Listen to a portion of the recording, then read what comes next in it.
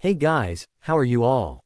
Welcome to Let's Start Story on What If Ginny Goes Back in Time to Save Neglected Harry. So do 4 blue hearts. Comment, be sure to subscribe to our channel and like this video, and please share with your friends and watch till end. Also check out Patreon for I have upload Harry x Hermione uncensored spicy version, link in description.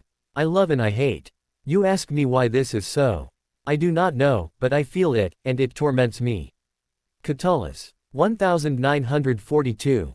He felt disgusted with himself. He stole a glance at the woman standing next to him, deeply immersed in perusing his last homework. Her eyebrows were furrowed, her eyes skimming the paper. He watched as her sky-blue eyes narrowed in concentration, then his glance shifted a little lower, to stop on her cherry-colored lips that she was unconsciously chewing. He shuddered and looked away. This couldn't be happening to him. Yet, when he looked at her, he felt an odd sensation in his stomach that slowly crept upwards to his heart, leaving a fiery trail inside of him, burning in his midsection like some internal conflagration. No, this really wasn't supposed to be happening to him.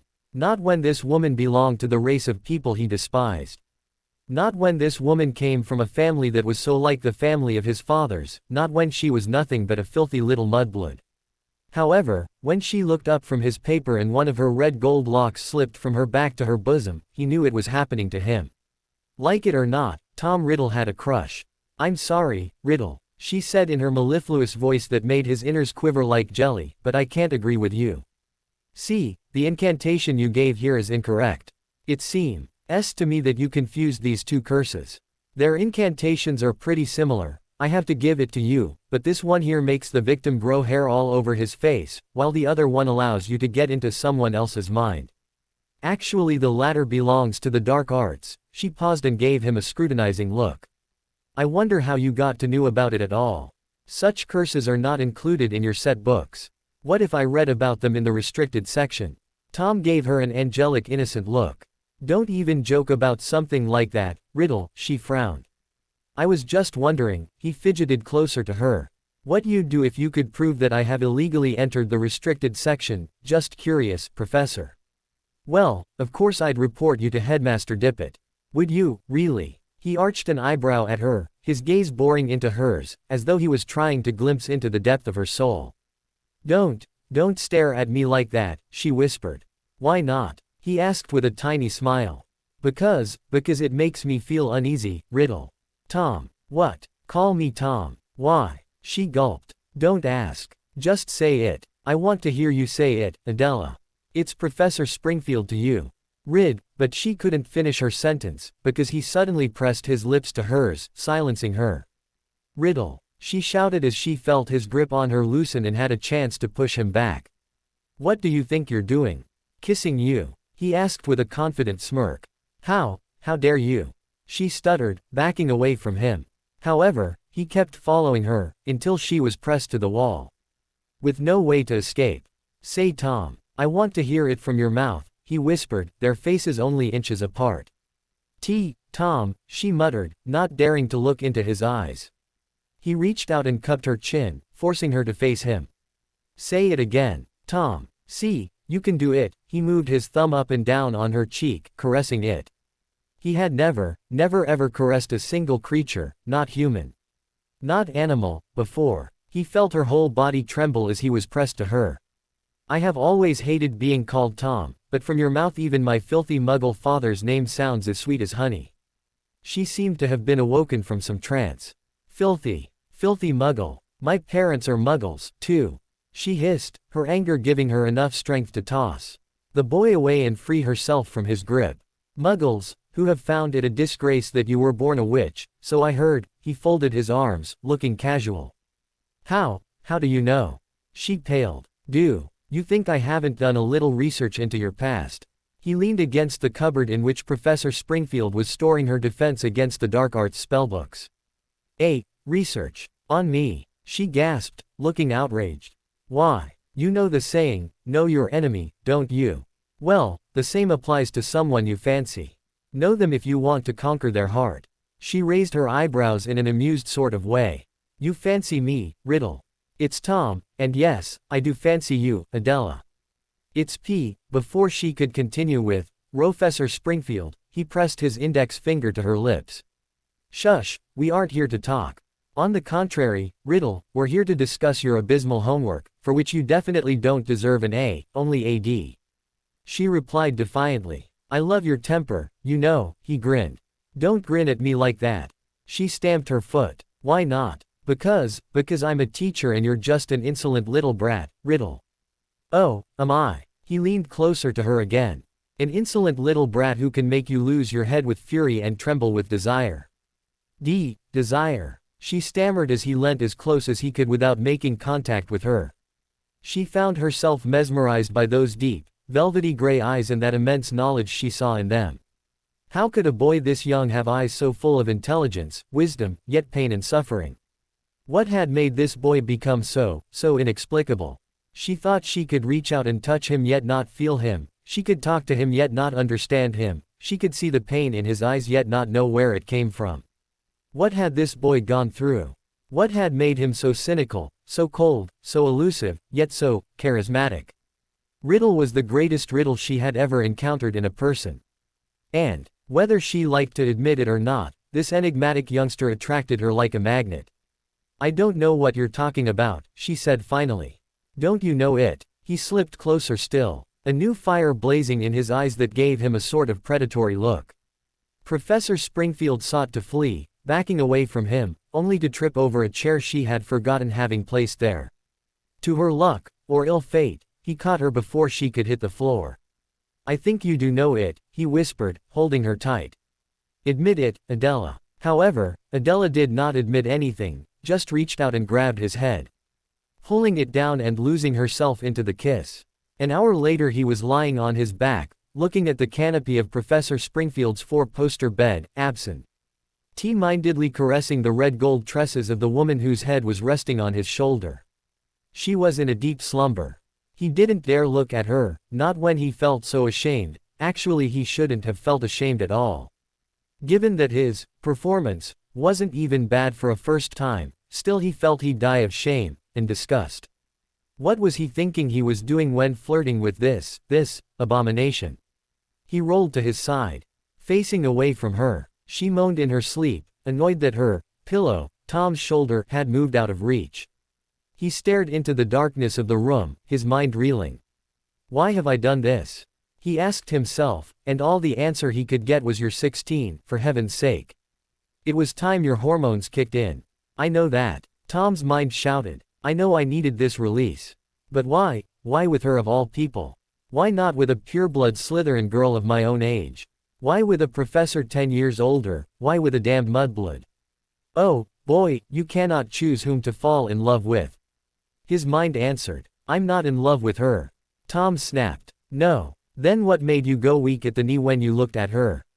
What made you kiss her, hold her, pet her? I don't know. Tom's inner self howled. I feel disgusted by the mere thought of caressing someone. Yuck. I didn't want this to happen. Are you sure? Yes, I am. This witch surely bewitched me. Bewitch you, has she? I don't think so, it seemed as though you have bewitched her, not the other way around. Why would I want to bewitch a filthy mudblood? Tom thought, irritated. Because this time it didn't matter that she was a mudblood, all that mattered is that she's a woman, and a beautiful one at that, and you, young man, can be tough, cruel, or whatever you please, but a woman's charm is something that even you can't resist. Love is the mightiest force, Tom. But I don't love her. I can't love her, I can't love at all, especially her, this wretched little mudblood. At this point the Retzi head little mudblood flung her arm around Tom's midsection and nestled herself onto his back, making a searing sensation course through him from head to toe. To hell with the fact that she's a mudblood, he thought, and turned around with a sudden movement, pinning her beneath himself. A bit too demanding, aren't you, Tom? She yawned, hoping to go back to sleep. But that night, she had no chance to rest. Where have you been, Tom? Adela asked. None of your business, he grunted, dropping himself on her bed. They had been leading this forbidden relationship for months now and Tom was getting tired of it. He no longer felt an all-consuming desire for her, not when he could get her whenever he pleased. He was the type of person who always wanted more than he had. He no more understood how he could have wanted this woman so badly. How he could have had such animal cravings. He felt dirty, for he had given into lowly desires, and even dirtier, for he had done it with a mudblood. He felt he was covered in filth. And he could only wash himself clean with blood. He had felt a short-lived exhilaration when Salazar Slytherin's basilisk managed to kill that pathetic little girl, yet it wasn't enough. He needed death, and this time he wouldn't be satisfied by sicking the serpent on someone. This time he wanted to do it, with his own hands. Sometimes, after an earth-shattering climax, he dreamed about throttling the woman sleeping peacefully and unsuspecting in his arms, but when he woke up, it always struck him, wouldn't it be unwise to kill a teacher? Couldn't the murder be traced back to him? You've been worrying me, Tom, Adela said, sitting down on the bed behind him, starting to massage his shoulders, clearly believing it to be a good method for relieving him of his tension. Do not touch me, he growled. With a sigh she stopped needing him. If you don't want me to touch you, then why have you come tonight? Why, you are asking me. He snapped, turning around to face her. What have you greeted me with just a minute ago? Where have you been, Tom? As though I had been up to something, as though you felt you had to keep an eye on me. He shouted, but his next sentence was a mere whisper. A whisper with an accusatory undertone. You don't trust me, Adela. But of course I trust you, Tom. I love you and I wouldn't love you if I didn't trust you. Quote, then why do you keep asking where I was when I'm a minute late? Why are you following me around like a puppy dog? Just because, her voice faltered. Because, I'm worried about you. So, you were worried when that little girl got attacked, Worried that I could also get attacked, or that I was the one attacking her. But, Tom, how can you assert such ridiculous things? You know I never, in my life would suspect you of something as terrible as that. Oh yeah, he jumped up. To me it pretty much seemed that you were suspecting me. Of course I wasn't. She hopped up, too, her face flushed with anger. No one knows better than me how much you hate spending your summer holidays at the Muggle orphanage, and it's obvious that those attacks made sure that you'll have to go back there. Certainly you wouldn't work against yourself, would you? Right, I wouldn't, he nodded, not daring to look into her eyes. Her little monologue, though, had made him feel more ashamed than ever. Unconsciously she had accused him of being stupid enough to work against himself, and if he thought it over, he had to admit that she was quite right. In his eagerness to fulfill Salazar Slytherin's noble plan of purging the school of the unworthy, he had made sure he'd be sent back to the oh-so-hated orphanage. Still, she didn't have the right to even suppose that he was stupid. Stupid. Him. The last heir of the great Salazar Slytherin. Again he felt like strangling this woman. How dare she? How dare she humble Lord Voldemort? Yes, that was it, Tom, being bored and disgusted by his name, no more sounded honeysweet from Adela's mouth, had decided to fashion himself a new one. He had several times savored, Lord, and had to admit that he liked the sound of it. He only needed to find a matching name. And since he had always fantasized about becoming immortal, he chose Voldemort, the French expression for, flee from death. Up till now he hadn't talked to anyone about this self-fabricated name. Yet in thought he'd started calling himself Voldemort. Lord Voldemort. No lord was supposed to endure humiliation from a lesser person, especially a good-for-nothing Muggle-born. Why are you looking at me like that? Tom. Adela gulped, horrified. His face was no more human, rather feral, his velvety gray eyes were bulging, and gleaming in a strange way, giving the impression of rather being red than gray, or had she just imagined it? She couldn't be sure, but she was sure that she really no longer could trust him. A man that loved you, would never look at you like that, with such hate, such, desire to kill. Get out of my room, she said very quietly, not daring to look at him any longer. After a minute of examining one particularly dirty spot on the floor, she heard the door bang shut. She looked up, heaving a sigh and wondering what she had just witnessed. He couldn't have been a metamorphagus, could he? Yet, if he wasn't one, then how could his usually benign, handsome features contort so radically, melding into the mask of a bloodthirsty werewolf about to pounce? What had got into her beloved Tom? Blood, yes, that's it. He needed death, he needed to kill. To wash himself clean, he was craving to see someone die at his hands. he needed release, release from the thought of having dirtied himself in a mudblood's bed, release from the thought of having to go back to the orphanage. Release from the always tantalizing thought of why he had to live in that orphanage, because his father had never wanted him. His wretched Muggle father who didn't RVE the love of his wonderful wife, who had left her when pregnant, left her to give birth alone and hadn't given a damn when she died in childbirth. If he had known it at all, Tom sometimes wondered whether his father had even heard of his wife's death. It was all down to his pathetic father, it was all his fault. Had he not left his expectant wife, then perhaps she wouldn't have died, she would have been there to raise Tom. Would have given him love and caring, and he wouldn't have had to seek those in the person of Adela Springfield. Oh, yes, Tom thought, he hadn't been in love with Adela. She had only filled the motherless space in Tom's soul, but she had failed. A real mother wouldn't have humiliated him, would she? A real mother wouldn't have sent him away, would she? A real mother would have trusted him. Seething, Tom reached the oak front door of the Hogwarts castle and opened it, hurrying out into the night. A real mother would have understood him, he kept thinking. Adela was worthless. She couldn't be the mother Tom had always wished for, and she had become annoying as a lover as well. He had no need of a lover, what he desired she couldn't provide him with. No one cool. Deep provide him with that, and it was all his damned father's fault. Kill, he had to kill to find release. Before he even realized, he had reached the gate with the winged boars. From the other of the gate he could easily apparate, he was outside of the Hogwarts grounds, after all. Certainly, students of his age weren't supposed to be able to apparate, but Tom had always thought that the rules were beneath him. And had learned things in secret that he wasn't supposed to learn. Walking past the boar statues, his mind was reeling, he was practically hyperventilating, he barely saw his surroundings. His vision was fogged by some sort of madness, as though a veil had been tightly wound around his head. He was trapped inside of his head, his mind screaming at him, kill, making it impossible for him to think of anything else. Suddenly the veil lifted, his vision cleared, and he perceived that he was standing in the garden of a huge, sinister-looking house. He remembered having seen it once before. He had been about 9 years old when the principal of the orphanage had decided to arrange a bit of an excursion for the children. They had had a very cheerful picnic in the meadow below the hill on which this house stood. Yea no, 'tis the house of the Riddles. Me mum used ter work fair them as long as she lived. When she died, I got sent ter this stupid orphanage, one of the elder children had told Tom.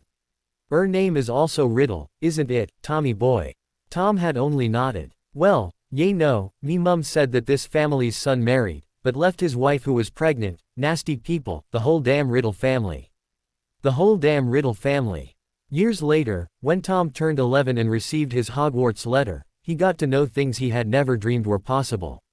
He got to know that his mother had been a witch who had been abandoned by her husband when she told him about her magic powers.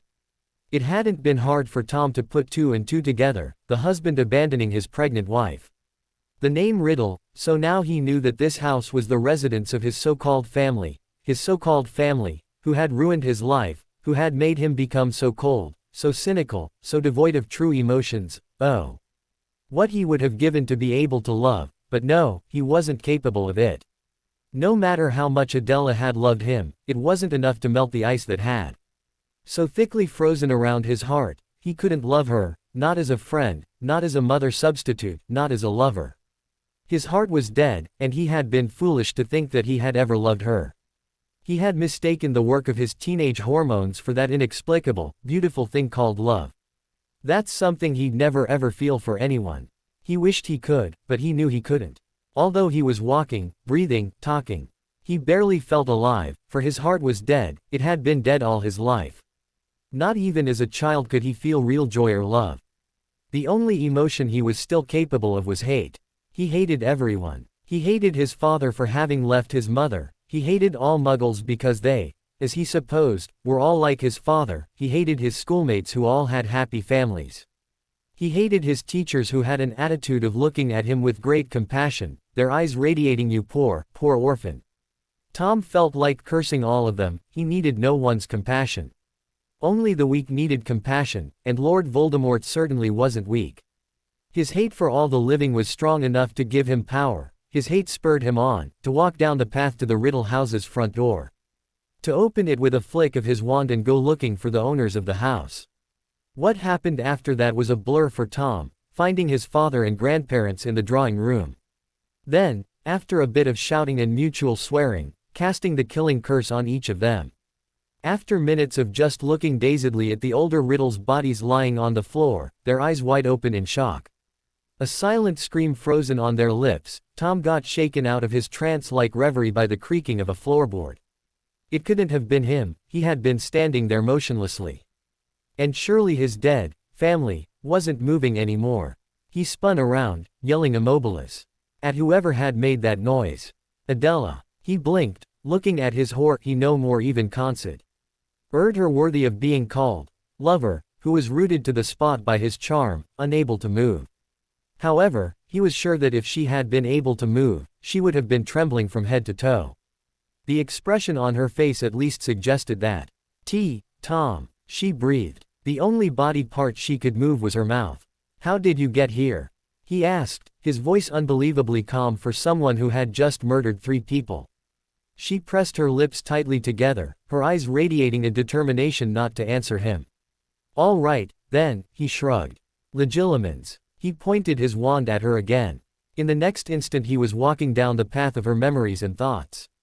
He saw her slipping some sort of a magical tracker into his robes when giving him a massage that evening, so, she had really not trusted him. Then he saw. No, Tom, my son, don't kill us. Dear grandson, you wouldn't kill us. The only family you have. Oh yes, the only family I have, thanks to your son. Had he not abandoned my mother, she wouldn't have died, and then my only family wouldn't be a bunch of filthy muggles, 3 sniveling pieces of scum. Tom, please, consider it. I have long ago considered it, father. Avada Kedavra. So, you have seen it all, Tom said, stepping closer to the woman. You know that this means I have to kill you, too. No, Tom, she whispered. Quote, I can shut up about it, I won't tell anyone, I swear. Just cast the Obliviator curse on me, and I'll forget all I've seen. Yes, he seemed contemplative for a moment, I could do that, but it still does not change the fact that you don't trust me, you would continue being suspicious, you'd continue following me around as though I were not accountable. Because you aren't, she replied. You've just killed your father and grandparents in cold blood. Of course you're not accountable, you're mad, Tom. You need a psychiatrist, I'm sure that in St. Mungo's the healers would be able to help you, and you wouldn't be sent to Azkaban, since you're underage, they couldn't sentence you, but you'd get help. Tom, you definitely need it. The only thing I need is to see you die, he whispered. And don't think I wouldn't have killed you long ago if it hadn't been suspicious. A teacher being murdered at Hogwarts, if my memory serves me well, no such thing has ever happened in the school's history. I've read Hogwarts, a history. You know, but now that you're away from school, I must seize the opportunity and silence you forever, my dear. People at Hogwarts wouldn't get to know, since it happened in a Muggle house. Far away from the magical world, no one would ever be able to prove that it was little Tommy Riddle who had done it. They wouldn't be able to prove it, just as they will never be able to prove that I killed Myrtle Myers, or what did they call her? Moaning Myrtle. His mouth tucked into a devilish smirk that made Adela pale even more, her chalk-white face in contrast with her red gold hair that, in the semi-darkness of the room, rather looked deep red. So, it was you, then, she muttered. Yes, my dear, you suspected me right. He reached out and cupped her chin. You might be a good-for-nothing mudblood. A disgrace to the name of witch, but your feelings haven't betrayed you.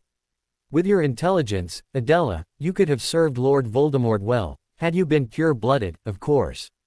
Lord what? She gulped. Volume de Mort. My new name. Like it. Of course I wouldn't keep my old one. What an abomination, being named after my Muggle father, from tonight on. Little Tommy Riddle doesn't exist, there's Lord Voldemort instead. And what do you intend to do now, your lordship? She asked in a sarcastic tone. Take over the world. Kill all the Muggles. Exactly as you say, Adela, he nodded. His eyes glinting with maniacal glee, and there were again seconds when they seemed rather red than gray. But, before I start to conquer the world and gather followers to help my cause, I'll have to make sure that you keep your big mouth shut. At this point she started to quiver, despite the immobilist charm. Unfortunately wiping your memories isn't safe. Nah, certain charms can retrieve them and you might be spilling the beans about things I'd rather you kept secret. So, you'll just have to take these secrets to the grave with you. Don't kill me, Tom. Don't you dare call me Tom again. I am Lord Voldemort, he hissed, his nose nearly touching hers. For a moment they stared at each other, the air vibrating around them, between them. She longed to reach out and touch his face. To caress him and tell him how much she loved him despite all he had done and was about to do. She felt like chastising herself for being such an idiot, for loving a murderer. A clearly disturbed and dangerous person who was just about to kill her, too, yet she couldn't not love him. I'm insane, she told herself. Still, when she examined his cute, boyish features, when she looked into his eyes that used to darken with desire whenever he held her in his arms, when she looked at his lips that used to kiss her with such passion that she still shuddered at the memory. She simply couldn't hate him. Especially because, Lord Voldemort, she whispered, don't kill me, for I'm carrying your daughter. March, 1980, a room above the Hog's Head Inn. Well, Miss Trelawney, I'm here, said Albus Dumbledore, taking a place at the table, facing a middle-aged woman, who was heavily draped in various lilac shawls, clearly trying to give herself a mysterious look. However, with her enormous spectacles, Albus rather got the impression that she looked like some huge dragonfly. Thank you for devoting some of your precious time to me, Headmaster, the woman replied in a sing-song voice. I highly appreciate the opportunity for this little chat and hope that you'll find me most suitable for the job. I hope the same, he said with a benign smile, though in fact he didn't want to find a new teacher at all. Hogwarts could do without divination, couldn't it? I can assure you, Headmaster, that the talents for seeing run in my family. Perhaps you have heard of my great-great-grandmother, Cassandra Trelawney. Of course I have. Albus nodded. She was the greatest seer of the 19th century, and if you possess no more than a tenth of her talents, then I'm sure you'll turn out to be a wonderful divination professor. I'm sure I'll manage to fulfill your requirements, Headmaster. All right, then, Miss Trelawney, if you don't mind, I would like to test you a bit. Just to see your skills in fortune-telling. Sybil shifted nervously, but nodded. Certainly. Dumbledore reached out with his left hand towards her. I'd gladly see some palmistry from you, Miss Trelawney. Of course, she said and took his hand. Well, your lifeline is very long, Headmaster. However, it seems to me that you are going to have a very nasty incident with a goat. Are you sure, Miss Trelawney? He raised his silvery eyebrows. Absolutely. Sybil nodded eagerly. Also, if I'm not mistaken, you are going to fall in love with a certain undersecretary to the minister in about 16 years. Her name is, she pulled his hand closer to her eyes as though trying to decipher the name. Dolly Bambridge, yes. How interesting. Albus's mouth twitched. What about a bit of crystal gazing? I would gladly, of course, she replied reluctantly, the only problem is that I haven't brought a crystal orb. Not to worry, here's one for you. Dumbledore beamed at her and conjured an orb out of thin air. Sybil seemed a bit miffed, but placed the crystal in front of herself and peered into it.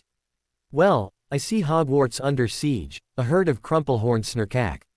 KS will attack it next May and eat all the plants save the Whomping Willow in the Hogwarts parks. I see. Albus nodded. Well, I think this is enough, Miss Trelawney. Just to inform you, the goat incident belongs to the past, not to the future. Also, there is a junior assistant to the minister called Dolores Umbridge in the ministry. I fear you have misread her name from my palm, not to mention that she's way too short and toad-faced for my taste.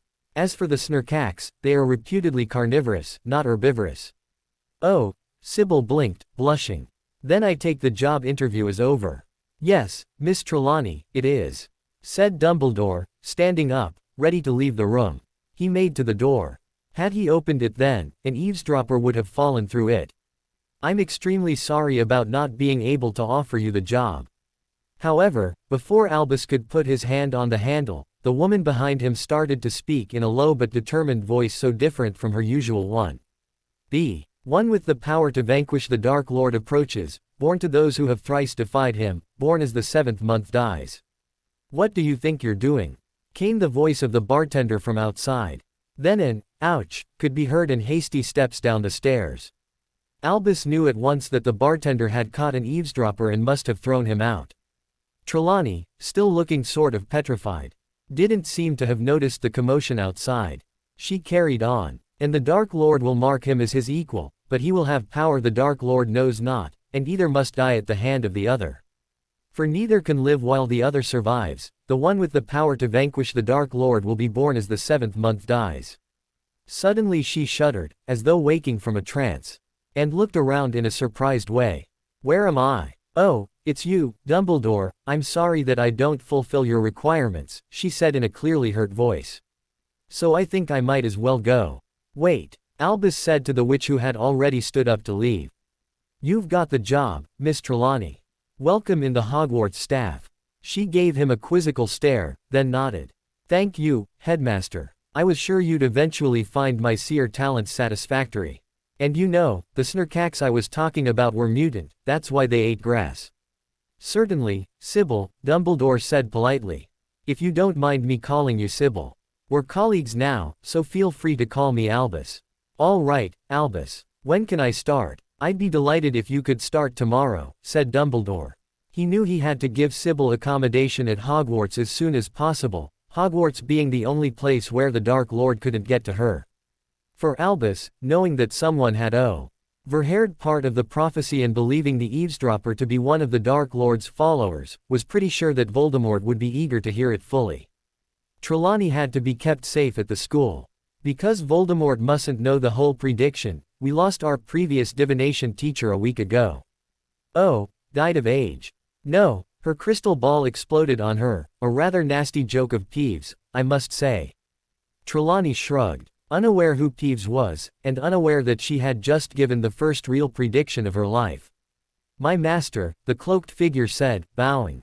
What is it? Growled Lord Voldemort, idly fondling a rattlesnake in his lap. My lord, I have just overheard something that you must know. Then out with it. Yes, my lord. So, I was following Dumbledore as you had ordered. And he went into the Hog's Head, that very dirty little pub in Hogsmeade. He met some woman who was applying for the vacant job of the divination professor. He made her predict all sorts of things, that, to tell you the truth, sounded totally ridiculous. Then suddenly she must have gone into some kind of trance, at least I think so, I never saw her, and a very peculiar prophecy left her mouth. A prophecy concerning you, my lord. Then what are you waiting for? Voldemort raised his voice. Tell me the prophecy. To tell you the truth, master, I only heard part of it, because silly Sam. The landlord caught me eavesdropping, replied the cloaked figure, trembling. Voldemort rolled his eyes. One can't trust you with anything, you fool. I'm sorry, my lord.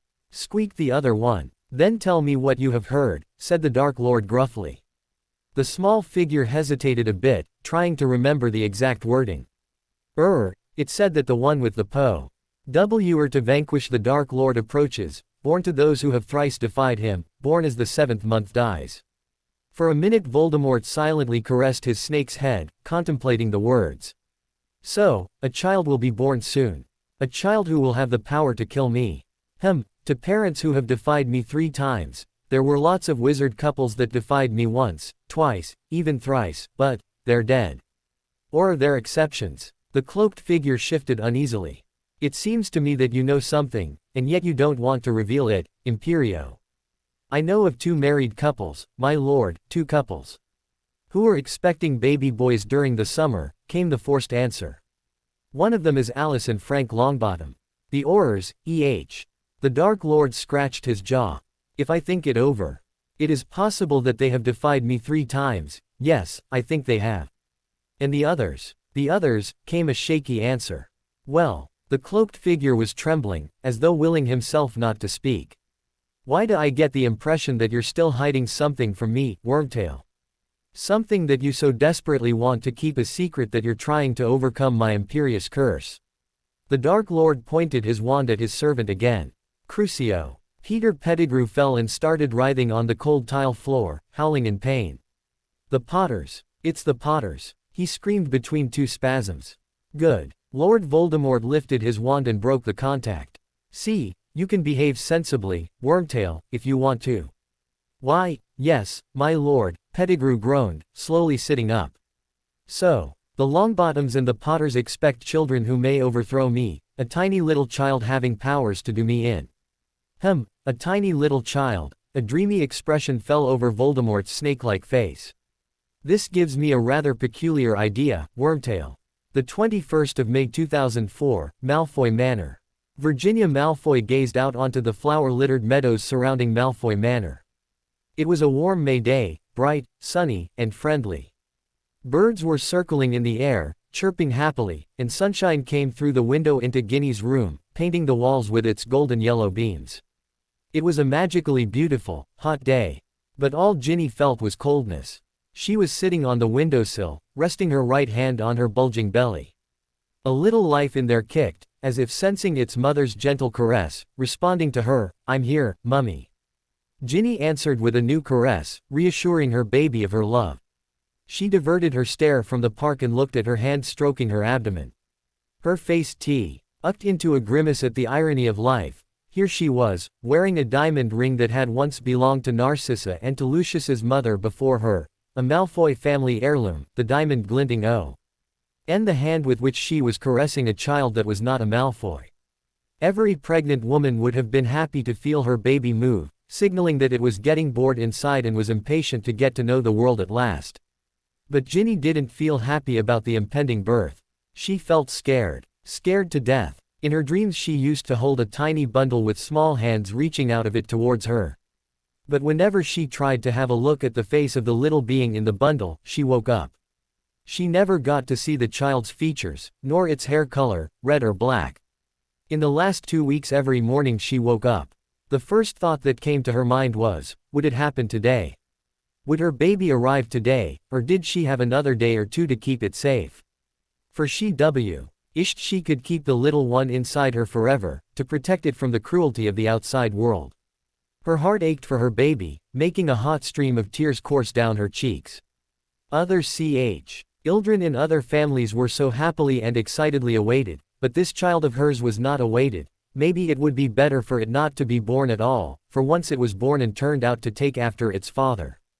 It would be right away sentenced to death. It was like the sword of Damocles hanging above Ginny's belly, waiting to fall down and crush the child. Ginny looked out onto the grounds again, heaving a deep sigh. She was trapped inside on a magical day like this, with nothing but her fear as companion. Surely her husband wouldn't mind if she just opened the window a bit to let the sweet smell of flowers in. She reached out to grab the handle, but as she turned it and the window opened, not only a honey-scented gust of wind hit her, but some terrible pain as well. The first contraction. It had begun. August 2003. "I'm leaving," Draco growled at his wife. "Don't expect me home for a while. I might not return for weeks, or months." "Don't worry, I won't be expecting you home." She snapped and dropped herself into a cushioned armchair. "Have fun with your whores, or whoever you'll be fooling around with." "Jealous, aren't we?" Draco gave her a mocking grin. "Jealous? No way, dear." Ginny emphasized the dear in a derisive tone. "Jealousy is something that one feels when one is in love. I'm not in love with you and have never been, as you know." "No surprise here," he said, shrugging. "Though I never managed to understand why you haven't fallen in love with me yet. I'm not that terrible looking, am I? I'm not disgusting either, am I? Then why, Ginny, why can't you love me? How could you expect me to love you after all you did to me, to my family?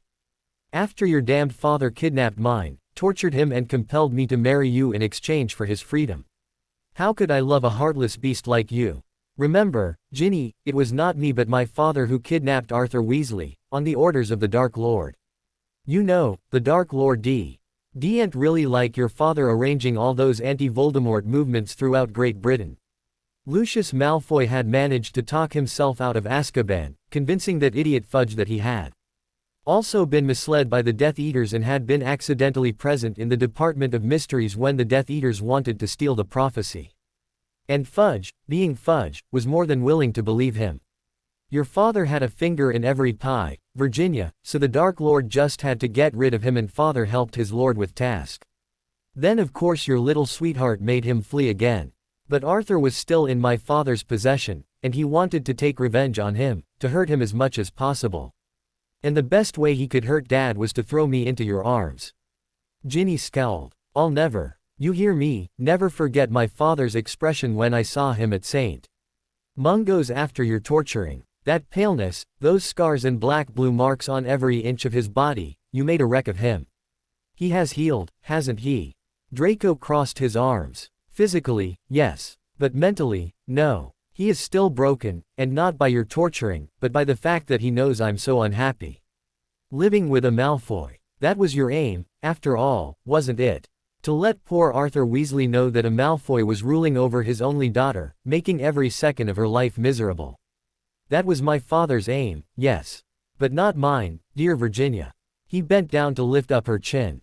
"I loved you. Already, at school. You were the prettiest girl at Hogwarts, the most desirable one, with your flaming hair.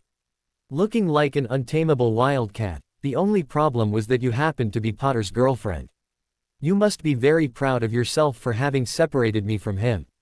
Ginny's eyes narrowed. "What a great achievement." "Exactly, darling," Draco laughed. "I was proud of myself for having taken you from him, and I was even more pleased to get to know that he had left you innocent. You disgusting bastard." She sprang up from her armchair. "You enjoyed it so much, eh? I did, at first." He screwed up his face. "But you were no fun, dear. You're as frigid as an icicle. I feel like freezing whenever I touch you." "Then don't touch me, it's so simple," she snapped. "Don't worry, I won't be touching you for a while. I'll be touching someone else who responds. Not just lies there like a dead fish. Someone who can still arouse me. Someone who can give me what you cannot, an heir." She lifted her head to look directly into his eyes. "So that's why you have been spending so much time away lately. You've been sleeping around, trying to get any witch pregnant, and what do you expect of me if you succeed in fathering a child? Will you finally consent to divorce me and marry its mother?" "You know that I will never consent to divorce you," he replied coldly. "You are so much like my mother, Virginia. Beautiful, cold and a nice dummy I can bring to any social event. A Malfoy never gets divorced, haven't I told you 1,000 times? Getting divorced is something that would ruin the family's reputation and I won't let that happen. Never." "Then how? What will you do with an illegitimate child of yours?" "Bring it here and make you raise it," he replied nonchalantly, as if it had been something natural. "As though you had been its mother. You expect me to raise the child of another woman?" She yelled, her eyes sending fire bolts at her husband. "If you can't give me an heir, then someone else will. I'm not raising a little bastard." She stamped her foot angrily. "Yes, you will, you barren bitch." He raised a hand. "Hit me. What are you waiting for? Go ahead, hit me." She hissed. Draco, however, stepped back and readjusted his robes. "No, Mrs. Malfoy can't have a black eye, or people would start gossiping that our marriage isn't perfect." With that he turned on his heels and left the room. Ginny sank back into the cushioned chair. Feeling totally frustrated, fury was building up in her, threatening to burst out with a loud explosion. A beautiful Chinese vase was standing on the little circular table next to her chair. And it mysteriously found its way through the closed window. A scared house elf ran into the room. "What happened, mistress?" "Nothing, Blinky," Ginny replied. "I'm all right. I haven't felt this good for weeks. But the window." The elf pointed at the broken pane and the slivers of glass scattered on the Persian carpet. "Reparo." Ginny flicked her wand at the splinters, then stood up. "I'm leaving, Blinky. Should anyone be looking for me, I'll be at the Burrow, visiting my family. My real family." Ginny grabbed her suitcase and walked out to the gate of Malfoy Maw. Nor where she took the night bus to the Burrow. The old house of her parents looked the same way it had a decade earlier. Sometimes even Ginny wondered how this ramshackle building could stay in one piece. Just like in her childhood. Chickens and gnomes were running up and down in the garden that was still filled with all sorts of weeds imaginable.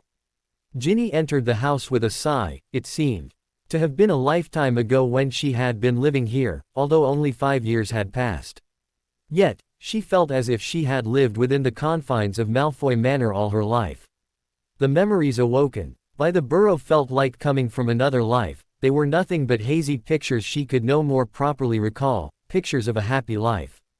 Ginny. Her mother clasped her hands and ran up her to give her a mother bear-like hug. Although she felt a bit sore after Molly's way too enthusiastic embrace, Ginny was still grateful for it.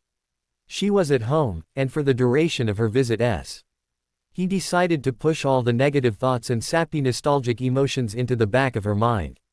She was here to enjoy a bit of time with her parents, not to brood over old days long gone. "Is Dad at the ministry?" she asked Molly, sitting down at the kitchen table. "Yes, dear. Overworking, as usual. Overworking, to forget. To take his mind off my misery." Ginny asked sourly, knowing how her marriage had shaken her father. No one in the family was as shaken as Arthur, maybe because of the torturing he had gone through. Although 5 years had passed, he still hadn't healed totally, his heart was broken.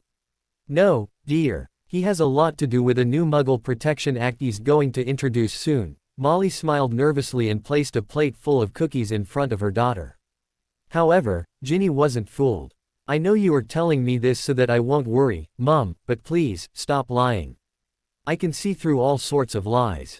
I've been living with a Malfoy, after all, and at his side I had to learn to notice when someone isn't telling the truth." Mrs. Weasley heaved a deep sigh. "How is he treating you?"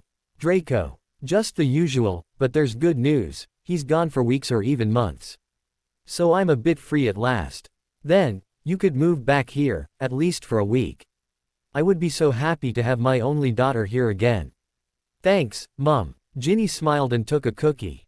It felt wonderful for Ginny to be at home again, eat dinner with her parents and the twins, laugh at jokes she didn't remember when she had laughed last. Fred and George were the only Weasley children who hadn't got married or moved out yet. They kept exploding things in the house, working on new Weasleys, Wizard Wheezes products, but Molly never scolded them for making such a racket. Not anymore. She was thankful enough to hear some noise at all, because most of the day, when her husband and the twins were at work, she felt like drowning in the silence. Sometimes she caught herself talking to the thin air or to the gnomes in the garden. Empty nest, that's what the Burrow was.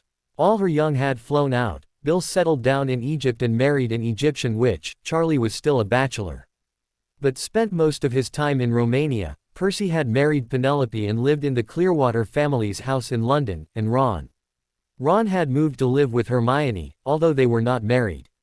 Molly had found this scandalous and scolded her youngest son for his unholy relationship, but after the telling off, Arthur reminded her that she should be grateful that Ron was happy at least.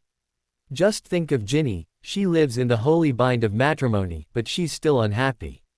Ron and Hermione were living in a tiny flat that barely provided any comfort, but, as Arthur had said, think of Ginny. She lives in that luxurious big house with dozens of servants, but she's still unhappy. Ron had told his parents that he and Hermione had agreed not to marry for a will. Unless she got pregnant, which was quite out of the question with all those birth control spells she knew. As Arthur always said, think of Ginny. She couldn't have a child, even if she wanted. Every time Molly felt like reprimanding Ron again and beseech him to legalize his relationship with Hermione, Arthur's words came to her mind and she thought better of giving her youngest son another telling off. Not that he didn't deserve it. But tonight that Ginny was with them again, chatting, giggling and teasing the twins, Molly didn't want to fume about Ron's behavior. She had her baby daughter back. And that was all that counted. "So, when are you getting divorced from that dung-eater at last?" George turned to his sister over dinner. "You know that I can't get divorced, George," Ginny replied. "Why not?" Fred asked. "I just can't," she sighed. She didn't dare tell her family the truth, that Draco's father had used some very nasty sort of dark art called the Fate's Charm on Arthur when he had been held at the dungeon of Malfoy Manor. The Fate's Charm was invented in the ancient Greece. If a wizard takes a hair from the head of another and puts this spell on it, then he can act to ally hold the life of the other in his hand. If he cuts the hair, just like the fates in the ancient Greek mythology cut the thread symbolizing a person's life, then the person dies. Draco hid the hair from his wife, so that he could keep blackmailing her. As long as she was willing to live together with him, Arthur would live. Ginny shuddered every time she thought of this cruel charm, the charm that kept her chained to the man she did not love. The charm that deterred her from taking divorce proceedings, the charm that she had to keep a secret. That night when Ginny entered her old room, she was surprised to see the book she had been reading before she left, still lying on her bedside table. It was a Muggle book called Hitchhiker's Guide to the Galaxy. She used to love that book, and strangely she had always imagined Ford Prefect as Percy, the prefect. As for Arthur Dent, she couldn't help imagining him a bit like Harry. Harry. 5 years had passed since she last saw him. He had disappeared after she got married to Draco. The news that Ginny married to a Malfoy, when she was supposed to be in love with Harry, was the worst cold shower the young wizard could get. It happened the very day of Harry's latest battle with Voldemort. Exhausted, dirty and longing to hold Ginny in his arms, Harry apparated to the Burrow, just to get the greatest shock of his life. There she was, in Draco's arms.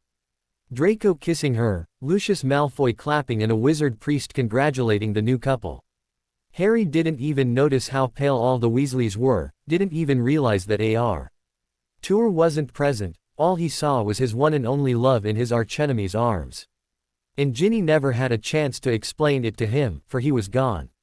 She didn't know whether she'd ever see him again.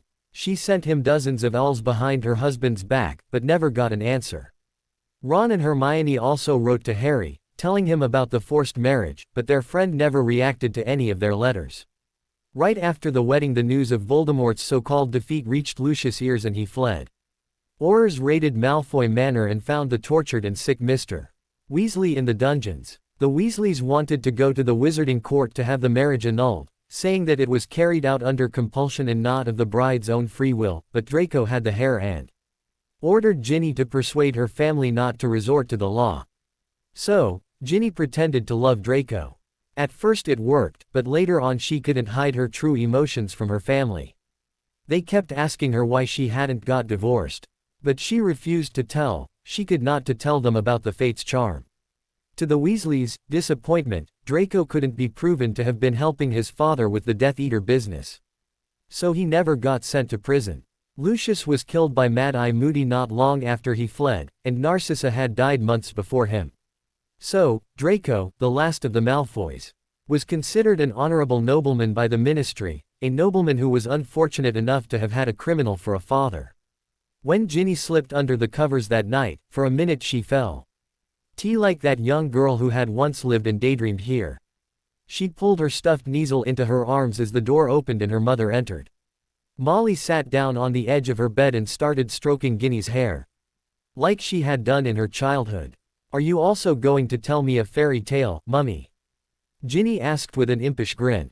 "If you'd like me to, what would you like to hear?" Ginny smiled. "Just tell me, Mum. How come that nothing's changed in this room since I left?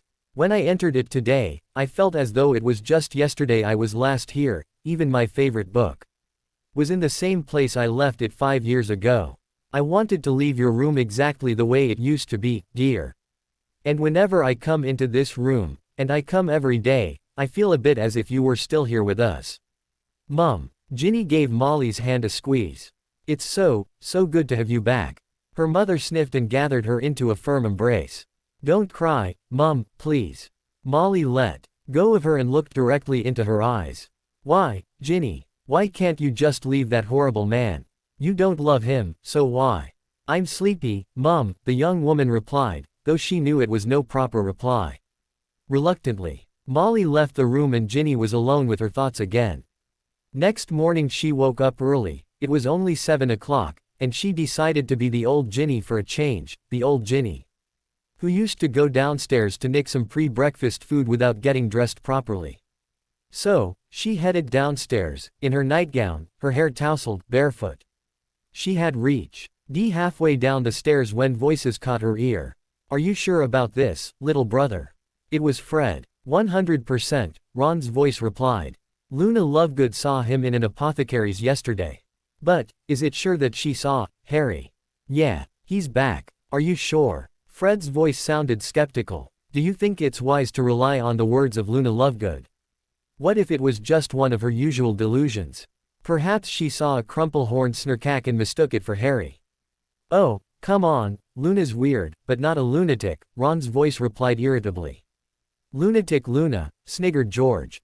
Okay. Let's presume that our friend Harry is really back. Then there's only one question left. Where has he been? Ron guessed. No, went to arrange a huge welcome back Harry party for him, George replied eagerly. I don't think he'd appreciate it, Ron said seriously. Luna said he looked quite sullen when she saw him, sad and reticent. Apparently he barely returned her greeting, just nodded and left with some doxycyde. Ginny, who had been listening to the conversation on the staircase, had to slap her hands over her mouth not to shout, I know where he is right now, then. Of course she knew it. Where else would Harry need doxycyde than at number 12 Grimmauld Place? Sirius had left the house to his godson in his will, but Ginny suspected that Harry hadn't even entered that house since Sirius' death. Her heart was throbbing so loudly that she wondered how her brothers hadn't noticed her eavesdropping yet. Suddenly she felt a hand on her arm, turned around and saw her mother. Come, dear, Molly whispered. Let's go back to your room, shall we? Ginny nodded, not knowing how much her mother had heard of the boys' conversation, but having quite a good idea what she'd want to talk to her about. I know what you feel now, Molly said quietly, closing Ginny's door behind them. No, you don't. Her daughter shook her head. Ginny. Molly guided her to the bed and sat down next to her, putting an arm around her. Don't lie to me. I see it in your eyes. What do you see there? She asked, trying to smile, but not really managing to. Pain, confusion, exhilaration, and most clearly of all, love. Love. Ginny pursed her lips. I don't think so. I'm not in love with him, Mum. Not anymore. I love my husband. Really? Molly tutted disapprovingly. This is something that none of you, not you, not any of your brothers, have managed to learn yet. You can never lie to your mother. I know you better than anyone else, and I see what I see. You still love Harry Potter. Just as much as you loved him back at school. Ginny looked at her mother and heaved a deep sigh. It's scary, Mum, that you know me better than I know myself, because you seem to know what I feel, when I don't know what I feel.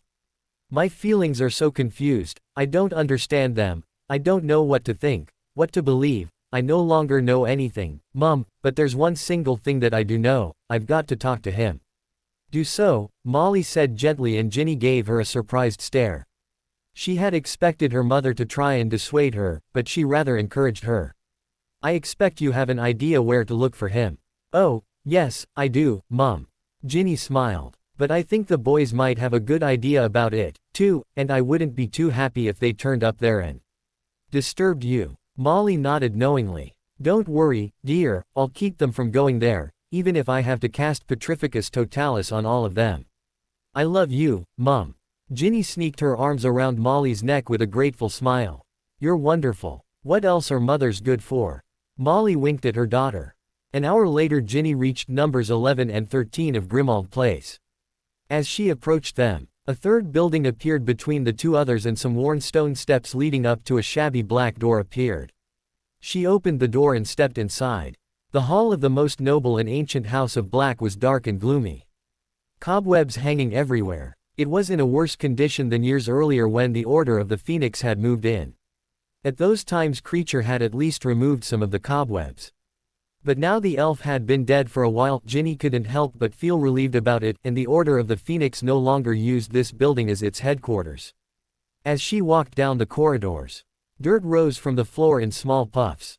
In the all-covering dirt a pair of footsteps were easily noticeable in the light of Ginny's wand. Harry's footsteps. Her heart street started to beat quicker as she neared the door, under which a thin streak of light could be seen. Before she reached the door, she heard some strange noise coming from one of the paintings on the wall to the left. She raised her wand and almost dropped it when a fit of silent laughter came over her. What she saw in the painting was Sirius Black's charming mother, whose lips were mysteriously stuck together, preventing her from cursing as usual. All she could produce was a mmmmpphhh. Had Harry silenced her when no one had managed to do so before? Ginny wondered and stepped to the door. She was just about to grab the handle when it flung open, as though operated by remote control. Why am I not surprised to see you here, Mrs. Malfoy? A cold voice spoke up from an armchair facing away from the door. Perhaps because you can't even see me, Ginny replied, wondering how Harry could know that she had arrived. I can see you, Mrs. Malfoy, said the man in the armchair. He doesn't sound too happy to have me here, she thought. Then braced herself and walked up to the fireplace by which 2 armchairs were standing, one of them occupied by Harry. She flopped down into the vacant one and looked at him. The first thing that struck her was that he had a very nice tan, and that he was scowling at her. Trying to ignore his scowl, she spoke up, "You don't seem to have a magical eye like Moody. How can you see through the door in the back of your chair, then? There are other ways. But I'm sure you haven't come to discuss my special vision," he replied coolly, which gave Ginny an even stronger feeling of being unwelcome at Harry's house. "Right," she nodded, gazing into the fire. "I've come here for something else. I'm all ears." He slipped down a bit in his armchair, as if readying himself for an amusing tale. "I've come to talk to you," Ginny replied in a determined tone. "Talk, then. I'm listening." He shrugged. She shook her head. "I've come here for a conversation, and that requires at least 2 people. Does it?" He sat up properly, giving her a challenging stare. "Let's have a conversation, then, Mrs. Malfoy." "Please, Harry, don't call me that." "Why not? Isn't it your name?" He cocked his head innocently. But his eyes radiated defiance. "Yeah, but," her voice faltered. The defiant expression on his face riled her, as though he were deliberately teasing her. "Can't you be a bit nicer to me after meeting me after 5 whole years?" "Nicer?" He raised an eyebrow. "Certainly, madam. Do you wish to drink a cup of tea? You know this wasn't what I meant." She furrowed her brow. "Of course I know." He leant slightly forward to look directly into her eyes. "I just felt like taunting you, like I've done with all the Malfoys." Malfoy irritating is a great pastime.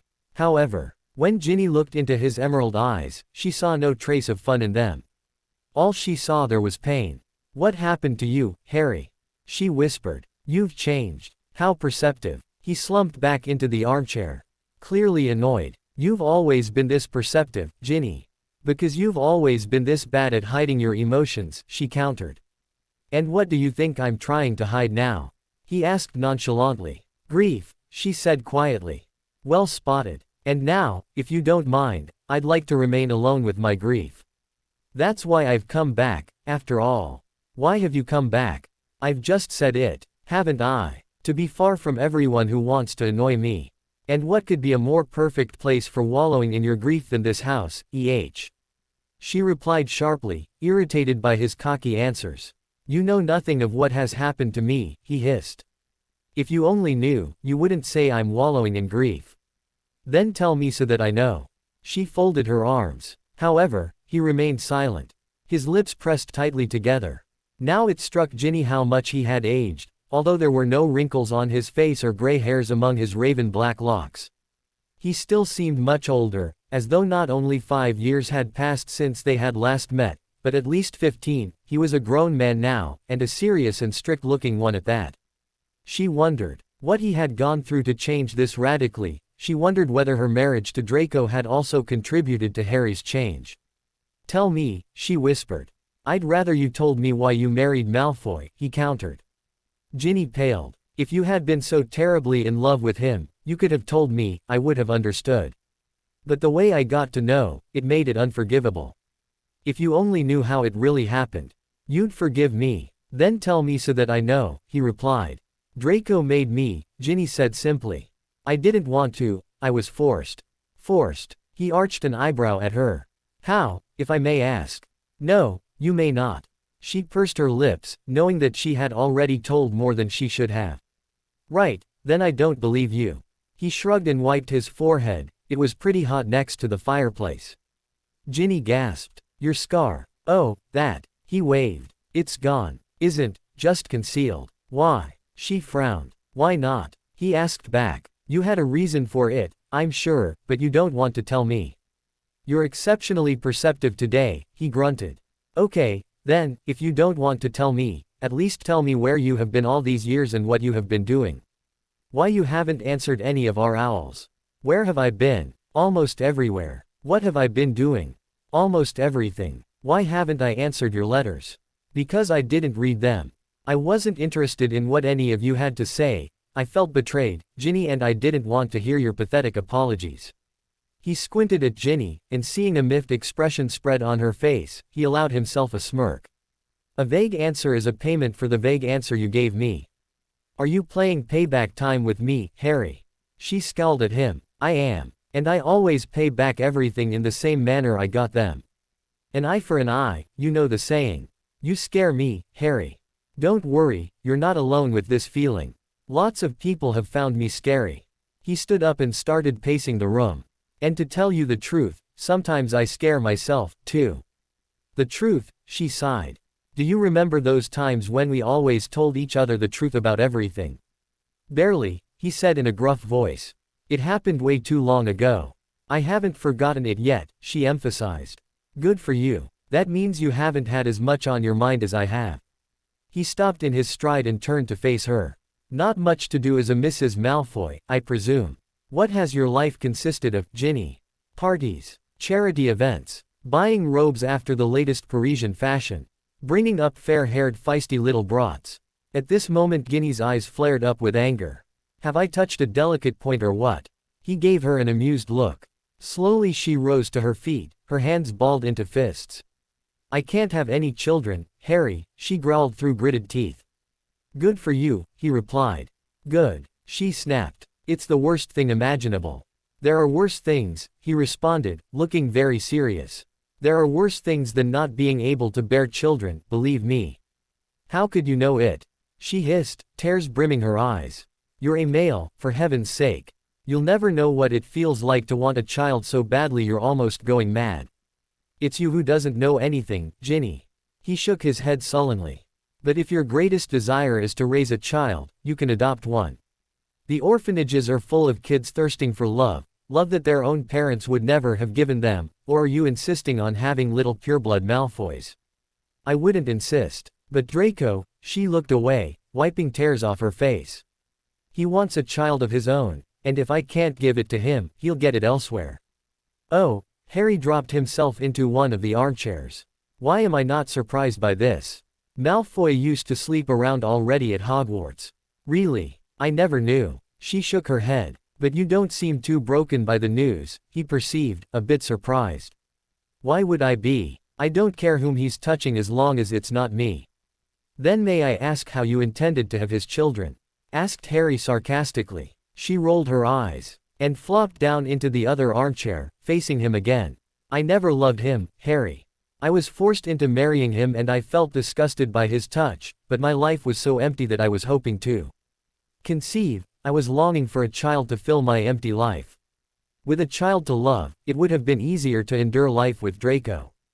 I supposed Narcissa felt the same when she had Draco. Her son made her life less terrible with Lucius. How do you know this? Has she told you? No, how could she have? She died before I married Draco, but that's what I think of her relationship to her son, that's what I feel. Interesting. Harry chewed his lower lip. To me Narcissa looked like an upper-class lady totally satisfied with her position. Appearances might be deceptive, Ginny pointed out. Jew. Saint like my wedding, she glanced at Harry to see that he had stiffened. I seemed to be a happy bride from the outside, but inside I was screaming with pain, especially when I spotted you in the Burrow's garden. Looking at me with such a haunted expression, I felt my heart break into little pieces, even heard its crack. I wanted to tear myself out of Draco's arms and run to you, to explain you everything, but I couldn't. Why? He whispered. I can't tell you, she sniffed. He felt like reaching out and take her hand to give it a reassuring squeeze, but held himself back. This was Draco Malfoy's wife.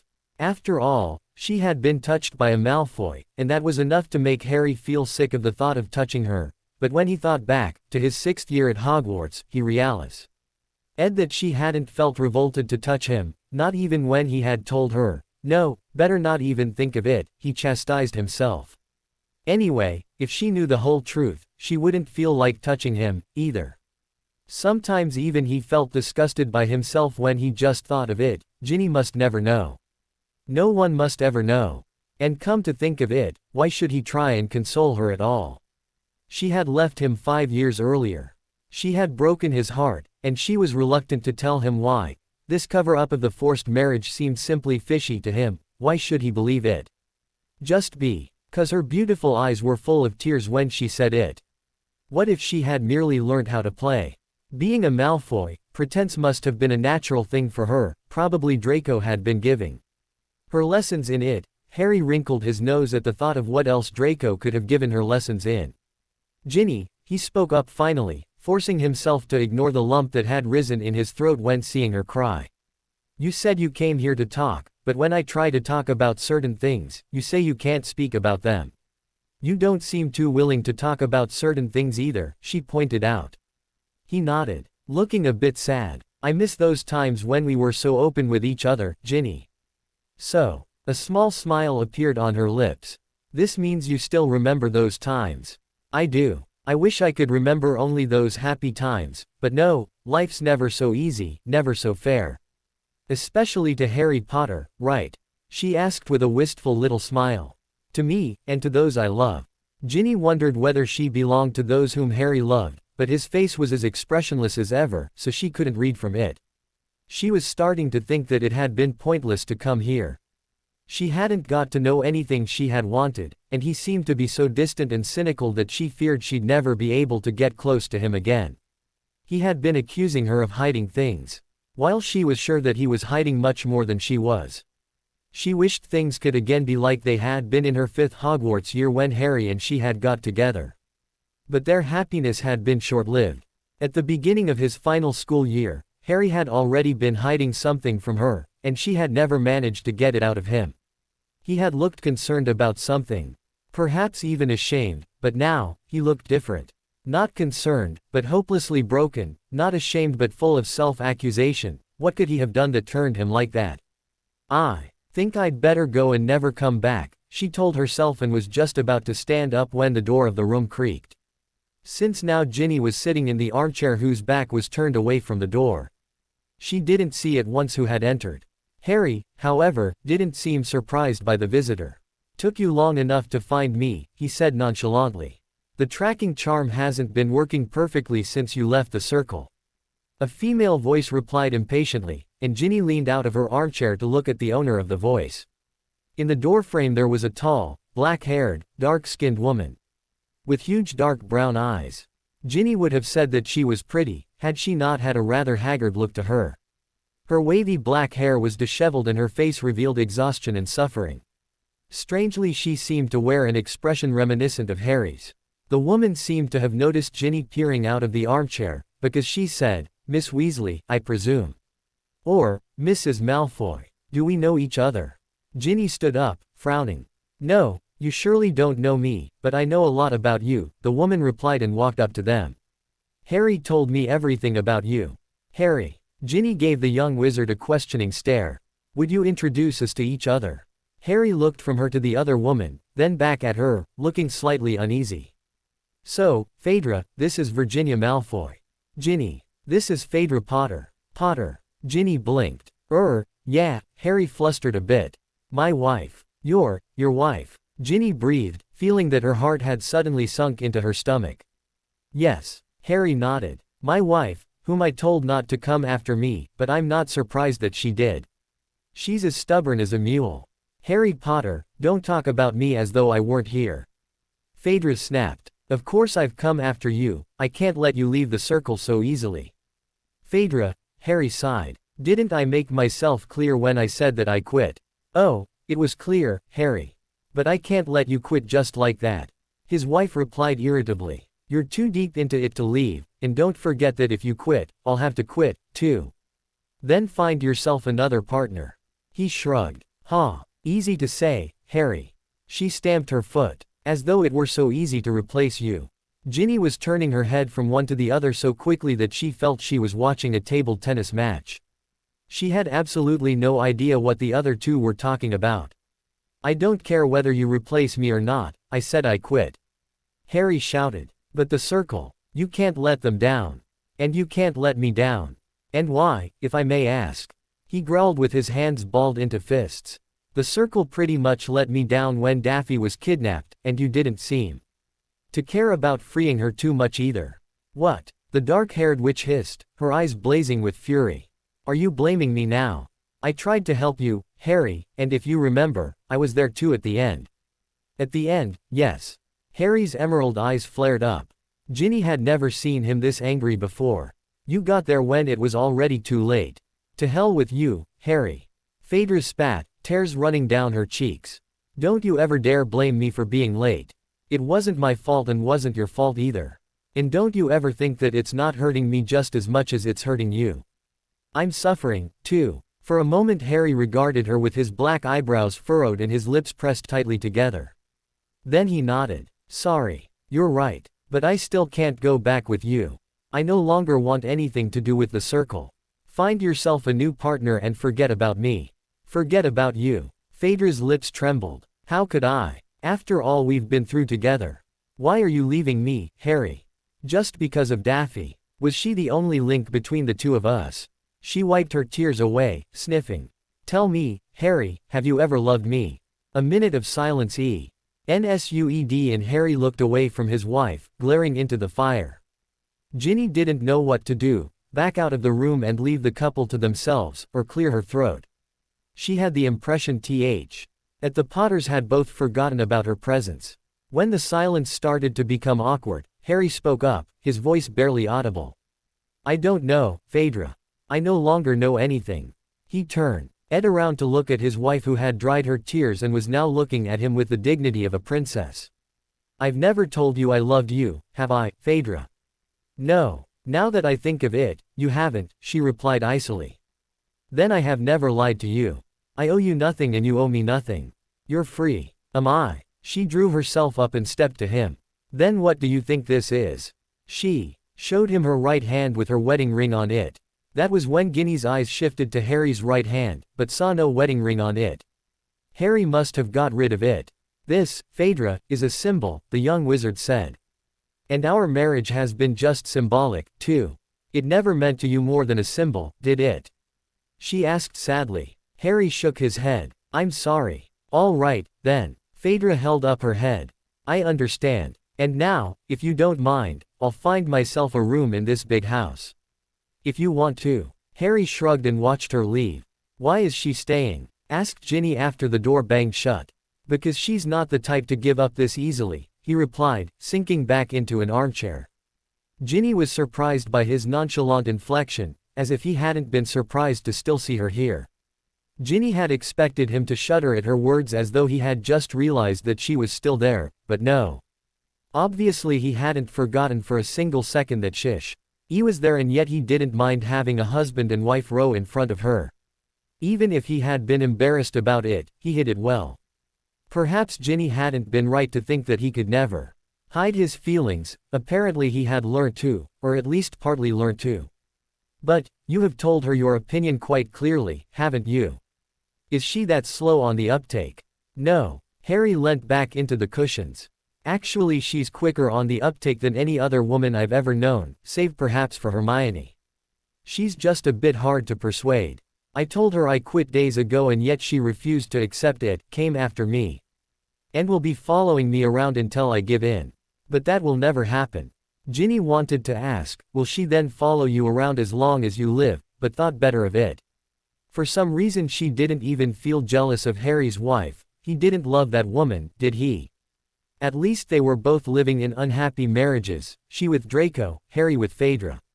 Not that Harry's unhappiness should have made her happy, but she couldn't help feeling some sort of satisfaction. You know, she spoke up, I didn't understand much from what you two were talking about. What have you quit? What is this circle? Who's Daffy? While asking the first two questions, Ginny saw nothing on Harry's features, they were totally indifferent. However, when she asked her last question, a dark cloud ran across his face. None of your business, he replied. Perhaps you should leave. But she wasn't this easy to get rid of. I offer you a deal, Harry. He arched an eyebrow at her. Let's put our cards on the table. Tell me about these things and I'll tell you how Draco forced me to marry him. For a while Harry's eyes seemed to be scanning her features, invisible cogwheels whirring in his head. All right. Ask away. What sort of circle have you quit? It's called Circle of Hermes.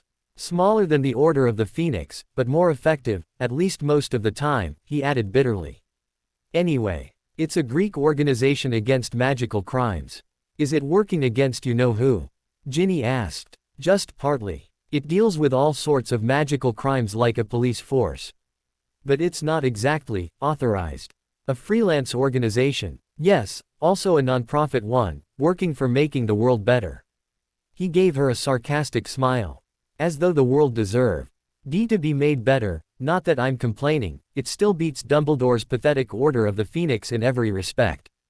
Ginny didn't know how to react to his cynicism. In what respect does it beat the Order? It has better connections and better security. All members sign a magical contract, and if one of them betrays it, he'll get sneak written all over his face. She guessed with a grin. No, he'll be struck by lightning as soon as the traitorous words leave his mouth. It's called the Zeus curse, and it's pretty efficacious. After the first time someone tried to ignore it and got reduced to ashes, no one tried again. Horrified, Ginny gasped for breath. And, if you're talking to me about this circle, aren't you betraying it? No, because I'm not talking about the circle's plans and secrets. Also, it's not exactly a secret that the circle exists, and if I just talk about its activities in general, I'm not betraying it. Even the Greek Ministry of Magic knows about it and tolerates its actions. The ministry folks aren't too happy with the circle when it rounds up the criminals quicker than their oars, but they let the circle do it as long as it helps them keep the magical world clean of the scum. Does it operate only in Greece? She asked curiously. No, all over the world, but its headquarters are in Greece. Fedra and I have been on missions in the USA, Brazil, Egypt, Italy, Norway, Guatemala, China, Mongolia, Australia, Hawaii, and many other places. Ginny gave him a surprised look. How could you fulfill your missions when you don't speak the languages of those countries? Easily. Harry shrugged. There's a charm that enables you to understand languages and makes the listener understand you when you're speaking in your language, even if the listener is a Papuan. The spell was invented by a member of the Circle about 500 years ago, but not many wizards know about it. I don't know whether Dumbledore knew about it at all, at least, I doubt it. Why? Asked Ginny. Who couldn't imagine that Albus Dumbledore wouldn't know about something? Because Hagrid had quite a difficult time when he went to the Giants. You know, most of them didn't speak English. Hagrid was lucky to have someone translate for him. I expect if Dumbledore had known about this spell, he would have cast it on Hagrid and Madame Maxime to spare them the trouble. Anyway, I think that the idea for the charm originates from the Bible. The Bible? She blinked. She couldn't imagine what the Bible could have to do with magic. Yep. Harry nodded. New Testament. W.H. And the Holy Spirit descended upon the disciples. They could preach in their own language, yet be understood by people from all countries. You know, you scare me again, Ginny said. Being a secret agent, knowing spells not even Dumbledore knew. I wouldn't call myself a secret agent. Harry shook his head. But yes, in a way I know more than Dumbledore did. Special vision without a magical eye, wandless magic in certain cases, etc. etc. You opened the door for me without a wand. Her eyes widened. I did. Shut Mrs. Black up, too. Saw it. Ginny chuckled. Did you conceal your scar as well? Had to. I wasn't supposed to be running after wrongdoers with my famous scar, was I? Without it no one knew who I was. It was rather pleasant to live without people gaping at me all the time. Why? Didn't they recognize you from your name? Not likely, since I was using pseudonyms, of course.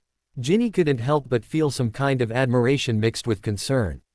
Harry here was talking about things that almost frightened her. And he was doing it so nonchalantly as though being a secret agent or a self-appointed policeman was the most natural thing in the world. However, she didn't want to show him her emotions about the matter and decided to act as casually as possible. I like the sound of this circle, it must be great, she said contemplatively. But why did you quit, huh? And why did your wife say that if you quit she also has to? Because in the circle we work in pairs.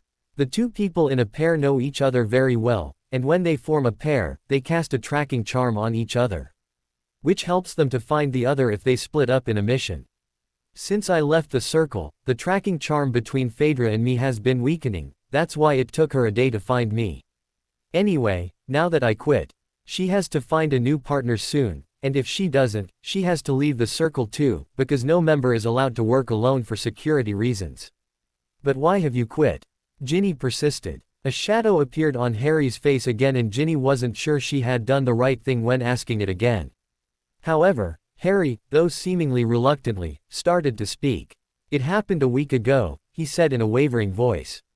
A Sicilian criminal Fedra and I were after kidnapped Daffy to get back at us for having caught his brother.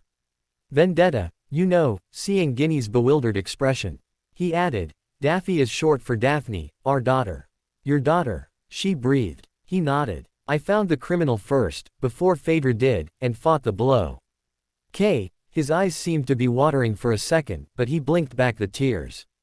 He was a lunatic, Ginny, he tortured my daughter, a little 4-year-old, when I saw her tiny body curled up on the ground, heard her whimpers.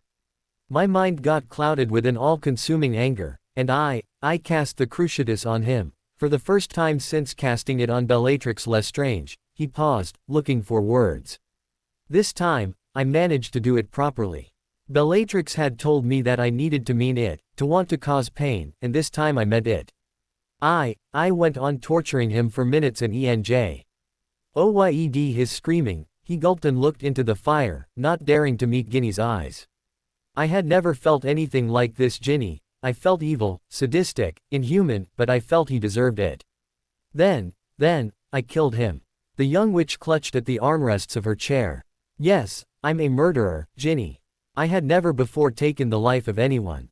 I was chasing them, I used to stun them, petrify them, but never kill. I had been standing over his dead body for minutes when I heard Daffy's whimper again and realized what I had done. I rushed to her and took her into my arms. She looked up at me with those huge green eyes of hers and said, "It hurts, Daddy." Now Harry was no longer trying to hold back his tears, they were flowing freely down his cheeks. She died in my arms, Ginny, and Fedra arrived with the other circle members too late. They only found me kneeling next to a dead body, holding the other dead one in my arms. They couldn't help. No matter how wonderful they were, they couldn't save my daughter. I possessed all their knowledge, and still couldn't save her. He stood up and started pacing the room. I no longer felt I had a place among them. Especially because Fedra had drawn me into the circle. And the only reason why I stayed with Fedra was that Daffy existed. Did you marry her because she got pregnant? Yes. He nodded. I believe she did it deliberately. To chain me to herself, but I was never mad at her for it. I had wanted that child so badly, to have someone to love as much as my own parents must have loved me while they lived. Daffy was my sunshine. Without her my life is pointless. Ginny stood up and reached out to squeeze his hand, which he received gratefully. Now she understood what Harry had meant when he had said that there were worse things than not being able to bear children. Seeing your child die must have been much, much worse. I'm sorry, Harry, she whispered. Don't be, not your fault. He shook his head. It's all mine. Yours. She breathed. What do you mean? You tried to save her, didn't you? Yes, but it would have been easier not to have this child at all. What are you talking about?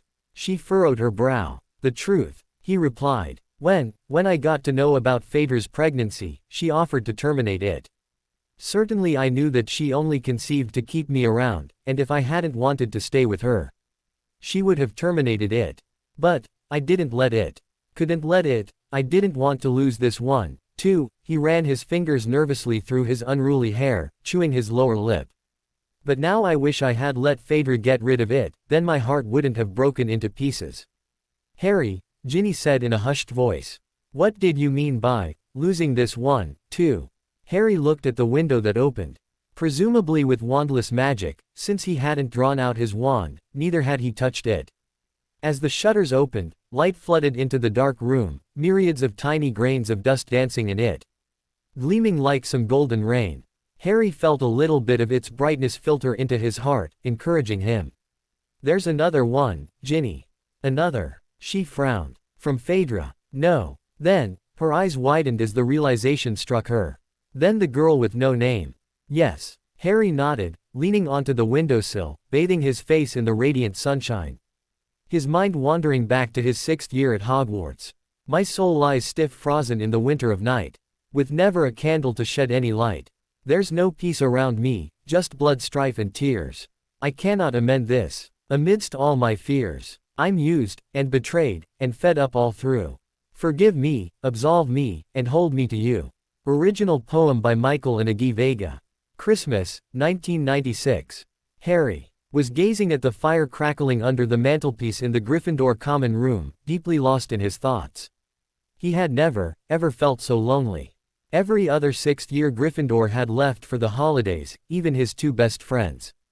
Ron and Hermione had realized their true feelings for each other just weeks before Christmas, and now they were spending the holidays together at the Burrow. Harry, however, wasn't allowed to leave Hogwarts. He had pleaded with the headmaster, but Dumbledore was resolute in keeping Harry under his crooked nose. Harry had then pleaded with him at least to let him spend Christmas at 12 Grimmauld Place with Lupin in the Order if he wasn't allowed to go to the Burrow. But Albus couldn't be persuaded. Harry wondered whether this could be put down to Dumbledore's fear that he'd again get into trouble or get caught by Voldemort. Harry was annoyed, or rather angry. Angry with the whole world, especially Dumbledore. Had Dumbledore not waited too long to ask Snape to teach Harry occlumency? Then Voldemort wouldn't have been able to penetrate into Harry's dreams and lure him to the Department of Mysteries. Then Sirius would still be among the living, and after all that, what did Harry get from Dumbledore? A confusing prophecy with some vague explanation and the confession that the headmaster had screwed it all up by not telling him the truth earlier. Yes, Harry was mad at the headmaster. In his eagerness to spare Harry the terrible knowledge of his fate, Albus had given Voldemort a chance to ruin Harry's life even more. Harry still barely could believe that he had to become a murderer in order to survive, or get murdered by the Dark Lord. He simply couldn't cope with the weight placed on his shoulders by this prophecy. He wondered how he would have reacted had he got to know this years earlier. Probably he would have been crushed. Such a burden would have ruined even those few happy moments he had had in his first 4 Hogwarts years, but if he had got to know it earlier, then perhaps he would have managed to adjust himself to it by now. However, this way the shock was still too new and strong to make him able to think of anything else. It was Christmas and Harry was thinking of death, his own or that of Voldemort, and it surprised him that he didn't really care whose death it was. He'd be thrilled to see Voldemort die, but the idea of killing him with his own hands made him feel queasy. And if Voldemort won, then it'd be over. For a moment Harry almost wished it were over. He longed to be dead, to be together with his parents and Sirius. A spark jumped out of the fire and burnt a tiny hole in his trousers. The pain was sudden and unexpected enough to break his train of thought. What was I thinking? He chastised himself. If I die, then it means that Voldemort wins and then he'll wreak havoc on the whole world. He flicked his wand at the hole, saying reparo, but the burn on his skin didn't vanish but ached for hours. Sir, it'll leave a small white spot on his skin, as a reminder never even to think of the possibility of the Dark Lord triumphing. He couldn't be so selfish and die, letting Voldemort's terror loose on the world, not even if his deepest desire was to stop existing. There were very few people who could say that their death would bring about a real catastrophe, but Harry belonged to those few, and he wasn't happy about it. He wasn't happy about it at all. But, if he asked himself what he could be happy about nowadays, he found nothing. Absolutely nothing. His heart was empty, save for one single emotion, anger. When Ron and Hermione had told him that they had got together, he had felt a pang of jealousy. Under normal circumstances he should have been happy for them, but since when had Harry lived under normal circumstances? He was mad at himself for not being able to share his friend's joy, but how could he have, when he was so lonely? After the fiasco with Cho last year he doubted he'd ever get the chance to love someone romantically. But perhaps he didn't even want to. After all that had happened at the end of the previous school year, he felt that love belonged to his lesser concerns. It was somehow beneath him.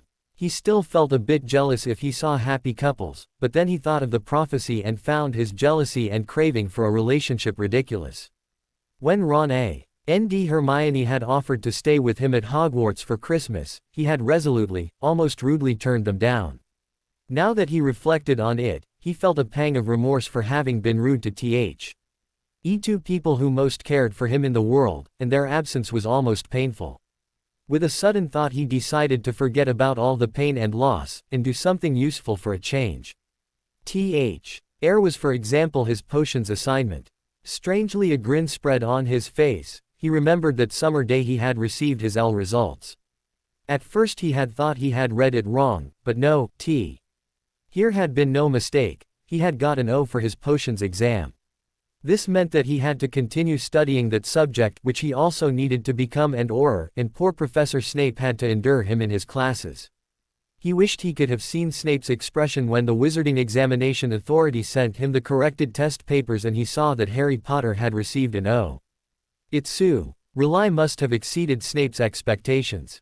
So, Harry jumped up from the armchair in front of the common room fireplace and headed down to the library.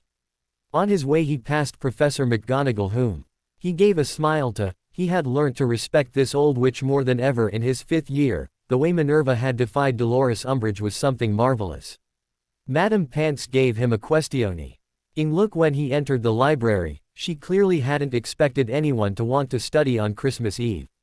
Harry was just about to snatch a book called Potion of No Confidence off a shelf when somebody stepped up to him.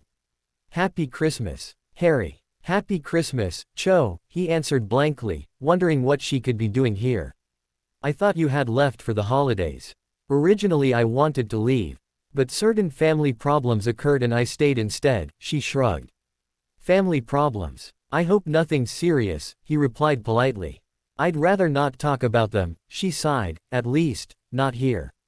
It'd be nicer over a butterbeer, though." He had a vague idea what she was hinting at, but didn't voice it. If she wants something, she'll say it, he thought. "You know that it's a Hogsmeade weekend?" Cho asked. "Yeah. All the other 5 Gryffindors who stayed for the holidays are at Hogsmeade now. I just didn't feel like going, I barely know any of them. I had the same problem, no company. Do you think we could perhaps go down into the village together?" For a moment Harry felt amused. What he would have given just a year ago to spend Christmas Eve with the charming Cho Chang. And now he didn't feel allured by the possibility. However, spending the day with Cho was still much more alluring than spending the day in the company of the potions book, and what could he lose if he accepted her invitation? "I don't really feel like going to Hogsmeade," he said finally. "Oh," she looked disappointed. "But I wouldn't say no to a walk around the castle." Her face brightened. "Great. Let's meet in the entrance hall, I'll go and get my cloak." With that she was already out of the library. Harry grabbed Potion of No Confidence off the shelf. He'd occupy himself with it in the evening. They were standing by the lake, watching as the sun's feeble rays glittered on the thick ice covering it. Harry wondered what the giant squid could be doing in the depths of the water. Couldn't it be bored when it couldn't come to the surface? "It's beautiful, isn't it?" Cho spoke up in a small voice. "Yeah, it's really pretty," he nodded without looking at her. Harry. "Yeah." He turned slightly in her direction to see her lips trembling and tears welling up in her eyes. "Oh, no," he thought. Not this again. He didn't feel like listening to her laments over this being the second Christmas without Cedric. However, what she said next took him by surprise. "Harry, my parents are getting divorced." Oh, he didn't know what to say. He had no idea how to console someone in such a situation. "I'm sorry, Cho." At this point she flung herself on his neck, sobbing into his red and yellow striped Gryffindor scarf. Do you want to talk about it?" She looked up, sniffed and nodded. "But not out here. It's freezing. In the 3 broomsticks over a butterbeer," he suggested, handing her a tissue. "No," she blew her nose. "I'd rather someplace private. I don't want people to see me cry. It didn't seem to bother you last year. Almost the whole school saw you crying. You made no secret of your grief over Cedric," he thought somewhat bitterly, but knew better than to say it to her face. If she needed to talk, they'll talk, and if she needed privacy, then he'll make sure they'll have it. "What about Gryffindor Tower? There's not a soul there now." Her face lit up slightly. "Perfect. I always wanted to see your common room." So he steered her upstairs, relieved that they hadn't met any teacher or ghost on their way. He wasn't supposed to be letting people from other houses into Gryffindor Tower. After all, Umbridge is an ugly toad. He told the fat lady the password that he suspected must have been invented by none other than the wonderful Professor McGonagall. The fat lady gave him a disapproving look, clearly meaning that Cho shouldn't be entering, but let them in without a word. Perhaps she didn't feel like arguing on Christmas Eve. "Really pretty," Cho said admiringly as she looked around, taking off her coat. "I love all these warm colors. You know, our common room is also nice, but it's full of various shades of blue, and in winter it increases the feeling of coldness." She took a seat in one of the armchairs by the fire. Harry flopped down into the other one facing hers. Okay, then, if you want to talk, I'll be a good listener. A grateful smile spread on her face. Thank you, Harry, you're a real friend, not like some others. What about Michael Corner? Isn't he a good enough friend? He tried to joke. Michael, I don't know what you're talking about. Why? Aren't you two a couple? He raised an eyebrow. Not anymore, she shook her head. I no more have anyone. Harry, her eyes filled with tears again. Reminds me of myself, he thought sourly. Hey, don't talk like that. He reached out to touch her hand, and since she didn't seem to want to pull it away, he gave it an encouraging squeeze. I'm here and I'm your friend. And I'll listen to whatever you have to say. You're such a dear, Harry, she sighed, covering his right hand, holding her left one with her other hand. I don't even know where to begin, I'm so confused. When I left for Hogwarts in September, everything seemed to be perfect between my parents, and now, it's ruined. I got this letter yesterday morning telling me that I shouldn't go home because everything is in chaos. Dad's moving his stuff out of the house. The letter was smudged here and there. I think Mum must have been crying when she wrote it. And why is your dad leaving? What is the reason for their divorce? Harry asked. Dad found someone else.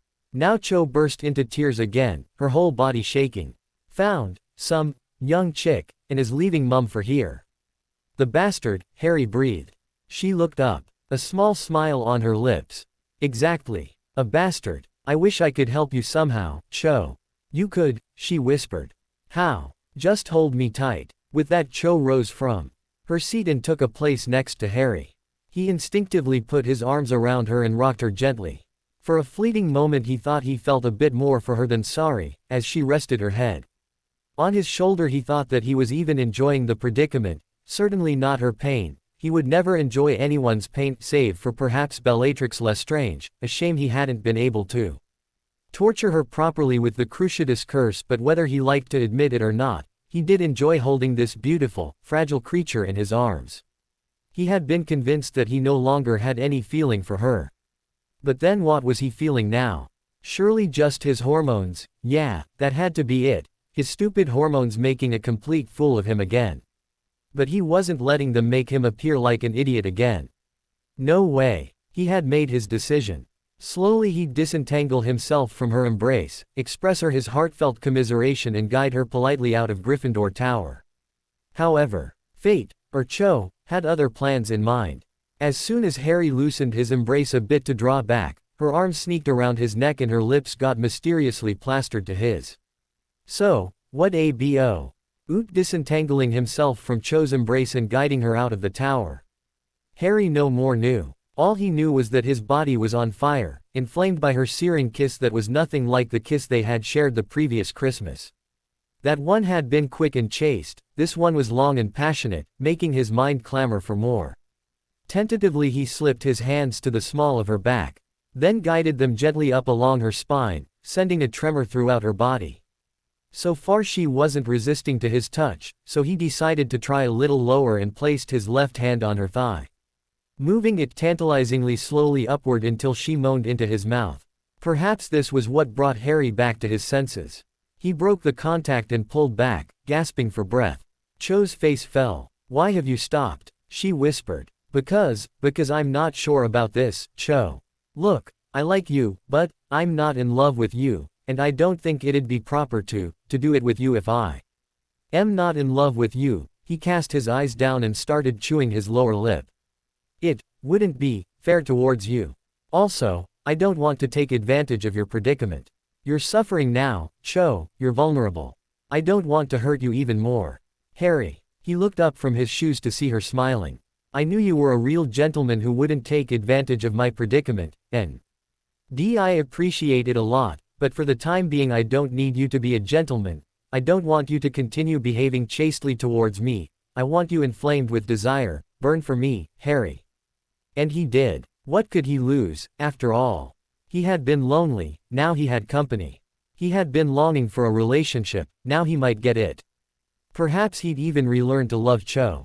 As for his concerns about not behaving properly, he didn't care for them anymore.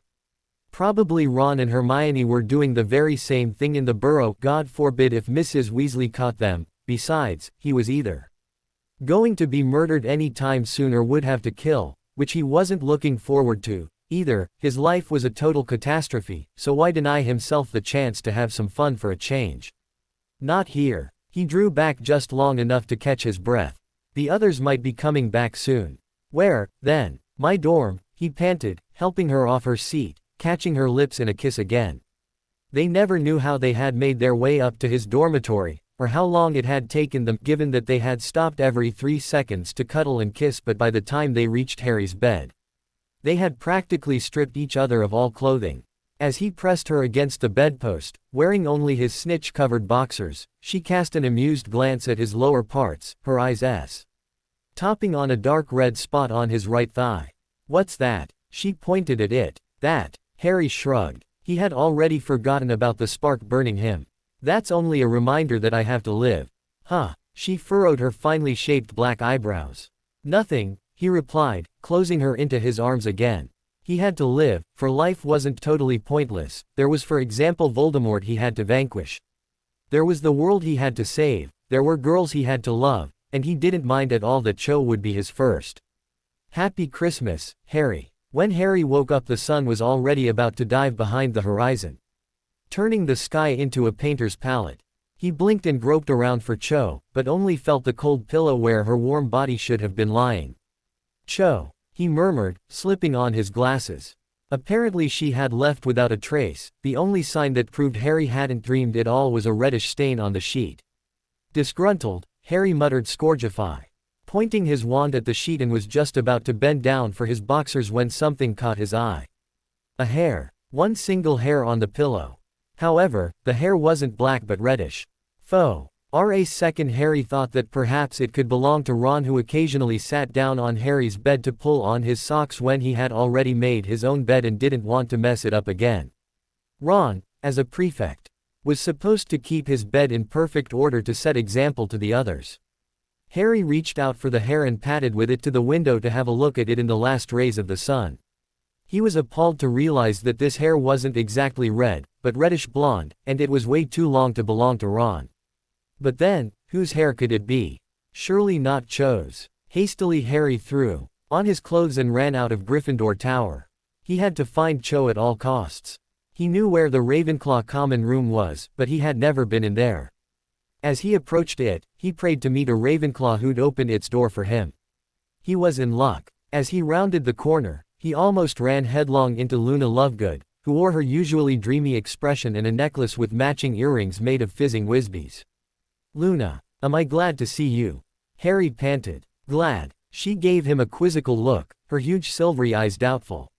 You don't look glad at all, your expression is rather haunted, something's worrying you. There's nothing worrying me, replied Harry impatiently, not willing to discuss his love life with Loony Lovegood. I'm just looking for Cho. Cho Chong. She left for the holidays, the girl said. Yesterday. But I was talking to her only a few hours ago. Harry protested. That's out of the question. She shook her head, looking at Harry as though she thought he was a complete fool, which was rather remarkable, coming from Luna, Queen of Loonies. She left yesterday. I even accompanied her and some of her friends to the station. Unfortunately I didn't leave Hogwarts because Dad is abroad, getting an interview with a Finnish wizard who has recently opened a crumple-horned snurkak farm. I can't wait to read about it in the Quibbler, and, Harry. But he was already out of earshot, running towards the end of the corridor. Merry Christmas to you, too, said Luna to herself as she watched his receding figure and thought it was unfair that Peep held her to be crazy when Harry here seemed to be madder than she could ever be. She wasn't hallucinating like he was she? Harry reached the portrait of the fat lady in 5 minutes. Password? She asked sleepily. I don't want to. I mean, it's about. Harry was gasping for breath. Calm down, young man, she smiled benignly at him. Calm down. How could I? He shouted aggressively. I will not be spoken to like that. The fat lady grunted and turned her back on him. I'm sorry, been under great pressure, didn't mean to hurt you. Harry was still panting after the run. Listen, remember the girl I brought up here late in the morning? Of course I do, she still sounded miffed. I shouldn't have let her in, you know. Yeah, I know, Harry gabbled. Tell me, what did she look like when I brought her here? The fat lady turned around and gave him a look that suggested she thought he had lost his marbles. Certainly she had long, black hair and Asian eyes. And what did she look like when she left? He pressed. Well, I didn't see much of her then, to tell the truth. She had her cloak pulled over her face. Why? Why, none of your business. Harry growled. Umbridge is an ugly toad. Though somewhat unwilling to open the portrait hole after having been insulted like this, the fat lady let him in. The common room was empty again, the 5 Gryffindors who had STA.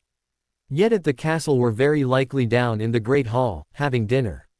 Harry sank into one of the armchairs by the fire, burying his face into his palms. What have I done? He whispered. And who have I done it with?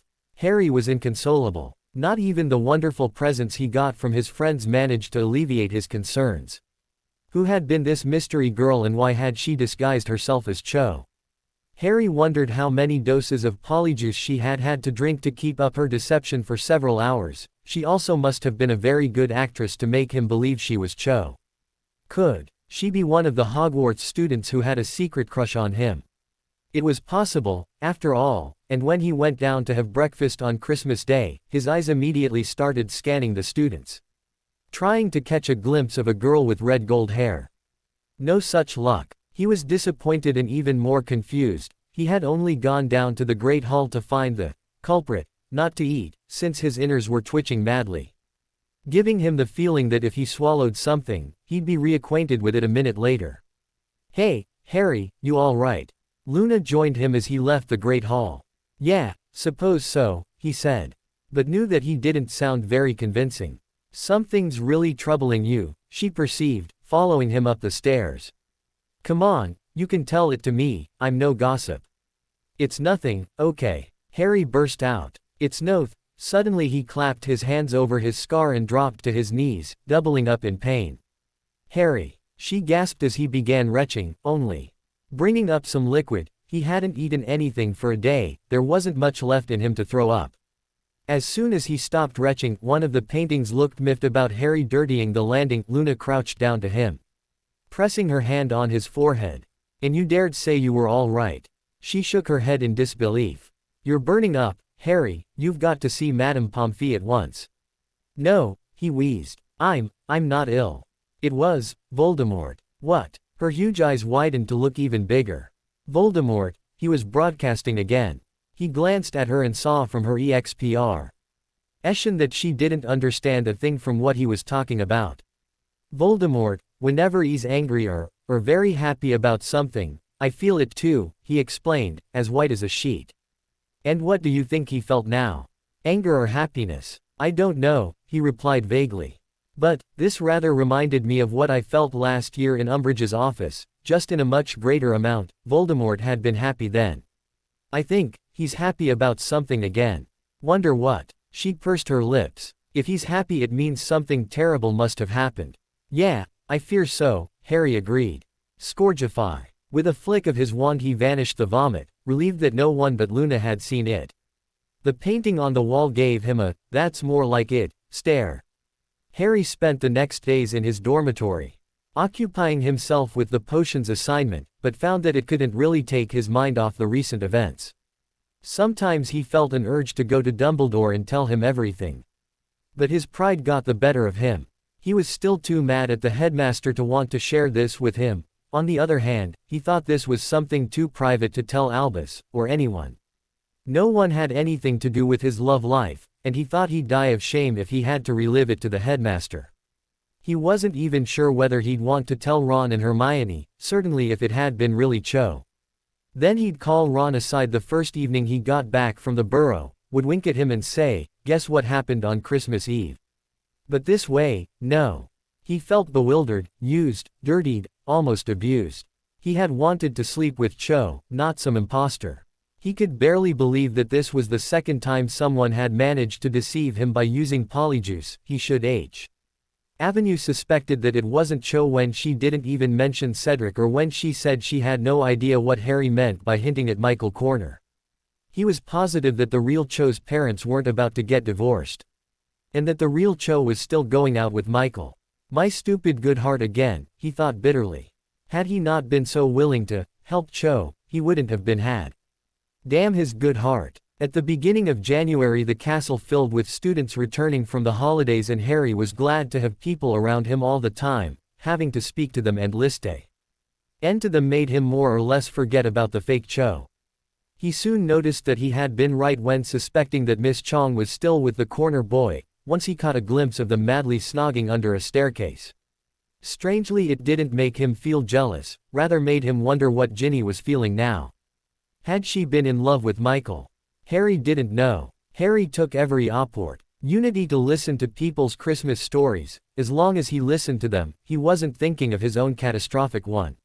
Neville happily told him about the small greenhouse his Aunt Enid and Clealgy had built for him in the Longbottom's huge garden, and a bit flustered he mumbled something about breeding a new species by crossing Mimbulus Mimbletonia and Venomous Tentacula and naming it Lunalumin Illustris. Harry and Ron exchanged a grin. They had long noticed what Neville hadn't, that Neville was developing a huge crush on Loony Lovegood. When Harry asked Ron and Hermione about their Christmas, they blushed nervously. Harry thought he'd be tactful and question Ron about it in the evening when Hermione wasn't around to get embarrassed. Eventually Ron told him that his mum had accurately placed a snog alarm charm on his room, knowing what sort of relationship there was between him and Hermione. So I was just about to unbutton her shirt, unaware of my room having been charmed, and in the next instant Mum burst in. Face red as the setting sun, shouting, "I will not have frolicking under my roof." Imagine Hermione's face, it was even redder than Mum's as she scampered out. Ron grinned sheepishly at the memory. Mum also placed this sort of alarm charm on Hermione's room, you know, Percy's old room, and guess what else she did? No idea, shrugged Harry. Put a chastity belt on Hermione. No, Ron blushed. She added a new situation to the family clock in the kitchen. Now there's home, work, mortal peril, and snogging. No, Harry gasped, stifling a chuckle. Yes, Ron replied, woebegone. With that clock we had no chance to even kiss, let alone do other things. Sometimes I'm so mad at Mum. I bet she and Dad were snogging each other senseless in their 6th year, she should understand us. Really? Now he squinted at his friend in a rather peculiar way. What? Asked Harry. Ron directed his glance at the floor, as though being embarrassed by something. I know it sounds nasty, mate. But I was hoping to be the first of the two of us to what? Harry playfully raised an eyebrow. You know what? Ron grunted. You got to kiss Cho Chang almost. A year earlier than I got to kiss Hermione. I was hoping to be the first this time, since you haven't yet. Though up till now Harry had been contemplating telling Ron about the trap he had fallen into. Now he was determined to keep it a secret. The shame that he had had to suffer because of his mum was quite enough for poor Ron. Harry didn't want to ruin his mood even more by bragging that he had been the first again. Let Ron believe that he can still beat me in this race, Harry thought. He felt a bit sad that he couldn't tell Ron. He was longing to tell someone, not Dumbledore of course. Someone who'd understand him. Had his two best friends had an opportunity to make love over the holidays, then Harry would surely not have held himself back. Perhaps he and Ron could also have compared notes, or rather not. He wasn't sure he would have wanted a description of Hermione, the Saint Hermione, in such a situation. He also wasn't sure what he would have told Ron about his woman. He didn't even know who it had been. After all, weeks passed by. Quidditch training was back, and Harry, new captain of the Gryffindor team, had given the team quite a workout. He didn't seem to care about his teammates complaining about him being a slave driver, and whenever they started to groan and plead with him for a break, he only answered, I'm working just as hard as you are, if you haven't noticed, lazy lot. One February evening, after a particularly exhausting training session, Ginny caught up with him on his way back to the castle. You're getting more and more like Oliver Wood, you know, she said in a half-amused, half-reproachful voice. Am I? He glanced at her and had to admit that her flaming red hair and face, also reddened by the chill, looked really pretty before the backdrop of the white snow and the clean starry sky. I'm merely trying to make sure we win the next match against Ravenclaw, that's all. That's all. She folded her arms. I don't think so. You weren't mock. Ingus worked this hard before the Gryffindor-Slytherin match back in October, although you considered the Slytherins much more dangerous opponents than the Ravenclaws. Harry didn't know what to reply, so he started walking again. You aren't going to get rid of me that easily, Harry Potter. Ginny shouted determinedly and caught up with him once more. You've changed, she said, keeping up with his pace. Have I? He shrugged. Everyone changes, Ginny. And so many things have happened to me that I really have the right to change, to be able to adjust to them. Okay, name one, she replied challengingly. Harry stopped in his stride. Although they had already reached the oak front door of the castle. Just one. Sirius's death. Good enough a reason for you. No, she shook her head. No, B. 'Cause this change I was talking about has happened to you recently.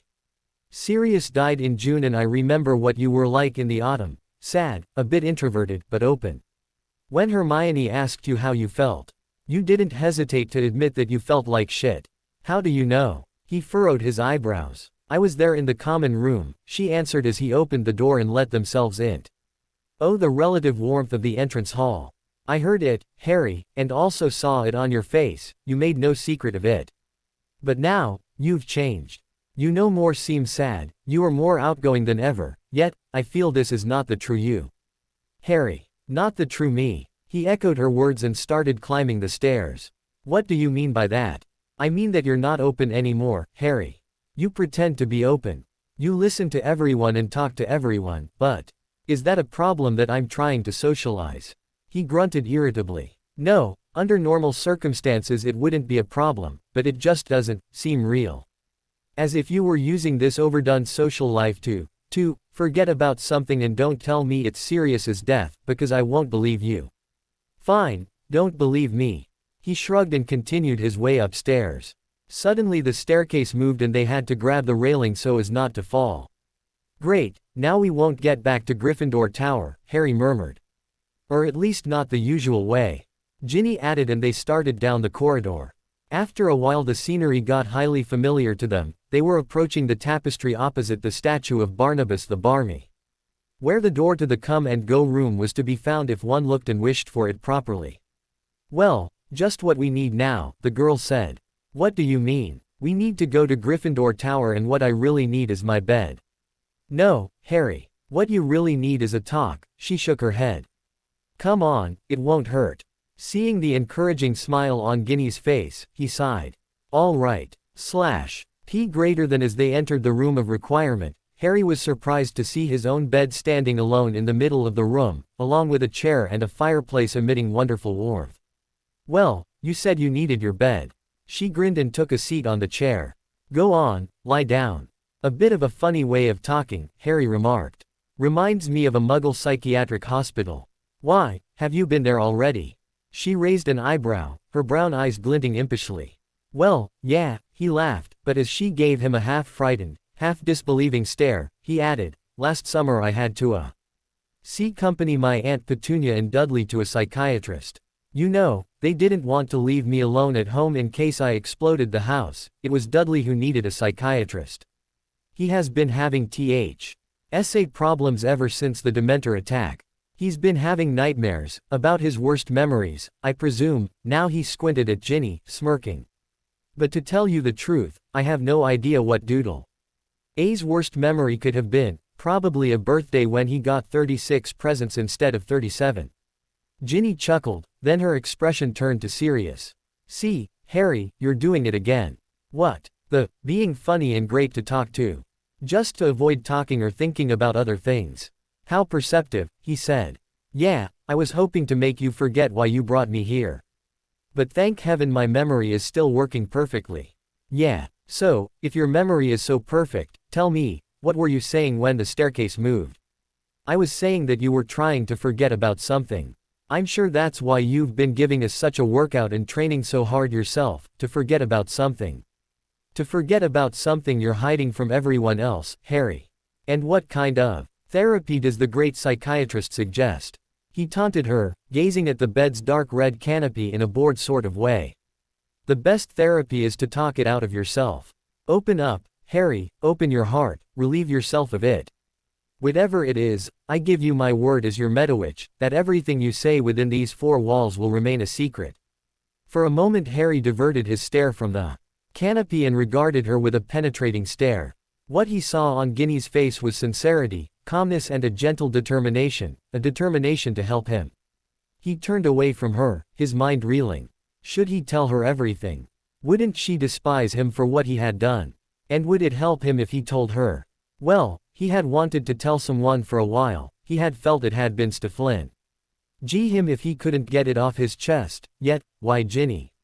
Why, because you can't tell Ron, he'd feel truly miserable if you did. You also can't tell Hermione, she'd be outraged and scandalized. And you don't have any other close friends, his mind replied. All right, Ginny, he said, still not looking at her. At Christmas I shagged a girl and don't have the slightest idea who she was. After a minute of silence. When Harry hoped his words had sunk in, he cast a sideways glance at the girl. Oh, I see, she spoke up. As your psychiatrist. Say psychologist, that'd make me feel better, he interjected. All right, then. She straightened her back. As your psychologist I'm supposed to be asking questions, so, what the heck do you mean by you don't know who it was? A sad smile appeared on Harry's face. I believed her to be Cho Chang, but as it turned out, Cho had left for the holidays. I presume this impostor had used Polyjuice Potion to appear as Cho and seduce me. She succeeded. I see, Ginny nodded. And your main problem is that you don't know who it was, or rather that it wasn't Cho. When she saw his lips twitch in a nervous way, she hastily added, do tell me when I'm asking too personal questions. I'll stop, then. No, he sat up to face her. If we started this, then let's continue to its end. Right. How do you feel about the events, Harry? Bad. Totally crappy. Just imagine yourself sleeping with, say, Michael Corner, then waking up and finding out that it couldn't have been him at all. I can't really imagine myself sleeping with Michael, but okay, let's just suppose it. For the therapy's sake, so what would I feel? I'd be bewildered, frightened, especially if I realized that we hadn't used protection. Ginny replied contemplatively, her glance shifting to his face, on which she saw horror. Oh my, Harry, don't tell me you haven't. He gulped and hung his head. With a sigh she reached out and patted his shoulder. Hey, it's okay. Very likely the girl must have been a Hogwarts student having an enormous crush on the boy who lived, and Hogwarts students can go to Madame Pomfrey for an after-event potion. But that's the point, Ginny. It can't have been a Hogwarts student, he replied. She accidentally left a hair on my pillow, and it was reddish blonde. I haven't seen a Hogwarts student with such a hair color, except for Marietta Edgecombe. But she hates me with a fiery passion ever since she got those warts. She frowned. Then, some witch who has always had something for you, probably read your interview in the queue. You ibbler about the knight you know who returned, I bet you have loads of fans throughout Great Britain, even in other countries. You're a hero, Harry. And that's exactly what I don't want to be. He snapped, jumping up. I'm fed up with being a damn hero, I'm fed up with being the boy who lived, I'm fed up with people's adoration just because Voldemort gave me this fucking scar. I'm fed up with Dumbledore keeping me in a golden cage. I'm fed up with Trelawney's stupid prophecy, I'm fed up with women having a crush on me. Why not put an article into the Daily Prophet, saying, hey, ladies, Fox season over, Harry Potter season opens. All you have to do is get Cho Chang's hair and go, get your hero for a night. Honestly, Harry's voice faltered. I'm fed up with it all. Good shouting, Ginny stood up. Feeling any better now? Yeah, a bit. You know, you made me want to laugh at this Harry Potter season, she smiled, but when she met his angry glance, she willed herself to vanish the smile off her face. What sort of prophecy were you talking about? Bugger, he murmured. I shouldn't have said that. When you're angry, sometimes you don't have control over what you're saying, Ginny stepped up to him. Taking his hand. Come, sit down here, she guided him to the fireplace, and they sat down on the hearthrug, facing each other. If you don't want to tell me about it, it's okay. I think I want to, he replied. Besides this stupid adventure at Christmas, the prophecy is the other thing most bothering me. It's the one that used to be stored in that small glass Fear that Voldemort wanted from the Department of Mysteries. The one that smashed. Yes. It's smashed and the Death Eaters never got it, but Dumbledore has a copy of in his pensieve.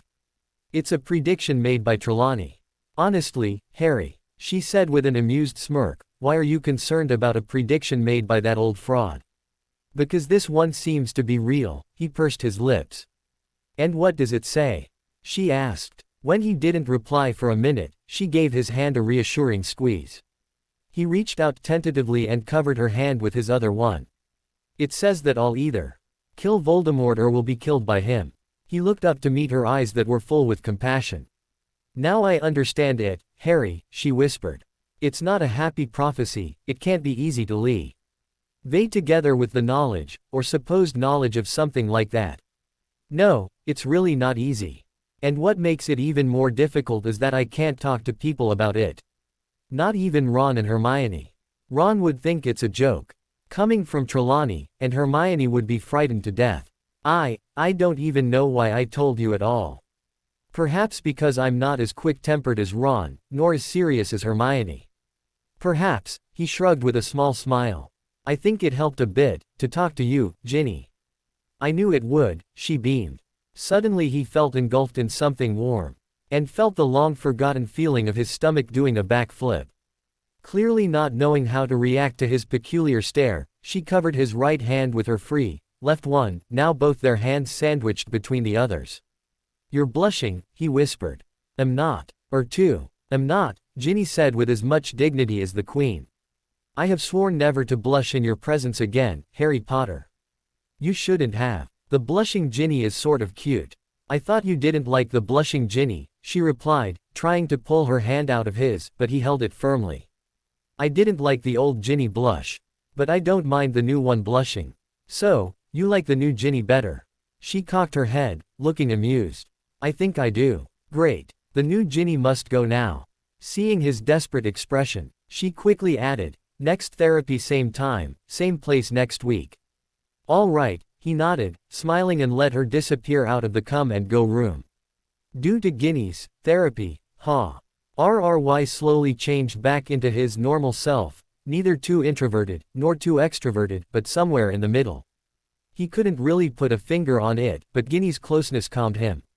Ever since their first therapy, in the room of requirement, Harry had been developing feelings for her, and was surprised to notice that he never felt uneasy in her presence like he had with Cho. He never felt worried that he'd say something stupid and scare her away. Ginny simply wasn't the sort of girl one could easily scare away, at least not anymore. From that frightened, shy little girl he had got to know so many years ago. She had turned into a determined, well-balanced young woman, who managed to give Harry moral support when he needed it, and managed to cheer him up when he was sad. Though neither of them said it aloud. After a while they started to consider the therapy meetings as dates, and they even developed a habit of holding each other's hands during these meetings. It was Alred. Why the last week before the school year's end, and their last therapy, when Harry screwed up his courage and said, something funny occurred to me, Ginny. What? She asked, sitting on the hearthrug, encircling her drawn-up legs with her arms. I just remembered what Ron said at the end of the last school year. Why, what did he say? He said I should choose someone more cheerful than Cho. Funny. To me he said I should choose someone better than Michael next time, she replied with a grin, knowing what he was getting at. When she had told Ron that she had chosen Dean Thomas instead, she had been merely joking. And now, were her dreams finally coming true? I think, he slipped a bit closer to her on the hearthrug, I have found someone more cheerful than Cho. I think I have also found someone better than Michael, she replied. You're blushing again. Maybe, she smirked, but this time you're blushing, too. I'm not, he said defiantly. Or two, she answered, leaning a bit closer. I'm not, he whispered, leaning forward like she had. Or two, she said, barely audible, and their lips met in their first kiss. I love you, Ginny, he breathed when they parted. I love you too. But don't expect me to give you 12 children. What? He blinked, then remembered having told her about Sybil's attempt to upset Umbridge. They both burst into laughter, then kissed again, laughed, kissed, kissed. You know what? He chuckled. We could make an agreement. If I get chosen as Minister for Magic, then you'll give me 12 kids. Deal, she held out her right hand and her shook it. You'll never be minister, Harry, and you know it as well as I do. A boy can dream, he smiled. Is it really your dream? She raised an eyebrow in disbelief. To become minister for magic. No, he shook his head. Still grinning. Rather to have a big family. Lots of little Potters, to whom I'd give all the love I could never get from my own parents. Harry. Before she could get sentimental. He added with a wink. Not to mention that creating those kids is a lot of fun, too. She rolled her eyes, then looked back at him with a more serious expression. Just to think, that we would never have got together if you hadn't been misled by that woman. She couldn't finish her sentence, for he reached out and put his index finger on her lips. Don't ever talk about her again. Forget about her. I have already forgotten. Whoever she was, she belongs to the past and will never stand in our way. The summer dragged. Harry had never longed so much to go back to the wizarding world. He and Ginny had gone official after their last therapy, and were writing each other daily. She wrote him about Ron's attempts to convince their mother to let Hermione spend some time at the Burrow. But Molly couldn't be persuaded. Despite the utter boredom at number 4 Privet Drive, there were some little things that lifted Harry's spirits beside Ginny's letters. First of all, he had come of age and was finally allowed to do magic when Muggles didn't see him. Then, of course, there were all the wonderful birthday presents he had received from his friends. The absence of Sirius' usual present was still painful. And Harry couldn't help but feel delighted when Dudley's first date with Piers Polkiss' sister Priscilla turned out to be a real catastrophe. Why are you grinning? Dudley growled at Harry, who couldn't hide his mirth. As though you had dated so many girls. Actually, I've dated 3, he replied. 3? And who? Dudley asked with a dark expression. You don't know them, Harry waved. Come to think of it, there was one of them I didn't know, either. Seeing Dudley's confused and jealous expression, Harry gave him the coup de grace, but at least she was good in bed. With that he got up from the sofa and left his fuming cousin alone. 2 days before the end of the holidays, Harry received an awl from Mrs. Weasley with his new schoolbooks. We knew you couldn't go to Diagon Alley, dear. So we bought them for you. Strangely, the Weasleys, Owl wasn't the only one delivering him a message that day. A black owl soared through the window, dropped a message on his head and was off. Curiously, Harry opened the letter that consisted of one single line. Happy belated birthday, Harry. Attached to the back of the letter there was a rather dark wizard photo. Graph of a little bundle that kept slightly squirming. At first Harry had no idea what it could be, then he walked with it to the window to have a better look at it in the morning sunshine. In the Harry could properly make out the bundle that turned out to be some sort of a swaddling cloth, from which only the tiny, bald head and 2 minuscule hands of a baby were poking out. The little one looked a bit like those premature infants he had sometimes seen in the news. Premature infant, that meant it had to have been born around the 8th month. The photo fell out of Harry's hands. N2. Next chapter. Back to the present and Grimmauld Place. Ginny will tell her story about the blackmail. Stay tuned. Indigo Ziana. You wrote, curious as to how Harry's going to get Ginny pregnant. Aggie's voice turns into a teacher-like voice, as though talking to a 5-year-old. You know, sweetie, the birds and the bees. Sorry, I couldn't leave that out. Your question was just hilarious. Laughing face. Mystery. Who's Eric Myers? Nope. The girl with no name isn't Ginny. Ho-Oh Kazoku Kaga. Glad you recovered. I'd also like to have that all-language spell cast on me. It'd be very useful. Smiley face.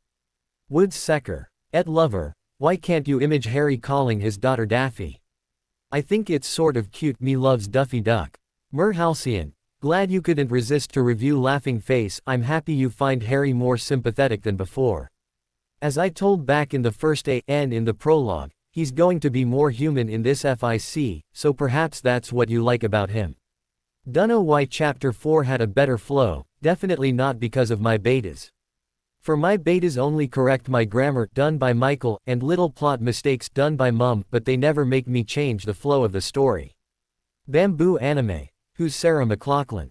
Some actress. Nope. The Circle isn't a cult, just the Greek version of the UT.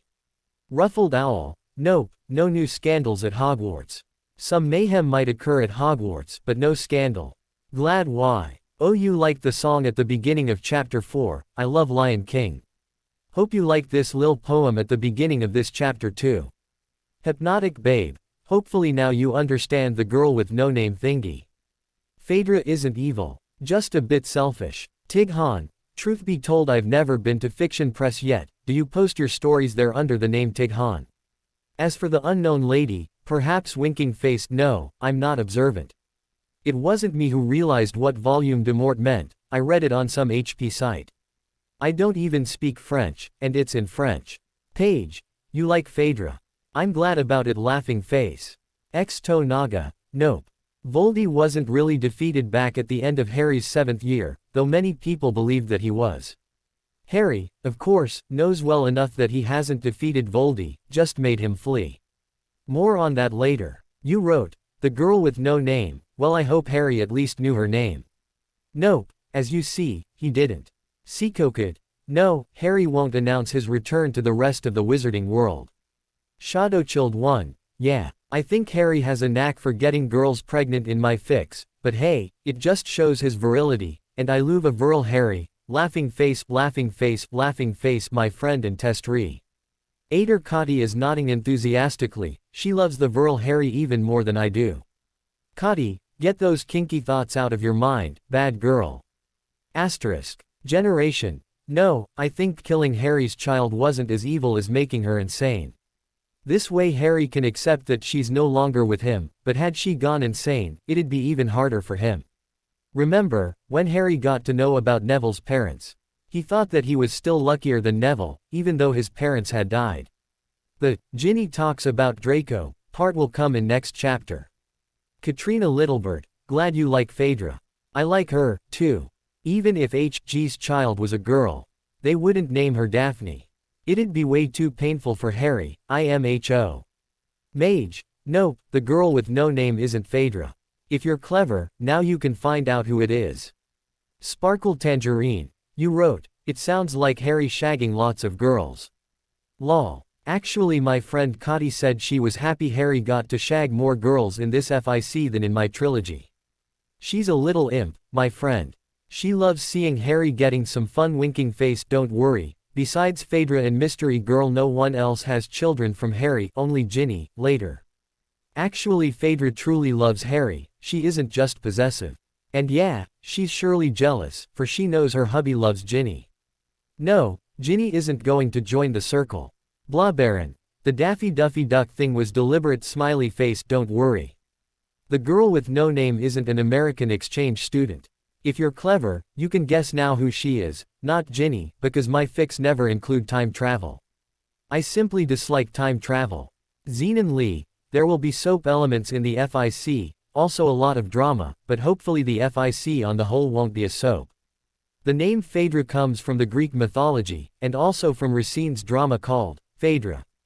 In it Phaedra is a young queen, who falls for her stepson, Hippolytos, if I remember his name properly. As far as I remember Hippolytos dies, and Phaedra kills herself. No idea what will happen in Book 6. But I'm hoping for our and HG romance at last.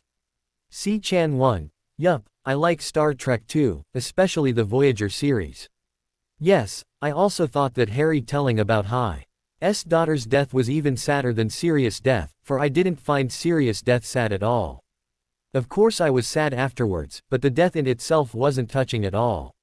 I think I know what sort of a site your friend found. It's an fantastic innuendo list. I've read that, too. I loved how they made the word wand always refer to something else. Winking face. HPWW. Who's WW? Not William Bill Weasley, is it? K.C. Hunter. Glad you like the Greek mythology element. That's my fave mythology, too. There'll be a lot of it in chapters 13 to 15. Elizabeth Darcy. Then I think I'm going to disappoint you. For the girl with no name happens to be the one you guessed. However, there'll be quite a few elements in the FIC that will catch you off guard, even thought this one won't. As for Harry, sleeping with someone in his 6th year, I can't really see it too, but it was a plot device, and it was needed for future developments. I hope that I managed to make it sound less out of place than you thought. You're right that he is afraid of putting someone he loves in danger, but at that time he didn't love Cho and didn't think of putting her in danger, he rather wanted to help her in her great grief. As for pairing Phaedra up with someone, you might know the fortunate guy, yeah, winking face. Wizzaby, perhaps now you can guess who the girl was. Why did Daffy die? To give me a plot device as to why Harry would all of a sudden come back to England. Yeah, I killed a little child just for plot reasons. Bad agee. ML Katie Bell. Yep, the story will have happy parts. Remember the HG pirate pic you reviewed on Artistic Alley? That shows a scene from chapter 14, and they both look pretty happy there, don't you think? Hedwig 55. Thanks, glad you like the pics as well, smiley face. Sweet 775. Oh, please don't throw yourself out the window. Then you wouldn't be able to review me anymore, winking face. Purple Stardust. Yep, I've seen the trailer, pretty good, just that song was stupid. Perhaps now you can guess who the girl was. Altec. I'm happy that my updates are the light at the end of the tunnel, smiley face, and yes, there will be a few chapters that don't end with Cliffies, though not too many. Incan. To your K's. Tion on SIYE, Phaedra could find Grimmauld Place, because she has this very tricky little tracking charm. It's a special one that not every wizard knows about, actually only a very few know this one. I didn't name the circle after Percy's owl, but the Greek messenger god, also god of the thieves and the travelers. He is famous of being cunning, and the circle prides itself, or at least tries to pride itself, on being a cunning organization. It was JKR who named the owl after this god, smiley face. Phaedra is very sad that her daughter is dead, but she is better at controlling her emotions than Harry is. As you see, Harry slept with the girl with no name before he got together with Ginny. As for why didn't he shag Ginny? Well, in his 6th year he thought it'd be early for Ginny, who was only in her 5th year. And in his 7th year he already knew about the child, and it also overshadowed his relationship with Ginny, for once he never told her about the baby. As for you assuming the woman not to be Tom's great-daughter, well, surely it's not Tom's great-daughter, winking face. Princess Ginny. No idea why the review button wasn't there. Perhaps FFnet hadn't loaded the site totally. Lady Marie. No, Hermes wasn't the god of wisdom. It's Pallas Athena, who's actually a goddess. Hermes is the messenger god, also the god of thieves and travelers. A very cunning guy in the Greek mythology. Phaedra isn't an evil bitch. But she'll try to get Harry back, and it'll have some negative results. No, Draco isn't infertile. Salyeva. Glad you like the quotes. All chapters will have one, with the exception of this one. That doesn't have a quote but an original poem, winking face. Lavender Brown. No, I wouldn't call Harry a man whore. He was just a horny teenager. After all, winking face, you feel bad for Ginny. Then be prepared. For later on you'll feel much worse for her. This FIC is a Ginny torturing FIC. Harry will suffer too, but Ginny will suffer more than him. Any last requests? I just named Harry's daughter Daphne, because I knew that it was a Greek name. And that there was some Daphne in the Greek mythology who died very young. As for the ring thingy, here in Hungary wedded couples wear their rings on their right hands, at least I think so. But I'm quite confused about this, smiley face, never been married, lol. Manitou_charm. Yeah, the girl with no name has some relation to Voldy's daughter, smiley face. I know that Xena doesn't exist.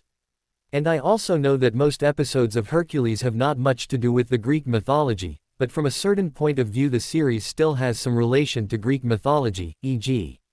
Hercules being Zeus' illegitimate son. Hercules marrying Daenerys, or how do you spell it? And most of the gods in the Hercules and Xena series come from Greek mythology, though I'm not sure that you have a goddess-like Discord. Perhaps she was just made up by the Americans. Missy. Ginny will tell Harry about her marriage in the next chapter.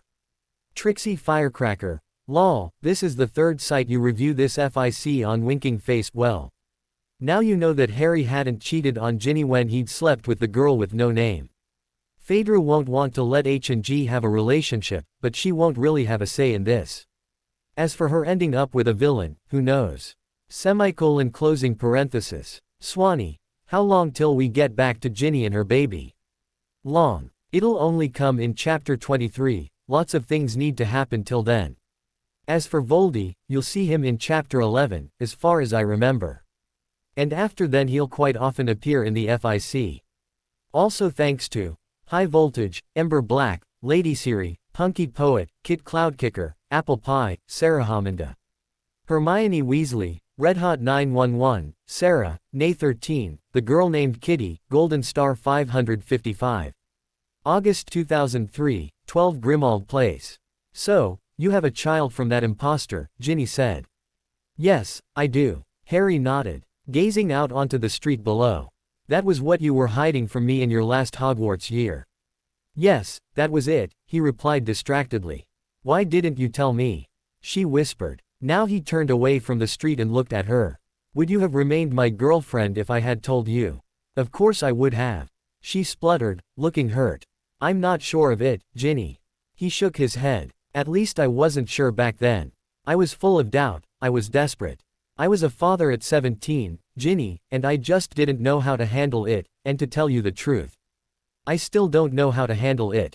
But, you said that you wanted Daphne so much because you didn't want to lose her, too, didn't that other one die? Oh, you think it's the child's death that I can't handle? No. That other one is alive, but she's still lost to me. Have you ever seen her? Not in person. Just in photos, Harry replied grimly. In the first year I got photos of her every month. Now I get them yearly. On her birthday, they are sent to me to tease me, to annoy me, to make my heart ache, in thought he added, and to remind me not to do anything stupid. But, why would someone treat you like that? She breathed. As her father, you have the right to see her. He looked away, as though afraid that she'd see something in his eyes that he'd rather keep a secret. Have you found out at least who the mother is? Yes, I know who she was. Was. Dead. Died in childbirth. Her name was Linda. Oh, I'm sorry. Don't be. I'm not sorry for her, he grunted. But Harry. She looked scandalized. Don't look daggers at me, Ginny, he replied calmly. You know nothing about her. She deserved it. She shook her head in disbelief. Quote, what is it I should know in order to not feel sorry for her? Nothing. He drew back from the window that closed with a snap. She knew that the discussion was over, she must have touched such delicate points that Harry simply refused to carry on talking about the topic. All right, she nodded, then just tell me, why isn't the kid with you, her father? It would be only natural to send a child to its dad if its mum died. Enough of the questions, Ginny. I've told you enough already, now it's your turn. She cringed, remembering their agreement. If he told her about the circle and Daffy, she'd have to tell him about the forced marriage. Okay. She nodded. But I'd rather not tell with words. When he raised an eyebrow with a questioning expression, she added, you can look into my memories, if you like. But I don't think I could tell you. You know how to do legilimency, don't you? I do, seen Snape do it enough times, and I've been taught about it in the circle as well, Harry murmured. But are you sure? Once I'm in your mind, I can see all sorts of things, even those you'd rather keep a secret. Besides my marriage, I have no other secrets, Harry. Unless you fear that I might glimpse something in your mind that you don't want me to see. Not likely. Over the last 5 years I've learned how to keep my thoughts to myself. You won't see anything from my memories, but I'll see yours, so, may I proceed? Yeah, go on. He nodded and pointed his wand at her. Legilimens. In the next instant he was in Ginny's mind, Ginny's memories. Your father is in my father's possession, Weasley. Draco grinned at Ginny. And if I'm not much mistaken, he's suffering, terribly. Ginny's eyes narrowed. Why are you gloating to me about it, Want to see me broken? No, IW. And to see you playing the little heroine and save your father. What's the price? She gulped. You know that we don't have much money. Draco let out a shrill laugh. Money. Oh my, the Malfoys ha. Way more of it than you could possibly imagine. Then, what do you want in exchange for my father's freedom? Draco stepped closer, regarding her with a devilish smirk. You, hereby, in accordance with the power bestowed upon me, I pronounce you husband and wife, said Vicar Diggle, beaming at the new couple in the Burrow's garden. You may kiss the bride. Ginny resolutely pressed her lips together, to make it impossible for Draco to give her a proper kiss. After his lips touched hers, she quickly turned away from him, and the first thing that caught her eyes was Harry standing half-hidden behind a bush, looking thunderstruck. His hair was more disheveled than ever, one of the lenses of his glasses was broken, cuts and scratches covered his dirty face, but his deep green eyes were ablaze, radiating such shock. Hatred and disgust even through the broken lens, that Ginny felt a frosty hand clench at her heart. She wanted to shout, "It's not real love, I've been forced," and run up to him. But Draco's firm grip on her arm held her back.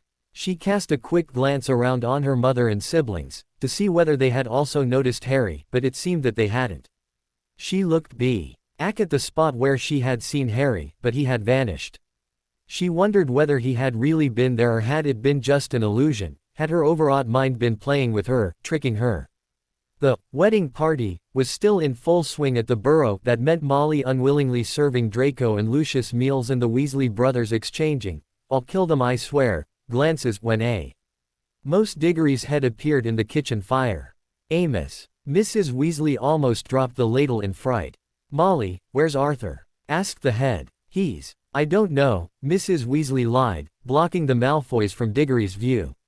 So Amos had no idea that he was giving Molly information that perhaps he shouldn't. Everyone in the ministry was in the belief that Arthur was on holiday, at least Molly had spread this tale. Not wanting to risk Arthur's life as long as he was in the Malfoys' hands. Then find him, Molly, as quick as possible. The ministry has need of every single of its workers now. "Why, what's happened?" "There's been a battle with he who must not be named," came the answer. Lucius and Draco exchanged anxious glances. "Harry Potter was involved, so we heard. Most of the Death Eaters captured by our Aurors. Already on their way to Azkaban. However, Fudge is dead, and so is Dumbledore." "Dead?" Molly breathed, clutching at her heart. Lucius Malfoy started to fidget rather uncomfortably behind her back.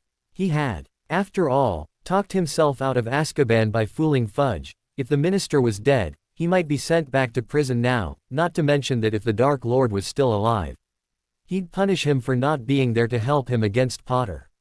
Yes, Dumbledore died fighting. As for Fudge, apparently he was at the wrong place at the wrong time. Now we have no minister. And the Wizengamot is about to start their minister appointing meeting in a couple of minutes. Since your husband has become a member of it, he has to be present and give his vote. "I'm sorry, Amos, I don't know where Arthur is," Molly stammered. What about you know who?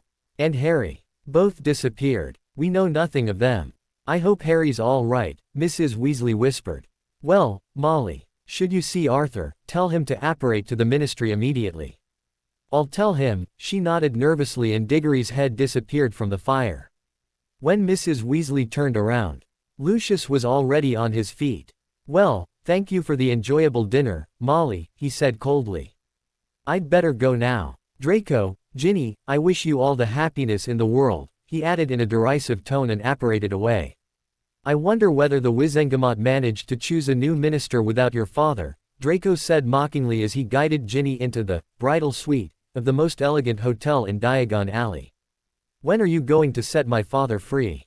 she demanded. "I fulfilled our agreement, married you, so it's your turn to fulfill your part of the agreement. Set Dad free." "I will. Tomorrow. After our wedding night." He grinned and she felt a wave of nausea wash over her. "All right, then." She took a deep breath. "Let's get it over with." "With pleasure." He reached out for her. His pupils dilated with desire. Ginny shuddered in his embrace, then willed her thoughts to wander away from reality, away from what he was doing to her. Harry stiffened and his eyes met Ginny's. "I think that's something I'd rather not watch. I'd rather not remember it, either." She nodded. "May I carry on?" "Of course." Ginny woke up next morning to find her husband next to her in the bed, deeply immersed in reading the Daily Prophet. She shut her eyes, trying not to recall the events of the previous night, but the soreness she felt made it impossible for her. She tried to remember the dream she had had before she woke up, and suddenly realized that she had been dreaming about Harry. However, the Harry she had seen in her dream hadn't been the Harry she had loved so much. It had been the Harry she had seen in the bushes, staring at her with an accusatory expression, an expression sending her the silent message, "Ginny, you've betrayed me." "Awake, are you?" Draco spoke up. "Yes, but I wish I had died in my sleep," she murmured back. "Why?" "No reason to feel miserable, dear. The Daily Prophet writes that Malfoy Manor has been raided overnight by Aurors. It seems Wizengamot managed to elect a new minister even without your dad, and apparently his ministership Kingsley Shacklebolt isn't too trusting towards my family. And isn't he right? Ginny asked sarcastically. Anyway, they found your dad in the dungeons. He's at St. Mungo's right now. Ginny instinctively gripped his arm. How is he? Don't worry, he survives. And he's free at last. She slumped head back onto her pillow with a satisfied sigh. Yeah, free, his voice trailed off. Just to avoid misunderstandings, dear, you aren't expecting me to set you free too, are you? What do you mean? She felt a lump in her throat. I mean, I think you expected to get divorced from me as soon as possible. Oh yes, your expression reveals that I was right, but don't get your hopes up. You're my wife and will remain my wife as long as you live. What makes you so sure of it? She sat up, folding her arms. My dad's free, I can go to the Department of Magical Law Enforcement and tell the that you blackmailed me into this marriage. Wishful thinking, dear, yes. Draco smirked. Sorry to disappoint you, but that will not happen. What do you mean? Ginny knitted her eyebrows. Have you ever heard of the Fates? Yes, of course, I have. They spin and cut the thread of life in Greek mythology. Exactly as you say, but I presume you haven't heard of the Fates charm yet. Starting to be nervous, she shook her head. Well, Draco put down the Daily Prophet and sprawled on his pillows lazily. It means that if you get a hair from someone and cast this charm on it, then you hold the person's life in your hand. If you cut it, the person dies. Seeing Ginny's appalled expression, he carried on with a very satisfied smirk. And guess whose hair is in my possession with this evil little charm on it? I wouldn't be surprised if it were mine. She gave him a patronizing stare. Last night when you were so pathetically playing the tiger, you pulled out several of my hairs. Do you do this to all your lovers? Make them bald. Draco, however, didn't look hurt by her belittling remark on his abilities in bed. He was still grinning. What makes you think I took your hair? I know. That you don't value your life that much, Virginia. Oops, have I said Virginia? Ginny rolled her eyes. Get to the point, Malfoy. Right. So, I thought you didn't value your life enough and would perhaps risk dying. But I bet you value your father's life more. Ginny paled. You don't mean, you didn't. I can assure you I did. Correction. My father did it, he put the charm on one of Arthur Weasley's pulled out hairs. Since I didn't know how to, a very rare dark art, you know, only a select few know about it, and, unfortunately, it has no counter curse. Like it or not, your father's life is in my hands. And if you want him to live, you've got to be an obedient little wife, Mrs. Malfoy. Harry gulped and looked at Ginny. Why haven't you told anyone? Perhaps someone could have helped. Someone from the Order. Quote. She shook her head. You haven't seen everything yet. Oh, and before you get the idea of talking about the Fates charm to people, let me tell you about an other excellent little curse I put on you while you were sleeping. What? Ginny asked irritably. She was at the end of her tether, and this asshole here was still taunting her. Will I sprout raw dishes out of my ears if I tell it to anyone? Or get, I love SCREWTS, written all over my face? No. If the words, the Fates charm, leave your mouth, your tongue will get ripped out, making sure it was the last thing you ever said. In case you try and write it down, your hand will shrivel, and it'll be the last thing you ever write. Wonderful how much you love me, my dear husband. She grimaced, trying to look like as though she didn't care, but her heart was hammering in her throat. Also, I believe that the ministry will question me about the dungeons, and you will testify in my favor. Yo. You will also convince your parents and brothers to say that I had nothing to do with the kidnapping. I'm totally innocent, understood? She nodded blankly. I'm innocent or your father is dead. I understand, Draco. So that's why you didn't tell anyone. Harry said quietly. Yeah, and that's why I asked you to see my memories instead of telling you. No one else I know can do legilimency, except Snape. But I didn't trust him to let him see things like that. Wonder why? Harry allowed himself a faint grin. Say, have you ever tried to look for that cursed hair? Of course I did, she sighed. But never succeeded. Draco must have hidden it well. If at all. What do you mean by that? She knitted her eyebrows. I mean, it could be a bluff. And Malfoys have always been good at lying. It has occurred to me too. But, I don't think it's just a bluff. I wish it were, though. He looked contemplative. So, let's assume that this Fate's charm is real. It sounds really nasty, you know. But I can't imagine that there's no counter-curse, there has to be a way to end its effect. But where could it be found? She asked dejectedly. Where? In Greece, I suppose. Greece. Why, charm originates from ancient Greek mythology, doesn't it? I say we've got to go back to the roots. We. She raised an eyebrow. Of course we, Ginny. You aren't allowed to utter the charm's name or you'll be cursed. Unless Malfoy was bluffing, but I wouldn't take chances with him. So, since I'm the only one who knows about this, I'm the only one who can help. And I know Greece. Won't it be risky? My life has never been anything else but risky. I'm not afraid of anything, well, almost anything, besides, nothing would make me happier than to annoy Malfoy. Ginny grinned at him. Thanks, Harry. All right. Then it seems we're going to Greece. Be sure to pack summer clothes, sun hats, suntan lotion and sunglasses. By the way, can you apparate? No, not really. She shook her head. Why not? Ginny turned away from him embarrassedly. By the time I turned 17, I was already Draco's wife and he didn't want me to learn to apparate. Actually, I didn't even finish school. What? He gasped. Why? Because he wanted me at home, as an obedient little wife. When I protested that I wanted to finish my studies, he hired me a private teacher, but it wasn't the same. I wasn't taught defense against the dark arts or charms or transfiguration. Only history of magic and ancient runes. I think Draco feared that if I reached an advanced enough level in defense, I might start to fight him. Even with that terrible charm endangering Dad's life, or if I learnt charms or transfiguration, I might get the idea to turn him into a cockroach.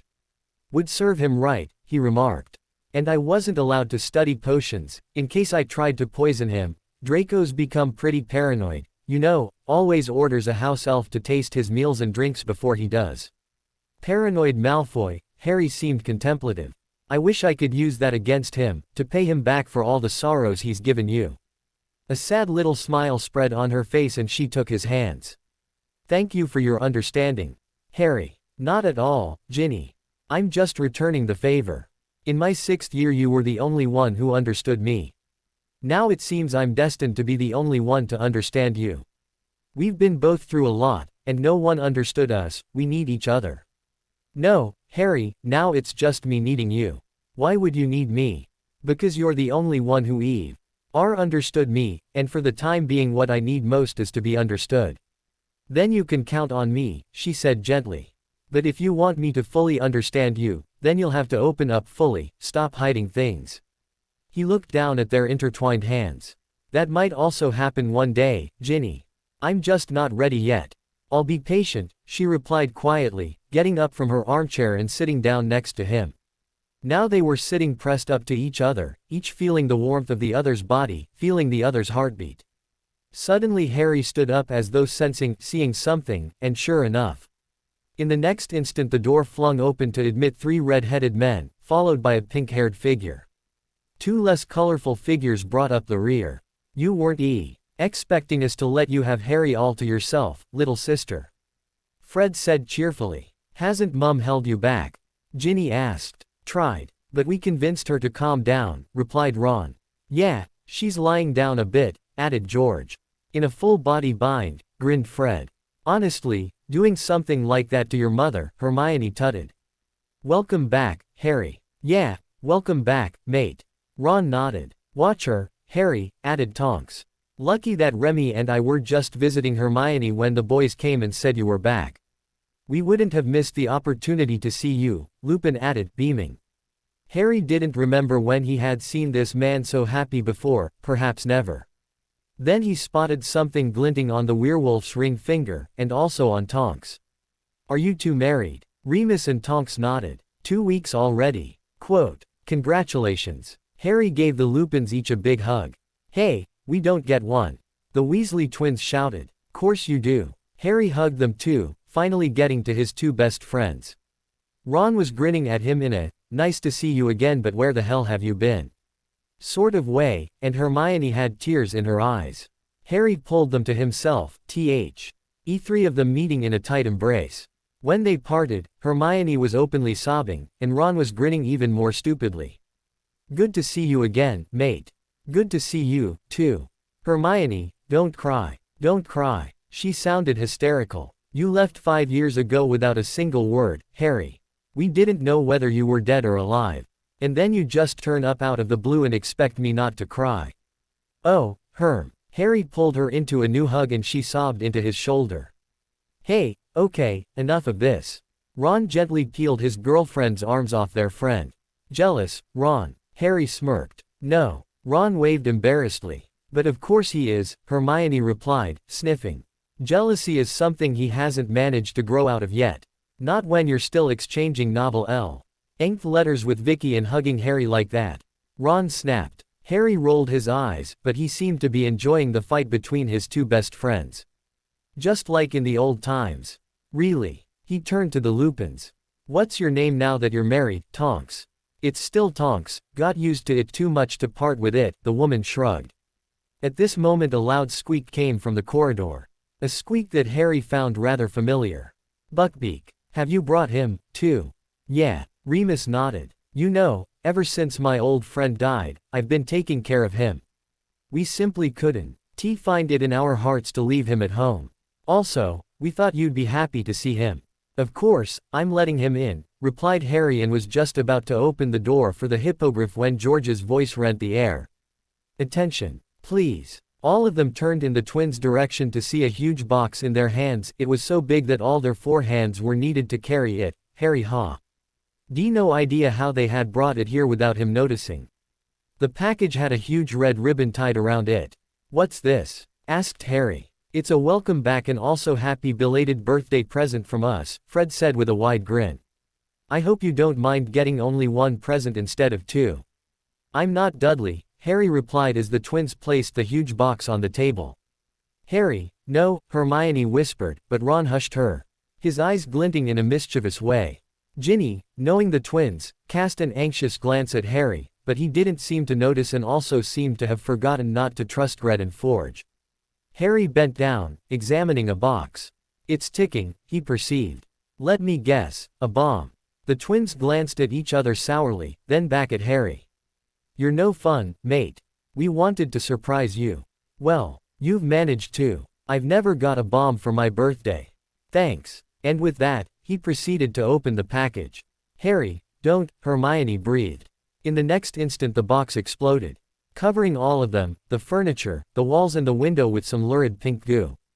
For seconds no one spoke. Harry took off his glasses, his face also pink, only 2 oval patches around his eyes were goo-free. He licked one of his fingers. Hey, that's an eclair. He grinned, his teeth shining in the middle of the pink mass. Course, it's our latest development, enormous exploding eclair, explained George. We produce them in small boxes and the buyer just has to cast a simple engorgement charm on them before surprising the victim.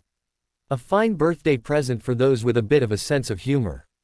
Brilliant. And delicious. Harry started licking his whole left hand. Not to mention that it looks great, added Tonks, examining her eclair cream-covered image in a small pocket mirror. What do you think, Remy, is this my color?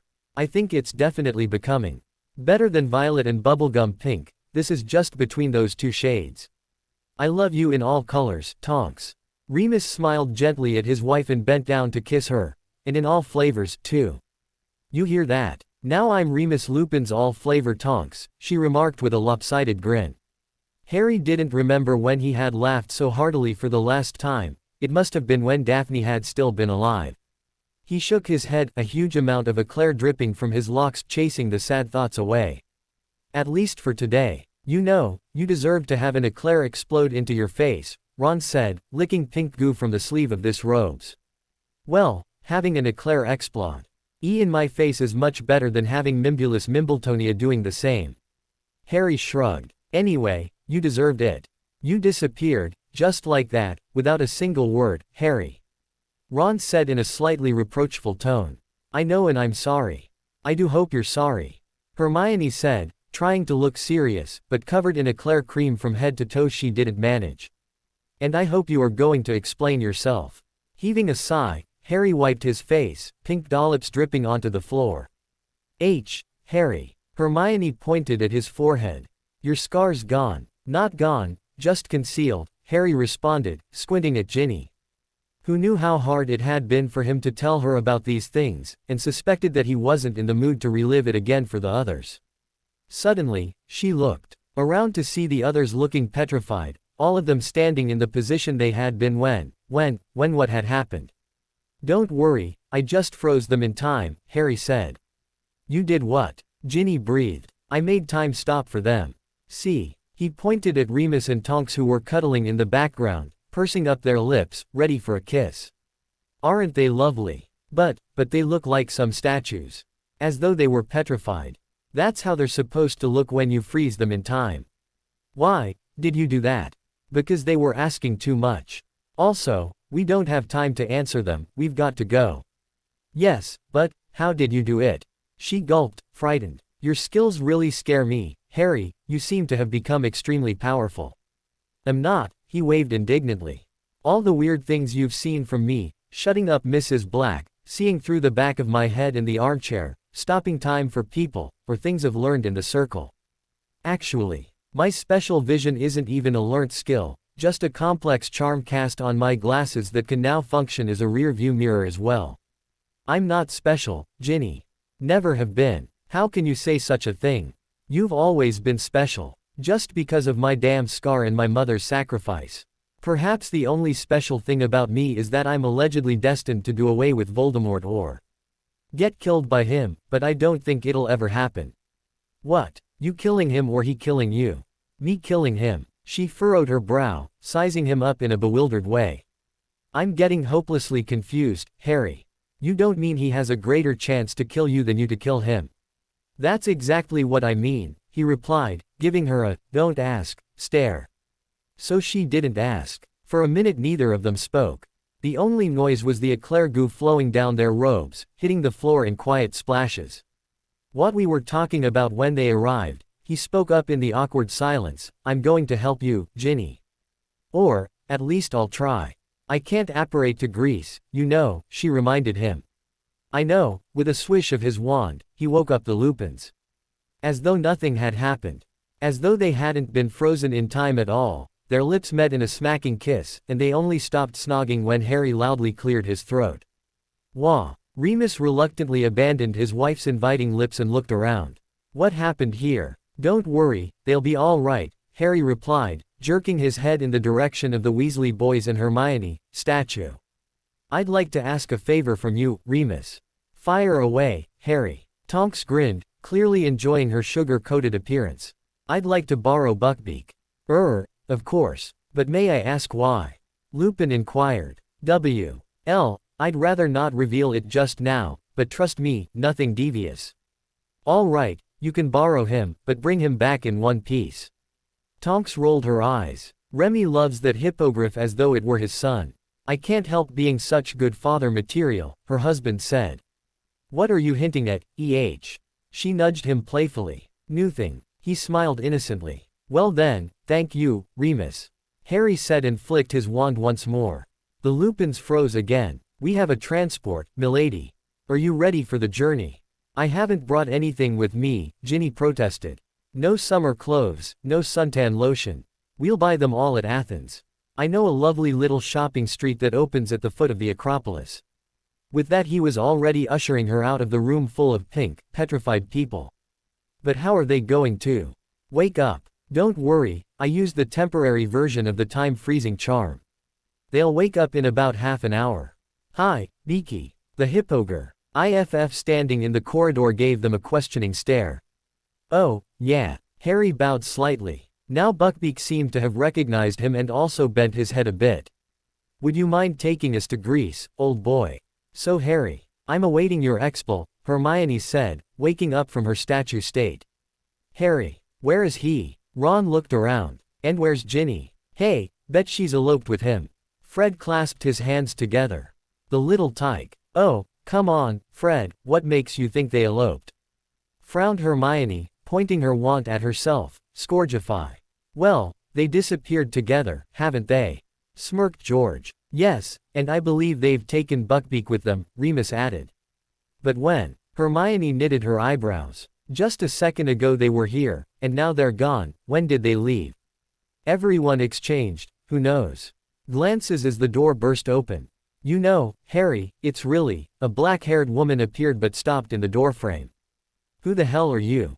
Who the hell are you? Asked the twins in unison. I'm Harry's wife. Harry's what? Oh, this is getting more and more confusing, Hermione muttered. And how? Ron added with a grimace. You know I've never been abroad. Except for that one occasion when my family visited Bill in Egypt, Ginny said, resting her eyes on the thousands of little orange lights dancing on the dark surface of the river Danube. She and Harry had traveled on Buckbeak's back till sundown and decided to stop for the night so that the hippogriff could gather its strength for the rest of the journey.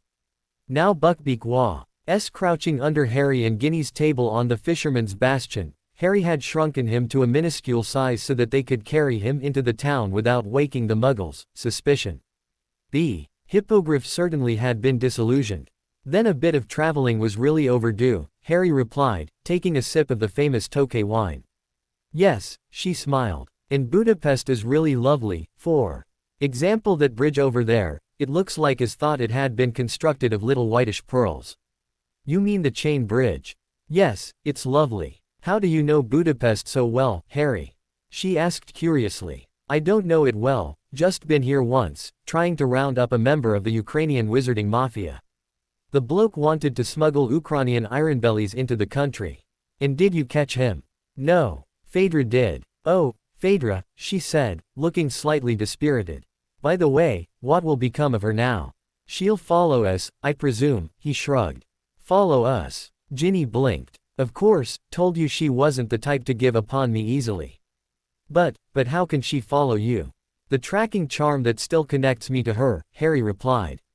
But since it's getting weaker and weaker every day, I think she'll need a bit of time to find me. But what if she still finds us? Will she prevent us from, you know what? From ending the effect of the Fate's charm? No idea. But don't worry. She'll always be some days behind us. By the time she gets to Hungary we'll already be in Greece. By the time she could catch up with us, we'll have set you free, Ginny, he gave her an encouraging smile. However, she didn't really seem encouraged. And what about my husband? You said he had left for weeks, he pointed out. By the time he gets back to Malfoy Manor, you'll be free from him, hopefully. I'd like to be an optimist like you, Harry, she sighed. I'm no optimist at all, he answered. I don't have much of a reason to look at life with optimism, but I do believe that your case can be solved. At this moment a dark-skinned man dressed in red waistcoat, holding a violin stepped up to them. Akarja e nachad hogi elhazam anotijat. He asked. What? Ginny looked at Harry. He's asking whether you'd like him to play something for you. Oh, tell him no, thanks. Harry politely sent the gypsy musician away, then turned back to Ginny. This reminds me that you need the all-language charm. He furtively glanced around to check that no one was looking at them. Now he realized that they must have been sitting there so long that all the other guests had departed without them noticing. So now they were the only ones left on the terrace restaurant of the Fisherman's Bastion. He pointed his wand at Ginny, pang lingua. Done. Now you'll understand human languages, and whatever you say in English, everyone will understand it in their own language. With that Harry reached out for his spoon and carried on ladling his goulash soup. So delicious. Much better than the one I ate at the Yule Ball when Dumbledore started talking about himself finding a magnificent collection of chamber pots. He looked up from his soup to see her eyeing him in a rather peculiar fashion. What? I was just thinking, she replied softly. At the Yule Ball I was dancing with Neville nearby when I heard the fake Moody tell you that you had nice socks and you said you had got them from Dobby, and it occurred to me, if Moody could see through your robes, could he see through the female students' clothes as well? And now, you have this special sight, can you see through clothes? Some sort of embarrassed grimace appeared on Harry's face. Well, I could, if wanted to. I just have to concentrate on wanting to do so. So don't worry, I'm not looking under your clothes all the time. Not all the time, she gasped. Well, that's a relief. Harry held up his hands. Hey, that's not what I meant. I mean, let's rephrase it. I'm not doing it unless I feel like, wrong again, He pursed his lips. Okay, Ginny, I haven't done it yet. Honest. I admit that at first when this charm on my glasses was new, I did occasionally check out some girls, but which bloke wouldn't? Seeing Ginny's sour expression, he put down his spoon. Waiter, Please. I'd like to settle the bill. Half an hour later Ginny was sitting in the hall of a 2-star hotel, idly faux. Ndling the disillusioned and shrunken Buckbeak on her lap. At last, she rose to her feet as she saw Harry return from the reception. I can barely keep my eyes open. Beaky's dozy, too, aren't you, Beaky? But the hippogriff didn't answer, he had fallen asleep in her arms. Harry guided Ginny upstairs. You know, after that luxurious dinner I thought you'd find us a better place for the night, she remarked sharply. Still miffed by the thought of him being able to see through her clothes. Sorry, ran out of Muggle money. Don't think I wouldn't have been happier in the Hilton or the Intercontinental. But be happy that we got this room at all. We, in the plural. She stopped in her stride. This room, in singular. Well, Harry tried to look apologetic, they didn't have 2 vacant rooms, just one. He opened the door of room number 114 and motioned her inside. You can have the bed, I'll bunk down on the sofa. After a nice warm shower Ginny nestled herself under the covers of the bed wearing only her camisole. She hadn't had time to pack clothes for the journey. After vanishing the eclair cream off themselves she and Harry had immediately jumped on Buckbeak and left Britain to be able to escape before Fedra decided to came back down from the room she had chosen at 12 Grimmauld Place. She was listening to Harry's even breathing coming from the direction of the couch. Controversial feeling were building in her. She was upset that she had had to leave London so quickly and without being able to say goodbye to her parents, but she was elated by the thought that this journey might end her misery and set her free. She was angry with Harry for his cockiness, vague answers and secretiveness concerning certain topics, but she couldn't help but feel sorry for him. He'd obviously gone through much more and much worse things than she had. She wanted to be as far from Harry as possible instead of having to share a room with him, but something deep down also made her wish Harry hadn't been sleeping on the sofa, but in the bed, next to her. Draco was sleeping in another bed, next to another woman in far-off Great Britain. It was already 3 in the morning when he got woken up by an owl tapping at the window. Wah! He blinked, rubbing his eyes. The woman next to him groaned in her sleep as he climbed out of the bed and padded to the window, still half asleep. What the heck do you want? He murmured at the owl and let it in. As soon as the owl had dropped its message on Draco's head, it took off and soared out of sight. What is it, Draco? Came a sleepy voice from under the blanket. Dunno. He growled, cursing the unknown person who had sent him a message at such an unholy time. Go back to sleep, pansy. With a yawn he dropped himself on the bed. ND groped for his wand to get some light. Dear Mr. Malfoy, he read with bleary eyes. I consider it my duty to warn you that your wife has just eloped with my husband. Suddenly Draco felt wide awake, his eyes almost popping out at the last sentence. If you wish to find her, contact me at the Leaky Cauldron. Phaedra Potter. Potter. Draco breathed. What's that about Potter? Said Pansy. Isn't the bloke long dead? Obviously not. He grunted. But he'll soon wish he were. Could you at least explain to me why we couldn't go by Flo or a portkey? Ginny asked irritably, clutching at Harry's ID section as they were crossing the air above Macedonia on Buckbeak's back. She was angry with him for not having secured her a separate bedroom, and even angrier for having treated her like thin air once they were sharing a room. Not that she would have expected him to hurl himself at her at once, given that he had recently lost a daughter and with the loss and grief filling his heart surely fleer. Ting couldn't be the first thing on his mind, but she couldn't help feeling annoyed. He wouldn't even look at her in the morning when she was wearing nothing but a camisole. She had given him quite a look in the morning. She had never seen him in nothing but a pair of boxers, and had to admit that she felt a weird back flip in her stomach at his sight. He wasn't particularly muscular, never had been. But he no longer was as skinny as she remembered him being. Perhaps Phaedra had been a good enough cook to fatten him up a bit, Ginny thought bitterly. Also she couldn't help noticing what a knee-ce tan he had. He must have acquired it in Greece. She wondered whether she'd also look like that after their journey ends, or would her sensitive skin rather become red and sore. We couldn't have gone by Flo, Harry replied. Because Greek wizards don't use it at all. You know, pretty hot place, Greece. They don't really need fireplaces and those few who have one, don't have it connected to others. Also the Greeks aren't too fond of portkeys. Once, when they were besieging Troy, the Trojan wizards got this funny idea of sending them portkeys disguised as treasure. They made the Greeks believe that they were trying to smuggle a cart full of treasure out of Troy to save it from the besiegers. The Greeks caught the cart, and were already happily dividing the booty among themselves when the portkeys activated and they found themselves somewhere in the Antarctic. Ever since, Greek wizards have lost their liking for portkeys and arranged a charm, which has never been revoked, to prevent portkeys operating into or out of Greece. But at least the remainder of the Greek army found a way to get back at the Trojans and built that wooden horse of theirs. After half a day of flying they reached Athens. It was already sundown when Harry made the disillusioned Buckbeak start to descend near the Acropolis.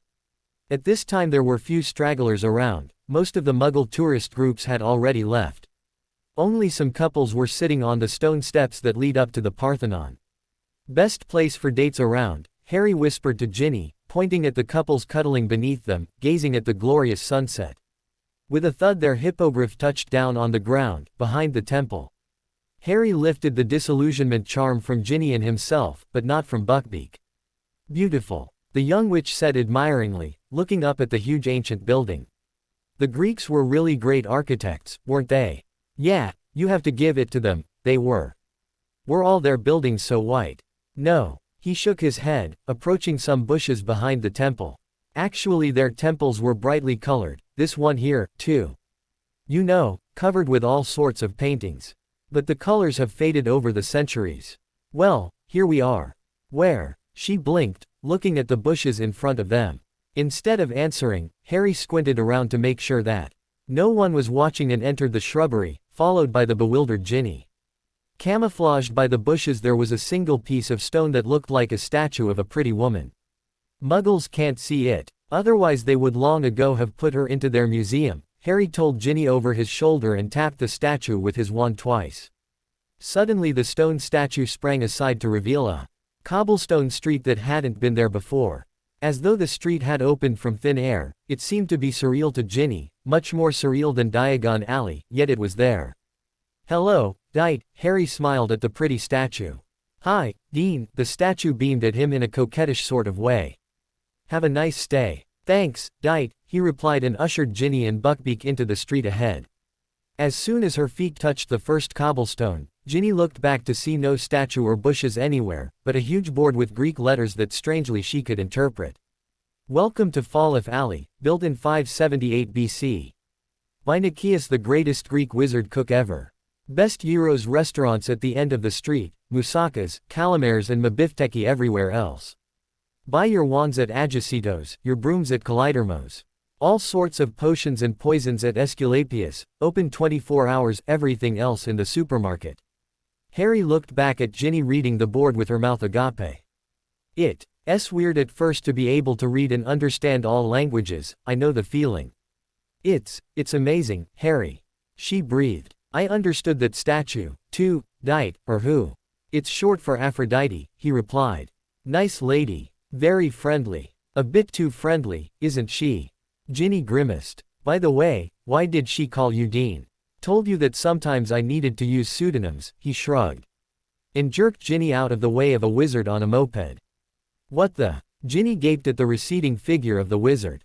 A moped? Yeah. Everyone's using mopeds in Greece, even 80-year-old grannies. Wizards, too. You know. Using Muggle vehicles is trendy around here. Really groovy. But, aren't they ashamed of using Muggle things? Inquired the young witch, who knew well enough what most wizards in Great Britain thought of her father because of his Muggle mania. Most of them thought Arthur was nutty and they would rather have died than to resort to using Muggle stuff. Such things were simply beneath their dignity. No. This is Southern Europe, Ginny. Here people are much friendlier, much more outgoing and open than in the far north. You couldn't find a racist witch or wizard among the Greeks.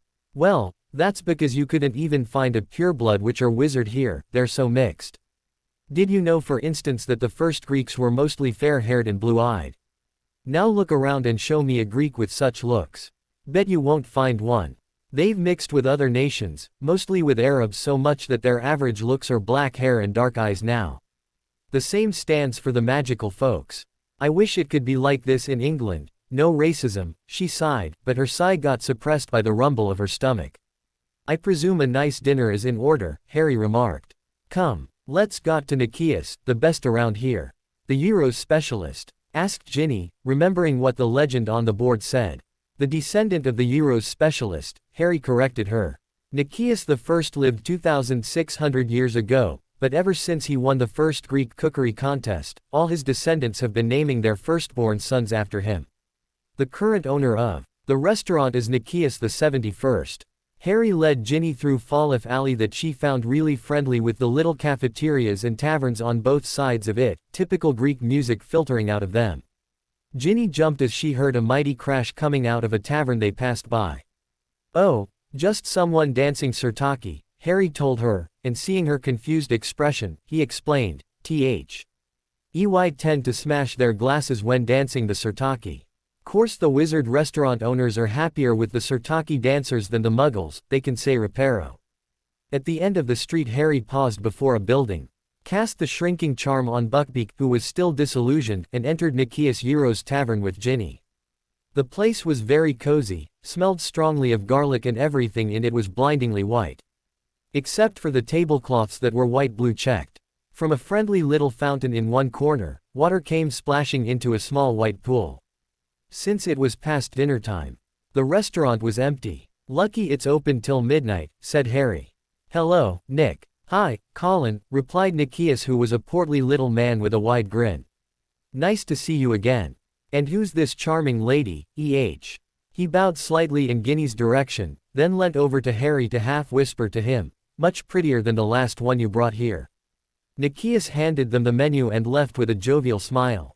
Ginny sat down with an eyebrow arched at Harry. So, Colin, what sort of women have you brought here before? Harry waved. No one of any importance. Let's have a look at the menu, shall we? She nodded, somewhat miffed that he hadn't satisfied her curiosity. Moussakas, she read out. What's moussakas? Some stuff made of aubergine and ground meat baked into pasta. And calamars. Squid filled with rice and eau cheese. Ew, she commented. I suggest you try the gyros, that's what Nick's famous of, after all. And what's Aristotle's favorite? She asked, looking at the menu. I wouldn't want to try it if I were you, he replied. Why? She pressed. What's that? Camel. Camel. She gasped. You must be kidding. I'm not. The great Aristotle's favorite meal was camel. Seeing Ginny's disgusted face he had to chuckle. That's still loads better than what people used to eat in ancient Sparta. How very true, chimed in Nikias, who had returned to take the order. Those blokes used to mix pig's blood with salt and vinegar and call it soup. At Ginny's grimace the restaurateur continued enthusiastically, the people of Athens had quite a low opinion of the Spartan cuisine. They used to say, the Spartans are bragging about being the bravest nation in the world. Well, they must be right, if they dare eat what they cook. Also, my ancestor Nikeas the first always said that, it's not surprising that the Spartans are so willing to die on the battlefield, death can only be better than eating their horrible dishes. Well, have you chosen, Colin? Yeah, Harry said. 2 euros, please, Nick. Best choice, Colin, best choice, the owner said and left for the kitchen. Now perhaps we could talk about my case, Ginny said as Nikias was out of earshot. I take it you haven't brought me to Greece just to entertain me with horror stories of the Spartans, have you? You said here we'd find a way to free me. Well, yeah, he said heavily. At least I was hoping to find something here that might help. And may I know where we are going to start our search? But Harry didn't reply. He stiffened for a second, then rolled his eyes an expression, not this again, on his face. Ginny had no idea what had happened. All she saw was a thin, slightly loony-looking chap walk into the tavern. Harry's back was turned on the door, but he might have seen it with his special 360-degree vision. Aha! Dudley Dursley! The chap yelled. Spiro! Harry turned around. How did you recognize me from behind? That untidy mess you have for hair is unmistakable, replied the bloke through gritted teeth and quickly dug his hand into his waistcoat, jerking out his wand. Ginny gaped at Harry, who was sitting on his chair lazily, seemingly shaken by having a wand pointed at him. Ah, Ginny, let me introduce you Spiridion Papaphodiou, who's here to kill me. An 2, Pang lingua means, tell, O my tongue, the first words of a Latin hymn by St. Thomas Aquinas. The first words of which in the English version run, now, my tongue, the mystery telling, thanks to Michael for this information, smiley face Jana Richardson. The Addams family reference was the bomb in the present. Fester Addams got such a present from his evil wife who wanted to kill him with the bomb. Ho Kazoku Kaga, me, too. I'd rather have him as a friend or lover winking face. Wood's secret lover, I hate fudge, too. That's why I killed him laughing face. I didn't like Dumbledore in Utki either. Most of the FIC is set from August 2003 till June 2004, with some flashbacks to 1996-1998. Yep, Omnia Vincit Amor laughing face. No. I wasn't a moody teenager, I was a very peaceful one, unlike any other winking face. Yeah, there's at least 15 years between Tonks and Remus, but I think they'd make a cute couple. Then again, I love the Harry-Tonks ship as well. Which is even weirder. Winking face. The baby's name is Brian, I think, but I haven't written about the christening yet. It'll be in the final chapter if it will be mentioned at all, and I'm not sure about it. I haven't seen a single eclair yet, but let's assume that wizards have pink eclairs as well. Smiley face. Hedwig 55. Yep, Ginny's child is from Harry. Draco has come back now, as you've seen. Gatsu 87645. I'm still tweaking the story, so I'm not going to post it any quicker. I think it's quick enough. I post a new chapter every 5 to 6 days, while most fanfic authors update once in every 2 months. Glad you like the FIC. Smiley face. Shadowchilled. Voldy boy isn't in Greece, what made you think he was there? As for your other question, yep, obviously. Elfie 19, of course I remember why. Oh you smiley face. I don't really think it was Wormtail who overheard the discussion, I just decided to make him be the one in this FIC. Actually I rather think it had been Mundungus, but I didn't want to put him into the story. No, the girl with no name isn't the baby, but the fake Cho. I don't have anything against gays, but Draco still looked like one in that pic, and I think he shouldn't look like that. Why didn't Harry find his daughter? Well, because she'd been well hidden from him. Yeah, the fake Cho is who you think she is. Black Ice. The reunion part was needed to give Harry and Ginny an opportunity to borrow Buckbeak. As for Tonks calling Remus Remy, I can imagine her call her hubby various nicknames. IMHO she's that type. But I might be wrong, of course. Lavender Brown. Why wouldn't Cho still be a virgin? She was only 17 in chapter 5. After all, and I doubt she'd had a chance to shag Cedric before he died. She'd only been 15 back then. See, Draco didn't need to come back to Malfoy Mono. R to get to know about Ginny, eloping, with Harry. Tap dancing widow. Yes, the other daughter will have a huge role in the FIC. The references were, the Addams family one was Harry getting a bomb. Fester Addams got one from his wife. The enemy reference was Vicar Diggle. X To Naga. P greater than was a mistyped HTML tag that I didn't notice. Lol, you're probably right about Dudley's worst memories. Winking face. Yes, the girl's aim was to get pregnant. Definitely. I didn't really consider Parvati as Harry's date, at least he hadn't wanted to go with her, he just had to. You'll find out Linda's family name in chapter 19, no sooner. You got the greatest enemy reference. Albus died fighting Voldy, since no one else could have killed him. Yeah, Ginny does have a backup hand, but I know it from experience that writing with your left hand sucks. I barely can. No, Ginny didn't tell anyone she'd seen Harry in the bushes on the night of her wedding. Hypnotic babe, because Ginny's no murderer, she's too nice for that. Lords. Bingo. The title comes from Have Yourself a Merry Little Christmas smiley face. Are you the same Lords who lives in the Dominican Republic and used to go by the name Red Riding Hood, or are you another Lords? Ta Mara R. Nope. Draco won't make things easy for them. Nay 13. There's a site called Fiction Alley, and Schnoogle is a part of it.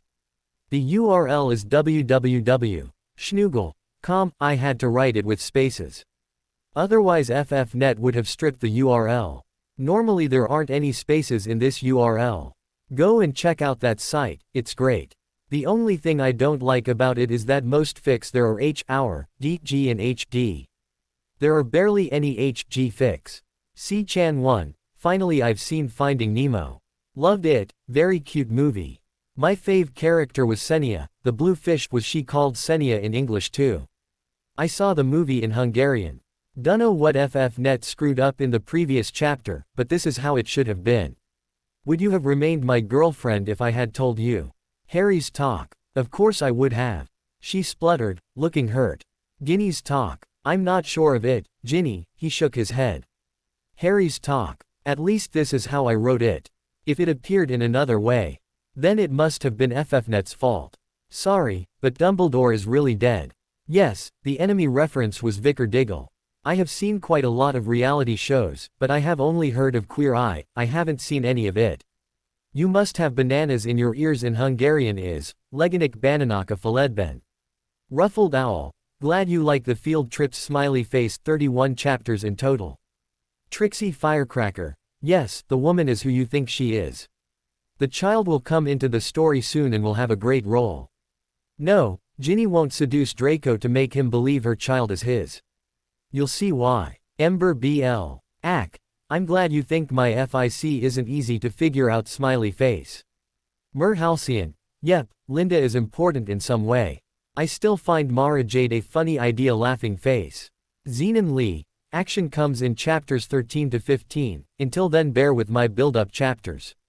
Please. No, Ginny won't be in mortal peril from Draco, but from other things, maybe. Incan. Yes, the enemy reference was Vicar Diggle. Ginny wouldn't have been able to find a description of the Fate's charm, for it has long been deleted from all records, at least most people think so. Even certain people in chapter 10 will be surprised that it hadn't been deleted from all books, for it should have been. Bingo, you got the time freezing idea well. Does Linda sound sympathetic? Good, I was aiming for that. Glad you like the Remus Lupin's all-flavor Tonks line smiley face. K. C. Hunter. Well, even if Draco had died, but someone else cut Arthur's hair, then the curse would still kill him, if that's what you wanted to know. The curse doesn't depend on the person who cast it. Also, it had been cast by Lucius. And Lucius is long dead, however, the curse is still in effect. Elizabeth Darcy. I can't tell you which kid survives, it'd give away too much winking face. Linda had a good reason to seduce Harry. You'll get to know later.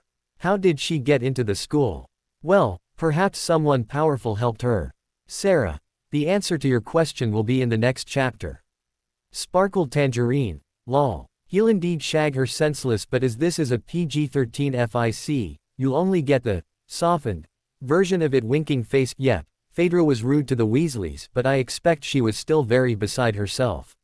She'll continue being a bit rude in the future as well, but in most cases her rudeness will be entertaining. Sorry, you didn't get to see her reaction, but as you see, she acted immediately and contacted Draco. Yes, Harry will meet his child. Princess Ginny, how did your football match go? No, Hermione won't figure out anything in this FIC, for she will barely have any role. The Sam. E stands for Ron and all the Weasleys, except Ginny, who is a central character. Missy. The right spelling is Legilimensy smiley face. Yes, I remember the word fanfictionally-tastic, I just didn't remember that it had come from you smiley face. Indigo Ziana. Lol, I was in stitches when reading your review. You aren't the first reviewer who talked about Linda being Tatiana.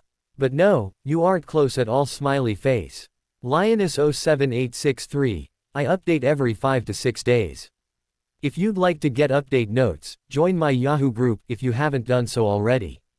Link is in my FFnet profile. Altec. Yes, perhaps even Draco has some good in him. Might turn out so later. The Addams Family reference was the bomb. Fester's wife gave him a bomb in a nice package. Yep, you're right about what you said in your second review. Salyeva. I have been called many things before: Queen, Mistress of Cliffhangers, JKR in disguise, Dark Lady of the Sith, but never the Queen of Angst. Lol. I think I'm better at humor than angst, but if you say that I'm good at angst too, then I believe you laughing face. Punky Poet. Nope, Linda didn't use a potion to turn young, she only used polyjuice to turn into Cho, but that didn't change her real age.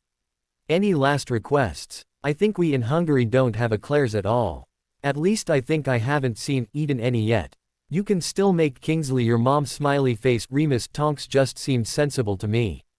Apart from that, I love Harry Tonks. Actually I like HT more than Remus Tonks, but I rather want to see Harry with Ginny.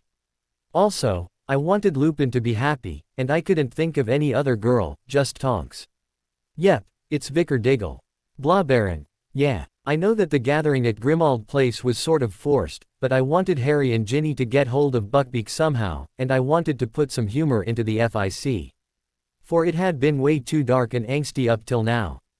Also, I felt it'd be unfair if Ron and Hermione didn't have a chance to see Harry now. Nope, the Polyjuice can't change ages, at least IMHO. The mystery girl's age will be explained in another way. Up till now only one reviewer has managed to guess how. Heavenly 182 Angel, thanks for suggesting my group to your friends. I'm glad you like my arts there, smiley face. Lady or Ravenclaw, yeah. The age difference between Herm and Snape is bigger than between Remus and Tonks. I'm anti-Cho, too, as you might have seen if you've read The Greatest Enemy. I don't know whether you have or not. Fragilicious, the 5th book put me off a bit, too. I also found it very dark and depressing. Ginny wasn't really preoccupied about suntan lotion, she was just joking, as you'll see later as well. Harry's daughter isn't in Greece, why would she be? You can guess who the child is with now.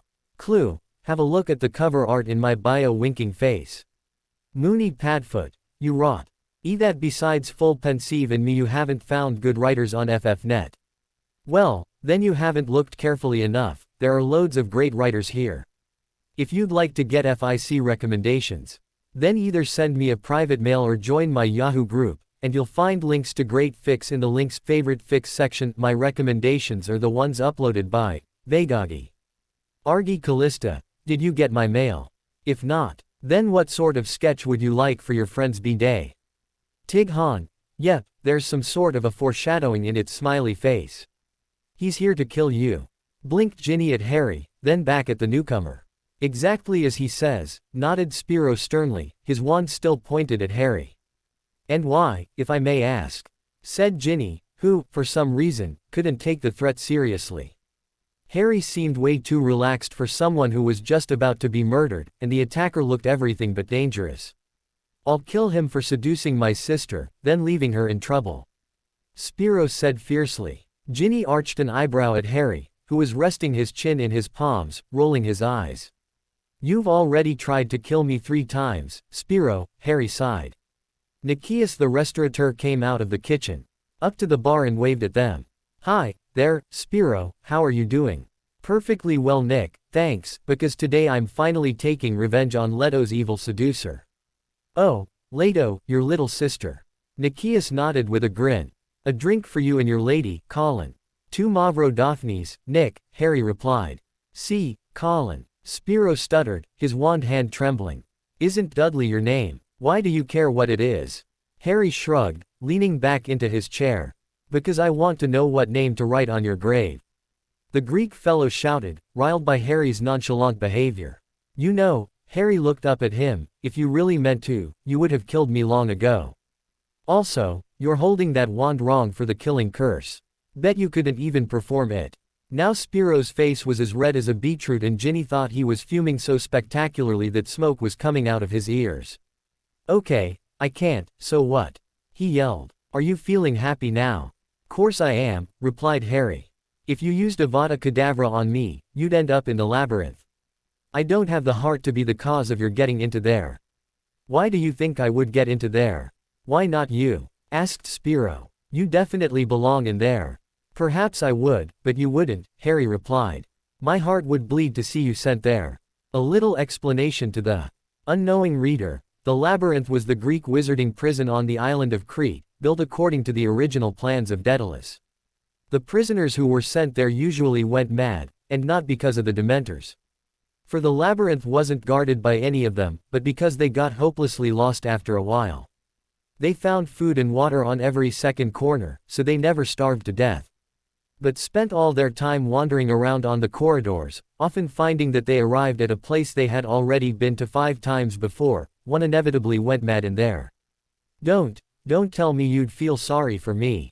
Spiro's voice rose in pitch, and his right hand was shaking so madly that he almost dropped his wand. Of course I would be sorry, Harry replied quietly. Why do you think I asked your sister for a date here a month ago? To shag her. Harry shook his head. No, I did it to tell her to try and dissuade you from joining the circle, Spiro. I wouldn't say you're not talented. But, well, you are definitely not circle material. I knew this from the beginning and I thought you'd be risking your life too much if you joined. Aha, I'm not good enough, am I? Spiro stamped his foot. Sorry to disappoint you, Dudley, or Colin, or whatever, but it's too late. I'm a member, since yesterday. My condolences to your sister, then, Harry said. So, you're still thinking of my sister. So you admit that you're the father of her child. Nikias arrived at their table with the 2 glasses of Mavro Daphne, a famous Greek red wine. Have I heard it right? He turned to Spiro cheerfully. Are you going to be an uncle? Congrats. And Colin's the father. He squinted at Harry with a mischievous grin. I'm not, Harry replied. Or two, Spiro shouted, grabbing. His wand still pointed at Harry so tightly that it almost cracked. Is that what your sister says too? No, she says it wasn't you, but I know she's just covering for you, you evil, foul, Don Juan. But I'll be fair and I'll defeat you in a proper wizard duel. Pull out your wand, you scurvy dog, and fight. Don't make me. Aha. The Great Dursley chickened out. Great Dursley, Harry savored the sound of the phrase. Would you care calling me Big D? Spiro blinked stupidly. Why? Big D's my cousin and a famous boxer. Any bloke he beats up will be very sorry, the same stands for me. Don, T-cross me if you don't want to be very sorry. In your own interest. Don't you dare tell me what to do, not after you got my sister pregnant. The Greek wizard spluttered. How many times do I have to tell you it wasn't me? Never even touched your sister. Then who was it, Presumably someone very, very short-sighted. What do you mean? Spiro was truly getting confused. I mean she strongly resembles a mixture of Millicent Bulstrode and Dolores Umbridge, replied Harry, half to Spiro, half to Ginny. The latter couldn't hide her grin. She was finding the situation less and less dangerous and more amusing. Clearly Spiridion hadn't understood what Harry meant and was at the end of his tether, shaking with rage. I don't care what you're raving about, Dursley, pull out your wand and fight like a man. As though nothing had happened, Harry lazily reached out for his glass of wine. Cheers, he glanced at Ginny and downed the wine in one gulp, then made to put the glass back on the table. But instead of putting it down, he raised his arm in the blink of an eye and thrust his elbow hard into Spiro's stomach. The Greek fellow doubled over, but before he could even straighten his back, Harry's fist had knocked his wand out of his grip and in the meantime tripped him. Spiro landed on his back and blacked out. Seeing Ginny's concerned expression, Harry shrugged. Knocked his head against the floor. But nothing serious, don't worry. He picked up the wand of his attacker, and sat back at the table. Ah, see, Nick's bringing our Euroses. The restaurateur stepped over Spiro's unconscious body and placed their dinner in front of them. Didn't want to use spells and take the place apart, Nick, said Harry cheerfully. I had to do it the Muggle way, he grinned at Ginny. The real Big D would be green with envy, he never managed to knock someone out in 4 seconds. Don't worry about him, Nick, he'll be all right. Who's worried? Nikias smirked. Spiro's been looking for trouble, he got it. I'm just wondering what to do with him now. He pointed at the inert body of the foolish Mr. Papafotiu. We'll take care of him, won't we, Ginny? Replied Harry helpfully. Do you have a free room, Nick? 1 or 2? Asked the owner, who had some sort of a small hotel above the restaurant. Ginny was just about to say 2, but Harry was quicker. 1, my cousin and I don't mind sleeping in the same room. Actually, we'll bring Spiro up there and look after him until he comes around. You have a good heart, Colin, the restaurateur beamed at him, and a charming cousin, too. Since when have I been your cousin? Asked Ginny 10 minutes later, dropping herself into an armchair in their room above Nikias Tavern. Since you don't seem to be too closely related to me, Harry replied. Letting Spiro's body that he had carried upstairs with Mobilicorpus fall onto the carpet. I couldn't have said you were my sister, could I? And I supposed you wouldn't be too happy if I called you my girlfriend. For a moment their eyes met, remembering what it had been like to be boyfriend and girlfriend. Not anymore, that is, Harry added and looked away, busying himself with Spiro. He conjured ropes to bind the chap's wrists and ankles together and pulled out some of his hairs. What are you doing? Ginny asked. I need his hair for polyjuice. Polyjuice? What for? Before Spiro arrived to kill me, I was just about to tell you about the Book of Athena. Seeing her bewildered look, he carried on. It's a very special book that's in the possession of the Circle. Some say the book was written by none other than Pallas Athena, the goddess of wisdom. Course I don't believe it, but it's still a great book and it might help us. Help us? How? Ginny's eyes widened. Does it have information on the you-know-what? Not directly. This book doesn't give the answers to questions like, how can I make 5,000 galleons a day? Or, how can I get rid of my annoying mother-in-law? No. It tells you whom you should ask to get the answer to your question. Weird, she said contemplatively. Does it mean that you ask the book how I can be freed, and it'll give why? Oh, you the name of the person who can free me. Yes, or the name of the person who knows what to do or where to go. But, why do you need Spiro's hair to read that book? Because I quit the Circle, Ginny. If I were going back with Fedra, they might allow me to rejoin them, but since I'm going alone, I might get into trouble. They don't really like people who are unfaithful to them, you know. But, Spiro here just said that he got made a member yesterday, and if I go there in his form, I won't get into trouble. Certainly you'll have to take care of him, we can't have him bursting in on me when I'm looking like him. The Circle people would easily find out which one of us was the real Papafotiu. I don't think he'll be bursting in on you, especially with his arms and legs bound, Ginny remarked. But tell me, how on earth are you going to get polyjuice? It takes a month to brew, and we can't keep your little assassin friend here for a month, not to mention that Draco might find out by then. And, her eyes suddenly filled with tears. What if he cuts the... He won't. Harry reached out and pulled her to himself very gently. Draco wants to have you as his wife, and if he cuts Arthur's hair, he'll lose you. Of course he'll lose you either way, because we're going to set you free and watch him explode with rage. Ginny produced a sound somewhere between a chuckle and a sniff. But Harry, what if he gets to know that I ran away with you and gets so angry that he cuts it? I don't want Dad to die. See, that's why we have to act as quick as possible. That's why I'm going to ask the book tonight. And don't you worry about polyjuice. I have connections in Aesculapius, apothecary. They always have some polyjuice ready, you only have to add the hairs. Isn't it illegal? She furrowed her brow. Naturally it's illegal, but the salesgirl is a good acquaintance of mine, she's always ready to help. Ginny was just about to ask Harry how good an acquaintance this salesgirl was, but thought better of it. Be careful, Harry, she leant over and kissed him on the cheek. Don't worry about me, he grinned at her, just take care of Spiro. Cast a silencing charm on the room. We don't want people to hear him shouting for help.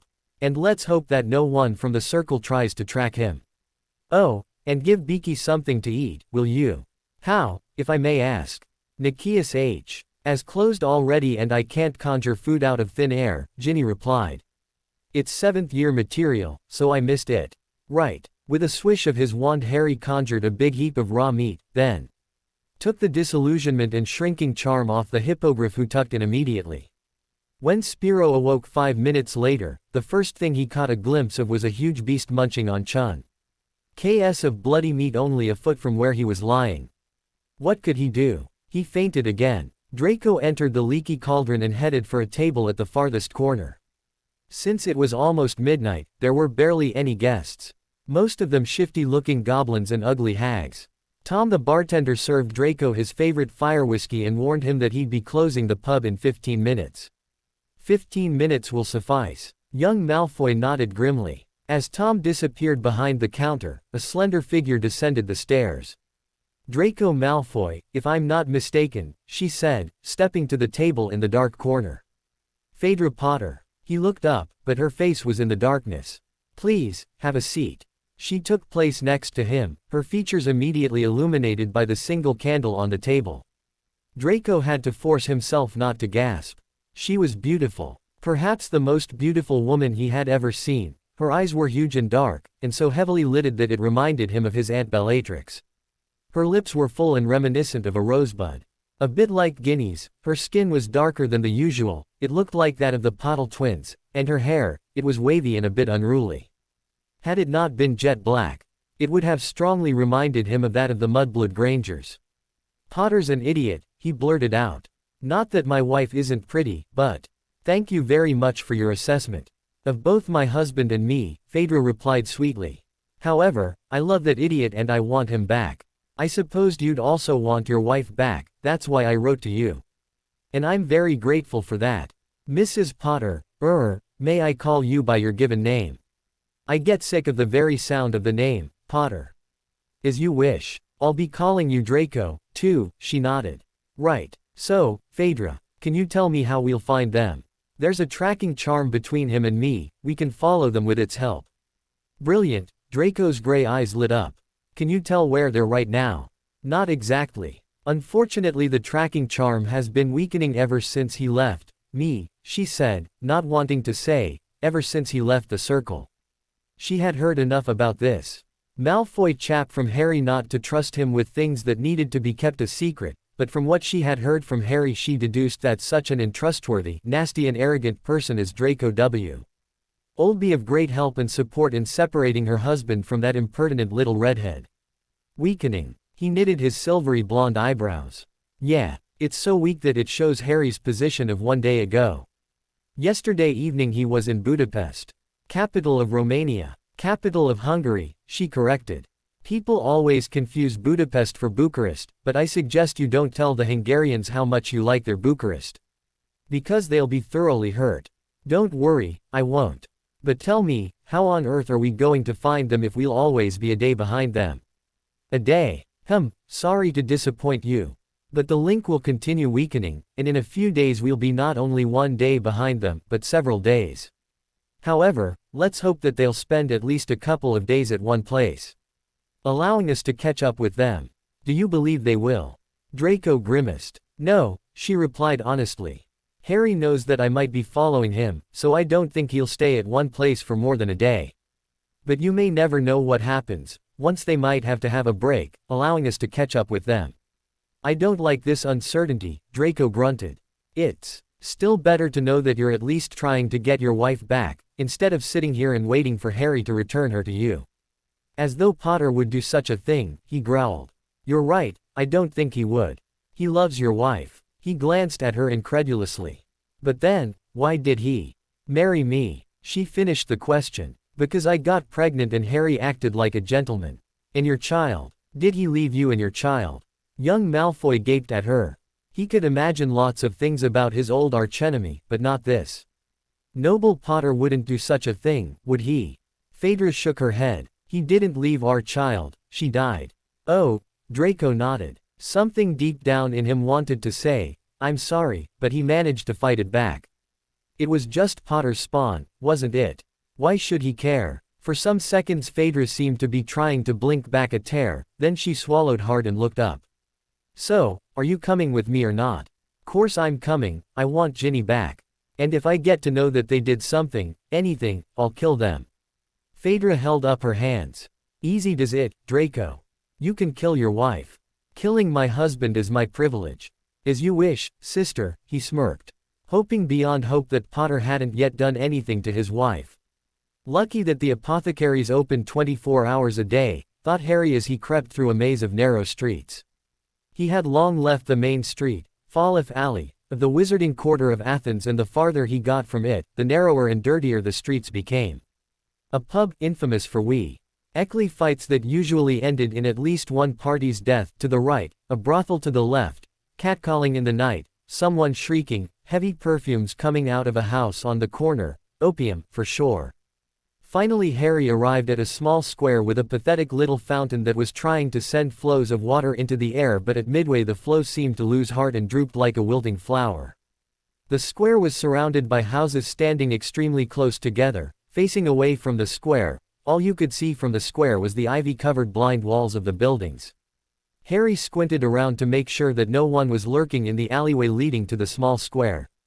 The streets around were deserted, not even the leaves of ivy on the walls around moved.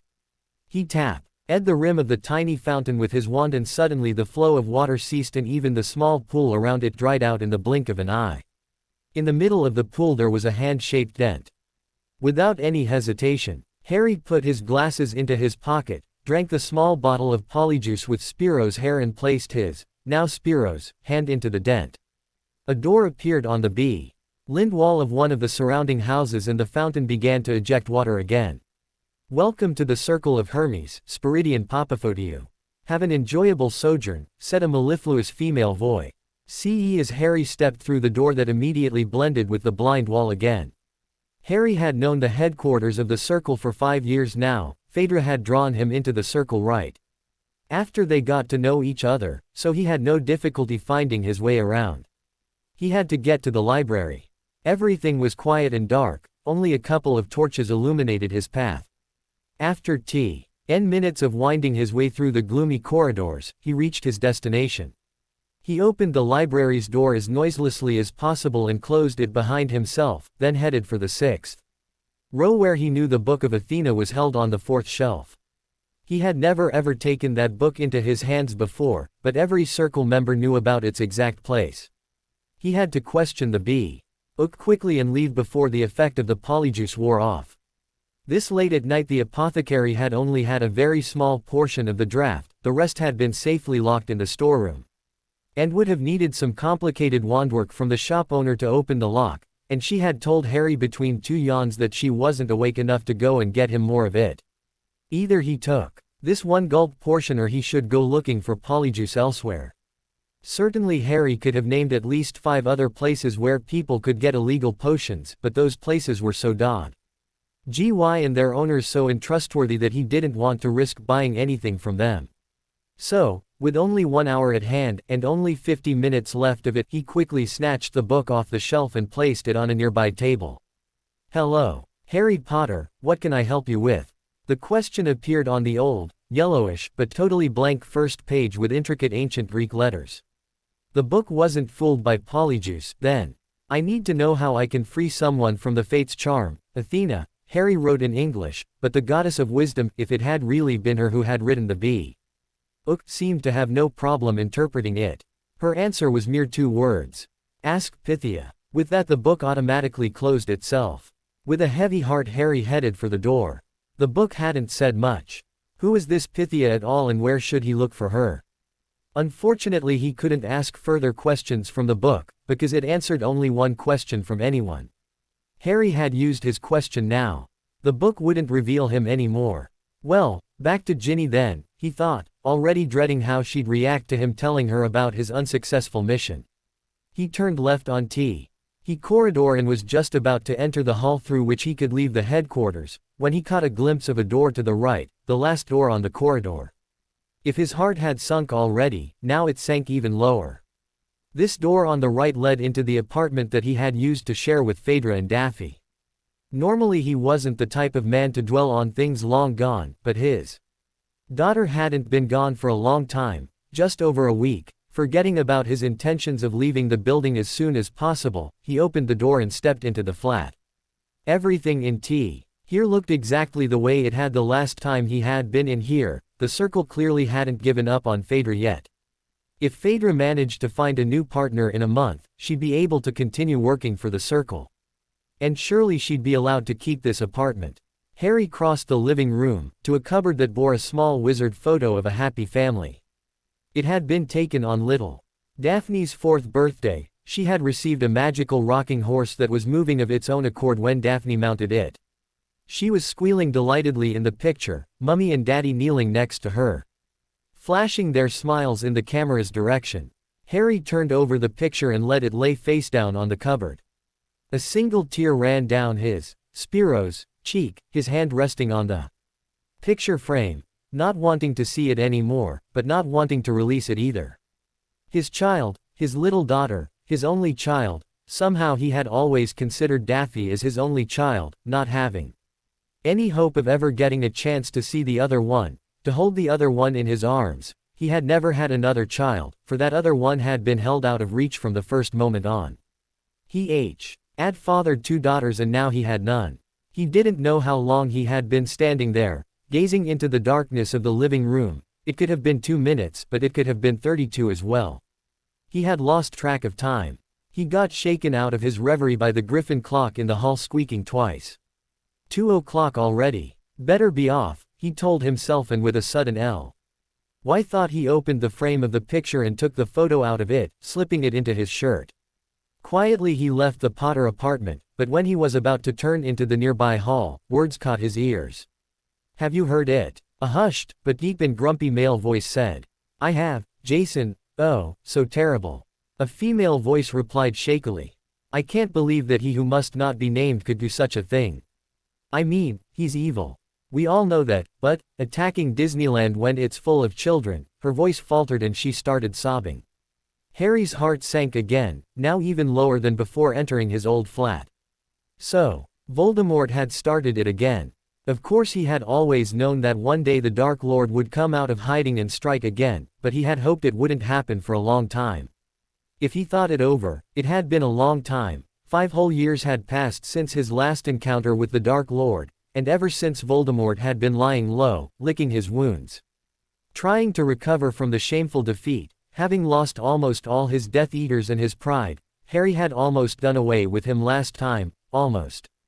And now it seemed that 5 years had been enough for Voldemort to gather his strength and return. Like some boomerang, whenever you got rid of him, or you thought you got rid of him, he'd return. Yes, the gruff male voice replied to the female.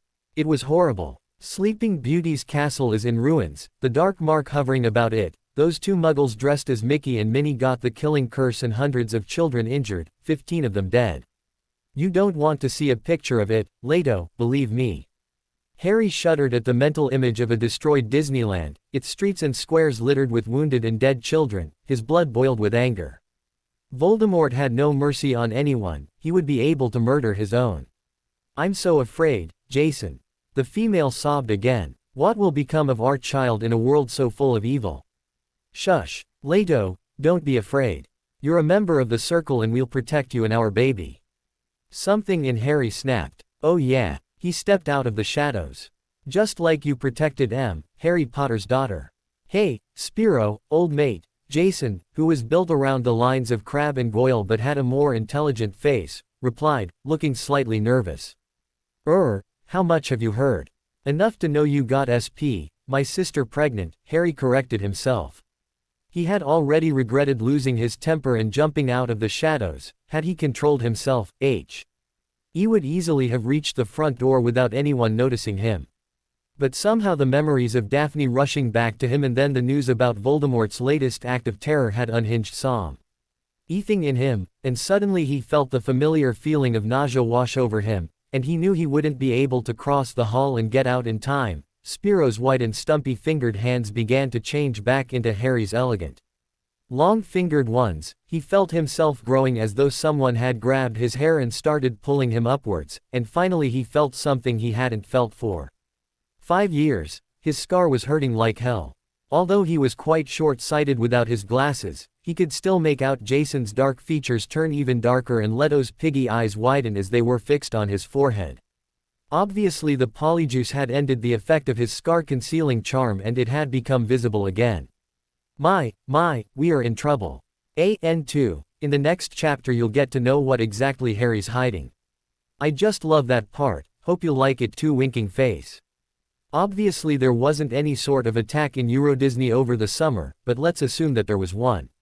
I could have chosen another location for the attack, but Euro Disney was the place where I have spent the happiest day of my life, and I thought it'd be horrible if Voldemort attacked such a wonderful place. Trixie Firecracker. Glad you like the details in the FIC, I feared that some people would find them boring. What Harry feels for Ginny is love, not just lust, however, he tries to suppress it. C-Chan 1, I don't think Draco would have cut the hair now, but later he might feel like cutting it. Iggy tries to look enigmatic asterisk. My friend Kati who has been to Greece told me that most people use mopeds there. That's why I wrote it into the FIC. Glad you like the Dudley Dursley line. Is that Peter Pan movie with real characters a Disney one, too? I've seen its trailer before. Nemo, it looked good. There's no word like Euro. It's Euros but it's not plural. Funnily, once a Hungarian person went to live in Sweden and started selling a typical Hungarian food called longus there, and people of Sweden thought that longus was in plural, and just called it longo, but it wasn't in plural, longus is the singular form. Weird, huh? The same stands for euros. As for the pronunciation of Leganik Bananoka Faledben, it is something like Ledanik Bananoka Faledben. I suppose native English speakers can't pronounce the letter U, so I is the closest to it. English just doesn't have this sound. Altec. As you see, Spiro isn't a bounty hunter, just some very stupid member of the circle. Flashback in the next chapter. Lioness 07863. Nope, Harry really didn't count on Fedra contacting Draco. Hedwig 55. What didn't you understand? Chapter 6. Chapter 7. Send me an owl with the subject, question from Hedwig 55 so that I won't think it's spam or virus, and we'll discuss it off FFnet, okay. Ginny is going to get pregnant in Chapter 15.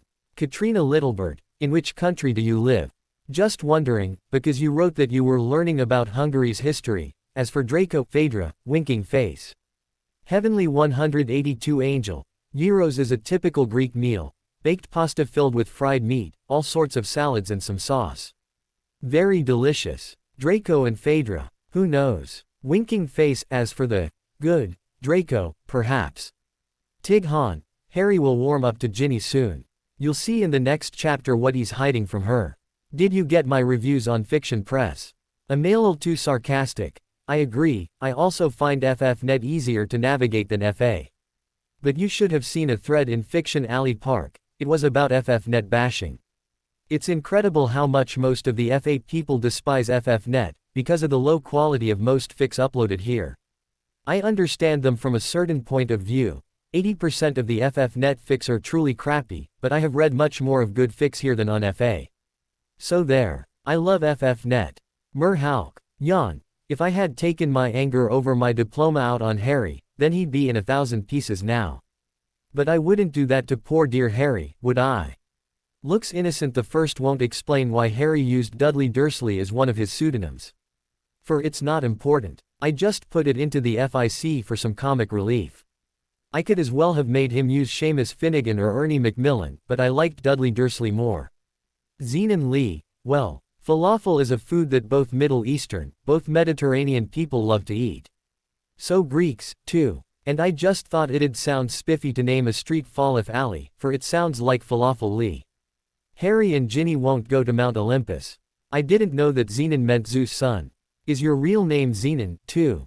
Nope, H and G aren't going to Asia, and I haven't seen a single episode of Carmen Sandiego. Yep, this story does have cases of adultery. But don't worry, Voldy won't shag anyone anymore. Spiro is a FBI, CIA agent. Ha ha ha ha. He's way too stupid for that, laughing face. Ember Black. Obviously Harry's wife is jealous. You are still trying to figure out why they got married. Because Fedra got pregnant and Harry wanted to make their kid legal. The FIC will have 31 chapters, just like Enemy. Princess Ginny. What is Hermione missing? I didn't get that. Congrats, glad you won. Smiley face. Shizuko. What? You'd rather see Harry with Fedra. Why? Incan. Yep, I like Greece. Wish I could visit it, but fat chance. Given that next year the Olympic Games will be there, and everything will be too damn expensive. I wanted to travel to Greece in 2004, but now I no longer think I will. Perhaps rather to Italy or Spain. There could be racism in Greece, but let's assume that only some muggles are racists, the wizards aren't. I didn't name Spiro after a French comic character. For I have never heard of a comic character named Spiro. I just asked my friend Kati to suggest me Greek names, for she had already been to Greece, and she said that every second boy there was called Spiro. Fragilicious. The FIC is 31 chapters long. Is the 18th of February your birthday? Great, because mine is 19th February. So perhaps I'll update on the 18th or the 19th. Smiley face. About Enemy. I thought it'd be cool if HG had triplets. And it has nothing to do with Ginny's age, it was just for the fun. Yep, 11 is too young to snog, but I wanted to put some romance into the FIC besides Snape Bradley. So I had to put some child snogging into it, too. Yvette not Yvonne is a year younger than Lily. Yvette is in second year, Lily is in third, and Christopher is the same age as Lily. As for the pick of the enemy trio, drop me a mail. And I'll send it to you in a reply mail. Wizzaby, now you see why the random guy wanted to kill Harry. Spiro's a real idiot, but I sort of like his character, especially later. Of the West, were you surprised that Draco was sleeping with Pansy? I thought it was pretty natural. I'm glad I could brighten your day. Smiley face. Wood's secret lover. Yup, it's come back down, it was a typo. Lol. You are the one who came closest to reality concerning Spiro's personality. He's really close to a mental hospital escapee. Laughing face. Yep, Harry uses way too many names, but Nikias knows him as Colin. And doesn't care that Spiro called him Dudley. Harry's using pseudonyms will have an important role later. Amaranta. Nice to see ya again. Smiley face. Yes, the girl was who you thought she was. Rebkos. Glad to see you back. What Star Wars thing did you detect in the last scene? Hermione Weasley. Dunno about Harry's personality. Even in JKR's writing his personality seems to change, a lot. Compared to the more or less peaceful boy of books 1 to 4, he seems to be a raving maniac in book 5, at least that's how I see him. Certainly I understand why he's changed, he's gone through a lot. However, in my FIC he's gone through even more than in JKR's books, so no wonder that he's changed, no wonder that he's become bitter and sarcastic, and he tries to look funny, hoping that he can hide his pain this way. I hope that makes sense. HG Lover. I started to read the FIC you recommended, it looks good so far. Smiley face. Sweet 775. The Hungarian sentences translate as, what am I doing here? People say that, Lakem, what's Lakem? Held my husband in place while I severed his head from his body. But it isn't true, I'm innocent. I don't know why Uncle Sam says that I did it. I tried to explain it to the police. But they didn't understand me. No, I haven't seen Chicago. Is Lakem a person's name? Should it be written as Lakem? Inigma. Yes, Harry's really powerful, but he isn't the superhero Harry. He will have to face the fact that not even he is invincible. He's just human, after all. Blaubeeren. Is the Tokay wine mentioned in his Dark Materials? I don't remember it, although I've read that series. However, I remember that in Philip Pullman's Sally Lockhart trilogy the Tokay wine is mentioned. Smiley face. Do you like his Dark Materials? I didn't. I like the Sally Lockhart series, but not this one. Well, the Akarja e Nachad. Hogi Elhazam Anodajat has to be pronounced as, in German pronunciation, Akarja e Nachad, Hoj Elhusam Anutajat. Yeah, goulash is a soup, and in original Hungarian it's written as, Gulyas. Dunno how far away the Burrow is from London, but I don't think it's important. Glad you like the Troy Portkey story. Winking face. I haven't eaten falafel yet, only gyros, but Al. Leggedly falafel is simply the vegetarian version of gyros. Is that true? Hypnotic babe. Well, Ginny isn't sitting back now, she's doing something against her, prisoner of marriage, state. Nope, the language charm wasn't in JKR's books. I made it up, based on the Bible. Read back in chapter 4 where Harry talks about it. I still say that Fedra isn't evil. Just a bit selfish. Elfie 19. Yep, Spiro called Harry Dudley Dursley. You pronounce Spiro as Spiro. Well, Harry's pseudonyms so far are Dudley, Colin, Dean. He'll have another later, not telling what just yet. Sparkle Tangerine, hopefully La. Tear. You'll find Fedra's rudeness funny. No, I haven't been to Greece, but I would love to go there. Euros is cool, I love it too. Laughing face. As you see, Spiro isn't Fedra's ex or brother. Well, obviously my Harry is calm and cool. For he's gone through so much and learned so much that he is no longer that quick-tempered boy who he had once been. In the circle he had to learn to control his temper if he wanted to achieve things, he had to grow up.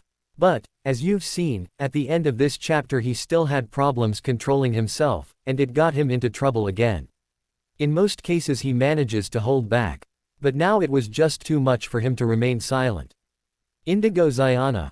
Well, Fedra might be slightly bitchy, but perhaps your view of her will change a bit later.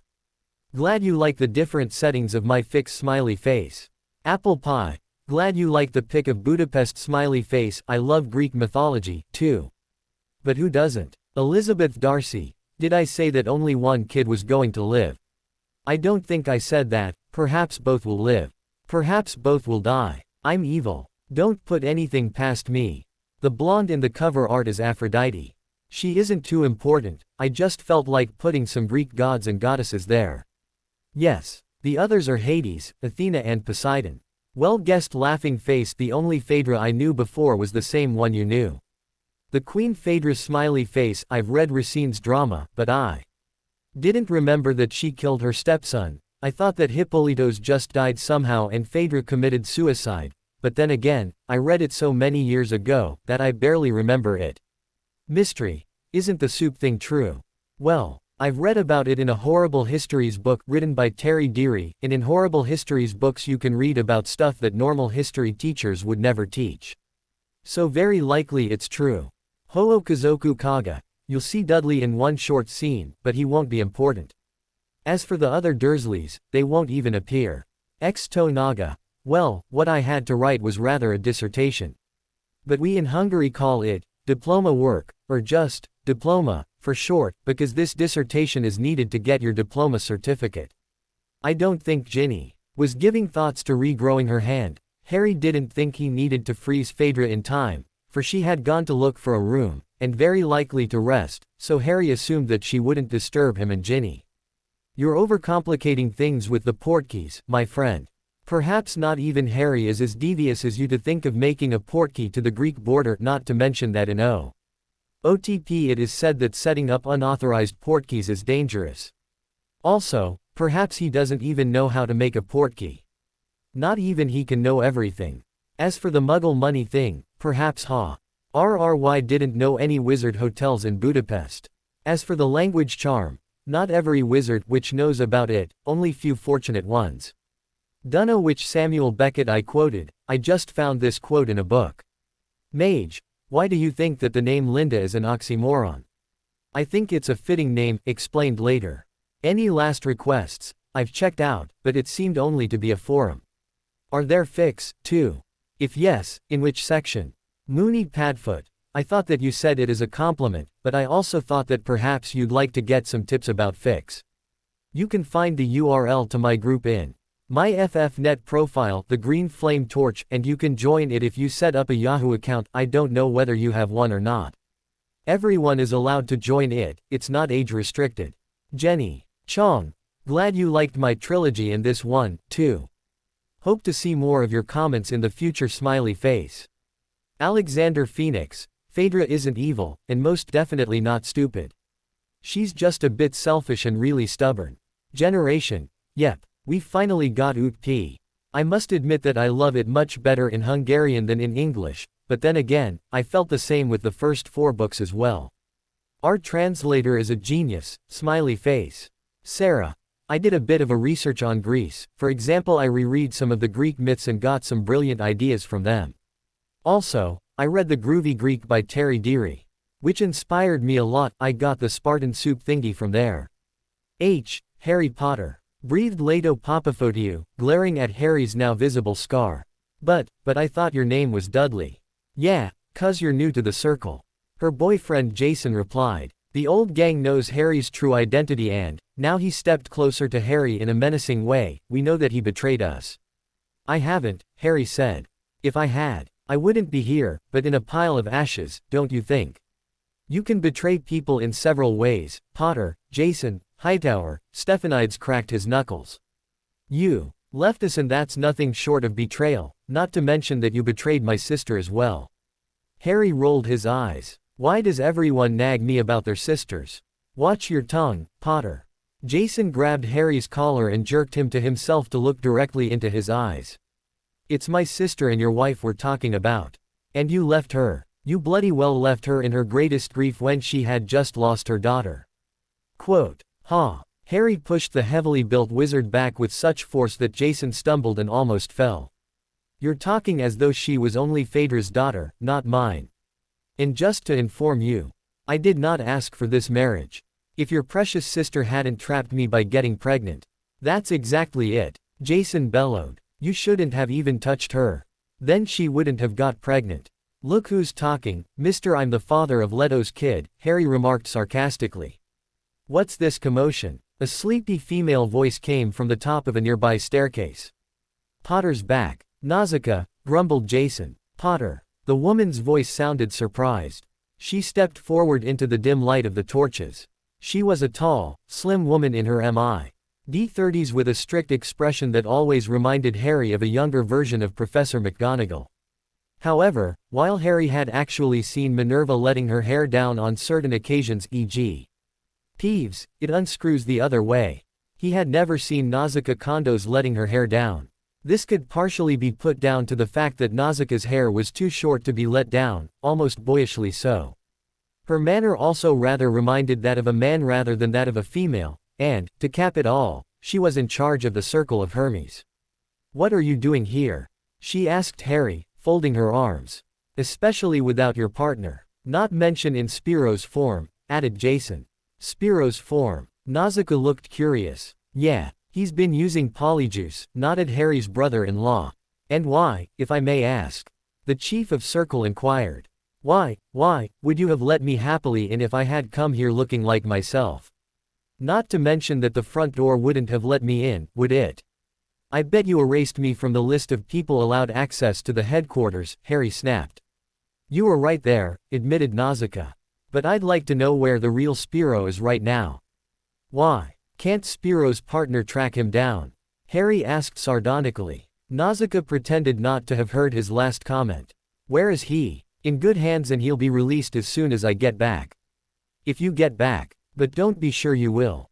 I'm going to make heroes of you, Potter, Jason growled, gnashing his teeth, and he would have lunged at Harry if Chief Nausicaa hadn't thrown her arm out to stop him.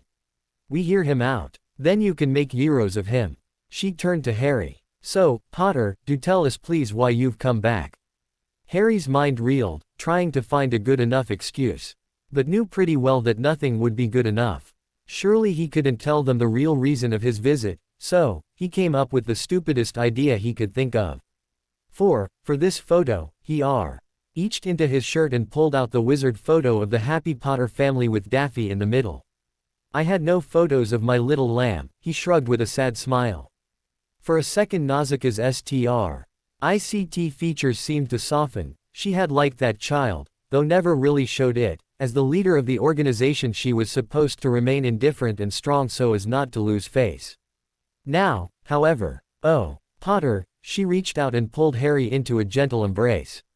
I'm sorry about your daughter, she drew back, but not even her death justifies your betrayal of the Circle. Jason, he's yours. Harry's brother-in-law stepped forward with a nasty, hungry grin on his face. You're going to pay now, Potter. Too bad, Harry sighed and clasped his hands behind his back. Don't irritate me, Potter. Jason gritted his teeth, fumbling for his wand inside his shirt. Important note. Greek wizards don't wear robes, because robes are too warm and don't allow a healthy breeze around most of their body parts. They prefer muggle clothing that consists of black trousers, white shirt and often a black hat. Witches wear black skirt, white blouse and occasionally a shawl around their heads. After this little digression into the world of fashion, let's see Jason getting really angry. I'm really mad now, Potter. He shouted, jerking his wand out of his shirt. Foder, Expelliarmus, said Harry nonchalantly. At the same second he had managed to pull his wand out without his opponent noticing. While Jason had been looking for his wand in his shirt, Harry had merely slipped his hand into his back pocket. Had Mad Eye been here, he would surely have expressed his opinion about the dangers of keeping wands in your back pocket.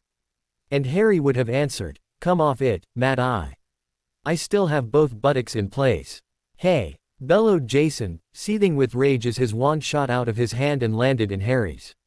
Hey, what? Harry asked politely. Want this back? He fiddled with his brother-in-law's wand. That's unfair. What's unfair? You wanted to make heroes of me and I didn't like the idea, so took your skewer. Honestly, Jason, this is the 11th time I've disarmed you like this. Don't you ever learn? Oh, but I have learned. Growled the huge wizard, lunging at Harry with his bare fists, which was rather remarkable, given that his fists were 3 times bigger than those of a normal human. Tempus glaciator. said Harry a millisecond before Jason's gorilla-like fists could have made contact with his nose. He looked around, grinning. Leto and Nausicaa had also frozen in time, but neither of them looked as great in statue form as his brother-in-law with his body frozen in the middle of a jump, his hands stretched out in front of him. And his mouth open with some silent battle cry. Harry slipped his hand into Nausicaa's shirt, no kinky thoughts anyone. And pulled out her wand, then flicked his own wand at the chief of Circle, who stirred. "Nice spellwork, Potter," she remarked. "You're still the best in defense I know, pity that you left us." "Had to," Harry shrugged. "You didn't have to," she pointed out, trying to inch her right hand unnoticeably towards the cleavage of her shirt. "No use," Harry twirled her wand in his hand. She arched an eyebrow. "Thought of everything again, haven't you, Potter?" "Yeah, almost," he nodded. "With the exception of having to fight my dear brother-in-law." "Ah," she smirked. "You two could never stand each other, could you? Now you ask me, no. And you know what, Nazi? I never understood how you could have let him into the circle. He's a total bungler where spellwork is concerned. Well, true that he hasn't inherited the same amount of talent as Fedra, but he's good with his hands." "Good with his hands." Harry gave her a lopsided grin. "How do you know?" The chief of Circle rolled her eyes. "I hate such jokes, and you know it, Potter." "Yeah, Nazi, I know." "Nausicaa," she corrected him. "You know I hate it when you call me Nazi, and you keep doing it." "Because taunting your superiors is fun," he shrugged. "Especially when you aren't made to write things in your own blood as a punishment." He added in thought, his glance involuntarily shifting to his right hand. The words, "I must not tell lies," were no more decipherable on it, but some faint whitish outlines could still be seen on the tanned skin of the back of his hand. Strangely, this was the first time in many years that he thought of Dolores Umbridge. He had no idea what had happened to her after she ran squealing out of Hogwarts. But he was pretty sure he'd never ever meet her again. "You still haven't answered me. Why did you let him join?" He spoke up again. "And why have you let Spiro join? He's the greatest bungler imaginable. A threat to his own life. Phaedra pleaded with me to let her brother join, convincing me that he was as strong as a bull, and well, she was right," Nausicaa shrugged. "As for Spiro, he's my nephew." "Aha. Family ties, understandable," Harry replied mockingly. He had had no idea that Nausicaa had any family members left. "But in case you're interested in my opinion, I'm not. If you had really loved your nephew and niece, Nazi, you wouldn't have let them here. The circle's too dangerous, only such people should be allowed in here who have nothing to lose." "Like you?" she asked with her arms akimbo. He leant to the wall, gazing at his shoes. "I really had nothing to lose when I joined." "Really? I thought Phaedra was already pregnant by then." "She was, but I didn't know it then. She told me after I got initiated. I had really nothing to lose before joining." His voice wavered. "I don't exactly know what you'd gone through before you joined, Potter, but whatever it was, it gave you a determination to learn quicker than any of our new members. I expect it had something to do with you-know-who." He nodded. "And now he's back again." "Yes, I've heard," she nodded, looking crestfallen. "Last time it was you who defeated him, right? Only made him flee." "I never defeated him." Harry chewed his lower lip embarrassedly. "I should have, but I couldn't." "Or you could have. But you felt you shouldn't," she said very quietly. Harry looked up from his shoes to meet her eyes, his own emerald ones wide with surprise. "How'd you?" She shook her head. "I don't know anything, Potter. Just put two and two together. News were flying around, saying you had almost killed him, but he fled at the end and you disappeared, then you appeared here, lookin' totally woebegone and said you'd gladly die fighting the dark side. It didn't take much intelligence to find out that you had let you-know-who flee and left Great Britain because you felt ashamed of it. You were trying to compensate for it by fighting dark wizards all over the world. You would have willingly given your life to catch them, just to expiate for having let that particular one slip out of your hand. Tell me if my theory is very far-fetched. I can accept that I'm not right all the time." Harry's mouth had been slightly open while listening to Nausicaa. "Oh, and close your mouth. You're none too handsome like that." Harry shuddered, as though waking from a trance. Her words had awoken suppressed memories in him, taking him on a ride back into his past, a past by no means as immaculate as one would expect of the heroic Harry Potter. "No," he replied finally, his voice barely louder than a whisper. It's not that far-fetched. I thought not, she nodded knowingly. You know, Nazi, when Daphne was born, I was contemplating quitting the circle, to keep her safe, but, my guilty conscience didn't let me. As you said, I had to expiate, perhaps Daffy's death was my punishment. She reached out and put a hand on his shoulder. An innocent little kid's death is too big a punishment, no matter what you have done. No, he replied, gazing into the semi-darkness of the hall. As the saying goes, an eye for an eye, a tooth for a tooth, and in my case, a child for a child. Nausicaa Condos was the type of woman who never got bewildered, and even if she did, she hid it properly. This time, however, an expression of complete confusion spread over her face. What are you talking about? Nothing, Harry waved, though he knew it wasn't nothing. Actually it was everything, the reason for it all. June 1998. Harry was panting, pointing his wand at the cowering Voldemort, whose Death Eaters had partly fled when Albus Dumbledore had appeared, partly had been disabled by the Hogwarts headmaster. Who now was the late Hogwarts headmaster, lying only a couple of meters from Harry, his eyes closed, his glorious white beard spread around him. He had been murdered by Voldemort. Not far away from the deceased Dumbledore lay the dead Fudge, who had secretly followed Dumbledore, who had secretly followed Harry. Perhaps neither of them should have followed anyone, then they'd be still alive. Harry had barely believed it when he saw the headmaster he had almost believed invincible and sort of immortal, fall onto the ground, lifeless. Dumbledore had warned him to close his mind, to learn occlumency properly, but he hadn't managed to, perhaps he hadn't wanted it strongly enough, or the person of his occlumency teacher had been still bothering him, he had progressed in occlumency.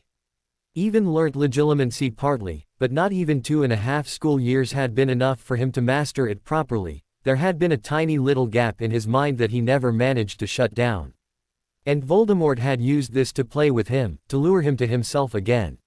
Now that he saw Dumbledore die, his mind started screaming how utterly stupid he had been, had he listened to the headmaster. Albus wouldn't have died trying to save him from his own stupidity, but eventually it had been Voldemort's fault. He had killed the poor old wizard, something had snapped in Harry and he had attacked the Death Eater-less Voldemort with such force and fury that he hadn't even known he had in himself. Apparently even the Dark Lord had been taken by surprise. He soon found himself on the ground, his wand ripped out of his hand and Harry's wand pointing at his heart, if he had a heart at all. What are you waiting for, Harry? Sneered Voldemort. Kill me. Or are you afraid? I'm not afraid of wiping out a piece of scum like you, Voldemort. Harry spat. You say my name without shuddering, brave boy. Bellatrix told me you weren't afraid to say it. Oh, your precious Bellatrix. She was one of those pathetic Death Eaters who managed to flee. Harry growled, his eyes gleaming. She left you here, she saved her own skin and left you here alone. Oh, it seems you're still mad at her because of your godfather. Voldemort cackled, though he wasn't in a situation that would give him any reason to laugh. When Harry didn't reply, just scowled down at him, his lips trembling. Malicious joy spread on the Dark Lord's snake-like face. Don't think she left to save her skin. It had been my order for her to leave in case something turned out the way it shouldn't. Perhaps you haven't noticed, Harry, but one of my Death Eaters hasn't even turned up here, an old friend of yours, Wormtail. That rat isn't my friend, Harry hissed through gritted teeth. Anyway. Voldemort carried on as though he hadn't heard the boy's comment. Bellatrix has gone to join Wormtail. Oh, wow, they'll form a formidable army, mocked Harry. Perhaps they will, the Dark Lord said enigmatically. Bellatrix has always been my best Death Eater, and Wormtail, pathetic he may be, can also perform the killing curse like he did with those 13 Muggles and the Diggory boy. Why are you saying this to me now? Harry frowned, thoroughly unnerved by Voldemort's small talk. The Dark Lord was surely trying to mislead him, trap him. Why? Voldemort grinned devilishly. Because I'd like to remind you that both of them are cruel enough to kill anyone, even your daughter. Harry thought he'd die on the spot. My daughter. He stuttered, the wand madly shaking in his hand. Yes, your daughter. Nodded Voldemort with the air of somebody who knows he had won the battle. But, who do you think has been sending you pictures of that infant from the day she was born? Me. Who do you think has her in their possession? Me. And what do you think would happen to her if I didn't survive today? She wouldn't survive either. Harry's knees buckled. This couldn't be true. Voldemort must be bluffing. But then, how else would he know about the existence of his child?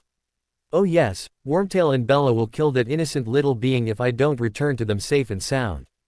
The Dark Lord pulled his white, spider-like index finger across his throat, imitating a decapitation. So, you sent that woman to me in Cho's form, the boy whispered. I did. Who's that? Don't tell me it was Bellatrix. Oh no, Voldemort shook his head. Pregnancy would have hindered Bella too much in fighting for our dark cause. Also, I'm not sure she would have been able to play the damsel in distress in a believable way. I needed someone with a touch of innocence. My daughter was perfect for the task. This time Harry almost dropped his wand and stumbled several steps backwards. Your, what?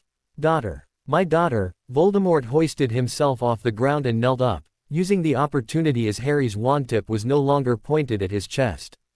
He seemed too weak to stand up. And Harry had learnt in his apparition training that one had to be in good health and have enough strength to apparate. Clearly Voldemort here wasn't strong enough to do so. Probably if he had his wand back, he would be able to escape, but Harry wasn't going to give it back to him, was he? You made me touch your daughter.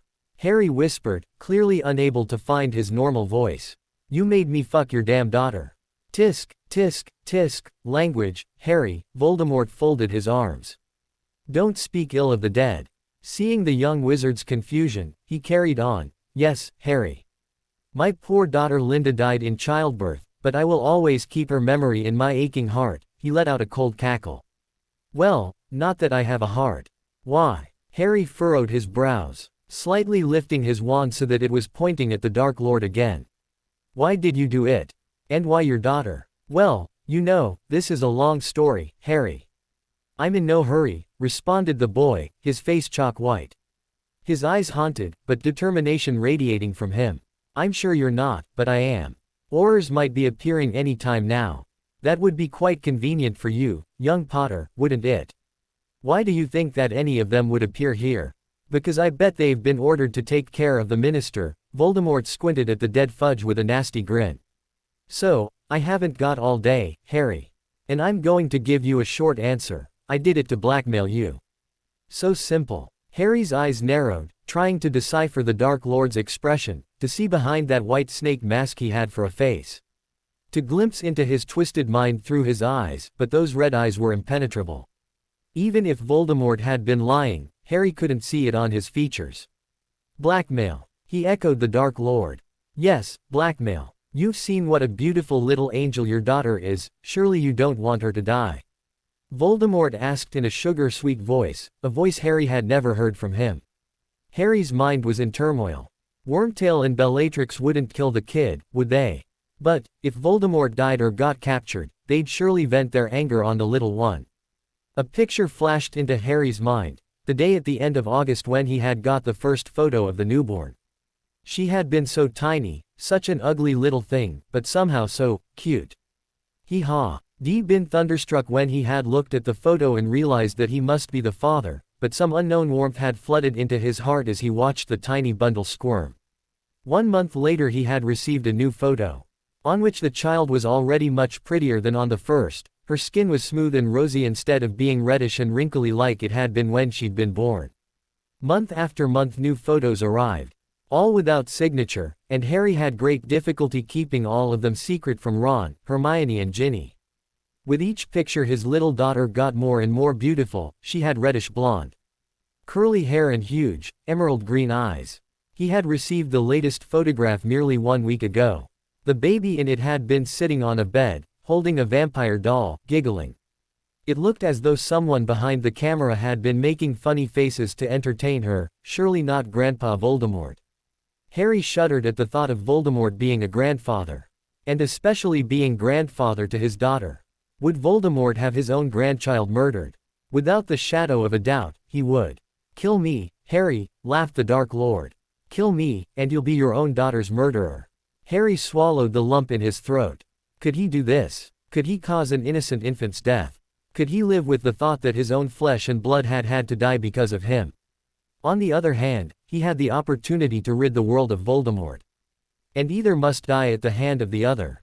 He was the one destined to kill this evil, twisted devil who had been terrorizing the world for decades. For neither can live while the other survives. Either he had to die or Voldemort had to die. There was no other way, unless Sybil's prophecy had been incorrect, but Dumbledore had believed that Trelawney had given a real prediction in the Hog's Head. Harry was the one with the power to vanquish the Dark Lord, yet he didn't use this power. He could have, he should have, yet he didn't. Suddenly there was a crack indicating that someone had just apparated nearby. Harry couldn't see it, because the heap of stunned and disabled Death Eaters blocked the person from his view. He was sure, however, that someone on the light side must have arrived. This was the last opportunity to do away with Voldemort, before the Aurors intervened, but, inexplicably to him, he tossed the wand back into Voldemort's hand, who, knowing he had been cornered and was too weak to kill Harry, flicked it with a diabolical smirk and vanished. An Auror emerged from behind the heap of Death Eaters, spotted Harry, and all Harry could do to avoid being questioned was to apparate away. August 2003. Harry seemed to have forgotten that Nausicaa was there. He was so lost in his thoughts that he shuddered when she cleared her throat. "You okay, Potter?" the Chief of Circle asked in a worried voice. "Yeah, suppose so," he nodded with a wistful smile. Although he wasn't okay, nothing was okay. He had let Voldemort escape, he had given that evil being another chance to live and to kill, to wreak havoc, hundreds of children injured, 15 dead. It had been Voldemort's fault. But Harry felt as though it had been his fault, as if he had caused the death, the destruction, the pain, the tears. It was all his fault, because he had been weak for a moment. Say he had let the angelic image of a baby influence him, he had known what would be the sensible option, but he had still let his emotions guide him instead of his sense. He knew he should have killed Voldemort. Even if that would have meant the death of his own child, but he had been selfish. If he had listened to his sense instead of his heart, then those 15 innocent children wouldn't have died at Disneyland yesterday. The life of one child wasn't worth the life of 15 others, nor was it worth all the lives that Voldemort would extinguish in the future. Harry was sure that Daphne's death had been his punishment for placing his firstborn above others. His secondborn had to die to make him repent of his sin, his crime, for it had been a crime against humanity not to do away with Voldemort when he had the chance. Crime and punishment. Harry felt that the punishment he has so far received for his crime wasn't nearly in accordance with the crime he had committed. He felt he should have been punished much more severely. He definitely deserved it, or had he been punished more severely? Had Ginny's marriage to Malfoy been part of his punishment? He had suffered enough because of that. He had suffered for 5 whole years, but not even that could have been a strong enough punishment for letting Voldemort free. Harry simply didn't know what could be a strong enough punishment. But he felt he deserved anything he got. He deserved to die for his selfishness. All those innocent children, his heart clenched. All of them had to die to let his own daughter live. It simply wasn't fair. Involuntarily he thought of a part of the Bible he had heard in the Church of Little Whinging on one of the rare occasions the Dursleys decided to attend a service. King Herod had hundreds of infants killed to make sure that the future king of the Jews would be among them and wouldn't endanger his rule. The child Harry had always wondered how God could have let so many innocent kids die just to save his own. He had felt it had been selfish of God, and now, he realized he had done the same thing. While his daughter wasn't even important in any way, she was just Harry Potter's child, nothing special. The world wouldn't have lost much if she had died, no one would have missed her, yet Harry had played judge of life and death. He had usurped a role he wasn't entitled to have. He had no right to decide about the life and death of others, but there, facing the evilly laughing Voldemort, he hadn't contemplated things, he'd just acted on instinct, and his instinct had told I am to save his child. At that moment he hadn't been thinking of the victims who'd have to die because of this decision.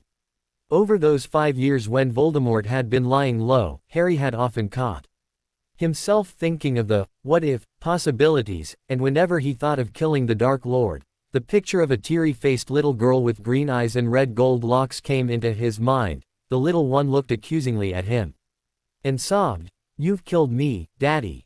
This picture had haunted him in his dreams as well, but now it got blurred and pushed into the background by the imaginary faces of 15 unknown to Harry kids. All of them wailing. You've killed us, Harry Potter. If Nausicaa hadn't been there, Harry would surely have run headlong into a stone wall to crush his head on it in a Dobby-like fashion.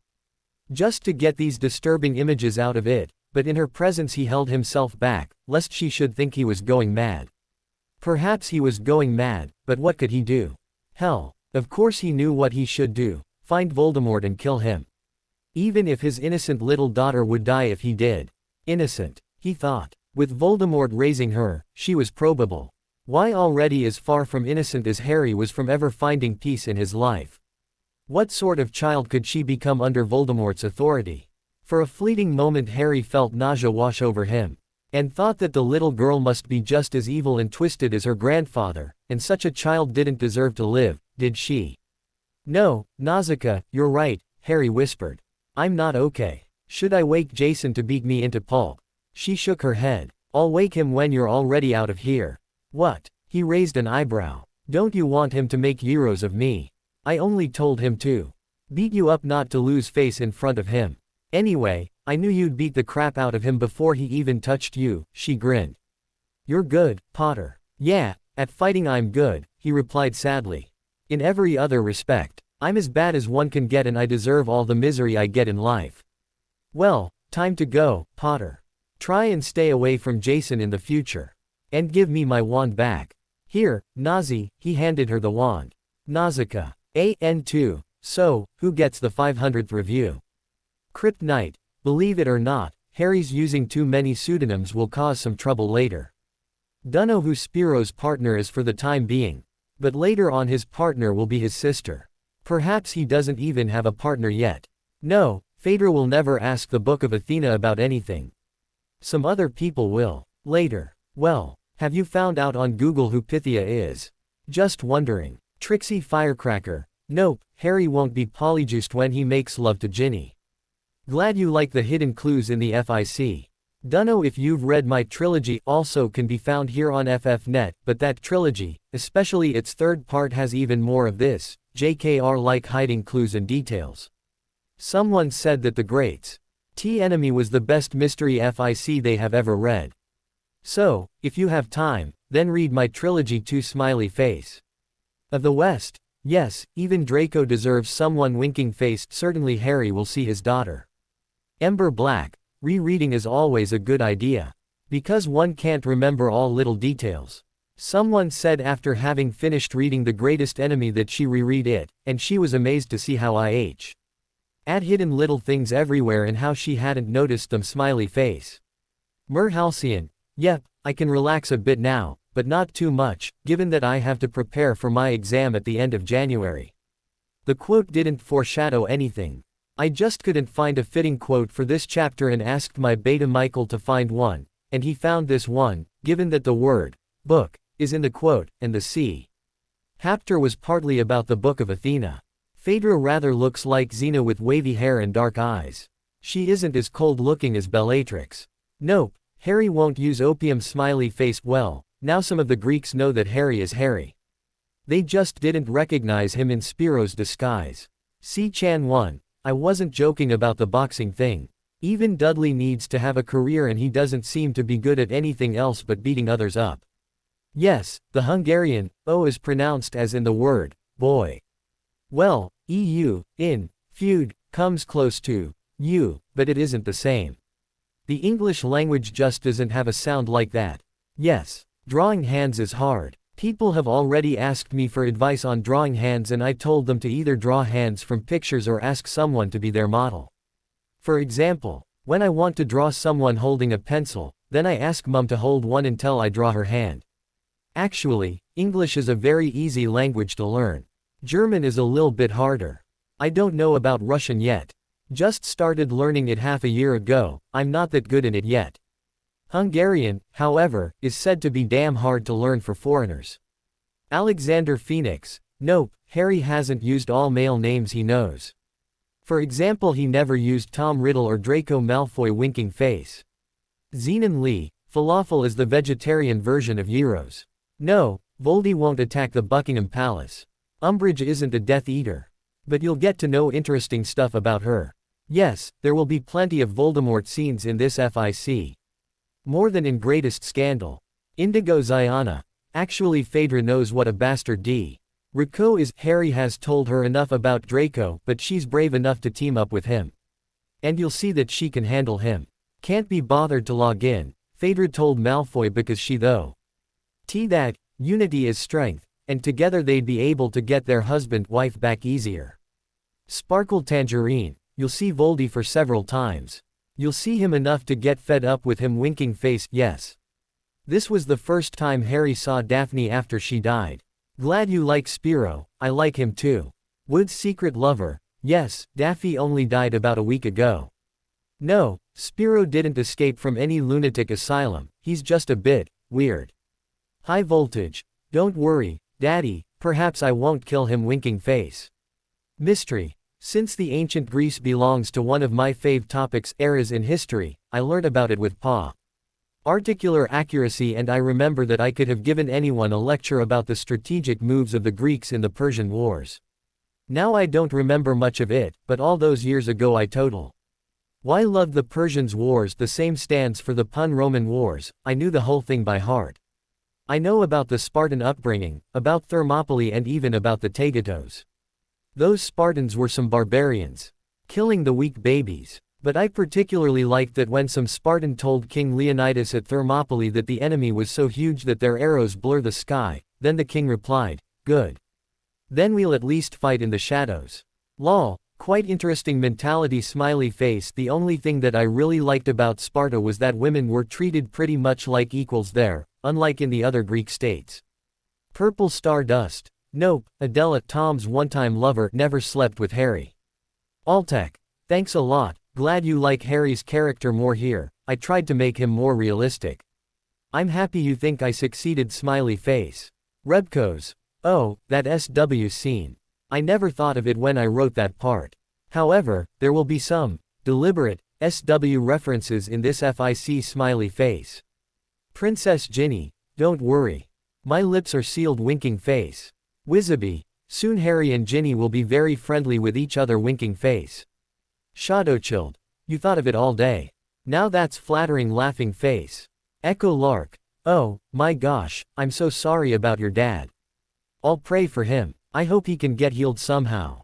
Blaubeeren. Yeah, perhaps they will get together. Winking face. Don't worry, Harry isn't that corrupted. Winking face. No, I haven't been told that Bucharest is the beautiful capital of Hungary, but someone I know has been told this by a British person and I thought it was rather ridiculous. Am I good at descriptions? Beams. Yes, Harry thought that he was in trouble. For I had been describing that scene from his point of view. Well, gyros is stuffed into the some bread-like thingy that looks like pita, but I just didn't find the proper word for that. So I just wrote pasta. After all, even bread is made of pasta. Winking face. Spiro and Fantasio. Hey, I think I remember some cartoons with them. I even liked it, as far as I remember, but I wouldn't have remembered it if you haven't mentioned it. And no, I don't remember the Marsupilami at all.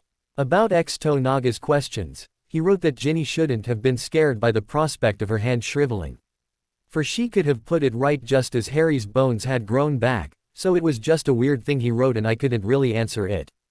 Elfie 19. It is possible that Draco and Phaedra get together. Winking face. Yes. Hungarians get really mad if people mistake our capital for that of Romania, and since the Hungarians and the Romanians aren't on exactly friendly terms, we feel hurt by it. Page. Perhaps. But don't be afraid, it won't be that terrible. Nay 13. You seem to be the first who likes the idea of Phaedra. Draco. Smiley face. Heavenly 182 Angel. The circle headquarters isn't that interesting, it has many rooms and long, dark corridors. And the library. That's all. Jenny Chong. If the previous chapter tore your heartstrings, then this must have done so even more.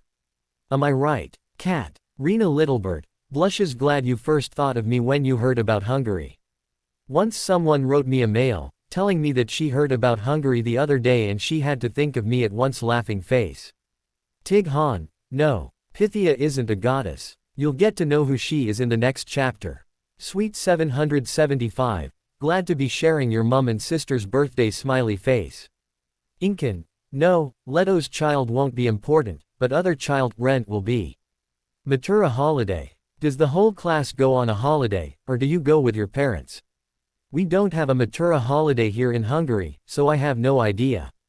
Ziwoko. I don't think Harry, Ginny could be wrong in any way, especially not in this story, because they had always loved each other, they had only been separated by evil Draco and Voldemort's blackmail.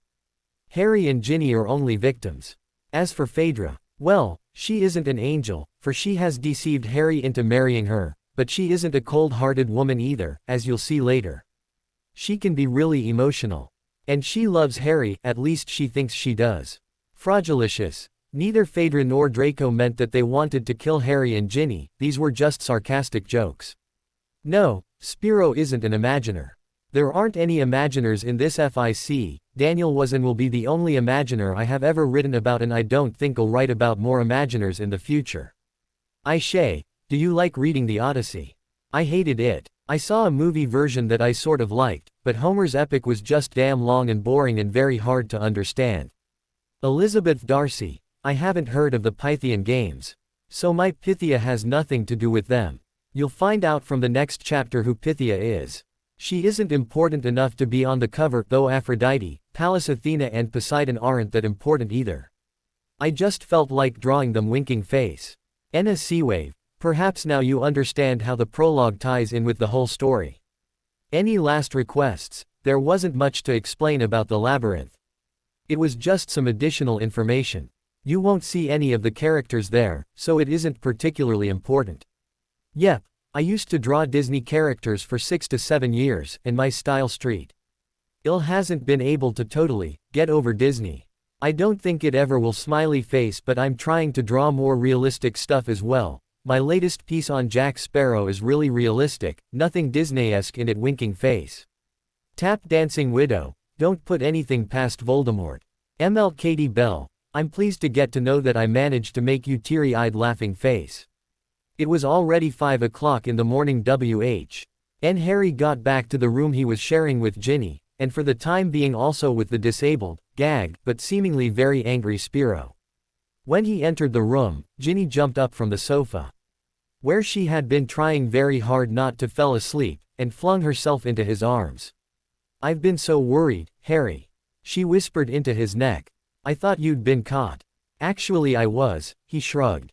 Feeling too tired and still too much under the effect of the shocking news about the Disneyland attack to return the hug wholeheartedly.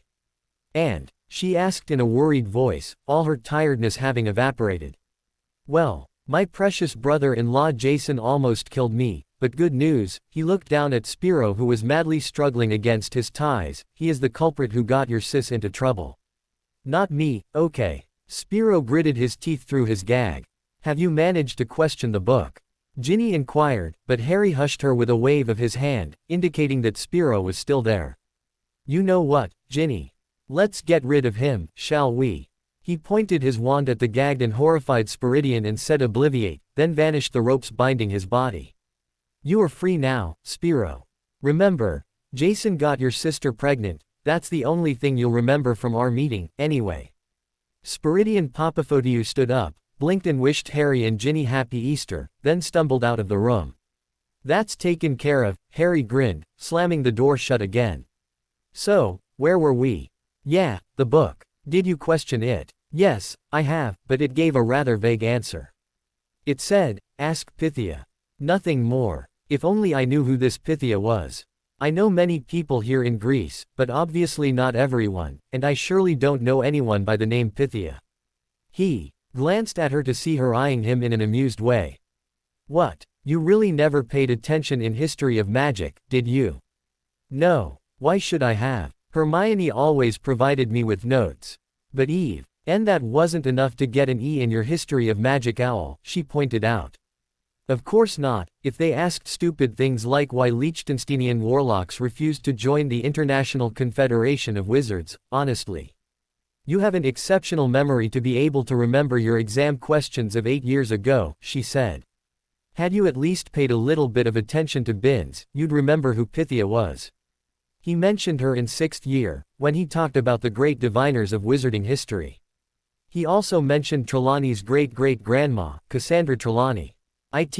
I must have been a bit distracted when he talked about those, because I don't remember him ever mentioning diviners, Harry replied.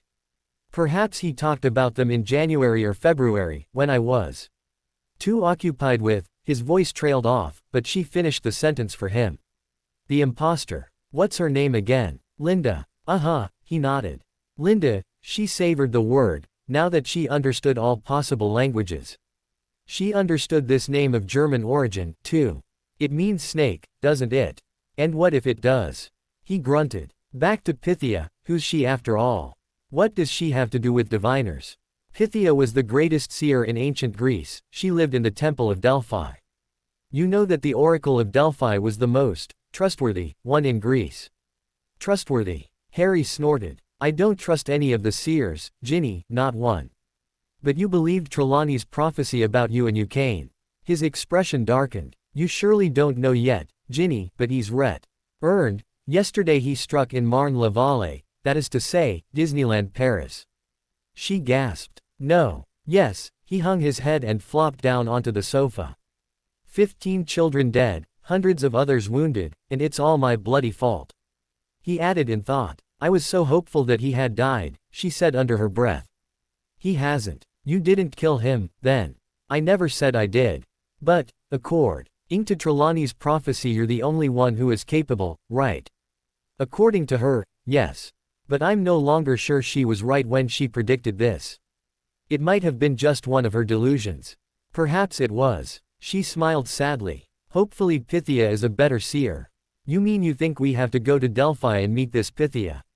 That's what the book told you, isn't it? But, Haven, you just said that she lived in ancient Greece. Surely no one can live over 2,000 years, unless she's in the possession of another philosopher's stone. Harry, she shook her head, amused.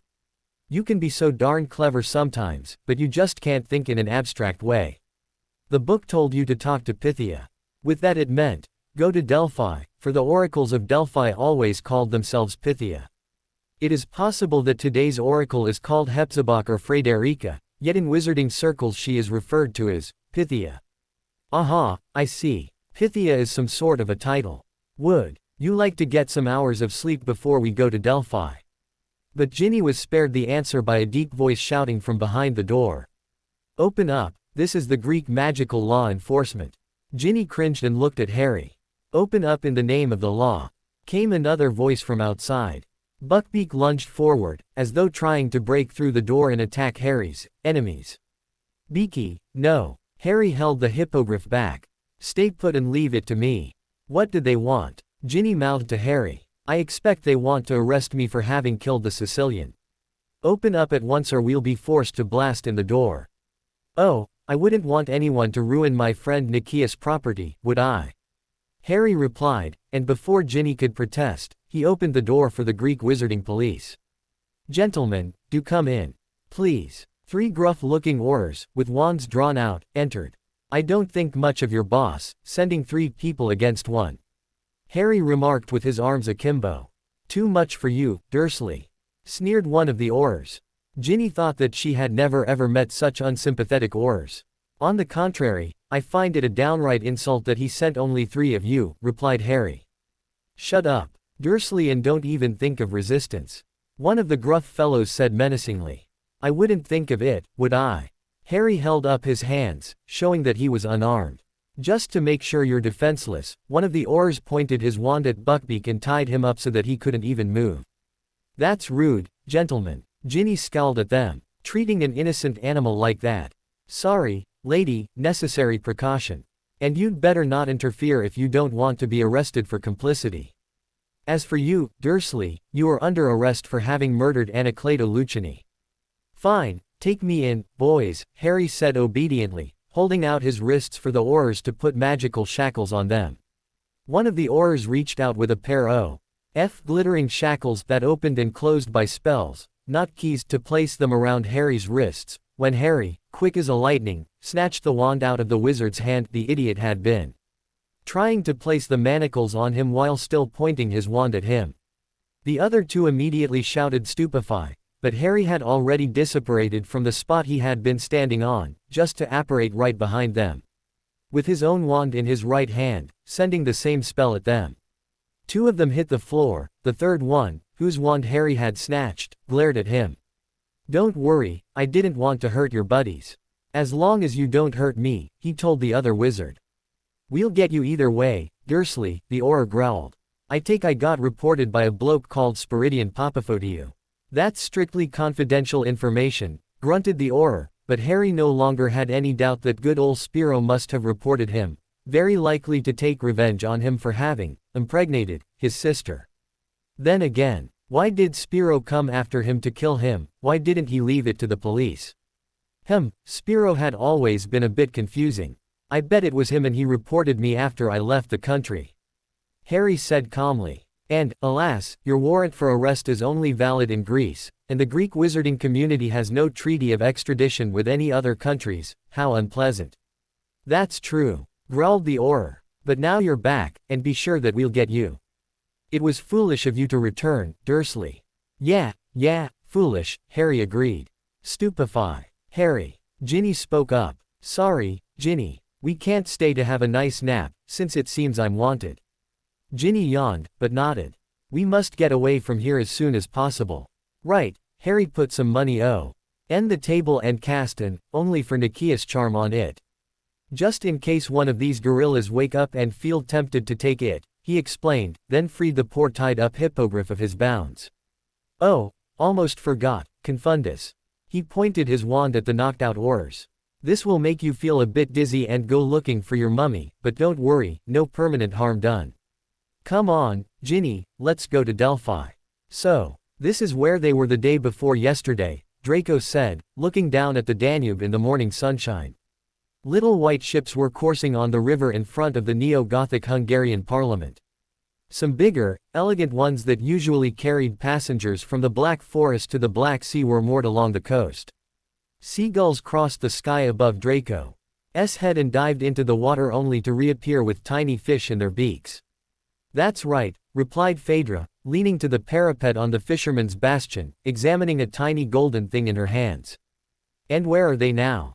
the blonde wizard demanded. "I'm trying to find out, okay," she snapped, furrowing her brows, as though concentrating very hard. "What's this thing?" He leaned over to peer at the gadget in her hands. "It's a map that's connected with the tracking charm and shows Harry's location, of a day ago." "Hey, don't look at me like that, it's not my fault that the tracking charm's getting weaker by the minute." Draco watched as the fuzzy image of Earth disappeared from the tiny magical monitor to be replaced by Europe's map, then zooming in on Serbia. "Aha, so they're in Serbia," he shouted. "Shish," she pressed her index finger to her lips. "Don't attract attention. Let the muggles believe that we're looking at my cell phone." "You're what? Honestly, didn't you do muggle studies?" "No," Draco replied superciliously. "Father always said it was beneath a Malfoy's dignity to study a lowly subject like that." Phaedra rolled her eyes. "It seems Harry's given me a proper description of you, Draco." "Why? What has he told you about me? That I'm evil and arrogant?" "Not exactly," she shook her head, her wavy black locks dancing around her head. "His exact wording was, pathetic, sniveling. Big-headed piece of scum." "How flattering," young Malfoy grimaced. "In fact, I could say the very same thing about him. And now he's made my wife elope with him. Ooh, if only I could catch him. I'd strangle him with my own hands." "I'd do the same, to your wife," Phaedra added with a nasty smile, then directed her attention back to the map in her hand. "Anyway, I'm sure had they only traveled through Serbia, I have a feeling that they were heading for Greece. I can't see why Harry would go back there, but something tells me that he's gone there. Unfortunately, we won't find out till evening. But I hope you aren't planning to stay here and sit on your laurels when you're sure that they went to Greece," Draco demanded. "I for one want to go there right now and catch them before sunset." "Are you really this slow on the uptake?" Phaedra asked gruffly. "They're more than a day ahead of us, and we can't be 100% sure that they went to Greece, and even if they went there, how could we find out where to look for them? In Athens, Corinth, Corfu, Crete, Rhodes. It could be 1,000 different places. We cannot catch them before sunset, unless they stay more than a day in any one place. But knowing Harry, they won't. Not when he knows that I'm after him, And I'm sure he knows or at least suspects it, since he knows me and I'm not the type to give up on him. Had he stayed in London, I wouldn't have left London until I'd persuaded him to come back to me. I never thought he'd run away with your wife. Same here, he growled. I never thought my wife would run away with anyone. I thought I'd used enough persuasion to make sure she wouldn't even think of leaving me. Cursed her. Blackmailed her? Phaedra asked curiously. After all her husband had told her about Malfoy. She wouldn't put anything past Draco. Seeing him wrinkle his elegant nose, she let out a small chuckle. It seems I was right. Harry told me that subtlety was never one of your strong points. He's wrong. It definitely is, he countered. If it were, you'd hide your emotions better, Draco. Even Harry's better at it. No, he's not. He is. He didn't used to be, but he learned it. You should also learn self-control if you are to work together with me. Who are you to tell me what to do, I'm the boss, at least in this mission, she replied within a dignified sort of way. Oh, sorry to disappoint you, sweetheart, but I'm not taking orders from anyone. Mysteriously Phaedra's right foot found its way through the gap between Draco's feet, and in the next instant Draco found himself sprawled on the ground. Some Muggle tourists around looked at them with interest, but Phaedra only smiled at them sweetly. My husband tripped, the poor thing. Scowling, Draco got up, dusting off his clothes. He had been advised by his companion to wear Muggle clothing not to attract attention in Muggle-inhabited places, and he regarded it as an abomination, but a necessary abomination. However, getting tripped by her was simply too much. What was this chick thinking of herself? No one's entitled to treat a Malfoy like that. After giving her a murderous look, that only caused her to grin, he turned his back on her when a seagull swooped above him and presented him with a huge dose of its droppings. On Buckbeak's back, Harry and Ginny left Athens right after stupefying the three Aurors. You know, Ginny yawned, sitting in front of Harry, you pretty much amazed me, disabling three Aurors at once. Sort of frightened me, too. As though you had supernatural powers or something. He laughed lightly. No, I don't have any powers that you or any other witch or wizard doesn't have. It all comes down to training. In the circle I learned things that aren't taught in the Auror Academy. I had to go through some very rough training, and I admit there were times when I thought I'd give it up, especially after I hadn't been allowed to sleep for 3 whole days and my entire body was covered with marks from various jinxes and hexes. Lucky you didn't see me like that. I was a mess. I was afraid I'd never look handsome again. And who said you were handsome? She grinned, suppressing another yawn. By the way, why did the Aurors also call you Dursley? Aren't they supposed to know who they are looking for? Well, I suppose it's because Spiro tipped them off. And Spiro has known me as Dudley Dursley. Did Spiro see you kill that Sicilian? She asked in a small voice. No, but at that time he already had a great chance to join the circle and someone from the circle might have mentioned it to him. And Spiro, believing me to be his sister's evil corrupter, surely wanted to get back at me and reported me, even though the rest of the circle wanted to keep Lucenny's death a secret. I wish I could kick that Spiro in the ass. She growled. Or rather at another body part, where it hurts most, she corrected herself between 2 yawns. Hey, lean back a bit. You can kip on my shoulder. You seem to need it and we still have about 2 hours before reaching Delphi. What about you? She asked, leaning back onto Harry's chest, resting her head on his left shoulder. Don't worry about me, I can do without sleep for days.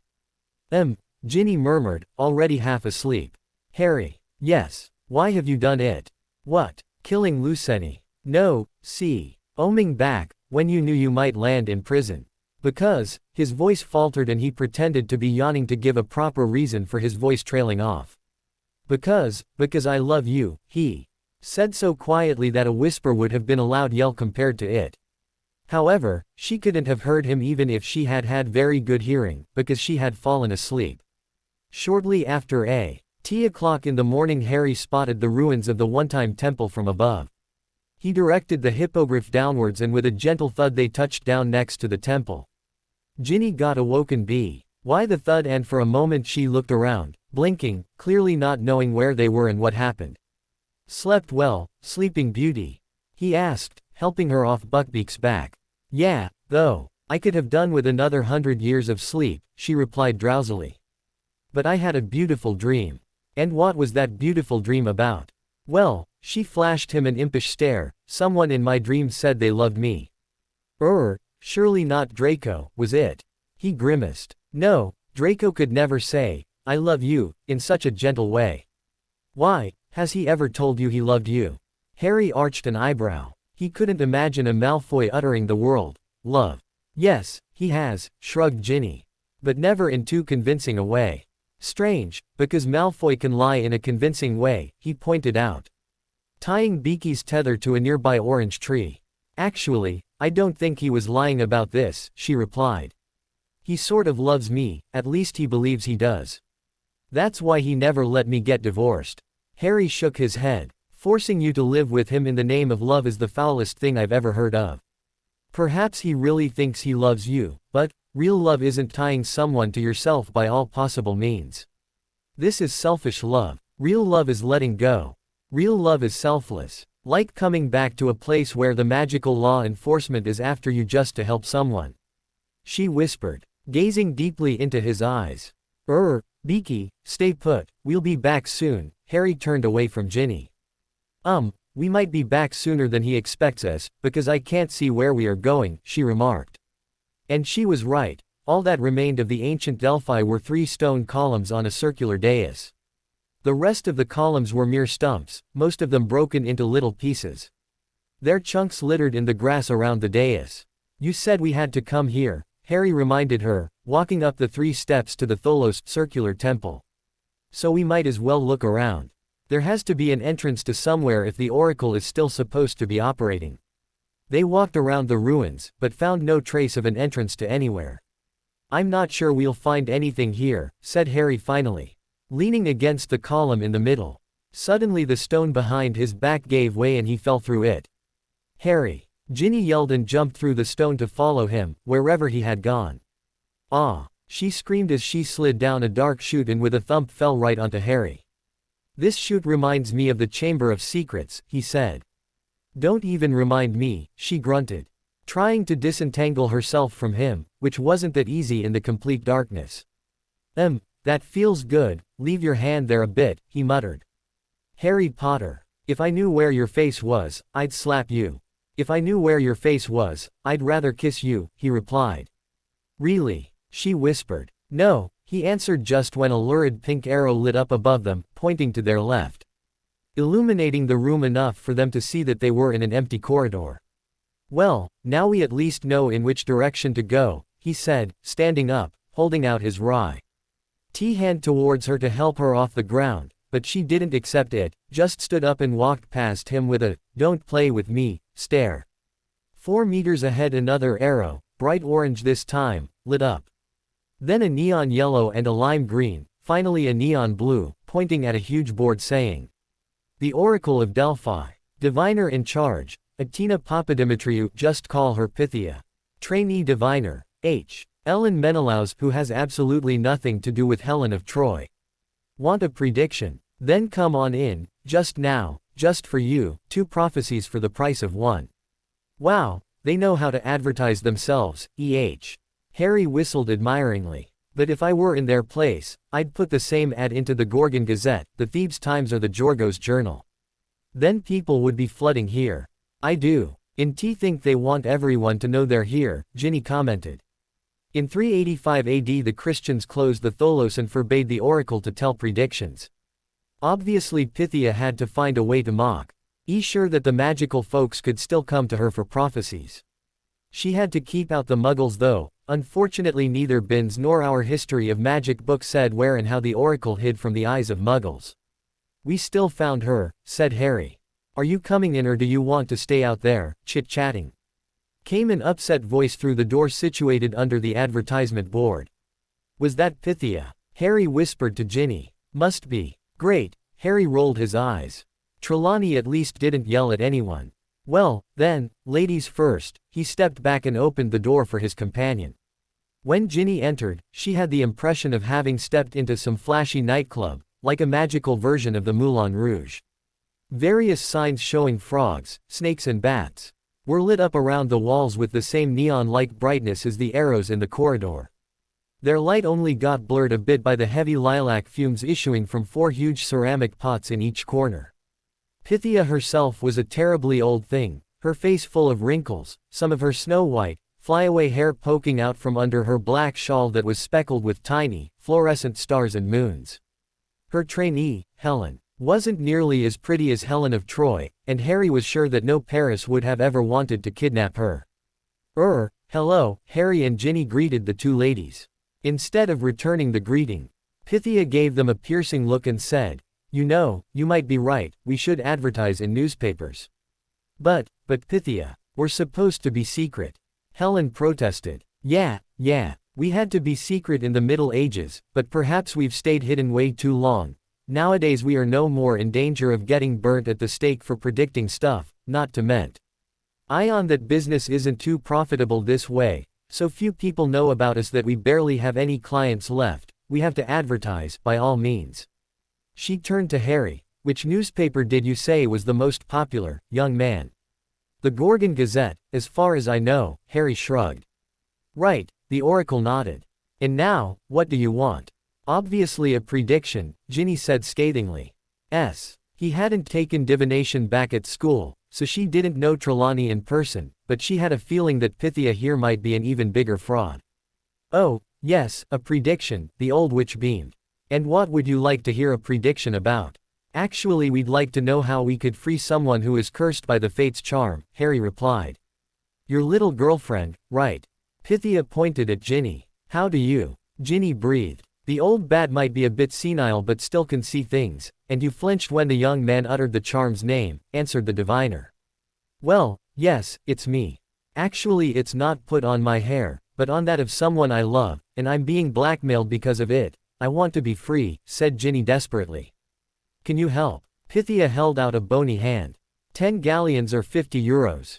Sweetie. Harry and Ginny exchanged a dark glance, then Harry counted out 10 galleons and Pythia took them with an eager expression. Right, then, she said and motioned to Helen to bring her a ceramic pot full of glowing tree leaves and herbs. She took several deep breaths, and after the 6th or 7th, her eyes started rolling and she went into a trance. Very convincing, huh? Harry murmured to Ginny, who wanted to express her opinion of Pythia being a good actress when suddenly the diviner started to speak. You must find the row of gods. There you'll also meet the fates. On Delos, fair Apollo. And good Artemis' birthplace. And what will happen if we find the fates there?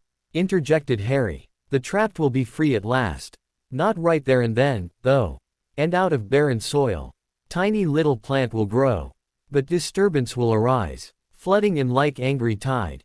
The shamed one will trip and slip. And will see the other side. Barren soil. Plant. Shamed one, see the other side. What's all this supposed to mean? Ginny inquired. Sorry, dear, 2 predictions for the price of 1, no more, responded the oracle, who abruptly came out of the trance. And if I paid you 1 more prediction? Asked Harry a bit unwillingly. A hungry look appeared on Pythia's face, but it quickly got replaced by resignation. I'm sorry, sweetie, but I can't answer more than 2 questions about the same topic. No diviner can. But in case you're interested in something wholly different, then ask away. After, she rubbed her thumb and index finger together.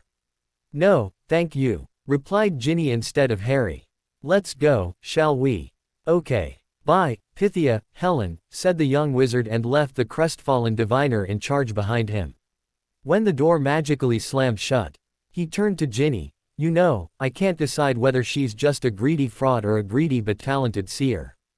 However, I can't make head nor tail of these predictions. It's clear, or seems clear, that the trapped one is you. But who's the shamed one?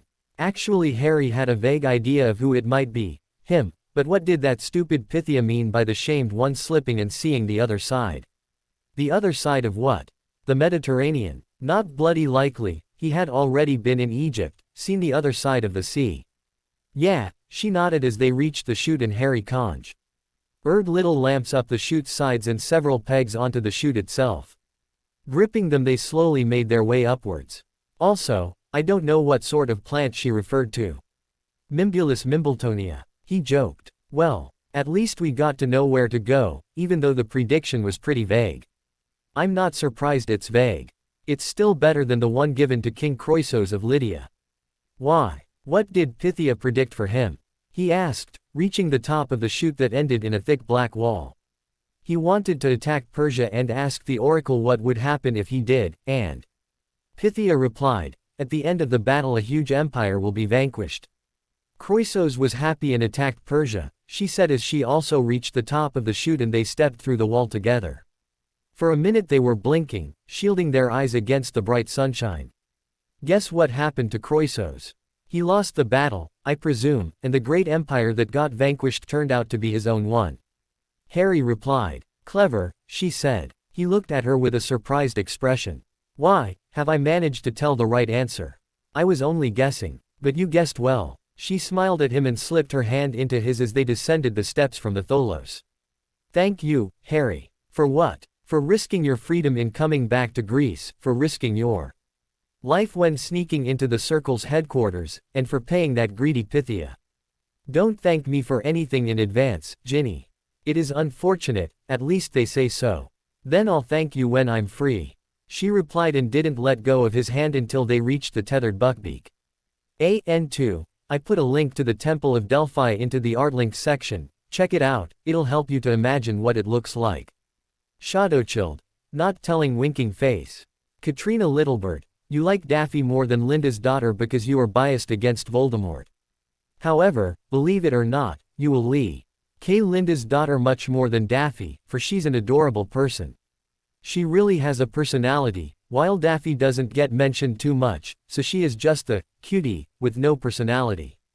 I must admit that my fave character from this whole FIC is Harry and Linda's daughter, she was so much fun to write. I liked writing her even more than most of the child characters of The Greatest Enemy. You will like her. I promise you that smiley face, yes, she is 6 years old now. As for Jason beating Draco to pulp, lol, I've just written about something like that in a much later chapter. And no, Daffy won't be brought back to life. No green flame torches anymore. INIGMA. You wrote, blackmailing Harry can't be the only reason, can it? Lol. You seem to know me winking face. Halcyon. How many exams do you have? I hope you'll get them all over with soon, they can be a pain in the ass. Yeah, perhaps I get to know, too much, but only in replies to review, at least I think so, and in replies to reviews don't care that much about writing, perfect, English, not that I could ever write perfect English. Of the West, you got a lot of Ginny in this chapter smiley face, you will only see the lil girl after Christmas. Fantasy F Fan 22, no, it wouldn't be 2010. Since Harry graduated in 1998, and now it's 5 years after it, 2003. No mistake with the timeline. Yep, H&G will get very friendly soon smiley face. C-Chan 1. Why? Do you feel that it was foreshadowing about Umbridge?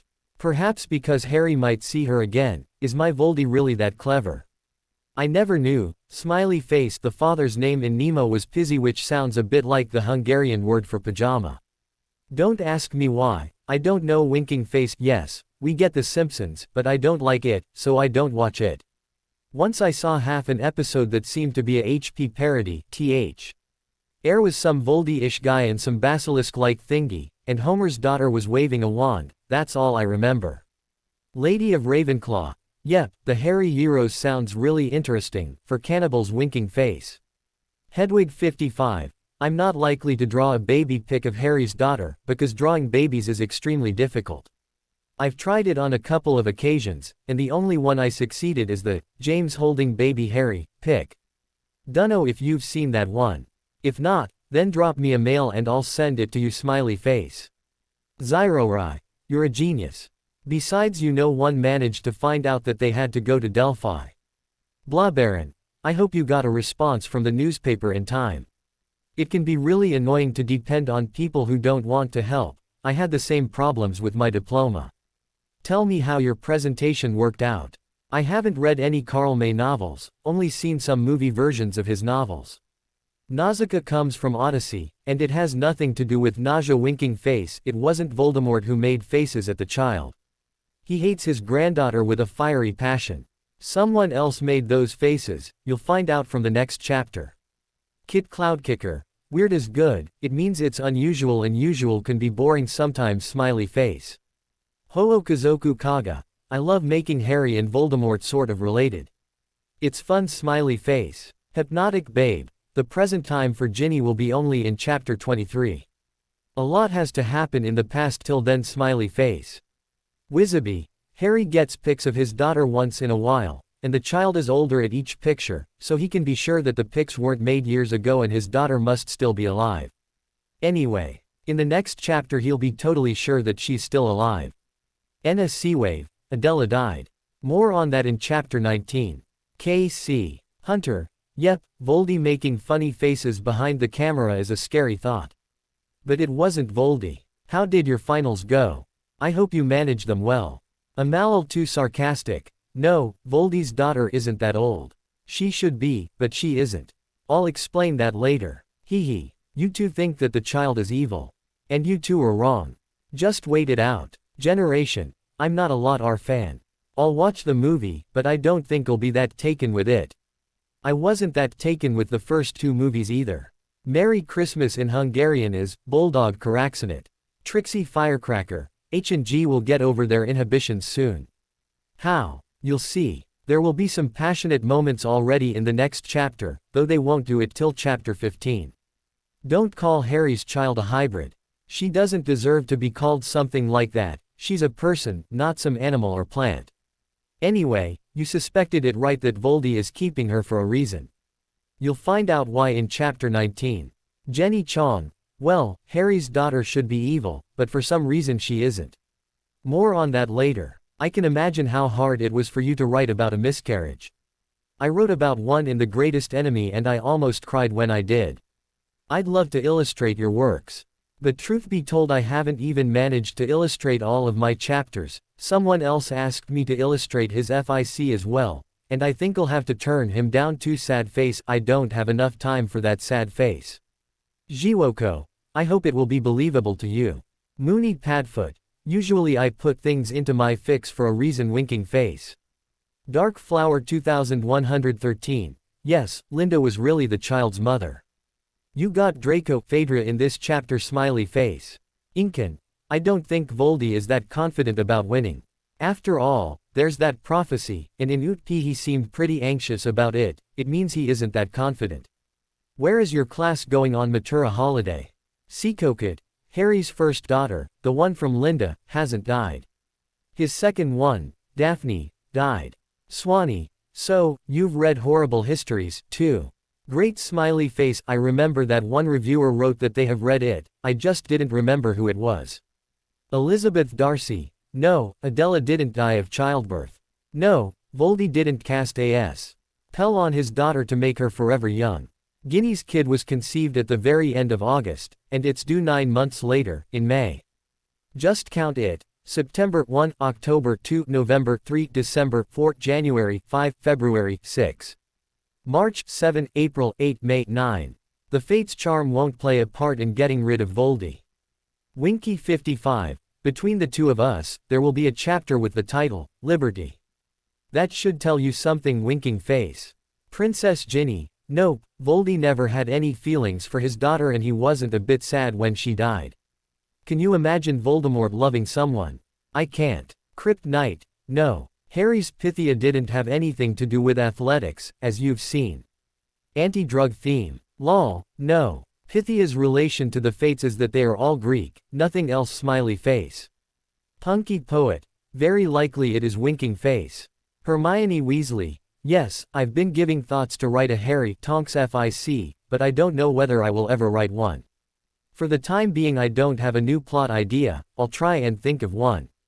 But I can't promise anything. Zenon Lee. Harry is only connected to Voldy through his scar and now his daughter. Gyros is a pita filled with meat, salads and sauces. Very delicious. The goulash soup is made of chopped meat, potatoes and vegetables, and lots of powdered peppers. The circle won't want to kill Harry, don't worry. Only Spiro was that stupid. I've checked out your online journal and was pleasantly surprised to see you mentioning my fics, arts and my group. Thanks. Smiley face. Are you a Simpsons fan? Just because there was that pic of Homer and Bart. The early afternoon was siesta time in Greece, when all shops closed and people hid in their houses from the unbearably hot sunrays. Harry and Ginny spent these hours at Delphi, under a clump of ash trees, in which Harry had conjured 2 hammocks so that Ginny and he could have some sleep. The last time he had slept was in Budapest 2 days earlier, after all. Keep a lookout, Beaky, will you? Harry WNED as he climbed into his hammock and dropped off immediately in the pleasant shade of the ash tree. He was dreaming. This in itself wouldn't have been anything out of the ordinary, but what he dreamed about was definitely unusual. Not that he hadn't had such dreams before, but the last time he had had them had been in his 7th Hogwarts year, before he had partly defeated Voldemort. During Hose 5, Voldemort Free, years Harry hadn't seen anything about the Dark Lord's life through dreams, as though the connection between the two of them had been severed, and Harry had been happy about it. Happy not to have Voldemort intruding into his mind, not to glimpse into the Dark Lord's mind in return, and not to have his scar hurting. But Voldemort was back now, fully operational, and Harry was again dreaming about him. "My lord, the Disneyland attack has been a real success," a nasty male voice said from under the hood of a black cloak. "How many Muggles died, McNair?" asked Voldemort, RT with a look of sheer delight on his face. 34, my lord. 15 of them children," came the satisfactory answer. "Oh, good, good," Voldemort nodded. "The Muggles believed it to be a mere terrorist attack. But at least the wizarding folks now know that I'm back. The fools have been hoping that I died when I last battled Potter, but I've proved that the little brat hasn't been able to kill me," he added with a wicked smirk. "Not when you're holding all the aces in this little card game with Potter, my lord," said Bellatrix Lestrange contentedly. "Yes, I'm holding the aces, aren't I?" cackled Voldemort and squinted sideways at a little girl standing next to Wormtail. "Come here, child," he barked at the small figure. The little girl cringed and looked as if she had shrunk in the wash. "Are you afraid of your grandfather?" asked Bellatrix with a derisive grin. The little girl shook her head, her curly red gold locks dancing around her head, but her huge green eyes were filled with horror and her tiny lips were pressed tightly together, as though trying to prevent a sob from escaping her mouth. "Then come here, what are you waiting for?" growled Voldemort. The little girl Sue Denly buried her face into Wormtail's midsection, encircling his waist with her arms. "I don't want to," she cried. Wormtail gently pushed her back. "Go, Amrita, he won't hurt you. He always hurts me," she wailed, clinging to his arms desperately, as though hoping that Wormtail would protect her from that evil being she knew as her grandfather. "Enough of this. Come here, child. Imperio." Voldemort pointed his wand at her, and she walked up to him, no trace of fright on her face left, she almost seemed happy to obey. The Dark Lord reached out and cupped her chin with his white, spidery hands. "Don't worry. I'm not going to do the ritual on you this time, child, I just wanted to see you. I, as a loving grandfather, wanted to see my beloved granddaughter." Bellatrix let out a shrill laugh and Voldemort smirked at her. "I'm glad you like my sense of humor, Bella." Then he glanced back at the little girl. "You know, midget, you resemble your father and grandmother more and more every day." "Disgusting." Still under the imperious, the child smiled, clearly not understanding his insult. "Go now, I've had enough of you. I'll send for you next week when we'll do the ritual." He held out his pasty hand. And the child obediently kissed it, then backed away from him. Wormtail caught her by the hand and led her out of the room. "So," said the Dark Lord, looking around, his eyes stopping briefly on every one of his Death Eaters. There weren't many of them, 15 at most. 10 had been incarcerated after the Department of Mysteries case, only Lucius who had had connections in the Ministry had managed to talk himself out of prison. McNair, Rookwood, Rodolphus Lestrange and Avery had managed to break out of Azkaban a year later, but Rookwood and Avery had been sent back to prison after the latest Potter-Voldemort battle. The Dark Lord's little army had indeed decreased, but he still seemed quite satisfied with them, the elite of his servants, the very best, the most loyal ones. And these faithful minions were now listening to his every word. "To the plan, ladies and gentlemen. The one about your becoming immortal?" asked Rodolphus Lestrange. "Exactly." Voldemort nodded. And thanks to our late Lucius now I know how to achieve it. Lucius. Some of the Death Eaters muttered, confused. Yes, Lucius. He had told me how to get into his manor by an underground passage decades ago. I sent Bella and McNair through the hidden passage, into Malfoy Manor. They did it 2 days ago, after both Malfoys, the Draco kid and his muggle lover wife, departed, leaving only the house elves behind. It wasn't hard to outwit them, was it, Bella? They didn't even notice your presence. That idiot Lucius had also told me about the alarm charms at his manor, so B. LLA and McNair could deactivate them without any problem. As you may know, the Malfoys have the greatest collection of books and scrolls on the dark arts in all Great Britain, over 400 books. Bella and McNair used a copy charm on all of them, and saved their contents in a special book not so very unlike my one-time diary.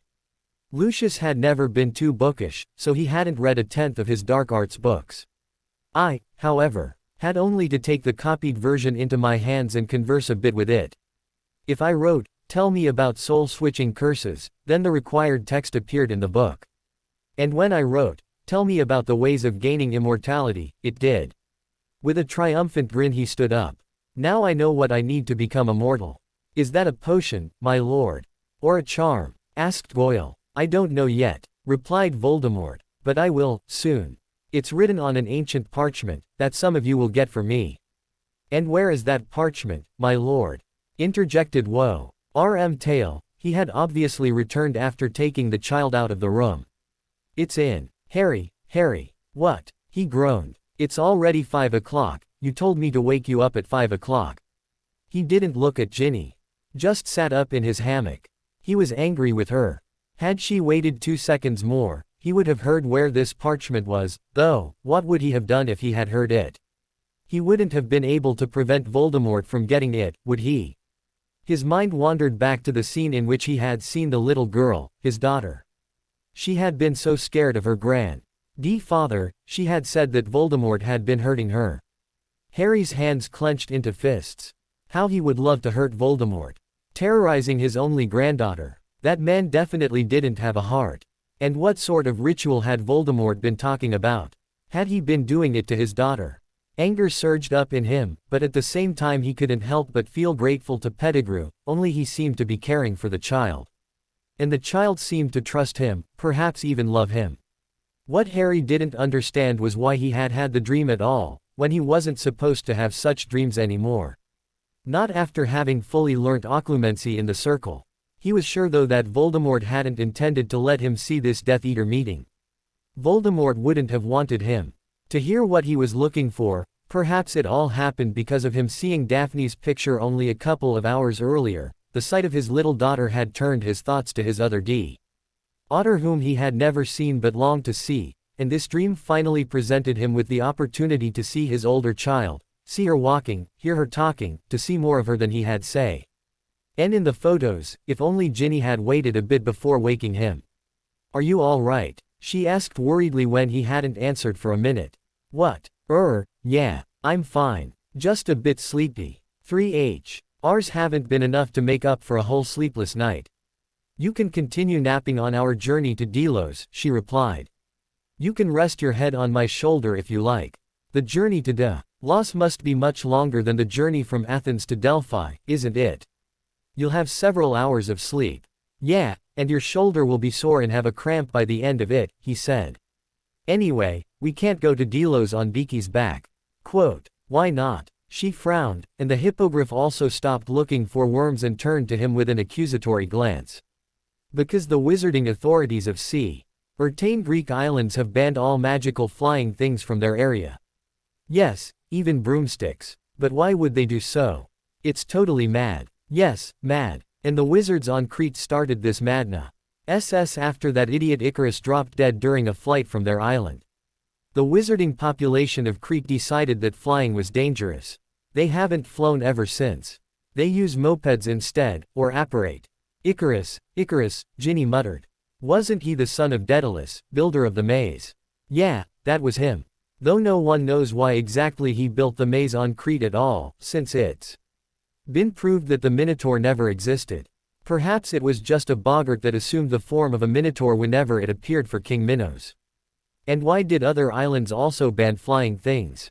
She asked incredulously. Perhaps because Crete is the biggest of them and they wanted to keep up good relations with their big brother. Harry shrugged. And how are we going to Delos, then? She inquired. With the Hippobus, I presume. But haven't you just said that no hippogriffs were allowed? Yeah, that's what I said.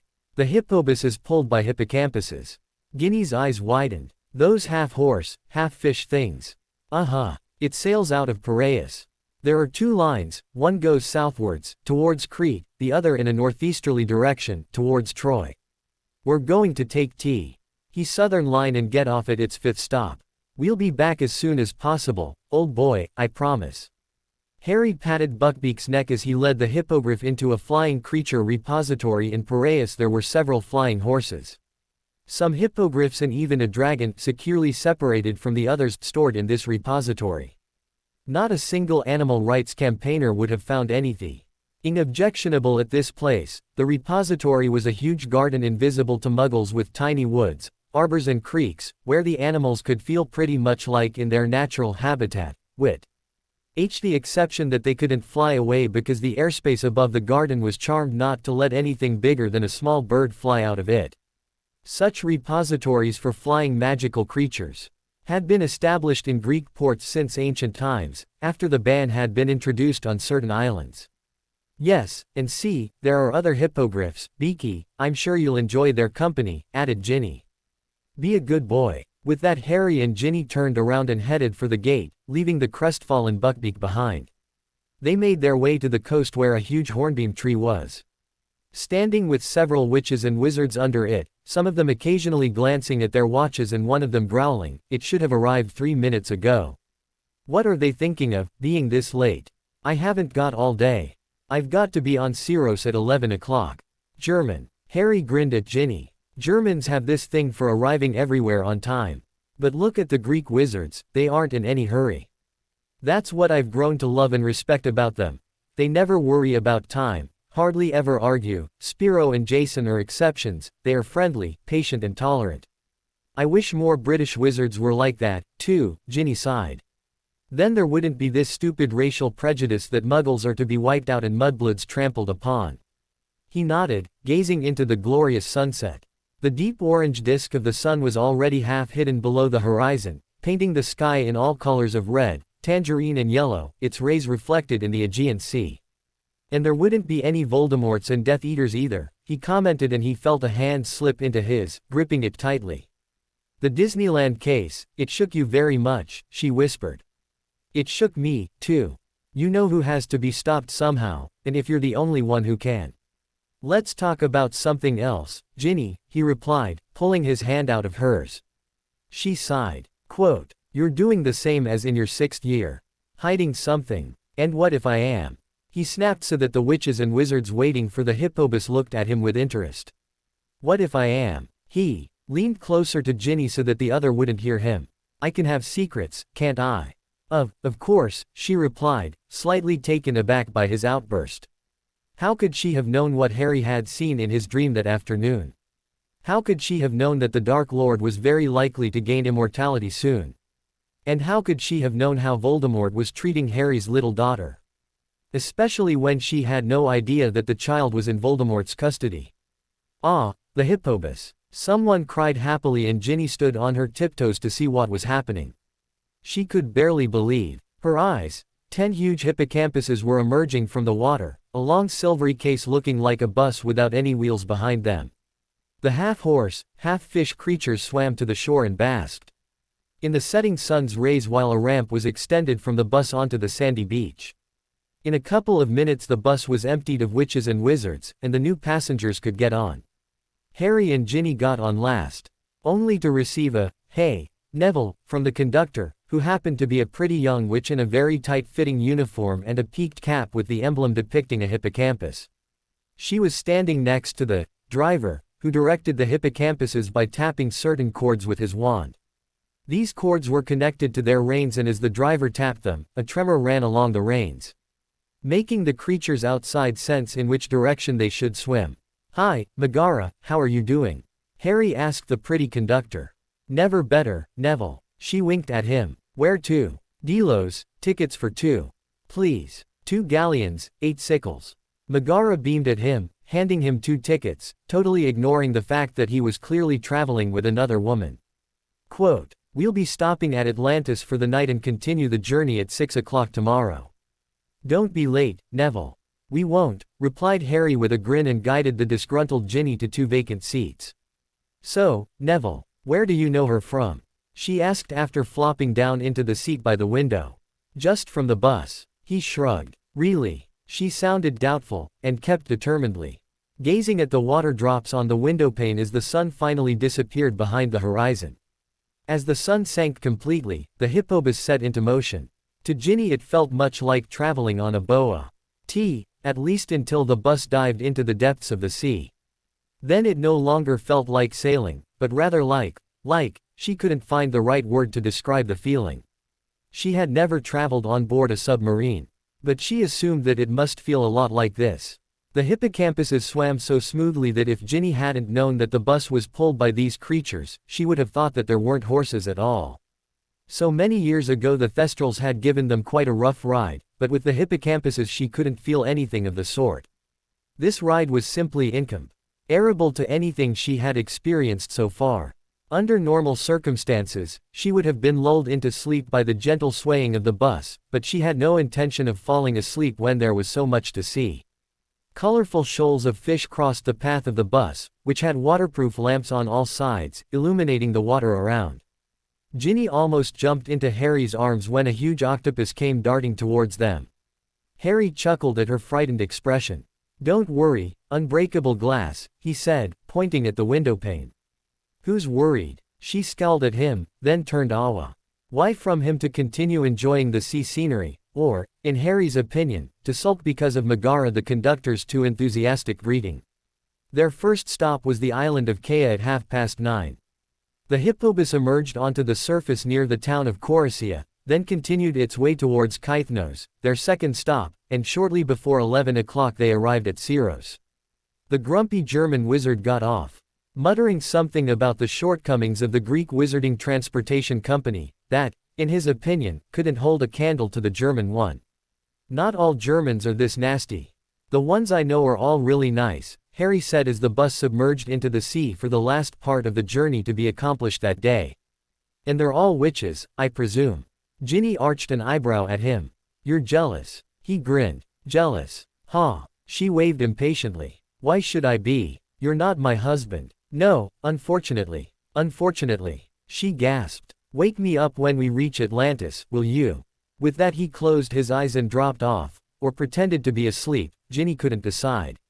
She was getting more and more confused by this new Harry, the defiant Harry not letting her speak when she entered 12 Grimmauld Place, the broken Harry admitting to having committed murder and shedding tears for his daughters, the secretive Harry not willing to talk about his other daughter. The compassionate Harry wanting to help her so much that he even risked his freedom, the cheeky Harry who kept irking her with his blasé comments and enjoying making her jealous. Oh yes, she had to admit that she was terribly jealous of all women Harry seemed to pay attention to. She was even jealous of Fedra, though she knew Harry didn't love that woman. Yet Fedra had at least got to sleep with him and bear his child, and that impostor Linda, she had also given him a child, and Ginny envied her because of this, even though she had died. Ginny had never ever felt jealous of Draco. Not even when she knew that he was cheating on her regularly. She didn't mind Draco having dozens of lovers, yet the mere thought of Harry with someone else made her stomach clench. She wondered what Harry could be feeling when he imagined her with Draco, if he imagined it at all. She glanced at the peacefully sleeping Harry. If he just pretended to be asleep then he must have been a great actor, and felt like reaching out to touch his face. Now she understood that one could love a person in several different ways. She had first loved Harry from the age of 10 to 13, but that had been some adoration sort of love. Indefinitely an unrequited one. Then, 2 years later she fell for him again, but at that time she didn't fall for the hero, the boy who lived, but for a bewildered, ashamed, full of doubt boy. And now, it was different again. When she had entered the old black house 2 days earlier, she had expected her suppressed for 5 years emotions to resurface. Yet she had come to realize that instead of those, he had awoken different feelings in her. And, this third type of love was the most complex and most confusing of all the three she had felt for him. She wasn't sure, though, that she liked this sort of love, when it was so multifaceted, so unclear, so, she didn't know what to name it. She just felt it, and didn't have the vaguest idea how to handle it. She wished she could see into Harry's soul, to get to know whether he was feeling the same way or not. Hadn't he told her he loved her when they were heading for Delphi? Perhaps she had only dreamt it. Some excited voices broke her train of thought and she turned away from Harry to look out the window. She immediately understood the excitement, what she saw in the dark, gloomy water ahead was a million tiny lights coming from hundreds of ancient-looking Greek buildings.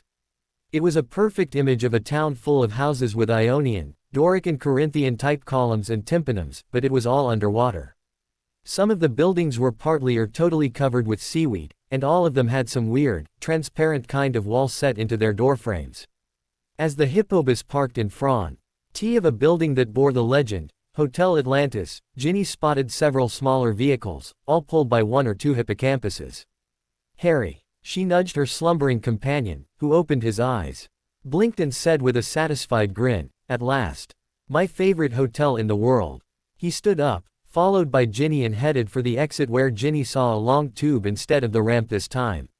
This tube led from the door of the bus to the entrance of the hotel, and one could pass through it into the building without getting wet.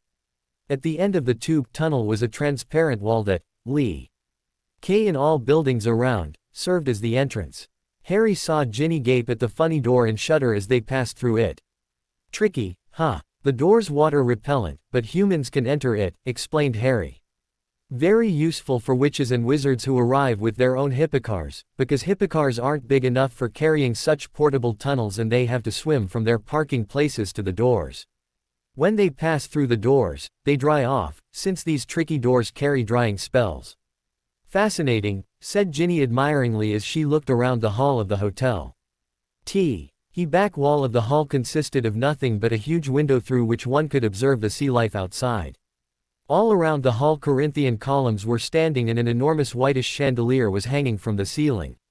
The candles on it were all standing in shells, and the iridescent insides of the shells reflected in the candlelight painted the whole hall in all the colors of the rainbow. Ginny looked over her shoulder to see that not many of the Hippobus passengers had followed them into the hotel. "Where are the others?" "Most of them are spending the night on the bus because they can't afford this hotel," he replied. "How did your little conductor friend know that you'd spend the night in this hotel and not on the bus?" "She must have known it, otherwise she wouldn't Avenue admonished you not to be late for the bus tomorrow morning. This isn't the first time I've taken the Hippobus and slept in the Hotel Atlantis." He shrugged. "Once I was almost late for the bus." Here Harry turned away from Ginny to talk to the receptionist, but Ginny strangely had the feeling that Harry didn't want to talk about the topic any longer. "1 or 2 rooms, sir?" asked the receptionist. Harry squinted at Ginny. 2. 1, said Ginny. Harry's eyebrows ran so high that they got concealed beneath his black locks. "All right then, 1. After he got the key, he looked at her incredulously. "What's this great conversion, Ginny?" "It's just being realistic, Harry.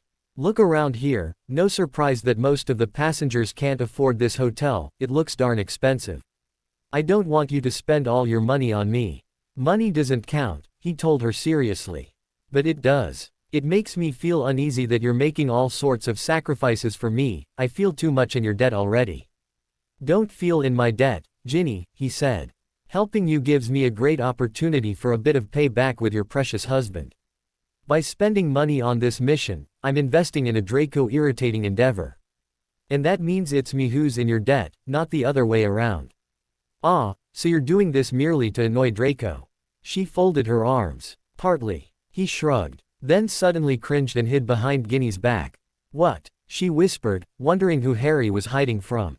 3 girls crossed the hall, heading for the restaurant part of the hotel. All of them had chestnut brown, straight hair that almost reached the floor as they swept past in their lilac toga-like dresses. As they disappeared into the restaurant, Harry came out of hiding, looking relieved. "Who were these chicks?" Ginny demanded. Nympha and Nympho. Sirens," came the answer. "Sirens." Ginny gaped as they headed upstairs. That sort of mermaids who enchant blokes with their song. Well, not all of them are mermaids, some of them are half woman half bird things, again others look totally like normal humans, like these three, but yeah, they enchant blokes with their song.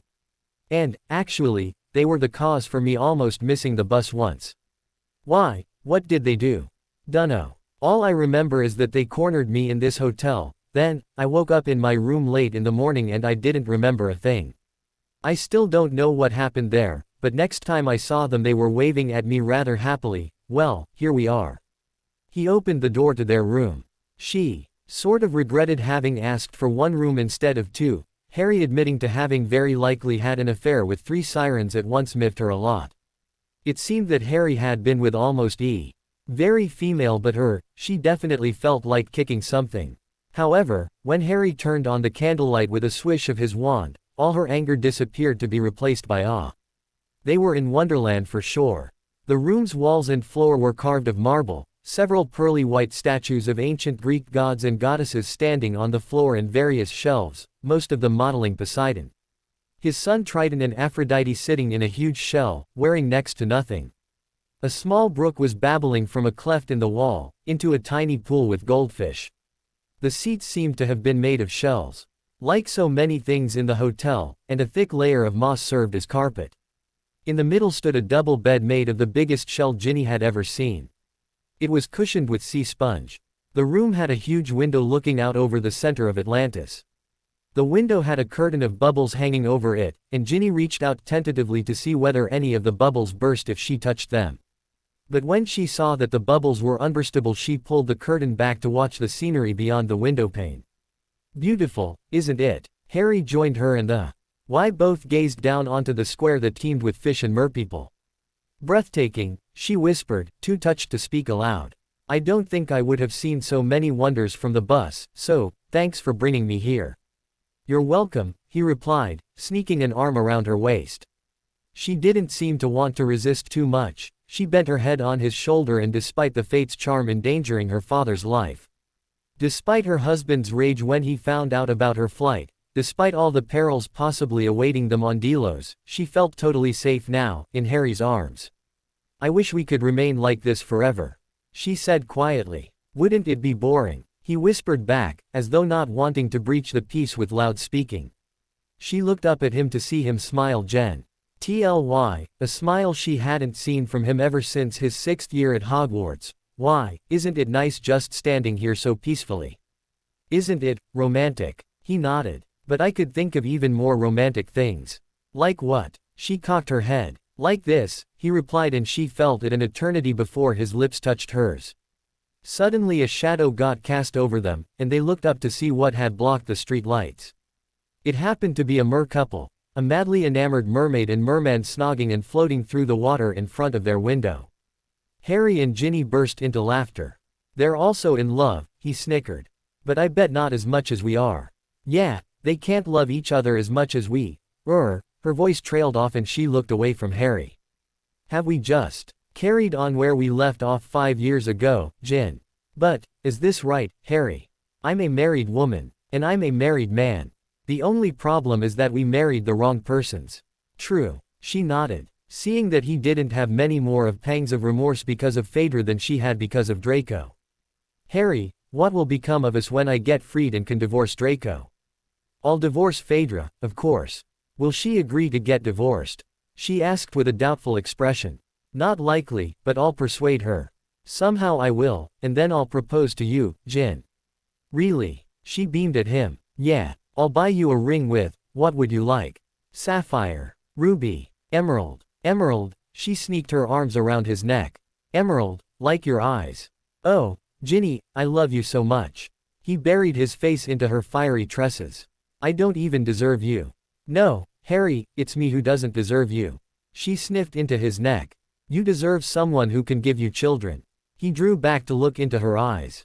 If I have you, I don't care if I don't have anything else, not even children. What about your daughter?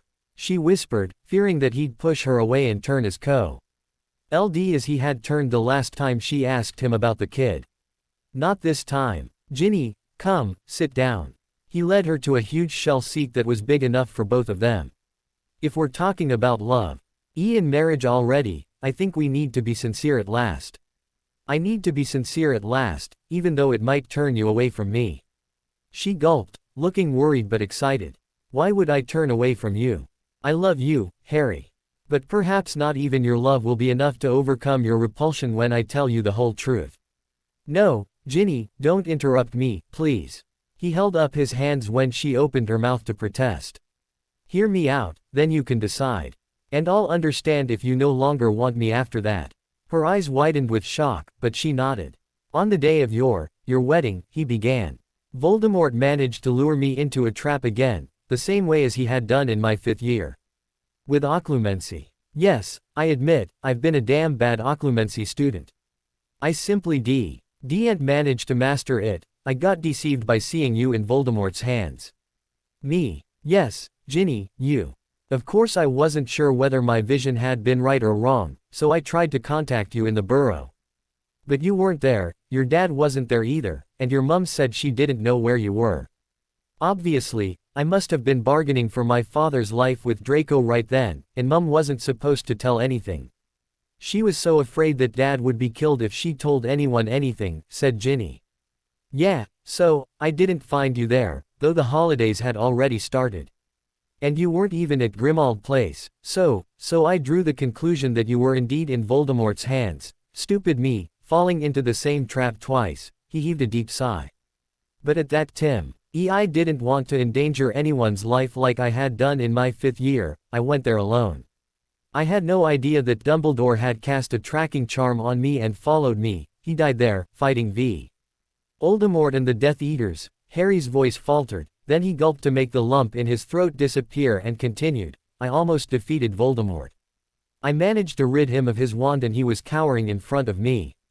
Totally at my mercy, and then he told me. What? Ginny frowned, suspecting that the worst part was coming. He told me that I had been deceived by him. No, not that you weren't in his hands. I had realized that before I even started fighting him. He told me that it had been him who had sent that impostor to me in my 6th year. Ginny gasped. But why would he do such a thing? I mean, what advantage would he gain by making someone seduce you? What? Harry snorted. That the woman was supposed to get pregnant. Voldemort must have seen to it that she was sure to conceive. Ginny furrowed her brows, her pretty face contorting with the effort of concentration. She began chewing her lower lip, but seemingly couldn't solve the riddle, so she looked up at him again. But why would it be good for you-know-who if you had a child? She asked. Because he would bring up that child, Ginny, and he'd be able to blackmail me with her. Her mouth was hanging open, but her eyes revealed to Harry that she was beginning to understand things. Yes, Ginny, that's why I didn't kill him. He said Wormtail and Bellatrix would kill my daughter if I killed him, Harry went on, speaking to his shoes. I was selfish, Ginny. I wanted to save that kid so much that I let Voldemort escape.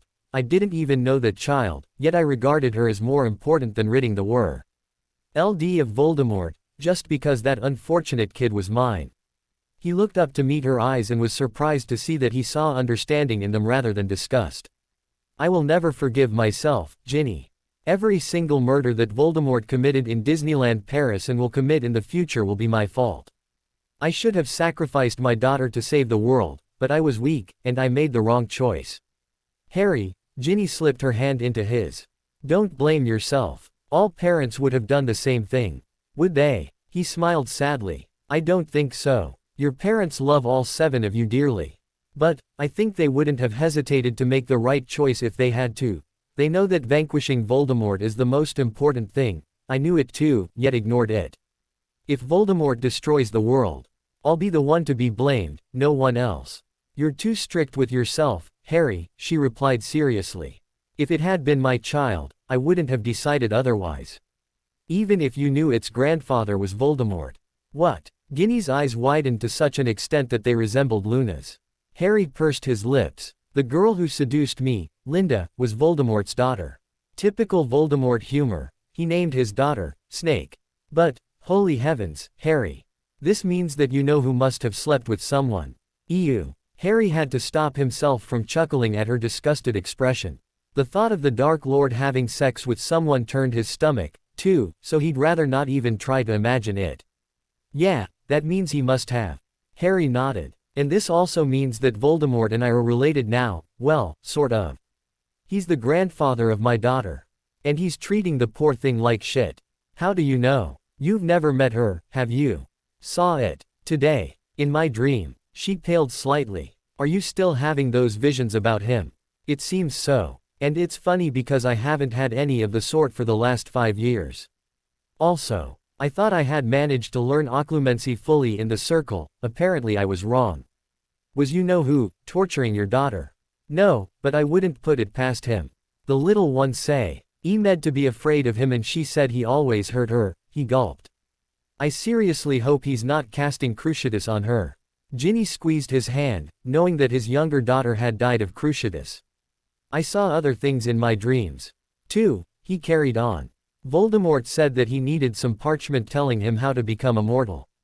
I wish I could stop him, but I can't because when he was about to say where that parchment was.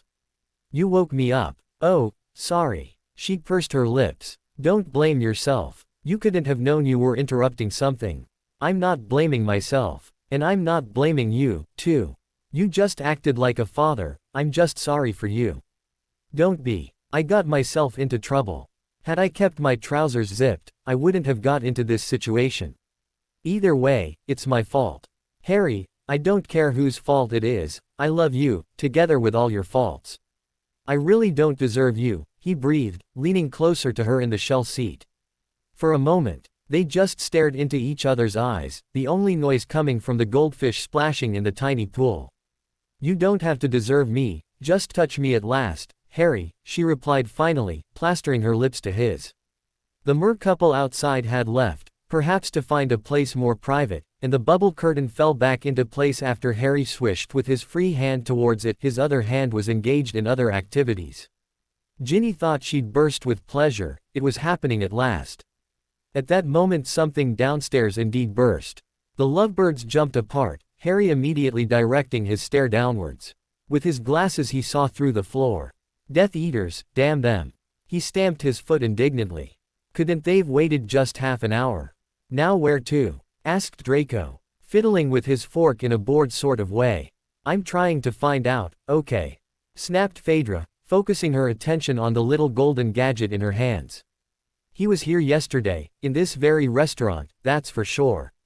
But where can they be now? He pressed. I'm starting to lose my patience with this wild goose chase. Then go home to England, no one's making you stay, she replied coolly. He muttered something like, I didn't mean it like that. You'd better not, Fedra grunted and placed the tracker on the white-blue checked tablecloth. This is pretty useless this way, though. Good that you admit it. Draco remarked. She gave him a, one more snide comment and you'll have to change your name from Draco to Draca, stare. There's one thing left, we have to ask people whether they've seen them. The restaurant owner Nikias approached them with 2 euros. Nick, tell me, have you seen my husband lately? Fedra asked. Course, dear, he was here yesterday evening with his cousin. Cousin, Dudley D. Draco started, but Fedra waved to shut him up. He had obviously not realized that Nikias was talking about Ginny as Harry's cousin, not Dudley Dursley. Also, it was pretty new and unusual for him to understand the Greek language. Fedra had cast the all-language charm on him before they even left Great Britain. Yes, he has a very pretty cousin, I expect you know her, Mrs. Creevy. Replied Nikias. Now Draco understood that he must have referred to Ginny, because Dudley Dursley, whom he'd seen once on King's Cross, couldn't be defined as pretty at all. But, what had the landlord just called Fedra? He frowned. He already opened his mouth to comment on the creevy part when Fedra kicked him on the shin under the table with such force that he bit into his tongue, totally preventing himself from speaking. Of course I know my husband's cousin, smiled the young witch sweetly at Nikias while Draco sat opposite her, cross-eyed with pain. But you know, Nick, there's a little problem with the girl. Problem. The restaurateur's eyes widened. What sort? Oh, Fedra sighed with a woebegone expression. The girl's a bit dangerous. She was being held in the closed ward of a British wizarding hospital, but she escaped. Actually my husband helped her escape. She sighed again so dramatically that it made Draco wonder whether he should trust this woman at all. She was beautiful, but apparently devious and definitely not to be crossed. Colin helped her escape from a lunatic ward. Nikias furrowed his brow. That's not like him. The boy seems to have his heart at the right place. I wouldn't think that he'd. Oh, yes, Colin's heart is definitely at the right place, perhaps too much so. He can be such a softie sometimes, my dear hubby. He obviously couldn't resist his favorite cousin's pleas to get her out of the closed ward, and I fear that he's in danger in her company. Her mind could get clouded any moment, and. One single tear ran down Phaedra's cheek. She had some talent for acting, Draco had to give it to her. That's why I'm so desperate to find them, Nick, should you know anything that might help me with the search. I'd be eternally grateful if you shared it with me. Well, Nikias scratched his jaw, I don't really know where they could have gone, but perhaps the Greek magical law enforcement knows something. The magical law enforcement, quote, yeah, they came here yesterday, well, actually today at dawn, and wanted to arrest your husband. They said he'd killed someone, but of course I don't believe them. Colin's not the type, is he? Replied the restaurant owner. The only thing I didn't understand was that they were after a bloke called Dursley. I bet they confused the names and wanted to arrest the wrong person. Right. Thank you, Nikias, you've helped a lot, said Phaedra with a grateful smile, but Draco saw that she was very pale. I'm happy to have been of service, grinned the owner. Then glanced at Draco with a questioning stare, surely expecting Phaedra to introduce him to her companion. Phaedra understood his questioning stare at once. Oh, this is, Seamus, my husband's cousin, by the way. His other cousin. He's helping me to save Colin. Ah, I see. Pleasure, meeting you, said the owner, then headed back into the kitchen. Potter, wanted, for, murder. Draco whispered delightedly. That's too good to be true. Shut up Malfoy or I'll shut you up, hissed the witch, her eyes blazing with fury. Oye, I'm scared now, grimaced Draco, but with his grimace he only tried to hide the fact that he was indeed scared of Phaedra. He had never met a woman so beautiful, determined and ready to beat the crap out of anyone who crossed her. To him she seemed some mixture of old McGonagall. That mudblood Granger and Xena, warrior princess Draco would never admit to anyone, but he was an enthusiastic Xena fan. So, where are we going now, Mrs. Creevy? He asked in a sarcastic tone, already seeing his archenemy in jail in his mind's eye. To the Greek Magical Law Enforcement Office, certainly, she replied. And just to make it clear, Malfoy, Harry had every right to kill that bastard who had tortured our daughter to death. For a second Draco thought he'd seen a shadow of weakness in her eyes, a trace of pain, but even if it had been there, it was gone before he could properly observe it. Ah, right. I would have killed the murderer of my kid, too, but it's not bloody likely that I'll ever have a kid. Why not? You'll have your wife back soon, I guarantee you that. He waved impatiently. She's barren. What caused her to be? At first I had no idea why she wouldn't get pregnant when I did everything in my power to knock her up, he murmured. After a while I started to suspect that she might be using contraceptive charms behind my back, but she denied it. So, we went to a medawizard to check her up and he established that she had had an ovary inflammation in her childhood. Probably spent hours in a darn cold lake or something, and it made her infertile. Sorry, replied Phaedra. Come on, Draco, let's question the Aurors, shall we? For a second Ginny didn't know what was happening. But as Harry apparated out of the room they were sharing in the Hotel Atlantis after remarking that those stupid Death Eaters should have waited a bit before starting this mayhem, Ginny came to the conclusion that she ought to go and see what had happened instead of sitting here and waiting for him to return and carry on where they had left off, i.e. making love to her at last. Also, what if he got into such trouble that he no longer could come back and carry on where they'd left off? No, Ginny definitely couldn't let that happen. So, with her wand drawn, she stormed down the stairs into the entrance hall and saw at once what had caused that loud bang. The glorious chandelier made of shells had crashed down, a huge hole visible on the ceiling where it had hung. Harry was already in the middle of a furious duel with four cloaked figures whose hoods had been pushed back very likely by Harry, since Ginny couldn't imagine that Death Eaters would be stupid enough to reveal their faces voluntarily. Strangely Ginny didn't find any of them familiar. None of them could have been present in the Department of Mysteries 7 years earlier, because then she would have recognized them. Probably these were new Death Eaters. Voldemort must have needed to recruit new supporters after most of his old ones had ended up in Azkaban and only a couple of them ever managed to break free. Either way, it was lucky that Harry had magicked his scar to become invisible after the fiasco in the Circle of Hermes headquarters, because undoubtedly any Death Eater would have recognized him if he had had the scar. One of the Death Eaters sent a purple-colored curse at Harry, who jumped behind the receptionist's desk, which exploded into smithereens, no longer giving him shelter. Two other Death Eaters aimed full-body bind jinxes at him, but he shouted Expelliarmus at the same moment, ridding one of them of his wand, ducking the jinx. The fourth Death Eater had somehow managed to get behind Harry's back without him noticing, which was remarkable with Harry's special 360-degree vision, and was just about to stun him when Ginny decided to use her old, but always successful bat bogey hex on him. "Thanks, Gin," Harry flashed her with a quick grin before jumping out of the way of a reductor curse. The fourth Death Eater stumbled across the room, bat ear-like things flapping on his face. "Hey, that's gross," came a voice from the left. Ginny squinted in that direction, keeping an eye on Harry's battle at the same time, and saw that several curious people's heads were poking out of the restaurant part of the hotel. The remark must have come from one of the sirens who were standing in the doorway, seemingly enjoying the show. Ginny didn't have time to ask why they weren't helping Harry against the Death Eaters, because one of the cloaked figures swept across the hall like a rocket, almost colliding with her. She crouched down in the last instant before the rocket Death Eater flew headlong into a huge pot plant that immediately wound its long leaves around his body, its red buds opening like mouths as it started madly snogging all possible body parts of the unfortunate Death Eater. "Well done," yelled one of the sirens at Harry, who had obviously turned the Death Eater into the human rocket. However, Harry had more important things to pay attention to. One of the two remaining Death Eaters sent another reductor curse at him. He ducked, but this time, with the receptionist's desk destroyed, there wasn't any object left in the curse's way. Nothing from which it could have rebound or what it could have smashed, so it swooped directly at the huge wall-length window beyond which there was nothing but the sea. With an alarming crash, the window glass exploded, allowing the water flood into the hall like some tidal wave.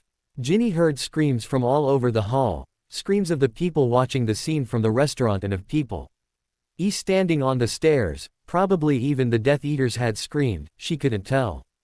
All she knew was that suddenly a tempest glaciator issued from Harry's mouth a second after the window broke, and the tide stopped in the middle of the hall, frozen in time. Everyone who looked at the petrified waves could spot several sardines, plaice, eels and medusas in it. The water wasn't frozen in the physical sense of the word, nor were the fish in it literally frozen, they were just stopped in time, not moving in any direction. Up till now Ginny had thought that one could only freeze time for people. But now it seemed so that you could freeze practically anything in time, even the forces of nature. Everyone who had been screaming just a second earlier, now gasped with awe. "That's it, big boy," cheered one of the brunette sirens, making Ginny want to wind her long brown hair around her neck and throttle her with it. The two Death Eaters who were still able to fight used this moment of panic to fetch their disabled buddies, and Harry was a nanosecond late with his Petrificus Totalis, because they must have grabbed a portkey that transported them out of Atlantis. "Bugger," Harry growled, then looked around to see everyone gaping at the water that was still hanging in midair, wanting to flow further into the hall, but unable to do so. "Oh, yeah," he flicked his wand and the broken windows got restored to their original state, separating the sea outside from those few waves that had managed to break into the building. A second flick with his wand and the frozen waves paraded as though they had never been there. The fish in it dropped to the floor, making a bloke, peering out of the restaurant, wearing a cook's hat, beam and rub his hands greedily together.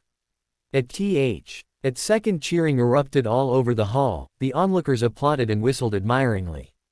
The receptionist, who had witnessed the events from behind a Corinth column, now came forward to shake Harry's hand so frantically that Harry thought he'd rip it off. "You were wonderful," said one of the sirens in a sugar-sweet voice as she stepped to Harry. "Exactly as wonderful as in other things," added another siren. "Yes," nodded the third one, slipping an arm around Harry's waist. "And we'd gladly do it again with you." This was the last straw for Ginny, who burst out like a volcano. "Why not Saw?" Why directly to his face that you want to shag him senseless? Pardon me. One of the sirens frowned at Ginny. What do you mean by that? Why, wasn't that what you did to him last time? Snapped Ginny, not even glancing at Harry, whose face was turning redder by the second, aware that every single spectator of this battle with the Death Eaters was now listening curiously to their conversation. What? Blinked the tallest of the three sirens. All we did with him was sing. Sing, Ginny scowled at them. You seduced him with your song, I presume. Oh, well, we tried, admitted the youngest looking of the three. But he refused. Honestly, he's been the first person to turn us down since Odysseus. All we managed to do was enchant him, but not even in his enchanted state was he willing to. And that's why we just sang with him, explained the tallest one. Sang with me, not to me. Harry gaped. Yup, grinned the youngest siren. You behaved like a drunken man under our spell, and what does a drunken man do? He sings. Quote, you don't mean we were, Harry began. Singing, what shall we do with a drunken sailor, in a quartet? Yes, that's exactly what we were doing, and you have a very pleasant baritone, if I might add. Came the answer. His mouth agape. Harry glanced at Ginny, who was equally nonplussed. Suddenly Harry's mouth tucked into a wide grin. I didn't do it, Gin. He grabbed the flabbergasted girl and pulled her into an enthusiastic embrace. Ginny grinned into his neck and had to restrain herself from doing a new version of the he got off dance, singing, he didn't shag them, instead. It was a relief for both of them. Ginny had been annoyed enough by the fact that Harry had had this Linda, who moreover happened to be Voldemort's daughter, and Fedra. So she felt utterly relieved that at least these three Scarlet women hadn't managed to get into Harry's pants. It's a shame, though, that they took the other two with them, remarked the youngest siren. The poor Aphrodite flower lost its snogging partner. Some of the onlookers burst into laughter and squinted at the pot plant that seemed to be downright sulky now. When Harry and Ginny went to sleep that night, it was already 3 in the morning, and neither of them felt like doing anything else but sleep. I was wondering why those Death Eaters exploded the chandelier, you know, Ginny said. Slipping under the covers in their room. They were looking for this. Harry pulled something out of his shirt. I bet it was hidden in the ceiling, above the chandelier. I snatched it from one of the Death Eaters. He won't notice that it's gone missing until he gets back to England. Imagine Voldemort's face when he gets to know. He smirked delightedly. But, what's this? Ginny's eyes widened, looking at some parchment he was holding. Could this be the one about? Must be, he nodded, rolling the parchment out on the bed. In ancient Greek letters a charm was described on the parchment, a very complex one. And one would think you'd have to eat ambrosia to become immortal, Harry murmured. Holy snitch, Harry, had you know who got this, he'd have gained immortality. Ginny breathed. Yes, he replied sternly. And we have to see to it that he'll never ever get it. Destroy it, she suggested. Exactly, he nodded, levitating the parchment into midair and saying incendio. As the parchment dissolved into ashes that gathered into a small heap on the moss carpet, so dissolved Voldemort's hopes for immortality. Before Harry extinguished the candles, Ginny spoke up, yawning. There's still something I don't understand. What? He asked gently, lying down into the huge shell bed next to her. There were so many people around, and they did nothing, just watched you fight. Why? I reckon they were like the average Greek wizards, they hate fighting. Hate fighting. Yeah, he slipped an arm around her and nuzzled his face into her hair. Greek wizards are friendly, usually too friendly to fancy a fight. Of course you can find some who don't say no to a good scrap, but those are the outlaws, the Aurors and the members of the circle. The rest are too soft.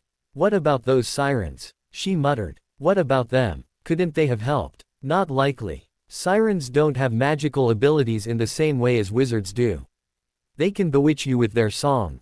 But that's all they are capable of. And yet they didn't manage to bewitch you, she murmured in a satisfied way. Perhaps because I didn't want to cheat on my wife, he replied. Aren't you cheating on your wife now, with me? She asked quietly. I think I am, but I don't feel guilty at all. Weird, isn't it? No, it isn't weird at all, she replied and fell asleep in his arms. In the morning they managed to wake up early enough to reach the Hippobus just when it was about to detach its tube from the hotel.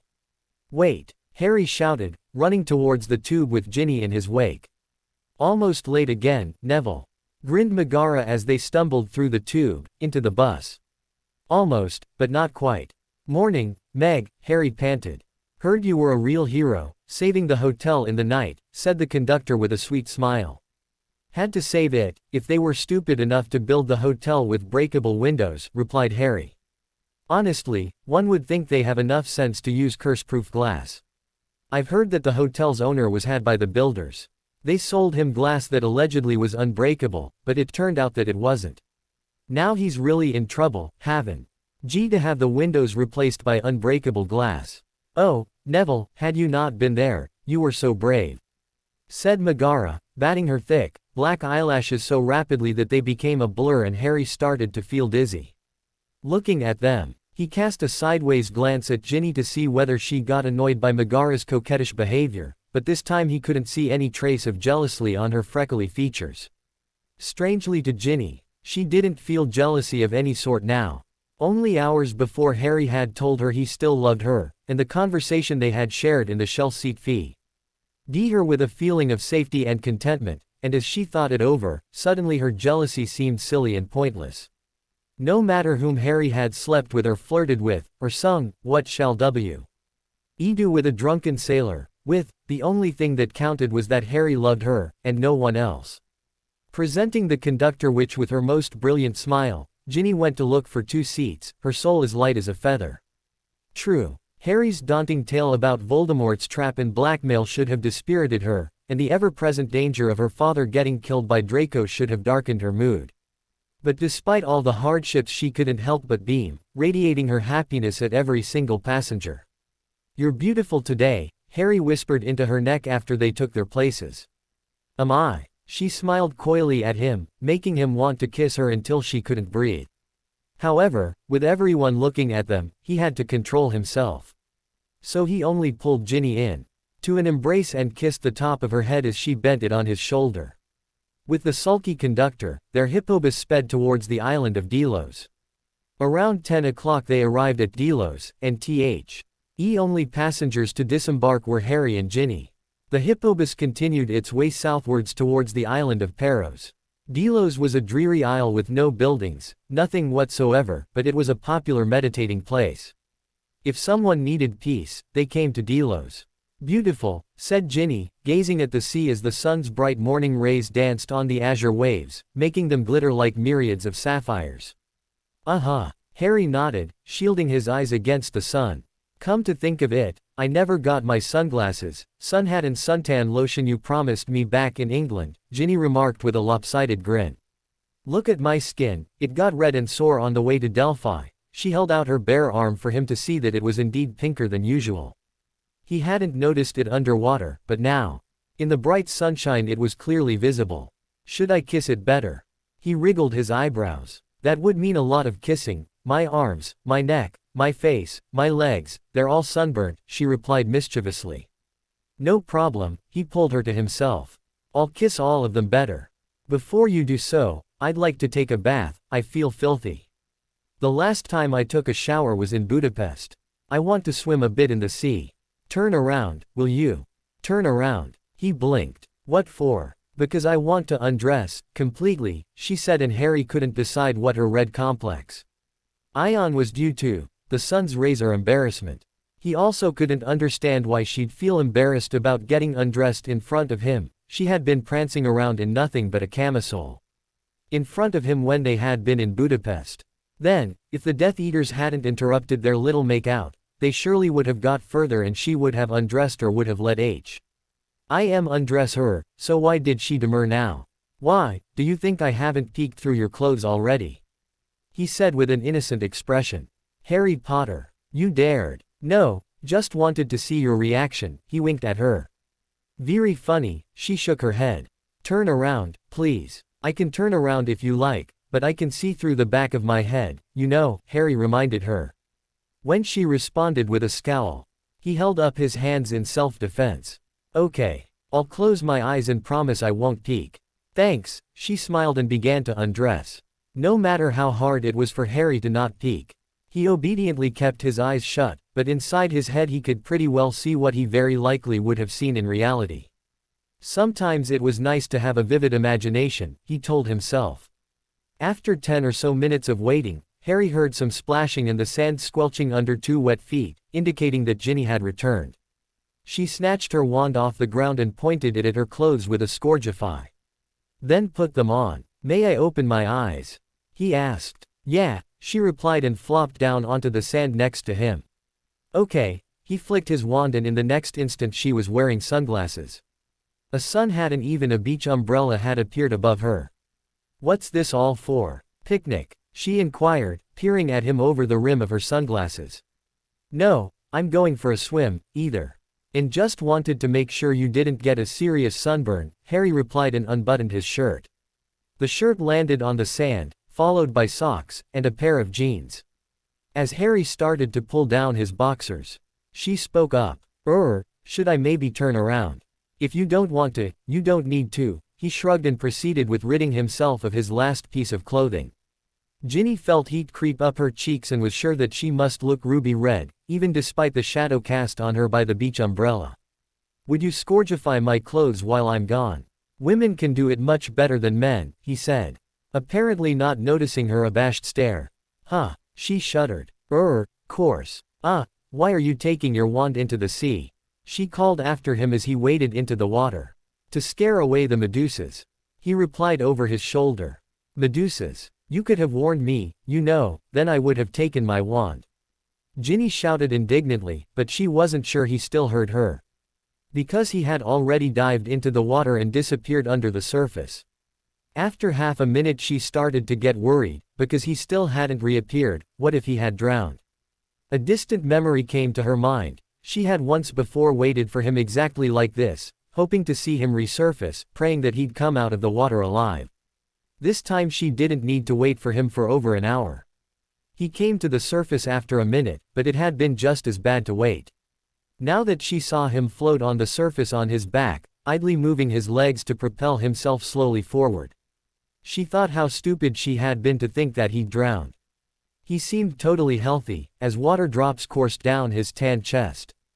Ginny gulped as she realized that his chest was in exactly that particular region of his body that most attracted her attention. Even under the beach umbrella, she started to feel extremely hot. She had never ever felt anything like this before. Back at Hogwarts when she had become Harry's girlfriend she had been too young to feel real desire, and with Draco all she felt was repulsion at the sight of his naked body. Not that Draco hadn't been attractive, surely he was. Just not for her. She felt as though she had suddenly become a woman in these last 4 days with Harry. She was no longer the innocent young girl who had been going out with him. Not even the, let's get it over with, type of frigid ice queen she had been with her husband. She really felt a woman now, a woman who longed to join him in the water and make love to him till all the Medusas fled panic-stricken into more peaceful waters. Suddenly Harry turned to his stomach and started swimming towards the coast. Ginny immediately diverted her stare and pretended to be staring up at the brightly colored beach umbrella. Haven't you scourgified my clothes? He asked when he reached her and his dirty, sweaty, curse-scorched pile of clothes. Oh, sorry, forgot, she muttered, gazing determinedly at the umbrella, because she feared that if she shifted her stare to him, she'd lose control and then who knows when they'd find that row of gods. Forgot. He shot her an amused glance. Why? What else has been on your mind? Nothing, Ginny replied in an unconvincing voice, then pointed her wand at his clothes. Scourgify. Thanks, he said and quickly dressed up, to Ginny's great relief. Got to be going if we want to find that row of gods any time soon, don't you think? Yes, definitely, she nodded and accepted the hand offered her to pull her off the ground. Where should we start? Well, the island isn't that big, is it? If I were in the Greek god's place, I'd hide my secret place somewhere among those rocks. He pointed at a rocky hill standing at the center of the island. And they set off towards it. N2. No Cliffy this time, aren't you proud of me? Winking face, don't worry, you'll get a Cliffy in the next chapter, and in the next after that, and in the next after that. Lol. Enna Seawave. The Death Eaters were sent there by Voldemort. Zenon Lee. I didn't make up the hippocampuses, I think they were mentioned in Fantastic Beasts. I'll see whether I'll draw a hippocampus one day. If I do, I'll tell you smiley face. I don't know whether to believe in Atlantis or not. I'd like to believe in it, because it sounds so cool and dreamy smiley face.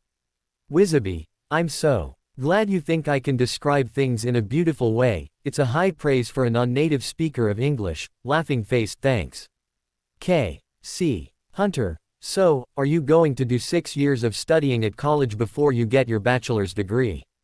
Wow, that's quite a lot. Here in Hungary in a college you've got to study 3 to 5 years, in a university 4 to 5 years.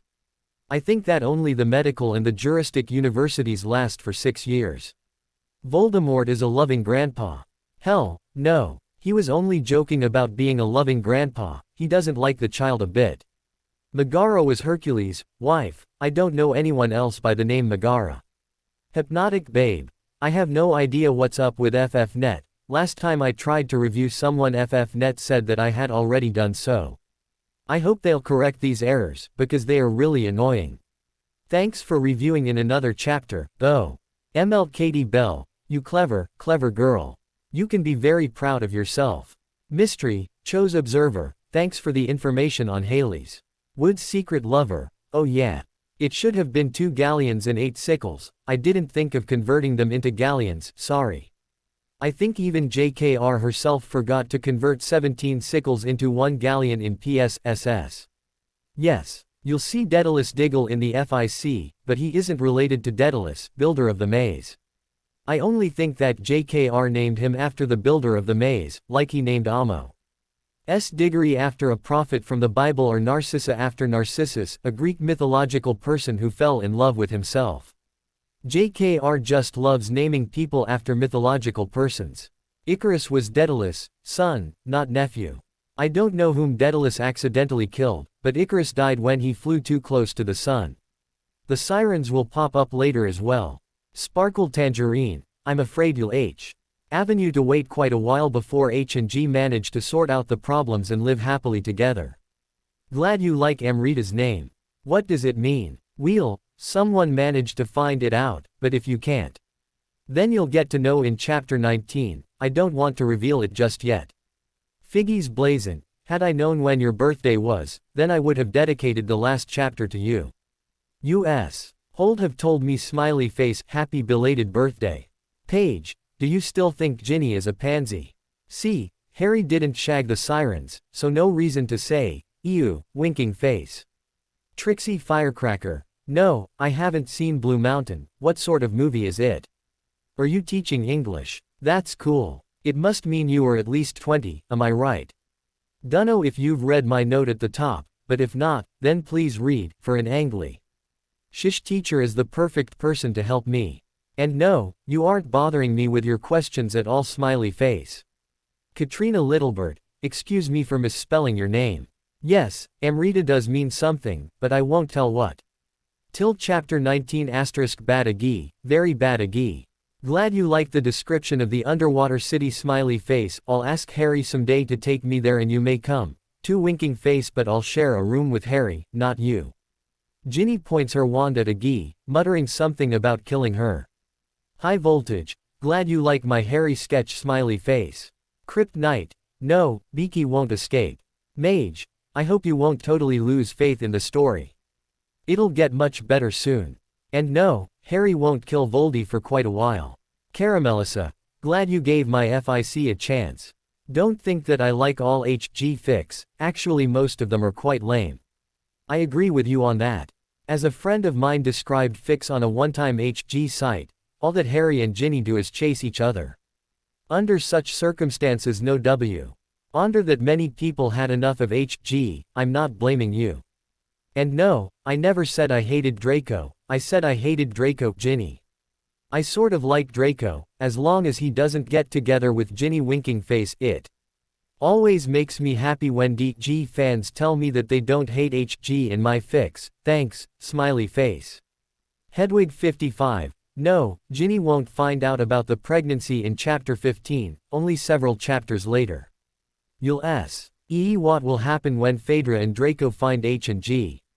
It'll be interesting, and you'll hate me for it, lol. Thanks for reviewing on SIYE as well. It was nice getting a review there, since people barely comment on that site. I have half a mind to stop posting the FIC there. Ruffled Owl. Actually I think that JKR took the hippocampuses from Greek mythology, she didn't make them up. And no, I don't. TC Ginny wanting an emerald ring either, but since Harry asked her what sort of jewel she wanted, emerald was the most sensible option winking face. Elfie 19. You'll see Cho once, but she won't have a single line, she'll just be around. I dislike her, not hate her. Before Utp I used to hate her, but not anymore. She's too much of a petty character to hate. Heavenly 182 Angel. Originally Phaedra didn't mean whore, Phaedra in Greek means glowing.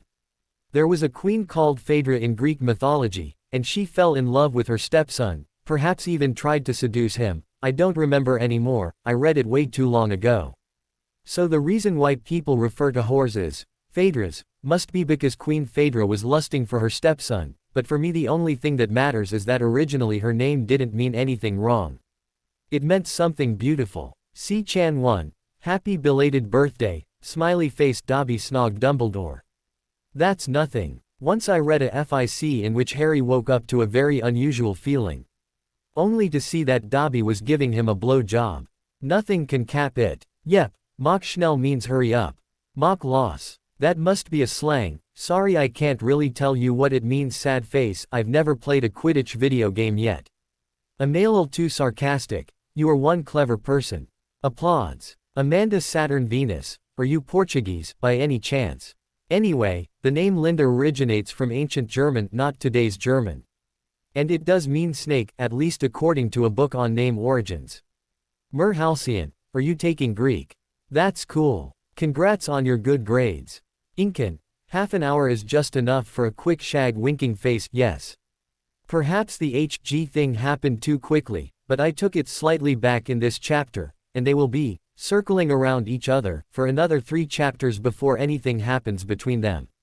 Also, you know my way of writing, I'm rather a plot person than a slow development of characters and relationships person. I remember that you had the same problem in Enemy.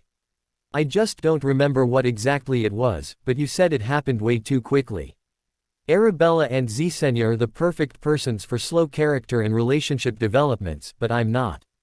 If I had let HG's relationship develop as slowly as A and Z's did, then the story would have about 80 long and boring chapters. Yes, Amrita's name means something, but not telling what yet winking face, according to a book on name origins. Linda means snake in ancient German, not today's German. Perhaps it meant snake about 1500–2000 years ago.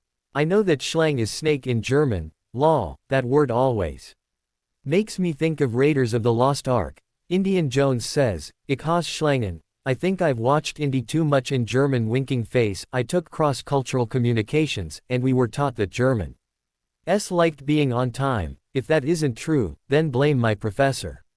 Indigo Ziana. Harry's dream was real this once, poor Lil Amrita sad face. INIGMA. Of course you can put this FIC on your site, along with the others smiley face. Altec. I hope your computer is feeling better now smiley face. I haven't written anything original for over 4 years now.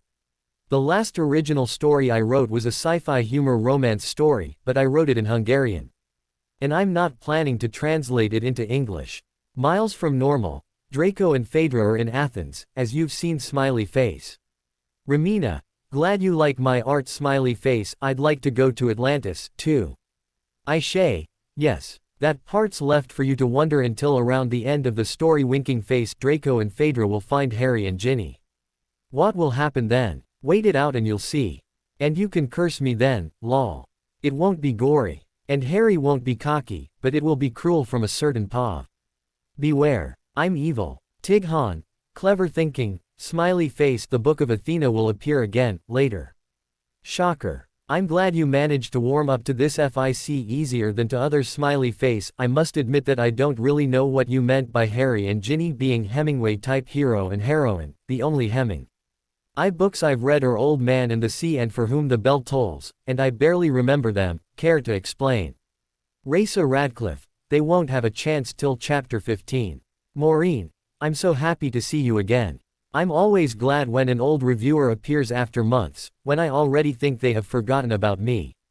Glad you haven't, and glad you like the FIC so far. Laughing face, and thanks for your praise of my arts. There are loads of new ones since GTNet closed, dunno if you've seen them, but they are on Phoenix Tears, DeviantArt and in my Yahoo group. You idiots. You pathetic, sniveling pieces of flobberworm excrement. Cursed the Dark Lord. His Death Eaters retreated several steps, fearing to get the cruciatus from their master, whom they had never seen this angry before. Voldemort was practically seething. It was a wonder that no fumes were coming out of his ears, his usually pasty complexion colored to bright pink with rage. How could you have lost the parchment? He spat at the 4 Death Eaters he had sent to Atlantis. My lord, one of the junior Death Eaters spoke up, his voice wavering. What? Voldemort barked. My lord, the parchment got stolen from us. Stolen. Stolen. Voldemort's voice rose in pitch. Why, yes, my lord, stammered another Death Eater who had been given a bat bogey hex by Ginny. His face was still red and sore from all the bat wings that had been flapping on it for several hours before Bellatrix managed to rid him of them. There was this mad stranger who attacked us. We had barely exploded the ceiling above the chandelier when he was already there. Hexing the crap out of us. I'm sorry, my lord, I don't know what sort of demon that was, but I have never seen a man fight like this. He even stopped the water when Wayne broke that huge window. It was amazing, my lord, agreed the Death Eater called Wayne. I have never seen somebody freeze anything like that. The water didn't even really freeze, just, Jew. Saint stopped and started to hang in midair. Idiots, growled Voldemort, throwing himself into his throne-like armchair. The bloke used the time-freezing charm. Time freezing. Many of the Death Eaters raised their eyebrows. Voldemort rolled his eyes as much as one can roll snake-like eyes. You call yourselves my servants and you don't even know what the time-freezing charm is, he turned to Bellatrix. Tell me, Bella, that at least you know what it is. The woman shifted nervously. I'm deeply ashamed, my lord, but I don't know. Never heard of it. Voldemort waved in a resigned way. I.J. Must hope that at least some of you might have picked up a dark arts book at some time or other. Apparently I was wrong, but I can't put up with having such pathetic, blundering fools for servants. Anne, I already know what I will do with you. His eyes narrowed and a derisive smirk spread on his face. The 4 Death Eaters who had screwed up in Atlantis were now trembling from head to toe, expecting the Dark Lord to say Crucio. However, the words that left their master's mouth appalled all of them. Set books. Excuse us, my lord. I said set books. Rodolphus, are you this slow on the uptake? Snapped Voldemort. I'm going to dictate a list of dark arts books that each of you has to read. Yes, even you Goyle, and if you have difficulties with reading, ask McNair to read them out for you. McNair, who wasn't exactly famous for his intellect and hadn't taken a book into his hands since graduating from Hogwarts, wore a very frightened expression. What sort of set books have you in mind, my lord? Inquired Bellatrix. For example, Voldemort seemed to cast his mind around, searching for titles: Extreme Evilness for Everyone by Ethan Emmerich, Horrible Hexes and Catastrophic Curses by Phineas Nigellus. And my favorite book, Wicked Warlock's World by William Whitby. You have a month to read them, and I'll check what you have memorized from them. The Death Eaters exchanged our looks. Goyle's mouth was hanging open as he was trying to understand what Voldemort had told them. The Dark Lord turned back to those 4 who had been in Atlantis. I presume you cannot tell me who robbed you of the parchment. No, my lord, they answered in faltering voices. But you will find out for me, won't you? Voldemort said in a fatherly tone, which was quite remarkable, coming from him. The Death Eaters looked at each other helplessly. How are we supposed to find out, my lord? Fools. Voldemort jumped up from his seat, his complexion reddening even more. That bastard who has the parchment now must have been a guest at the hotel, mustn't he? The Death Eaters nodded. Then he must have registered at the reception, don't you think? The Death Eaters nodded again. Then, aha! The bloke who had been snogged senseless by the Aphrodite flower yelled as the realization struck him. He gave his name to the receptionist. We only have to go back and persuade the receptionist to tell us his name. Brilliant, Voldemort sighed, rubbing his forehead.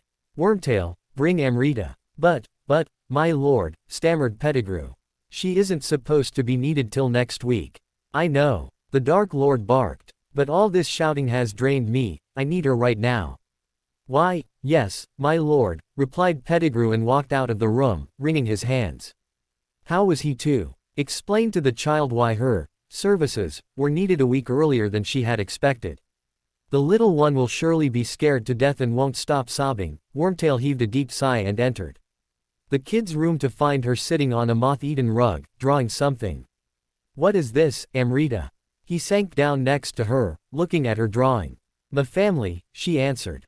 You like it? Peter too. Okay, the crumpled sheet of paper into his hands to examine a 6-year-old's doodle that depicted a little figure with curly red gold locks in the middle. On her right stood a taller man with dark hair and glasses. And on her left stood a small, very ugly figure whom he couldn't identify. Her grandfather was very noticeably missing from the picture. It's very nice, dear, Peter said. Is this what Daddy looks like? Amrita asked, pointing at her father. Yes, about, Peter smiled. He had told the child about her parents when she had asked about them, but he had made her swear she'd never mention it to Grandpa Voldemort. Surely the Dark Lord wouldn't be too happy if he got to know that his servant was describing his archenemy to his granddaughter as some sort of a hero who kept thwarting Voldemort's attempts to rule over the world, making Amrita clasp her hands in delight and say, Daddy must be great, I'm so happy he doesn't like Grandpa either. Amrita had promised Wormtail to keep her mouth shut, and added that she didn't feel like talking to her grandpa about anything, so she surely wouldn't talk to him about her father. Thus Wormtail had kept telling the child stories about her mum and dad in secret. Amrita had always listened to his tales about brave hero Harry wide-eyed, and kept asking, if Dad's such a brave man, who's saved the world from Grandpa so many times, then why doesn't he save me? To such questions Peter didn't know what to answer, so whenever Amrita happened to ask such things, he changed the conversation with jokes he remembered from his childhood. James and Sirius had told him and Remus enough jokes to last a lifetime. As long as Amrita was this young and easy to influence, Peter could direct their discussions if they got awkward for him, but he didn't dare imagine how things would turn when the child grew older, cleverer and more defiant. Perhaps she would not leave him alone until he properly answered her questions. Well, time will tell, he thought as he stared at the drawing. Who's this man on your left, my dear? He asked, pointing at the ugly figure. That's you, Wormy, Amrita replied, beaming. Look, he's balding just like you. Whoa. Tail felt his mouth tuck into a wide grin. The little one definitely had no talent for drawing, but she had drawn him into the picture of her family. He had to blink back a tear. This child loved him, as much as a child who had grown up among Death Eaters could love someone. None of the other Death Eaters had ever cared for her. It had been Peter who had looked after her from the day she was born. He had changed her nappies, fed her from a baby's bottle, sung her lullabies in his totally out-of-tune voice, and he never understood why he didn't find this job humiliating. Any other Death Eater would have abandoned Voldemort if the Dark Lord had burdened them with the role of a babysitter, but not Peter. He had been there when Linda had given birth and died even before she could take her daughter into her arms. He had heard the pitiful cry of the newborn who had become an orphan with a dead mother and a father whom she'd never get to know. Peter had taken pity on the baby. Sometimes he wondered what sort of life she would have had with Harry Potter. He was sure that it would have been better for her than living with Grandpa Voldemort. Even the foulest, least caring father would They treated her better than the Dark Lord, and Harry Potter surely wouldn't have been a bad father, would he? As a Death Eater, Wormtail was supposed to hate his master's greatest enemy, yet he didn't feel like hating him. Harry Potter had never harmed him. On the contrary, if it hadn't been for Harry, Peter would have died at the hand of Remus and Sirius long ago. He wondered what Harry Potter would say if he got to know what sort of evil things Voldemort was doing to his daughter. His heart sank as he remembered why he had come here in the first place. Amrita, dear, your grandfather wishes to see you. He felt as though someone had stabbed him in the chest with a dagger as he watched the expression of utter terror spread on the child's lovely face, her huge green eyes widening with fear. Her mouth opening with a silent scream. At that moment Wormtail thought how much he hated Voldemort. Stupid, stupid police, cursed Fedra as she and Draco left the Auror headquarters in Athens. Wizarding police couldn't provide them with any information about Harry, whom Phaedra carefully referred to as the chap who killed that Sicilian, not knowing which pseudonym of Harry's the Aurors knew. It wouldn't have been wise of her to ask about Harry Potter when the Aurors knew him as Colin Creevey or Dudley Dursley. It was the best not to mention names at all. However, it turned out that the Aurors knew her husband as Dudley Dursley and Dudley had managed to escape from them. Deep down Phaedra felt some sort of pride that her husband had managed to flee from the Greek magical law enforcement. But it also annoyed her that they had no idea where Dudley was to be found. Something told Phaedra that Harry was no longer in Athens, but she had absolutely no clue where he could be, then. Yeah, I share your opinion. Draco murmured. I hate Aurors. My father was killed by one of them. Oh, sorry, she said.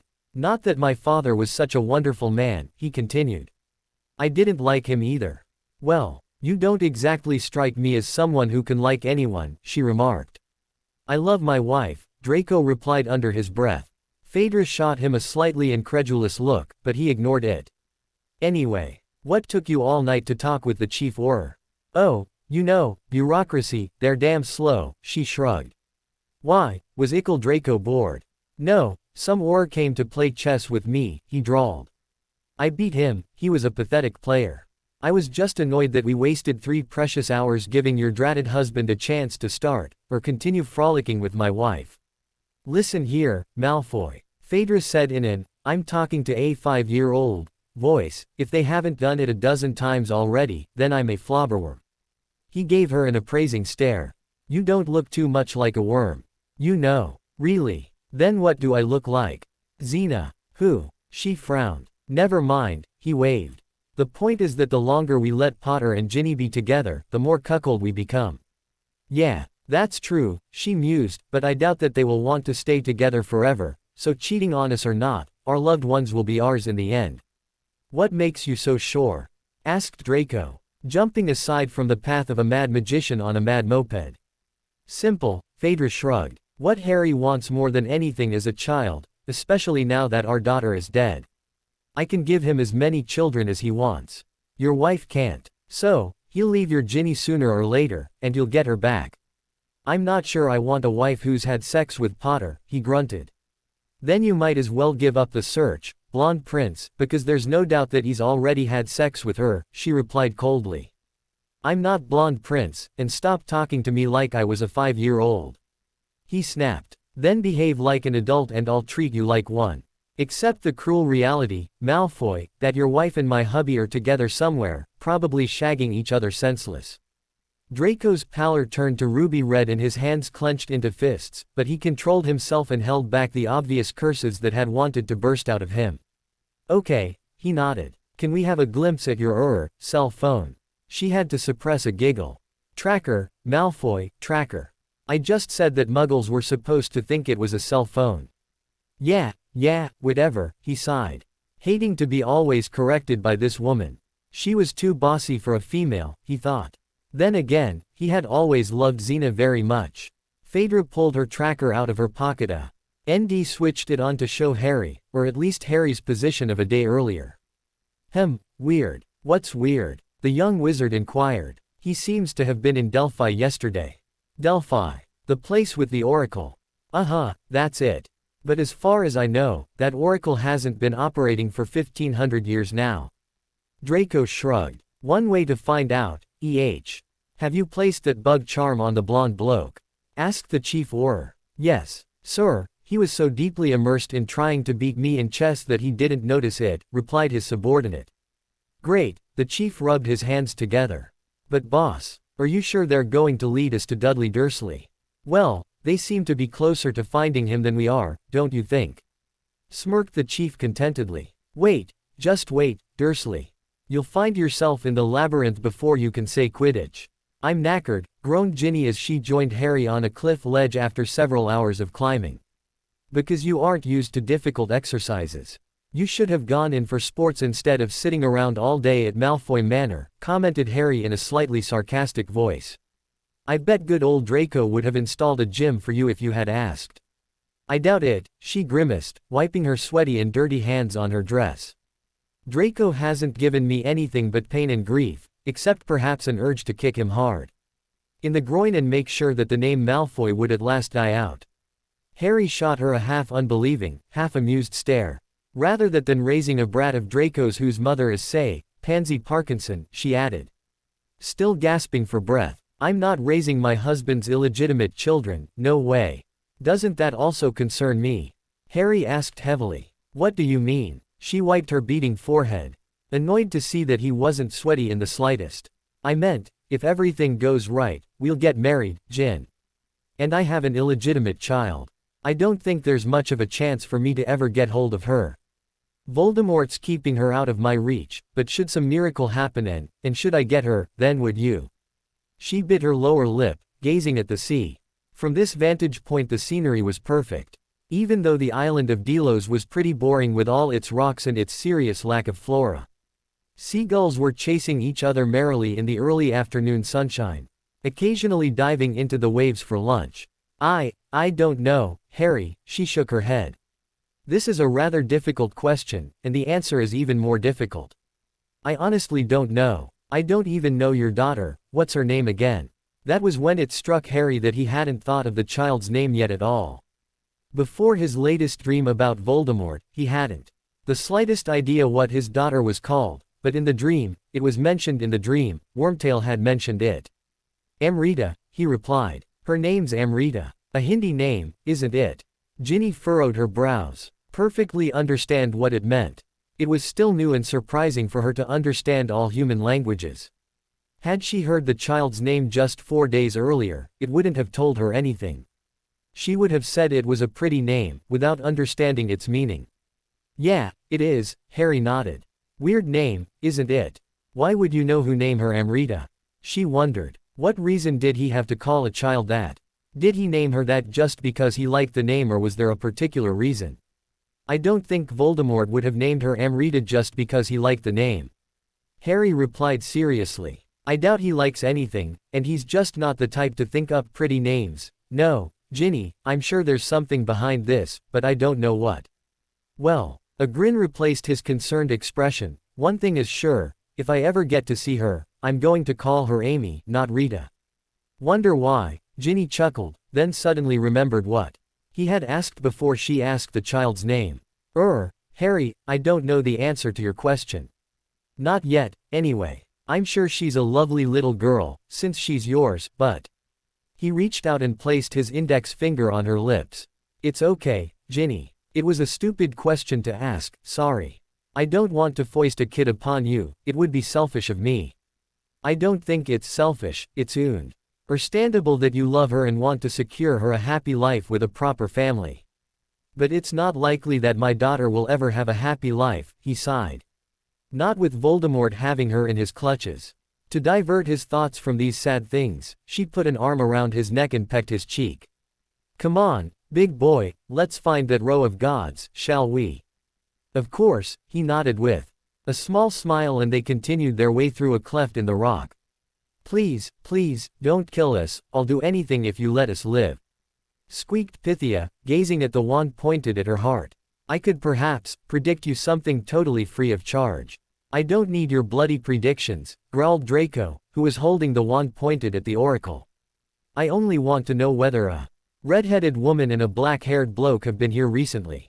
Pythia gulped and squinted at her trainee, Helen. Don't tell them, Pythia. Breathed Helen, who also had a wand. Phaedra's pointed at her. We mustn't disclose classified information like this. You taught me this sacred rule, Pythia. What is better, a treacherous oracle or a dead one? Asked Phaedra in a conversational tone. All right, sighed the old diviner. I'll tell you. Just pointed that thing elsewhere, will you? No, Draco replied. Out with it, have they been here? Why, yes. They were here yesterday. See, the tracker's never been wrong before, Phaedra told Draco proudly. And, what sort of prophecy did they ask for? Draco continued the interrogation. Don't tell them. Helen beseeched her boss. Right, you tell us, then. Phaedra pressed the tip of her wand to the trainee's throat. Helen broke out in cold sweat. I won't, she hissed through gritted teeth. Oh, don't play the heroine, Helen. I promise, I'll still give you your oracle certificate, if you spill the beans to this lady and gentleman, wheezed Pythia. Will you? The trainee seemed to hesitate. Oh, all right, then. The black-haired chap and his red-haired girlfriend wanted to know how one could be freed from the Fate's charm. What? Draco gasped. How could Ginny have told Potter about the charm? Draco had threatened her, with the prospect of her tongue getting ripped out and her hand shriveling if she wrote someone about the Fate's charm.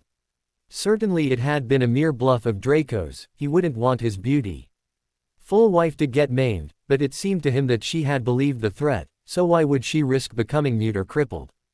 Did her freedom mean so much more to her than her health?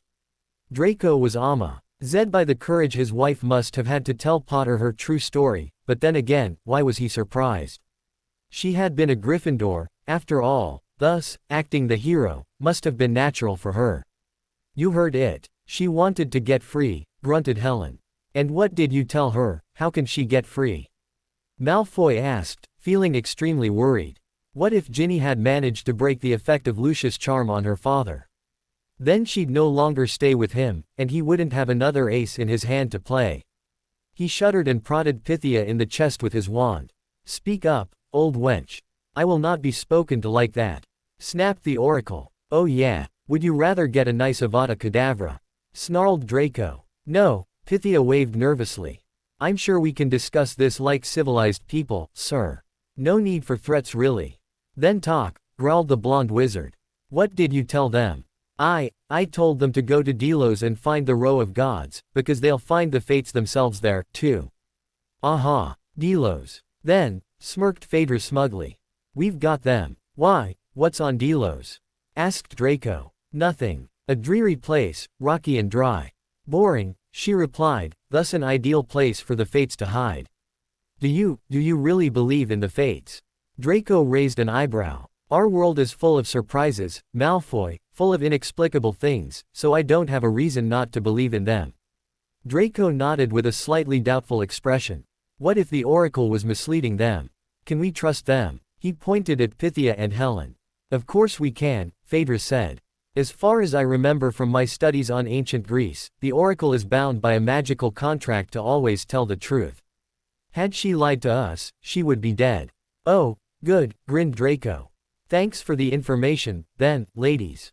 Beautiful, breathed Ginny as she and Harry walked up the path hidden among the cliffs, leading up to an opening of some sort of a cave. It wouldn't have been anything special. Had two elaborately carved statues not stood on either side of its entrance, one of them glowing in a golden, the other one in a silvery blue hue that gave them a mystical, ethereal quality. Yeah, quite pretty, agreed Harry. Sizing up the two statues. Wonder who they are. I mean, which gods? That's obvious, isn't it? Apollo and Artemis, the gods who were born on this island from Leto, lover of Zeus. Leto. Harry snorted. I happen to know a Leto, but it's highly unlikely that Zeus would ever fall for her. Do you think Muggles can also find this place? She murmured, looking at Apollo's handsome face. The whole statue was golden yellow, wearing a wreath of golden laurels and a lute in his hand. His sister Artemis had bluish skin, wore a diadem with a silvery moon set into it like a diamond, and held a bow in her hands. I don't think so, Harry shook his head. It must be like Hogwarts, invisible to non-magical folks. And what do you think we'll find here, Harry? I mean, besides the fates. One way to find out, he shrugged. Ready, milady, I suppose, she nodded, somewhat hesitantly. He gave her an encouraging smile, grasped her hand and together they entered the cave. Aeolus, the receptionist of the Hotel Atlantis, was choking. The reason for his choking was none other than McNair's fist tightly wound around his throat. Another 5 cloaked and hooded figures stood around him, all of them pointing their wands at him menacingly. Where was the hero who saved them all when he needed him again? Oh, yeah, he had left, Aeolus thought, and these unsympathetic fellows here were questioning him about the hero. Give us the name and you'll live, growled the rude bloke who was trying to throttle him. Aeolus swallowed hard, as much as he could do so with not much space left in his compressed gullet to swallow. All right, then, just release my throat, will you? When McNair grunted at him, he hastily added, just because, I can't reach the registry book, if you don't release me, not to mention that you might accidentally kill me. Accidentally? It wouldn't be an accident, snarled the bulky Death Eater. Release him, Walden said. A cold female voice from under one of the hoods. The rude fellow let go of the throat of Aeolus, who now had enough space to bend down, gasping for breath, and pull the registry book out of a drawer. Let's see, he started leafing through the book, finally reaching the recordings of one day earlier. Yeah, here it is. And, what's that bastard called? Demanded one of the hooded figures. Papaphodiou, replied the receptionist. He signed in with the name Spiridon Papaphodiou. As Harry and Ginny stepped into the cave, it no more looked like a cave at all, it rather looked like some long but perfectly constructed tunnel whose walls were a friendly pale yellow. The wall on the left was adorned with a pretty golden pattern. No torch was needed inside, they didn't even need to say lumos for the tunnel was adequately illuminated by ever criss-crossing little flashes of lightning on the low ceiling. Bet this is some sort of tunnel of Zeus, Harry murmured as he and the young witch made their way through the tunnel. Ginny was examining the golden pictures on the wall. There were 6 of them, each showing different figures. On the first one she saw a man dressed in armor, accompanied by a rather horrible-looking creature that she had once seen in the book Fantastic Beasts and Where to Find Them, but didn't remember its name. Behind the armored figure stood a huge person with one eye only. It looked a lot like Grop, with the exception that Grop had 2 eyes. On the second picture Ginny saw a tall, slender woman in a helmet. Next to it, on the next wall painting there was a naked, or apparently naked, man whose lower body was hidden by waves, holding a trident. On the fourth picture there weren't any figures, just some sort of a pond with a tiny waterfall running into it. The fifth fresco depicted a sullen figure in a boat, rowing on a river, a huge 3-headed dog in the background. Looks like Fluffy, Harry remarked. And that giant reminds me of Groppy. Hagrid should have come, he'd like these pictures. Quote, but why do these pictures give me the impression that they aren't just here for decoration? Mused Ginny. Dunno, shrugged the young wizard, examining the last picture that showed 3 women weaving, measuring and cutting threads. Look, these must be the Fates. If those are the Fates, then the other frescoes also must depict real persons, don't you think? As far as the Greek gods are real, said Harry with a hint of sarcasm in his voice. But if they are, then I bet the first bloke is Ares, the helmeted chick must be Pallas Athena, the naked chap's Poseidon. The fourth pick is, I don't know what it is, but the fifth is Charon. Charon. Ginny paled. You mean the servant of Hades who takes the dead over the river Styx? Uh-huh. Spooky, she whispered. But what do these murals mean? Well, the pictures follow each other in a row. Perhaps that's why this place is called the Row of Gods, Harry suggested. Uh-huh, she nodded, though she didn't really understand it, not yet. Anyway, soon the tunnel ended in a massive silvery door. As Harry reached out to open the door, a hazy, slightly see-through image of a woman appeared in front of them. She wore sweeping, lilac robes and a wreath made of peacock feathers. She looked extremely haughty, as though she was some sort of a queen. Ginny had already opened her mouth to greet her when the woman spoke up. Enter strangers. But beware. 'Tis not just a truth or dare. Here you have to prove your mettle. That you're ready for a battle. You'll have to show you're clever. So enter now or never. If you think you have the guts. Welcome to the Row of Gods. Thanks, said Harry, but the woman didn't reply. Her figure got hazier by the second, then totally vanished. Well, this must have been Hera, Ginny stated. Phew. Then I understand why Zeus cheated on her with every second female, he commented, only to get a disapproving stare from her. I mean, come on, who'd like a woman with peacock feathers sticking out of her head? She shook her head, suppressing a chuckle. What do you have against peacock feathers? I really like them. Once saw Gilderoy Lockhart sign something with his, you have to give it to him. The peacock feather suited him. Do you want to make me jealous? He playfully arched an eyebrow at her. No, how can you even imagine such things of me? She cocked her head in a coquettish way. Ginny, don't do this to me, he breathed. Why? She batted her eyelashes exactly like she had seen from Megara the conductor. Because then we'll never get into the next room. Why not? She licked her lips, making Harry pant heavily. Because I'll push you to the wall and make you mine right here. Working hard to hide her amusement, she pointed her wand at him. And squirted him with a jet of ice-cold water. Feeling better? She asked innocently. Much, he grunted, shaking his head to get rid of the droplets stuck among his black locks. And I'd return the favor. If we didn't have more pressing things on our hands. Just 10 seconds ago you seemed to be willing to forget about those pressing things on our hands, she pointed out. You love teasing me, don't you? He rolled his eyes. Just as much as you love teasing me, she countered. How utterly disgusting, said a voice from behind them. They turned around to see Hera, leaning against the wall with her arms crossed. Her eyebrows knitted and her lips tucked into a pout. What? For Zeus' sake, stop billing and cooing and get down to business, Hera growled. I'm sick of seeing dallying couples, yuck. Harry was about to give her a snappy comeback, but Ginny was quicker. What if we want to bill and coo, It's none of your business, sister. Just because you aren't getting any, why shouldn't we get some? Harry stared at her, his mouth slightly open with surprise. This was his Ginny. This was the same Ginny whom he had fallen for in his 6th year, the same Ginny who wouldn't leave him alone until he poured out his heart to her, the determined, self-confident girl who had captured his attention like no other girl before. Suddenly he felt he got his old Ginny back, mocking him want to pick her up and swirl her in the air until she squealed.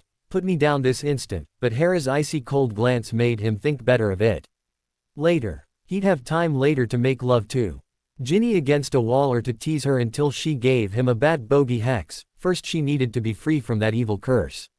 She didn't mean what she said, she's just a bit hyper due to those 5 cups of coffee she drank on the Hippobus. Forgive her, O Queen of Gods, please, he bowed slightly, needing all his self-control not to start laughing at his own ridiculous words. All right then, Hera straightened her back proudly. I forgive this insolent child, only because you asked politely. But try and refrain from frolicking around here, will you? You can do it if you get deeper into the row of gods. But I seriously doubt that you will get very deep into it, she gave Harry a supercilious smile. Why wouldn't we? Ginny asked. Because the dead can't get into anywhere, save the netherworld. Hera added sweetly and disappeared from sight again. Charming lady, isn't she? Harry grimaced. Absolutely, Ginny wrinkled her freckled nose. I don't know about you, but I'm not too frightened by her threats. Neither am I. I was in Gryffindor too, remember? How could I ever forget that? He smiled dreamily. You in your tight-fitting red gold Quidditch robes, you were darn sexy, did you know? Michael told me so. She shrugged. Ah, Michael married Cho, didn't he? So I heard. They even have a son called Cedric. Good that I didn't get together with her, then. Imagine her naming our son Cedric, he said, reaching for the handle on the silvery door to open it. Really, if you ever had a son, what would you name him? Ginny asked quietly. His hand had already grasped the handle, but very slowly he turned around. His expression radiated some gentleness, some sort of longing, and a bit of sadness. I think I'd name him Sirius. Oh, she nodded knowingly. Well then, let's go inside. He pushed down the handle and entered, closely followed by Ginny. The first thing that struck them was that the room they got into was pitch black, and that the door closed behind them with a loud snap. Harry thought of trying to open it again, just to make sure they'd able to leave if needed, but he immediately changed his mind as the room suddenly got illuminated by some mysterious, invisible magic. And they caught a glimpse of an enormous creature with the head of a lion, body of a ram and tail of dragon lunging at them.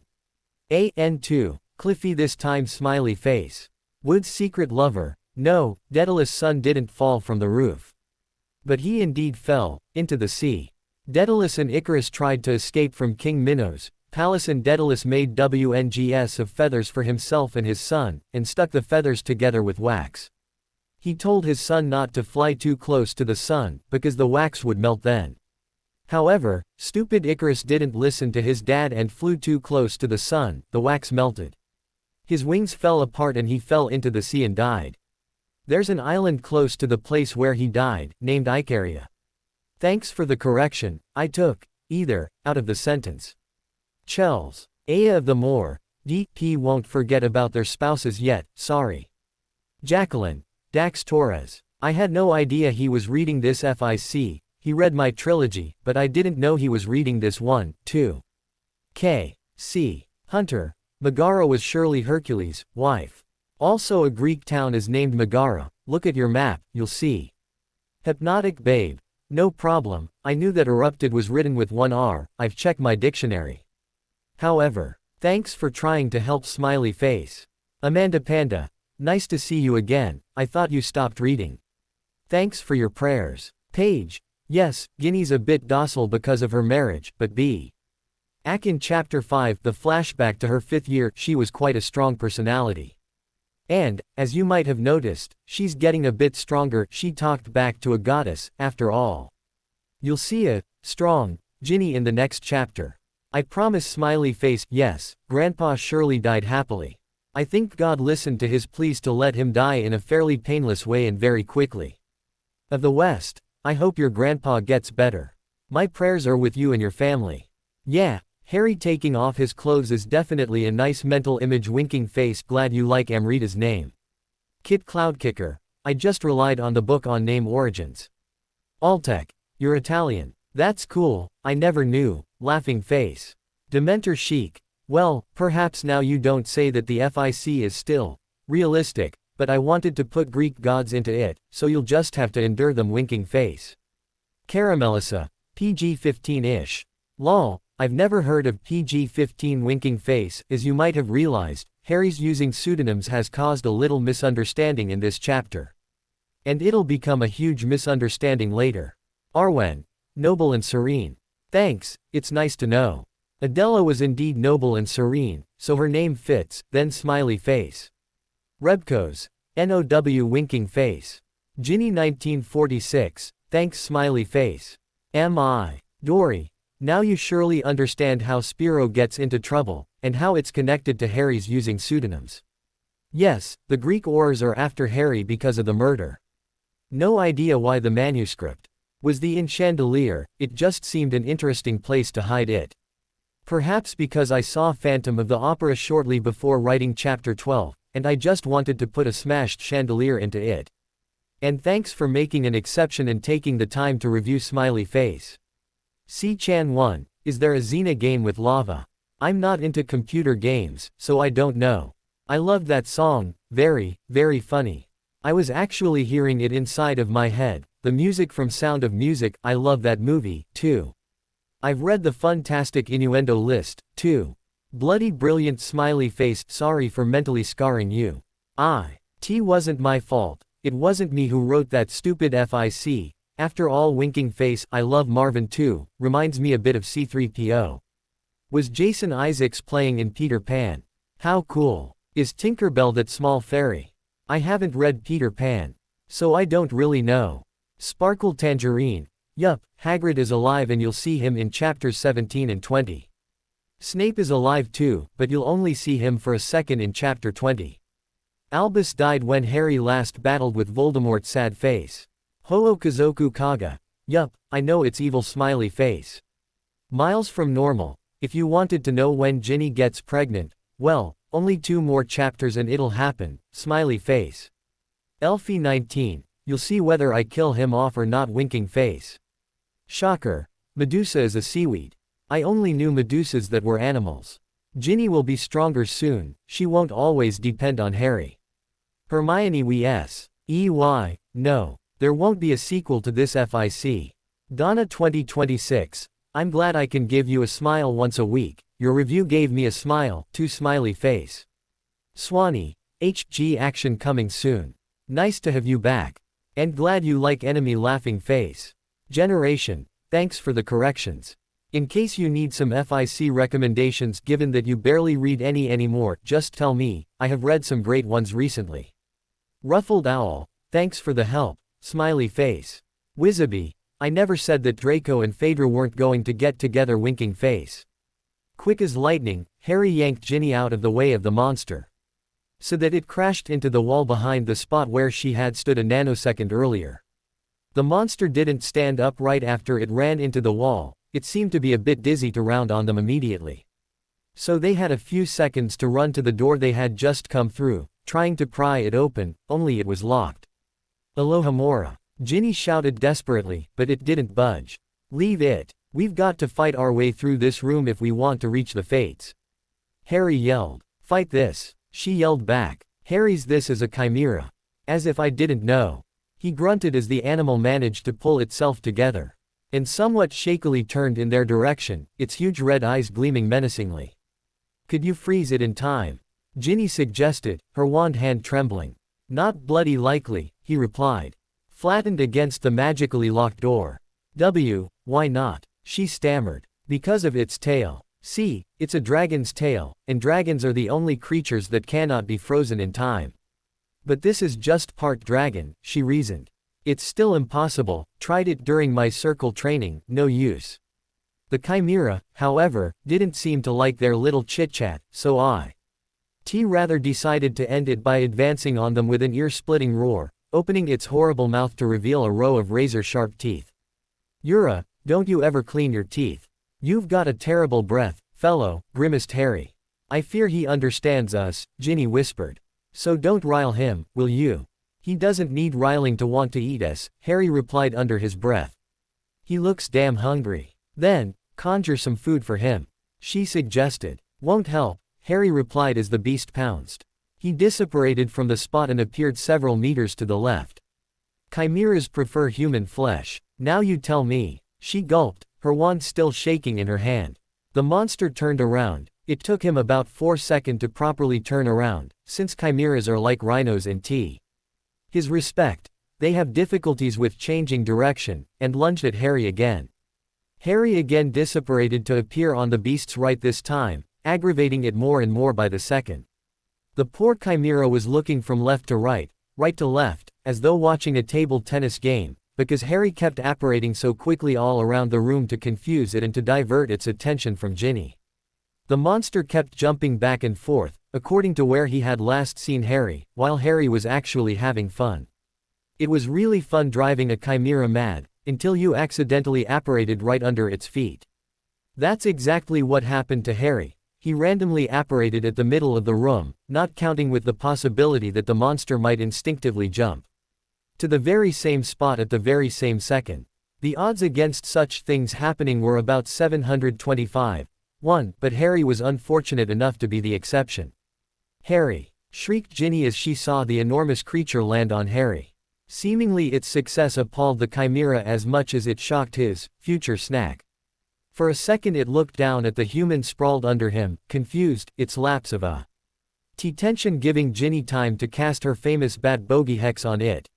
With a tremendous roar the monster jumped off Harry, wriggling its goat legs towards its lion head to chase those terrible, flapping batwings off it, to no avail.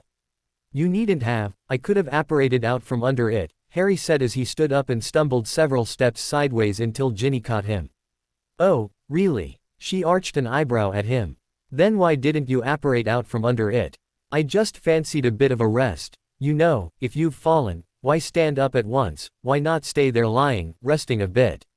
Add me. It that you were too crushed under the beast to disapparate and that I saved you, she folded her arms with a demanding expression. All right, you win, he grinned and pulled her out of the way of the howling chimera that was still trying to get the batwings off its head. Nice charm, by the way. Is this your favorite? You used it in Atlantis, too. It's just too good not to use, she smiled proudly. But the batwings suited Draco better than the chimera. I'm still sorry I didn't have a chance to see him like that, he sighed happily, but in the next instant all happiness disappeared from his face. What? She frowned. Seeing his frightened expression, he pointed at something behind her back, and already dreading what she'd see, she turned around to face the most bizarre creature she'd ever seen. The creature was human-looking, though at least 20 feet high, and had a huge eye in the middle of its forehead. I fear this is a nightmare come true, she muttered, remembering the frescoes they had seen in the tunnel that Harry had so appropriately named Tunnel of Zeus. I start to agree. First a chimera, now a cyclops, what's next? However, she didn't have a chance to answer. For the cyclops came running towards them, its huge arms stretched out, its enormous yellowish teeth bared, its only eye glinting hungrily.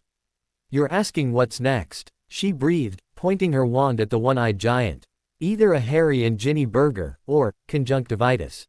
She shouted at the cyclops that clapped his hands over his only eye, howling with pain. That was below the belt, to give the poor bloke an eye disease. When he's only got one, said Harry with a smirk.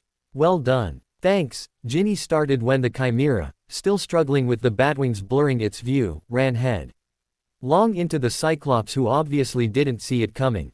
The Cyclops stumbled from the beast's attack, and Harry and Ginny jumped aside to get out of the way of the falling giant. The giant hit the floor with a thud, jerking his enormous hands off his face. "Watch out!" yelled Ginny as the Cyclops' left arm flailed around him, almost tripping Harry. In the meantime, the roaring, and still barely able to see Chimera hurtled over the sprawled-out giant's legs, making it let out a yowl of pain as it trod on the limbs, its dragon tail whipping madly in all directions.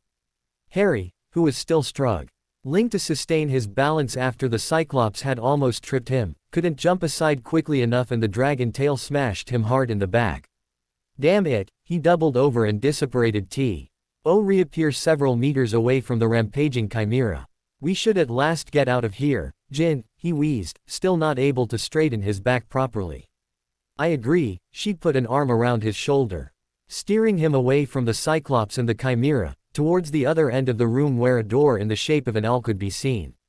"Come, before those beasts start to look for us again."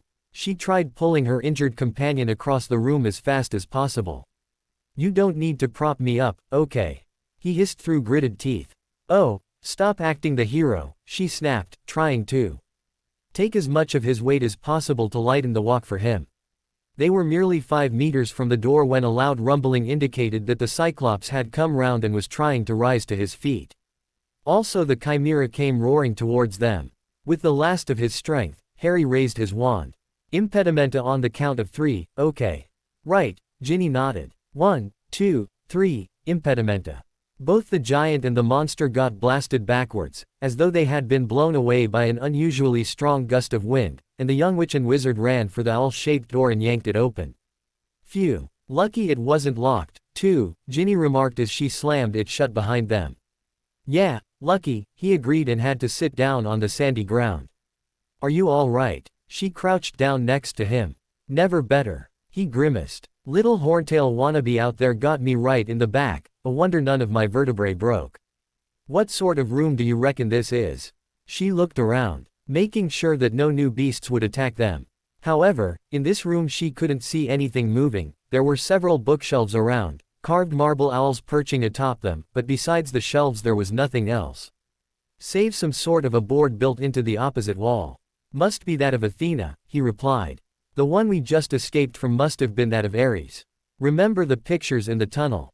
They followed each other like that. Ares, the bloke in armor, he obviously set a task of fighting his favorite little pets. I bet those pets were guarding this room, or whatever that is in this room. After him Athena came on the fresco. It's obvious, the woman in helmet must have been her, and the door to this room depicted an owl and the shelves are full of stone owls." "Oh, the owl is the symbol of Pallas Athena," Ginny nodded. "So, if we get through this room, then we can expect some task from Poseidon," he said, still doubled over. "Does it hurt very much?" She worried. "I'll live, don't worry. I've been through worse in the circle training and on certain missions," he waved nonchalantly, then his face contorted with pain. Even the wave must have hurt him a lot. "I rather feel ashamed. I should have remembered how to do away with a bloody chimera, and I should have been more cautious. I saw that damn tail coming towards me from behind, yet I wasn't quick enough to jump aside. I should have at least disapparated or something." Ginny put her arms around his neck and snuggled her face into his damp with sweat hair. "Harry, you're good in a fight, but you're not a superhero, except it. Not even you are invincible or invulnerable." He gave her a sour look. "I've screwed it up, Jin. There's no excuse for someone with a circle training to screw up. If it weren't for you, I'd be dead. Oh, and you feel miserable about me saving your life, eh?" She pulled away from him, looking sulky. "No," he replied hastily, then made an embarrassed grimace. "Well, yes, but." "No buts." She jumped to her feet. "You men are all the same. Can't accept that we females can also be just as clever or skillful or brave as you are. You all give us this male chauvinist shit that you should be the ones to protect us, but it's not how things work, Harry." By the time she stopped her tirade, she was panting and flushed. "What?" She glared at Harry, who was eyeing her in a weird fashion. "I love you when you're shouting, you know," he replied quietly, his green eyes glinting mischievously. "Only when I'm shouting." She raised her eyebrows challengingly. Come here, he beckoned to her. Though even this little movement must have caused him suffering. But even if it did, he didn't show it. Somewhat reluctantly, she sat back down next to him. He sneaked his left arm around her waist, gently pulling her to him. I love you, always. No matter what happens, Ginny. I love you too, just accept it that you're only human, like all of us. It won't be easy, but I'll try. He kissed her cheek lightly. Well, time to find out what this room has in store for us, She nodded and helped him off the ground. Though with some difficulty, he managed to straighten his back and looked around in the room. Weird shelves, Harry said, reaching out for a book on a shelf, but his hand went simply through it. What are these? Ghost books? Or holograms? I doubt whether the ancient Greeks knew about holograms. I think these bookshelves are just here for decoration, said Ginny. As we surmised, this must be Athena's room, and she was the goddess of wisdom, that's why she decorated her room with books and owls. But, with the exception of these shelves, there's nothing else here, the only thing seems to be that board over there, she pointed at a huge rectangular board set into the wall at the farthest end of the room. They walked up to the board and Harry touched it to make sure that it wasn't just a fake one like the bookshelves. However, this one felt solid. And since there was no other door in the room but the one they had come through from Ares' room, he suspected that the board might be the key to their continuing their journey. He stepped slightly back to read the script on the board, but he couldn't. What the heck? He frowned. Ever since the all-language charm had been cast on him, he had been able to interpret all sorts of scripts written in all human languages, but not this one. For this one seemed to be nothing else but a random order of the letters alpha, beta, gamma, delta and epsilon. At the bottom there were 4 separate, circle-shaped stones, each bearing one of the first 4 letters of the Greek alphabet. Ginny started chewing her lower lip, her eyes fixed upon the mysterious board, and when Harry opened his mouth to ask what was going through her mind, she waved him to shut up and not disturb her in the concentration. Harry was getting annoyed by her silence. He didn't like being left out of things. He was just about to remind Ginny that he was still there when she suddenly turned away from the board and pointed her wand at the floor, using it like a pencil, drawing something into the dust. Harry peered at 2 pictures she had drawn.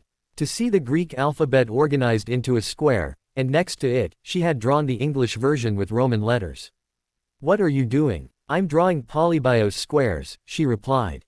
What's? She turned to him, her face radiating excitement and something that suggested to Harry that she had solved the riddle. I was taught ancient runes by the private teacher Draco hired for me. He taught me all sorts of runes. And even some cryptography. The Greek polybios had made up this square that can be used for coding texts. See, she pointed at the English version that she had only drawn to help Harry understand it. If you want to write Hi Ginny, you have to write it as BCBDBBBDCCCCED. Each letter can be given by the combination of A, B, C, D or E. Look, A is AA, B is AB, C is AC, and so on, and of course, in Greek, you have to combine alpha, beta, gamma, delta and epsilon. With the help of this square, we will hopefully be able to read that text on the board. Harry gave Ginny an admiring look that she accepted with a smug grin. So, let's see it, then. She crouched down next to the squares she'd drawn into the sand and started deciphering the text on the board with its help. Well? Asked Harry after a while. It's a riddle. Or rather a quiz question with 4 possible answers, Ginny replied.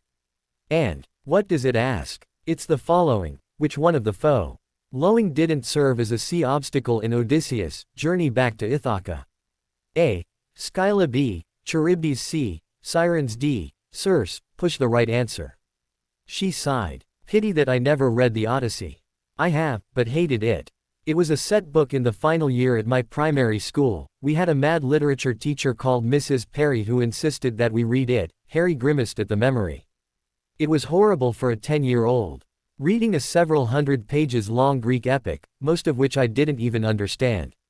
All that I remember is that there was a nymph called Calypso who held Odysseus as her sex slave while his wife weaved some cloth that she undid every night to fool her stupid suitors. Then there was this chick who turned Odysseus' friends into pigs. Hey, that was Circe.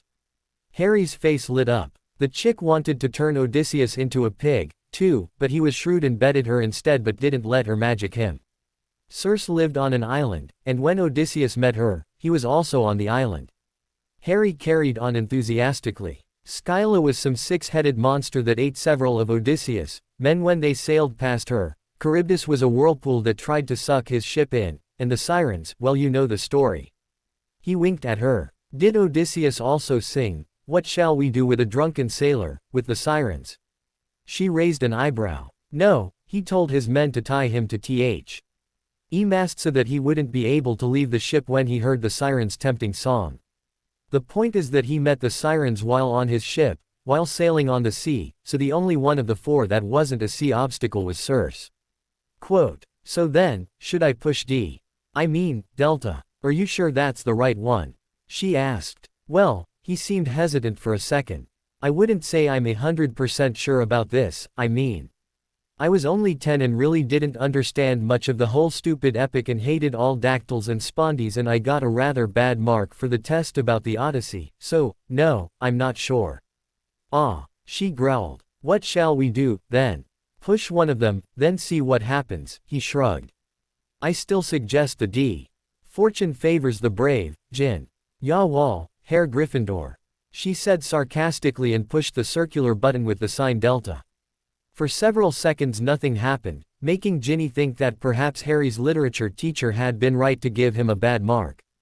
Then suddenly they heard the sound of cogwheels whirring inside of the wall, and the huge board with the cryptic text slid aside to reveal a hole in the wall. Yes. Harry punched the air. Ouch. He doubled over in the next instant. "All right?" she asked with a worried expression. Yeah, just a too sudden movement," he replied through gritted teeth. Ginny could see that he wasn't all right at all. He propped his hands on his knees a bit, then straightened his back without a wince, though she could have sworn he'd like to scream with pain. "Thank you, Mrs. Perry," Harry whispered and stepped through the hole, followed by Ginny. "Apparate to Delos, then?" asked Draco with a wide grin after he and Fedra left the Oracle's underground lair. "We can't," she replied. "Why?" He furrowed his brow. He wanted to go there this instant, curse Potter and yell at him, "Get your dirty hands off my wife and don't ever come near her." "Why can't we?" "Because apparating has been restricted to Delos." "Restricted? Is that a problem?" Draco waved indignantly. "The Greek wizarding authorities are what wouldn't have to know that we apparated there." "All right, then, let's rephrase it, Malfoy," Phaedra said in a voice that again sounded like explaining something to a 5-year-old. Apparating to Delos was not only restricted but made impossible. "But why?" "Becca. Use Delos is a place mostly used for meditation, and the meditating wizards didn't want to be disturbed by randomly apparating wizards. You can apparate on the island once you're there, but you can't apparate to the island. The point is that we've got to go by the Hippobus. If we reach the one that goes from Pyrrhus at 5 o'clock, we'll get to Delos at 11. If we don't reach it, then we'll have to take the one that stops in Atlantis for the night, but I take you don't want to waste a whole night in an underwater city." "Actually it'd be fun, never seen anything like that, but, no, of course not," Draco replied. "I want my wife back, as soon as possible. Then come, blonde prince, let's apparate to Pyrrhus. Do not call me blonde prince." "Wow," Harry breathed as he stepped through the hole from the room of Athena onto a beautiful, sandy beach that didn't look a thing like the beach of Delos. It wasn't as dreary as that. This one had several small sand dunes, a pretty rock in the water with an elegant arch in it. And, to his greatest surprise, a ship was moored in a nearby lagoon. "An ancient Greek ship," Ginny stated, looking at the longish eye painted onto the side of the ship. "What do you think? Do we have to sail on it?" "I don't know," he replied. "But it seems that there's not much else we could do. I see no monsters attacking us, no script we have to decipher. The ship has to be here for a reason. Then, how do we get there?" She mused. "The ship was moored at least 50 meters from the beach. We could swim, of course, but with my aching back I wouldn't care to try," he admitted. "I think we could walk there." "Walk?" She blinked, giving him an expression that suggested she thought he'd gone mad. "Another useful little charm based on the Bible," Harry smiled, pointing his wand at her feet, then at his own ones, muttering some spell. "There, we've been made feather light, so now we can walk on the water." Ginny squinted at the sapphire waves with a huge deal of mistrust. Seeing her doubtful face, he stepped onto the water and held out his hand for her. Come on, trust me, you won't sink. She took his hand and placed one of her feet onto the surface, trying it with her toes. It felt weirdly solid. With a huge intake of breath she stepped forward, and the water indeed sustained her weight. This is wonderful, she squealed with delight. I'm walking on water. Race me to the ship, asked Harry challengingly. Right. 1, 2, 3. She yelled and sprinted off towards the ship, swaying gently ahead. He ran beside her, but his back began to ache so badly again that it hindered him in running. I win, Ginny said cheerfully. Just because I'm hurt, he said. I would have won even if you weren't hurt, she replied, leaning to the side of the ship. I'm a damn good runner. Beat Fred and George at it, even Ron. Only Charlie can run quicker than me in the family. That's because he had plenty of exercise running from the dragons when they went on the rampage. Aha, he said and started climbing the rope ladder hanging over the ship's side. I've always dreamed of this. Of what? She asked. Going aboard, too. This, he grinned, then pointed his wand at himself. In the next instant he was wearing a loose white shirt with slightly frilly cuffs, a pair of tight-fitting navy blue leather trousers, a huge sword on his side and a shawl tied around the top of his head. Captain Jack Sparrow at your service. You forgot the golden earring, remarked Ginny, and added the missing element of the pirate's costume. That's better. Thanks, sailor, said the captain. Conjuring a fitting outfit for Ginny, navy blue white striped blouse, a white little skirt and a jaunty white hat. And now, let's put out to sea, shall we? A moment, Captain. We haven't named the ship yet, Ginny pointed out. Sailing out on a nameless ship is highly unfortunate. Have you been talking a lot to Trelawney? He arched an eyebrow at her behind his oval glasses that looked quite terrible on Harry the pirate. No, but I still want to christen her, insisted the young witch. Conjure me a bottle of champagne, will you? Can't you? He asked. You've just conjured an earring for me. Harry pointed out. That's easy to do, I learnt it in my 6th year, but conjuring food of any kind is 7th year material, and I never got a chance to learn it, she shrugged. All right, he nodded, and flicked his wand to make a bottle of champagne appear out of nowhere. She took it from him and walked to the rail. She turned around. What should we name her? Queen Virginia, he suggested. I hate that name, she grimaced. The name Virginia always made her think of the morning after her terrible wedding night, when Draco teased her about not being a Virginia anymore. Then simply Ginny, Harry said. And if I had several similar ships, I'd call them Ginny 1, Ginny 2, Ginny 3. Like Jenny 1, Jenny 2, Jenny 3. She smiled. I loved Forrest Gump, too. You've seen it. She gazed into the crystal clear water.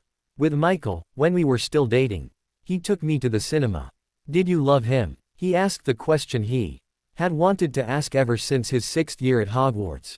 Nah, I liked him. There's a big difference, she replied, still not looking at him.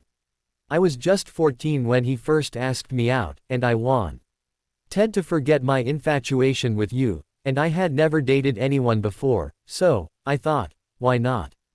But in fact he was just a tool, someone I used to forget you. He must have been a great means of forgetting me. Because in my 5th year you didn't seem to like me a bit. At least, not like that. Did it bother you? She cast a sideways glance at him.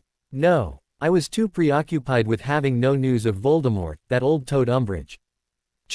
And everything to want your attention. It just surprised me that you no longer blushed when I was nearby. But you liked it when I blushed again in your presence.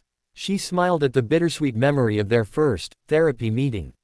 It seemed to her like coming from an earlier life, so distant, so hazy, for a moment she wished she were 15 again. That she could go back in time and change things, then perhaps she wouldn't have had to marry Draco, she could have stayed with Harry. Yes, I did, he grinned. Come to think of it, what happened to Umbridge? You wouldn't believe me if I told you, she sniggered. Why? She married Filch. What? You heard me well, she married old Argus. But she died not long after their wedding, so I heard. Filch was devastated. Actually I'm sorry that Umbridge died. Those two deserved each other, Harry remarked. Yes, they did. Well, let's name this little beauty, shall we? And I'd rather call her Hermione. It's a Greek name at least, while Ginny definitely isn't. He shrugged. Let it be Hermione, then. Ginny leaned a bit over the rail and smashed the champagne bottle to the ship's side. Hereby I christen you Hermione. Draco was gazing out the window of the Hippobus, bored. The underwater scenery was really nice, but he wasn't the type to get enthralled by the beauty of such things. You know, I've been wondering something, Phaedra spoke up. What? The Fate's charm. What did the Oracle mean by your wife wanting to get rid of it? None of your business, Potter, he grunted. So, now I'm just Potter to you. She folded her arms. Come on, Malfoy, I know what the Fate's charm is, I know how it functions, but who have you put it on? Your wife. Draco heaved a huge sigh, knowing that this woman wouldn't leave him alone until he answered her question. No, it's been put on her dad, and not even by me, but my dad. Satisfied now? Yeah, quite a bit, she nodded. You Malfoys are real bastards, you know. Thanks. He propped his chin into his hand, staring out the window again. I bet you blackmailed her into this marriage with this charm. Why'd you think so? He drawled. Simple. Harry told me how much he and Ginny had loved each other. Then, one day, totally unexpectedly she just married you. He had no idea why. But now it's obvious that you made her, with the help of the Fate's charm. Bingo, Potter. That's how it happened. Now will you leave me alone? She pretended not to have heard him. Do you realize that if they manage to free your wife, then she'll leave you? That's big news, he growled. Lucky that we caught the 5 o'clock bus, then we'll be on Delos Inn. He pulled a richly adorned golden watch out of his pocket. 5 hours. Yes, let's hope so, she nodded. I must tell that I despise what you're doing to your wife to keep her around, but if her freedom means that I lose my husband, then I'd rather see her back in your dirty hands, Malfoy. Good that we understand each other this wonderfully. He smirked sarcastically and directed his attention back to the fish outside. They had been sailing for about 10 minutes now, without any disturbance. At first it had been quite difficult for Harry and Ginny to get the ship going, since neither of them knew anything about steering, but Harry quickly got the hang of it. The sea was tranquil and wide, stretching as far as the eye could reach. I can't really imagine how this could be another room in the Row of Gods, Harry said. No room is big enough to house a whole sea, is it? Bet we've long left Delos.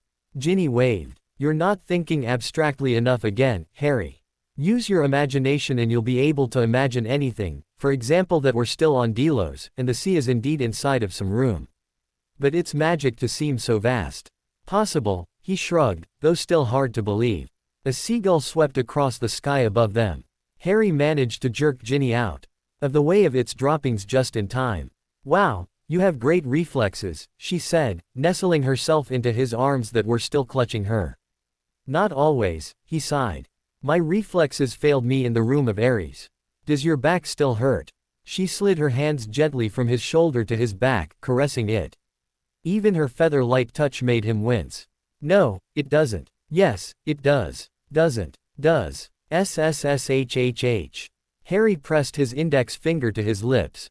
What? Can you hear that? What? She looked around. I don't know. He let go of her and stepped to the rail. Heavens. Heavens what? She ran to him, but he didn't need to reply, for she understood it at once. They were heading for the largest whirlpool imaginable. Not wanting to waste a single second, Harry apparated to the helm and grabbed it, frantically turning it right as quick as he could. Ginny, furl the sail. Furl it. How? I'm no sailor, for Poseidon's sake. She yelled back. Which string should I pull or how should I do it? Aren't you a witch? He shouted. Oh, yeah. She slapped her forehead and pointed her wand at the sail, casting a vanishing charm on it. Harry shot her a, you could have done it otherwise you know, stare. Well, it doesn't propel the ship anymore, does it? She asked. Surely it doesn't, he replied through gritted teeth, still jerking the helm right to turn the ship starboard. ND put as much distance between the Hermione and the whirlpool as possible. A little more to the right, yelled Ginny. Easy to say, he grunted, sweating profusely as he tried fighting the forces of nature. His hands had already turned red and sore and all he could think of for a chance of survival was to steer the helm by magic. Ginny, come up to the bridge.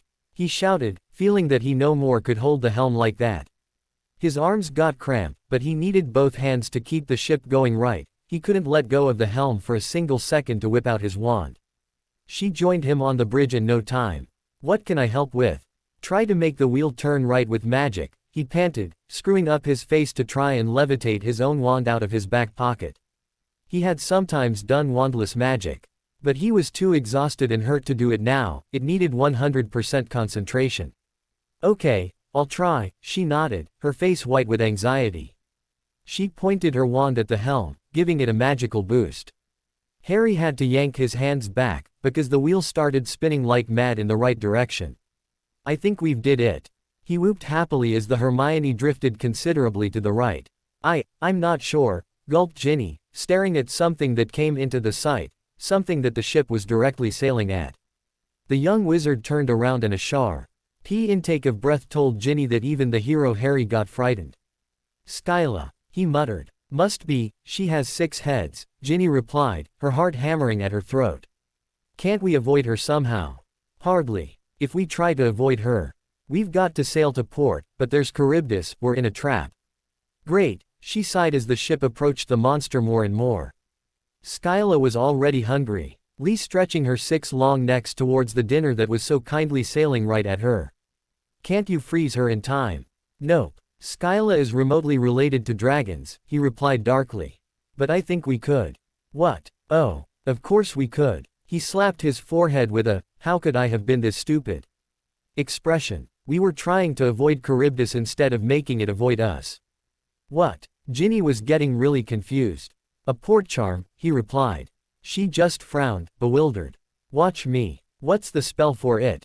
She asked, before he started to show her whatever he had in mind. No spell, just concentration. Imagine it hovering, towards the monster. With that he pointed his wand at the whirlpool, screwing up his face in concentration. Slowly, very slowly the water around he whirlpool stirred and started to sever itself from the rest of the water. It was the weirdest thing Ginny had ever seen, as though some invisible scissors had cut the waves around the whirlpool, making the whirlpool detach itself from the sea. Beads of sweat were running down the sides of Harry's face that reddened with the effort he was making. Help, he wheezed as he levitated the whirlpool from the sea. With a great deal of skepticism, Ginny pointed her wand at the flying whirlpool and focused her mind on trying to keep it in the air. Well, making a feather fly with Wingardium Leviosa was definitely easier. Just a little more, Ginny, Harry panted as Charybdis slowly floated towards Skyla. The sea monster clearly didn't know what to expect, she had never seen a flying whirlpool, Oh, she found it too interesting to think it could be dangerous. And now, let's surprise little Skyly, shall we? Said Harry with a vicious grin. On the count of 3. Okay. 1, 2, 3. Gin. Ny and Harry jerked their wands in the sea monster's direction, making the whirlpool zoom right at it, then ended their magical grip on the whirlpool. Cool, said Ginny admiringly as Skyla got swallowed by Charybdis. Now they only had to steer the Hermione to port as quickly as possible. They both pointed their wands at the helm that began to spin to the left, turning the ship away from the now satiated whirlpool. You know, levitating a feather is much easier than levitating a whirlpool, she remarked as the ship reached peaceful waters again. Yeah, size does matter, doesn't it? He winked at her. Just don't say this in front of Yoda, she grinned back. Don't tell me you've seen Star Wars with Michael, too. No, actually I saw it with Bill and Percy. Percy. Harry raised an eyebrow. Bill and me became huge Star Wars fans, but Percy said it was the worst film he'd ever seen. Not that he's seen many movies, I think the only other movie he saw was Dead Poets Society, but he loved it. He said it was an artistic movie while Star Wars just a stupid made-up story. Typical Percy, Harry grimaced. He'd love anything boring and depressing, wouldn't he? Yeah, she nodded. What did you think? Is this task over? No idea, but I can't really see the end of the sea yet, he replied. Neither can I, she sighed, propping her elbows on the rail on the bridge, gazing onto skyline of ever-dancing waves. It was close to sunset, the sun ready to disappear below the horizon. Is that an island? He pointed at a dark dot. Must be, she replied, straining her eyes to see what it was. Something was moving on the island, 3 golden shapes. As they got nearer, the golden shapes turned out to be the golden hair of 3 sirens. Ginny made a disgusted expression. Again, MMMPHH, they seem to be the mermaid-type sirens, Harry stated. Indeed, 3 gorgeous women were languidly sitting on the small, rocky island, their fins splashing idly to the rhythm of the song they were singing. As the Hermione reached the island, the siren's song got louder so that Harry and Ginny could understand the words of it. Ginny got more and more miffed by the second, listening to the 3 blonde sirens' song. For it was mostly about kinky things they'd do to Harry if he only left the ship and joined them. "Sorry, ladies, I'm not interested," Harry yelled down at them. The 3 sirens looked up, baffled. No man had ever spoken to them, men just left their ships to their song to get drowned by them afterwards. Why was this idiot talking to them then? And why wasn't he interested in them? The 3 sirens exchanged meaningful looks and continued their song, but much louder than before. "Haven't you heard him, merchicks? He's not interested," Ginny shouted. "Who the hell do you think you are to say whether he's interested or not?" huffed one of the sirens. "She's my fiancée." "Well, sort of," Harry replied, putting an arm around Ginny's shoulder. "So no use, ladies. I'm too much in love with her to want your services. But if you'd like, I'd gladly sing a quartet with you. Do you know the song, 'What Shall We Do with a Drunken Sailor'?" The 3 blondies looked at each other, horrified. Their expressions radiating. "Swim for your life, this bloke's a raving maniac." With a loud splash the sirens disappeared into the sea. It seems they don't like that song," Harry shrugged. "Pity. What is this strange noise, Harry?" "What?" He perked up his ears, listening. Indeed, there was something funny going on. Something was roaring, and it wasn't the usual sound of the sea. It rather sounded like a waterfall, breathed Ginny. "Waterfall." Harry knitted his eyebrows. "Come on, why would a waterfall be in a sea? Surely the sea's not flowing down a waterfall." Ginny's eyes widened at the mere mental image of Harry's words, then, in the next instant, she was running towards the prow. "Oh, no." Harry apparated next to her. "Shit." He apparated back to the bridge, pointing his wand at the helm to try and make it turn the ship around. Soon Ginny arrived to assist him. The Hermione started to turn, but slowly, too slowly, she was drifting closer and closer to the end of the sea, where it simply ran down into the abyss, into nothingness. "Don't give up," Harry shouted to outbellow the roaring of the enormous waterfall. "I'm not giving up," she yelled back, gritting her teeth in effort to keep the ship from tumbling down into the abyss. "Whatever happens, Ginny, I love you," he bellowed, his voice getting muffled by the ear-splitting noise the waterfall was producing. "I love you too," she shouted back, her wand-free hand grabbing Harry's wand-free one. For a second the Hermione teetered on the verge of the fall, then gravity took possession of her, pulling her over the bottomless precipice. If you had trouble imagining what the Polybius Square looks like, then take a look at the link I put into my bio. Among the art links, it'll surely help.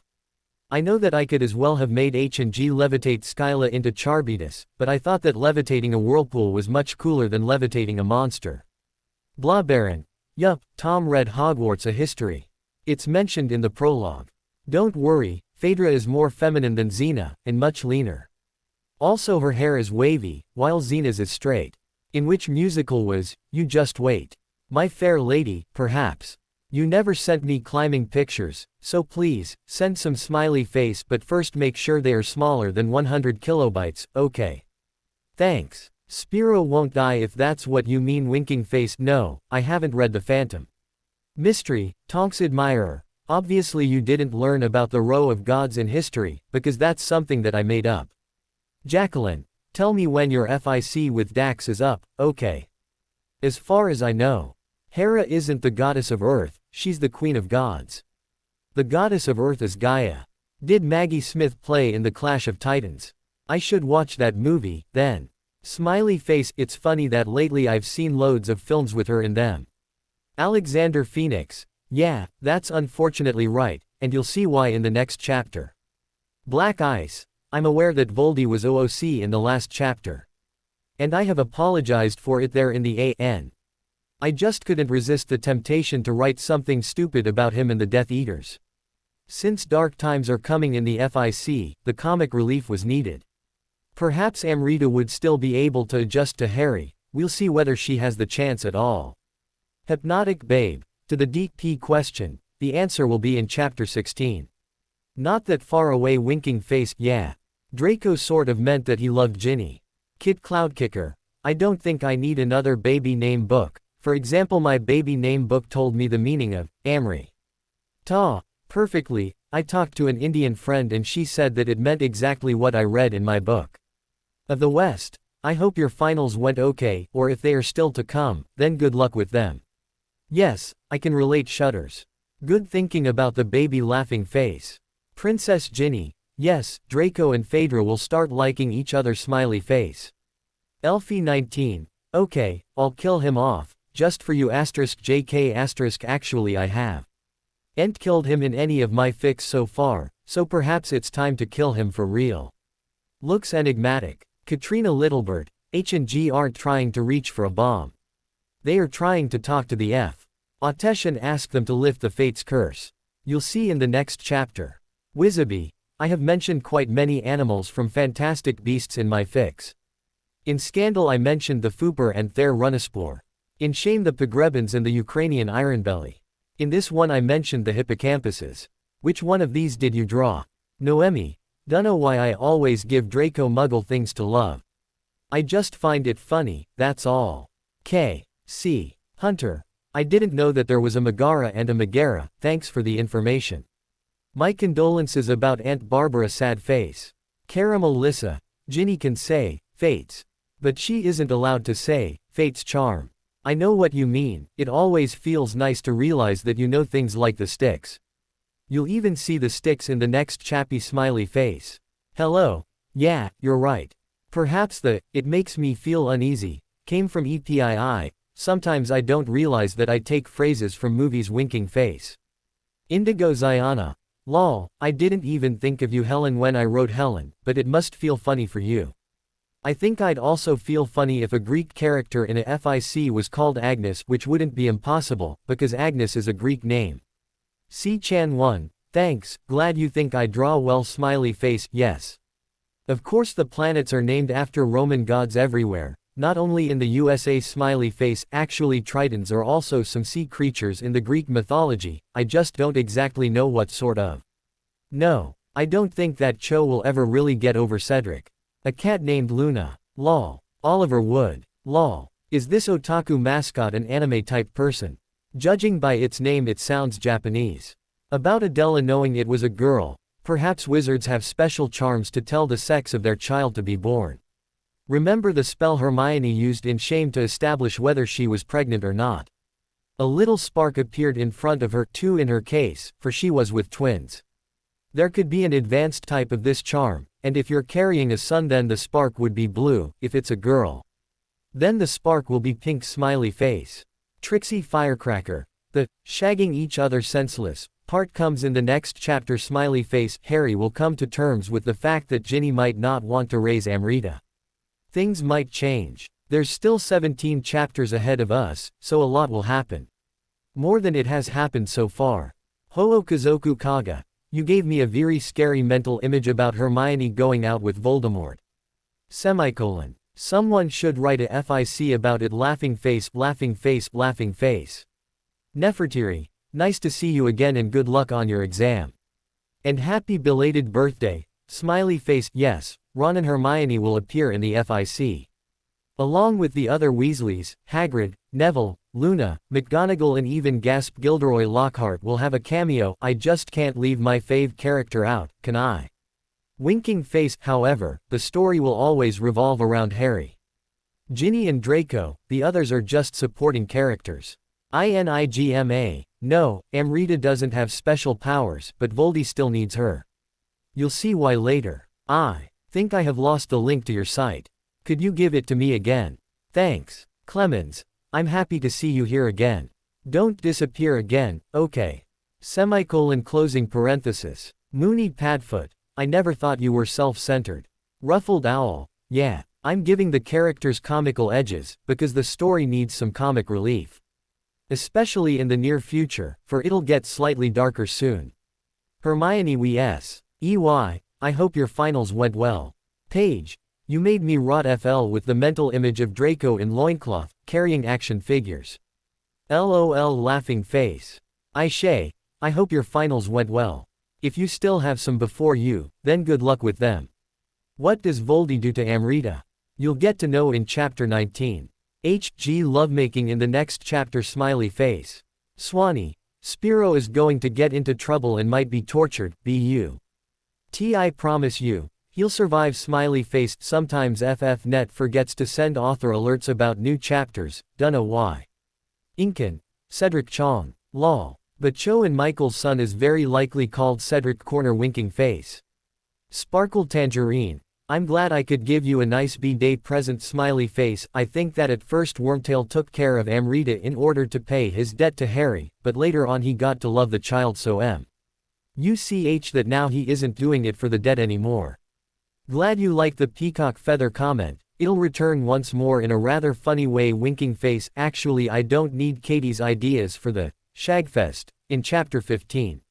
I have rather interesting and hilarious ideas on my own laughing face. Too bad I'll have to cut most of them out of the version I'll submit to SIYE. It's a purely HG site if you don't know. Becca. Use the mods are so terribly prudish there that they wouldn't accept the original version. Sad face. Eclectus. Time freezing will appear again. Yeah. I like its idea, it's cool. Apparently others like it too. Because of Retta FIC that has so to say, plagiarized it from me, and I'm sure that it was taken from me, because that author has been reading and reviewing my FIC before he put the time freezing charm into his FIC winking face. No, it isn't the Fates charm making Ginny barren. She got barren because she had had a childhood disease. Draco mentioned this to Fedra in chapter 12.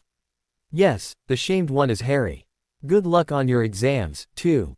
It felt like an eternity. They were falling into the nothingness below, seawater cascading onto the board of the tumbling Hermione, drenching her two unfortunate passengers who were clinging to each other. Harry holding onto the banister with one hand, to Ginny with the other, their eyes shut, their faces buried in each other's dripping hair, not wanting to see, not wanting to hear.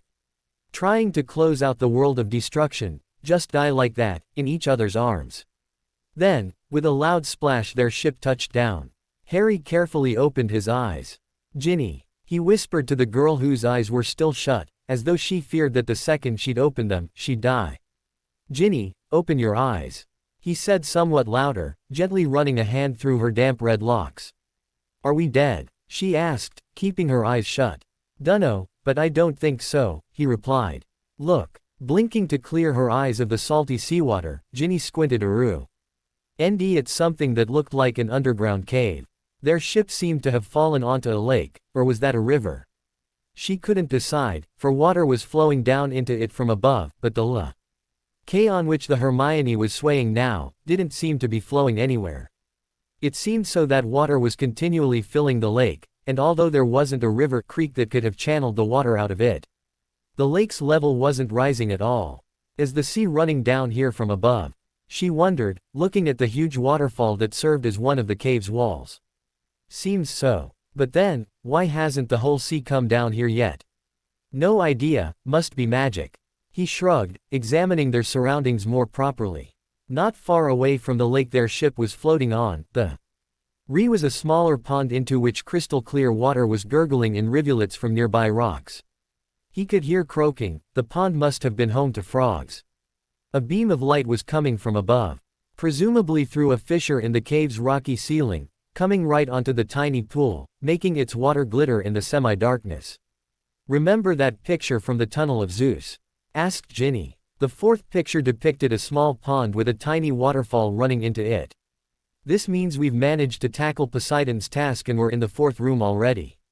Yeah. But which Greek god could this room, or cave, or whatever belong to? Mused Harry. No idea. Come, let's investigate this place, she suggested, climbing down the rope ladder fixed to the ship's side, trying the water her feet. It still seemed solid in the same weird way it had before they came aboard the Hermione. With a deep breath she stepped onto the waves, and let out a relieved sigh. The charm making her feather light was still working. Harry followed her down the ladder and onto the shore, moving with difficulty. His back was still tormenting him. You'll have to teach me this charm, it's great walking on the water. But now I'm happier than ever to be on solid land again, she said, fighting down the urge to crouch down and kiss the soil. Yeah, Our clothes no longer fit, replied Harry and Chan. Jeet his pirate attire back into his normal clothes, and Ginny's sailor outfit back into her yellow summer dress. I think I'll miss Harry the pirate. She smiled. He was deliciously sexy. Why, isn't the normal Harry deliciously sexy? He pouted, pretending to be hurt. Of course he is, but I can't help it, I have a thing about blokes with earrings. She winked at him. You know that Bill's always been my favorite brother. My. Does this mean I'll have to grow my hair and fasten it into a ponytail? I wouldn't mind, but I doubt it'd look this messy if you did so, and I'd miss the messy quality of your hair, too. Women. Harry rolled his eyes theatrically. You're so hard to please. Would you look at that? She said suddenly. What? That? She pointed at a marble statue half hidden in the undergrowth around the pool. The statue depicted a wizened man with long beard. Who could this be? Ginny wondered. Harry pointed his wand at the grass at the statue's feet and vanished it. A small board became visible with the name Aesculapius. Aesculapius, the god of healing. Ginny knitted her eyebrows. Why would the row of gods contain a room of Aesculapius? He's just a minor god, after all. As an answer to her question, the statue stirred and the old man spoke to them. Welcome, brave travelers who have fought with Ares' creatures, solved Athena's riddle and tackled Poseidon's dangerous task. My room is here to serve as a resting place after the difficulties, a place where you can refill yourselves with energy and heal the wounds you've got in your battles with foul creatures. Before you enter the last room of the row of gods, that of Hades, you need to become whole again, for the toughest task awaits you there. Enjoy my room, travelers, use the pond that heals all ailments and wounds, and let me wish you good luck with the last task. With that the statue became rigid again, as though it had never moved. These Greek gods are quite nice, if they install a room to get healed before moving on to the hardest task, said Harry. If only the organizers of the Triwizard Tournament had been this gracious, but no, there you had no chance to pull yourself together after a fight with a Scroot. She nodded absent-mindedly. How'd you take this feather-light charm off your feet? Simply say finite incantatum, he replied, ending the charm's effect on himself. All right, then. Finite incantatum. Ginny pointed her wand at her feet, then took her shoes off and felt the water in the pond with her toes. It's pleasantly warm. Go in, Harry, your sore back definitely needs some healing. Yeah, it does. He nodded and started to undress. Ginny turned around immediately, biting into her lower lip at the mental image hovering in front of her Harry floating on his back, drops of water glistening on his chest and she started whistling the main theme of Bridge Over the River Kwai to take her thoughts off images of Harry's anatomy. It was no use, though. Especially when he called out to her, care to join me? Join you? No, thanks. She shook her head, still determinedly gazing in the Hermione's direction, away from the pool. Don't be so prudish, Gin. I promise I won't peek. I'm not prudish, she snapped, turning around. Yes, you are. He grinned up at her. I'm not. Ginny folded her arms. And I'm going to prove it, I'll join you in there, just close your eyes until I get in. As the lady wishes. He closed his eyes. Ginny started to get rid of her clothing, casting a glance at him once in a while to check whether he was peeping. And she caught herself half wishing that he was peeping. She wondered what he'd think of her if he saw her nude. Would he think of such dirty things like she had on the beach only a couple of hours earlier? No. She chastised herself, surely Harry's mind wasn't as dirty as hers, or was it? However, no matter how much she wanted, she couldn't catch him peeking. He obediently kept his eyes shut. She slid into the water and submerged into it deep enough to cover her to her neck. Not that the water wasn't crystal clear thus totally see-through, but if she kept her distance, then it'd be possible that he would only see a hazy outline of her body. Then again, did she really want to keep her distance? Did she really want him to not see her? Her mind was in a turmoil, her heart feeling even more confused.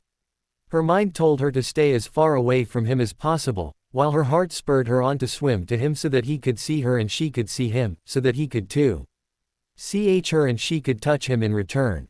She simply didn't understand the controversial emotions fighting each other in her soul. She had never felt this helpless, this bewildered, this lost. Chewing her lower lip, she squinted at Harry. Wondering what could be going on in his head, but he seemed to be rather interested in examining the cave's ceiling, for he wasn't even looking at her. The real reason for Harry not looking at Ginny was that he was having similar thoughts: swim to her or not swim to her. Check her out through the water, or not check her out. To be or not to be burning with desire for her.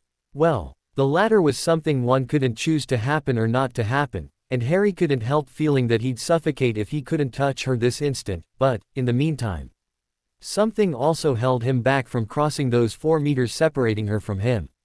He couldn't understand himself why he was having these inhibitions. He hadn't had any of them when he'd slept with the fake Cho. And when he'd got to know Fedra, he'd bedded her practically 2 days after they first met, and he'd have slept with Ginny in Atlantis if the Death Eaters hadn't prevented it, so what was the problem now? He couldn't explain it to himself. He wished she'd make the first step, then he'd no longer hold himself back, but she had coyly withdrawn into the farthest part of the ND and didn't show any sign of wanting to make any sort of a step. Careful to avoid her eyes, he cast a sideways glance at her. Ginny, who had been secretly feasting her eyes on him, hastily looked away, pretending to be highly absorbed in examining the mossy ground around the pool. Good, she's looking away, not seeing that I'm peeking, he thought, adjusting his glasses to have a more proper look. Although the water blurred her figure slightly, his magical glasses saw through it without any difficulty. Should I look back at him? Ginny pondered, staring at the moss. In the next instant a huge Raj leapt out from a knot of grass and landed on the moss a mere 10 inches from her. She had been so deeply immersed in her thoughts that the sudden appearance of the frog frightened her, making her jump at least 2 meters backwards. Harry got shaken out of his blissful reverie when she jumped and backed away from the opposite shore of the pond. What? He asked. Just a frog, replied Ginny, her voice slightly shaking. But as far as Harry could tell, it wasn't shaking with fright, but with some sort of suppressed laughter. Clearly even Ginny found it ridiculous that a frog could scare her like that. Just a little frog, she chuckled, but still kept retreating from the animal that was now happily croaking on the mossy shore. A frog? Are you sure that's not a toad? Asked Harry, deciding to move aside so that if she kept backing away from the animal, she wouldn't walk right into him, but by the time he realized that he should move aside, he also realized that there was no space for him to move. For she was already pressed up to him. Harry. What? She asked as she felt something poke her in the small of her back. That. Just a frog, I suppose, replied Harry, praying that she'd move away from him. Are you sure that's a frog? She asked over her shoulder, an impish grin spreading on her face. Well, it could just as easily be a toad, of course, Harry replied, ling his thumbs and trying to sound indifferent, which was rather difficult in the current situation. Or rather an eel, she suggested. I mean, it felt sort of longish, she said, having to press her hand onto her mouth to prevent a giggle from escaping it, but from the mad shaking of her shoulders he could tell that she was soundlessly laughing. That's not funny, he grunted. Still shaking with silent laughter, she turned around. And seeing the sour expression on his face, she could no more hold back the giggles that burst out of her, echoing through the cavern. Now honestly, just imagine yourself in my place. Harry said in a whiny voice, gazing at the ceiling, having a beautiful woman like you in a pond with yourself, any eel would get excited. I can't, she replied between 2 chuckles. Can't imagine myself in your place. I wouldn't get excited if I were in a pond with a woman like me, you know, but, she sneaked her arms around his neck, and her voice changed from the giggly, girlish one into a deeper, huskier one. I'm excited enough about having you here. Ginny. He gulped, gazing deeply into her chocolate brown eyes. Yes, Harry, she whispered. Don't tease me anymore, he said gently, touching his forehead to hers. Only if you'll stop teasing me, she replied, losing herself in the infinite emerald pools of his eyes. Can't promise that, it's too nice to tease you. He smiled mischievously, slightly shifting his face so that he could kiss her, but she drew back a bit. What's the problem? I don't know, she sighed, turning her face away from his. It's just that you're afraid. This was rather a statement than a question. I'm sorry, she whispered with a pleading expression. She couldn't finish whatever she wanted to say, for he put his index finger on her lips. I'm not Draco Malfoy, Ginny, he said quietly. I don't know what exactly he did to you to make you this afraid, but trust me and I'll make you forget it, whatever it was. Do you trust me? Though somewhat hesitantly, she nodded. I trust you. Teach me, Harry, teach me to love. As a response, he brushed his lips against hers, feather light, then they descended on her neck. Imitating the touch of the petals of a tender blossom, where was the rudeness that Draco had always shoved her onto the bed with? Ginny didn't know, the always so vivid images of her US band moaning with delight while she was fighting with tears and praying he'd end it at last got suddenly so distant and fuzzy that Ginny wasn't even sure they had ever been real, hadn't she just dreamt them?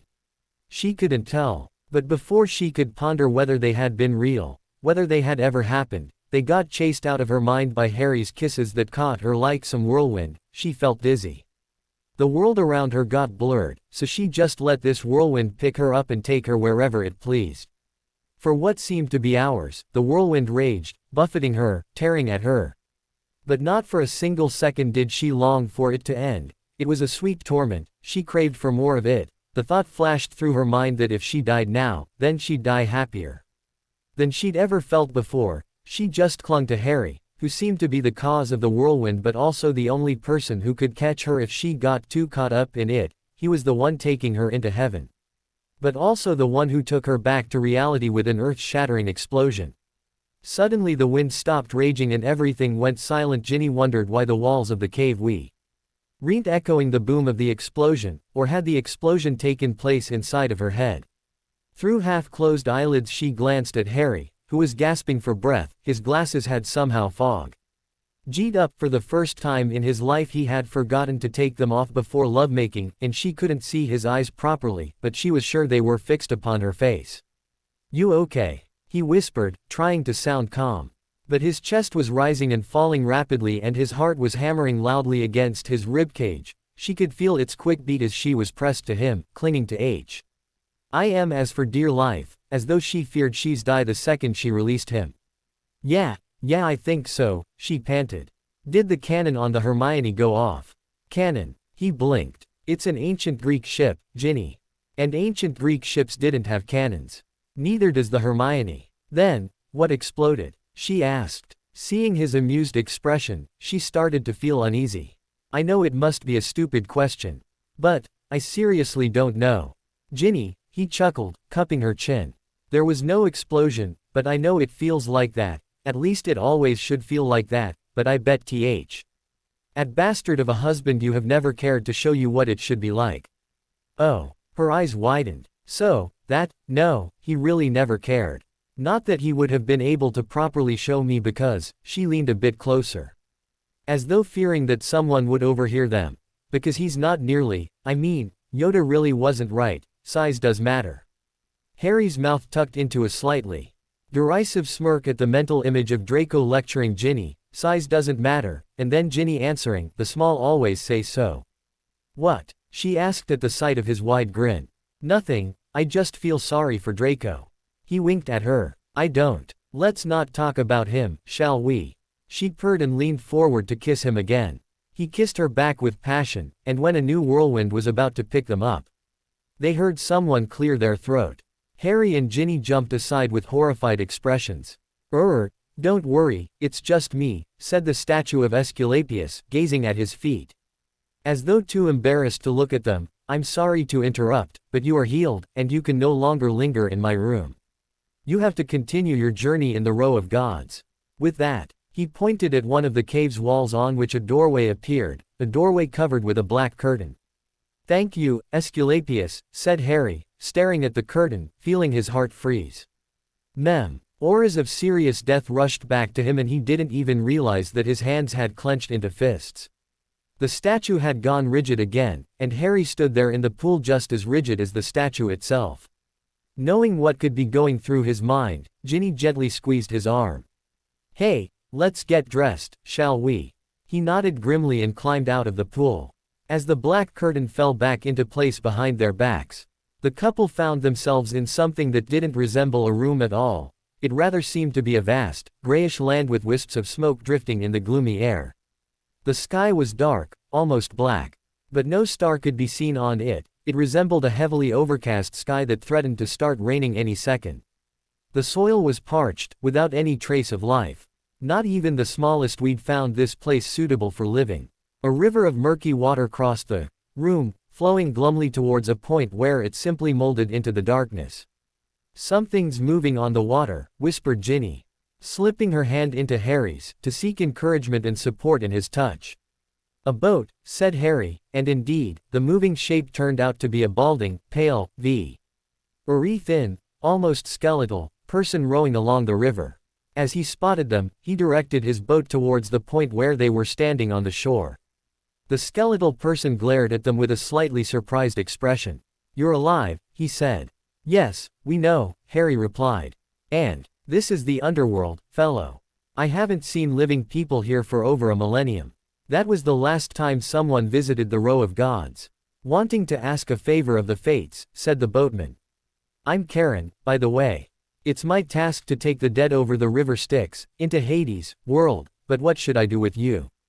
You're obviously not dead." Harry looked at Ginny. "Well, Aesculapius said that we'd have to meet our final task in Hades' room, that symbolizes Hades' world. So, I suppose we'll have to ask him to take us over the river. What do you think?" "I agree," she answered, then turned to the boatman. "Would you be so kind and transport us over the Styx, Mr. Karen?" Karen scratched his jaw contemplatively. This is against the law, you know that. Please." Ginny fluttered her eyelashes at him. "Couldn't you make an exception just this once?" The boatman blushed slightly. "Well, I've never been asked by such a pretty lady to ferry her over the Styx, especially not a living one. Okay, get in the boat, both of you, just be careful when you get in, the water's extremely deep. It's as deep around the shore as it is at the middle of the river. There, okay, sit down now, and I'd be grateful if you didn't mention this to my boss. We won't tell on you, you can be sure, Mr. Karen." "Thanks," said Ginny and pecked the boatman on the cheek, making him turn as red as the setting sun. "Really, no need to," he muttered, not looking at her, but almost dropping the oars in his confused embarrassment. Harry sent Ginny a look of admiration, which she returned with a radiant smile. She felt so wonderful, even here, in the land of death. She felt as though she had been filled with some mysterious energy. Something that burst out of her through her smile. She had always fantasized about sleeping with Harry, but she never thought it'd make such a difference. She felt reborn. It took about 5 minutes for Karen to cross the river with them, and as the opposite bank loomed closer, a huge form became more and more distinct ahead of them. The huge form stirred and let out a roar. "Shut up, Cerberus," grunted Karen and pulled a bag of dog food out of his pocket. "Here boy, eat this, not our guests." The huge, vicious, three-headed dog suddenly seemed to be reduced to a playful puppy. Standing on its hind legs, madly waggling its tail. "There's a good boy, Cerberus," said the boatman jovially and threw the puppy a snack. "While he's eating, you can pass beside him," he told the couple, or to put it right, he was talking to Ginny only, pretending that Harry didn't exist. Ginny cast a sideways glance at her lover without realizing that she was already thin king of him as her lover, to see whether Karen's too enthusiastic wooing was annoying him, but Harry seemed downright amused by it. "To my greatest regret I cannot accompany you further into Hades' land, fair lady," bowed the boatman. "I'm heartbroken, Mr. Karen," replied Ginny with her sweetest smile. So, Harry and Ginny got out of the boat while Karen was chucking dog snacks at the three-headed dog. "Cute little Fluffy, grinned Harry as they got past Cerberus. "I wouldn't know, would I? Never seen Fluffy," she reminded him, taking his hand again. "I wonder why Aesculapius said that. This room will provide the hardest task," mused Harry as they got further and further into the underworld, into the room symbolizing the underworld. "No idea," she replied in a hushed voice, "for T's place seemed to be sucking the energies out of her, slowly, gradually. The full of energy state she had been in when entering Hades' room had totally evaporated in the gloomy darkness and the choking, stale air. She no longer felt fresh and strong. Her legs began to feel as if they had been filled with lead. All that kept her going was the warm, gentle touch of Harry's palm encircled around her tiny hand. "Or, perhaps I do have an idea," she carried on. "I don't know about you, but I feel as though something deep inside me was trying to choke me, and some icy, pricking coldness is trying to clench at my heart. this seems hard enough to be part of the task, are you feeling the same?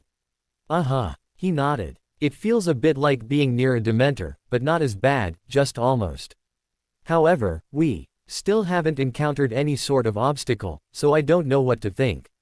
Suddenly some sort of a hazy figure appeared in front of them, approaching them. The figure looked like a huge, black dog, and it leapt at Harry. Sirius. The young wizard gasped as the dog started licking his face. Sirius. He pulled the dog into a firm hug, and in his embrace, the animal transformed into his godfather. Harry. Am I happy to see you? Said Sirius, clearly struggling with tears threatening to flow down his cheeks.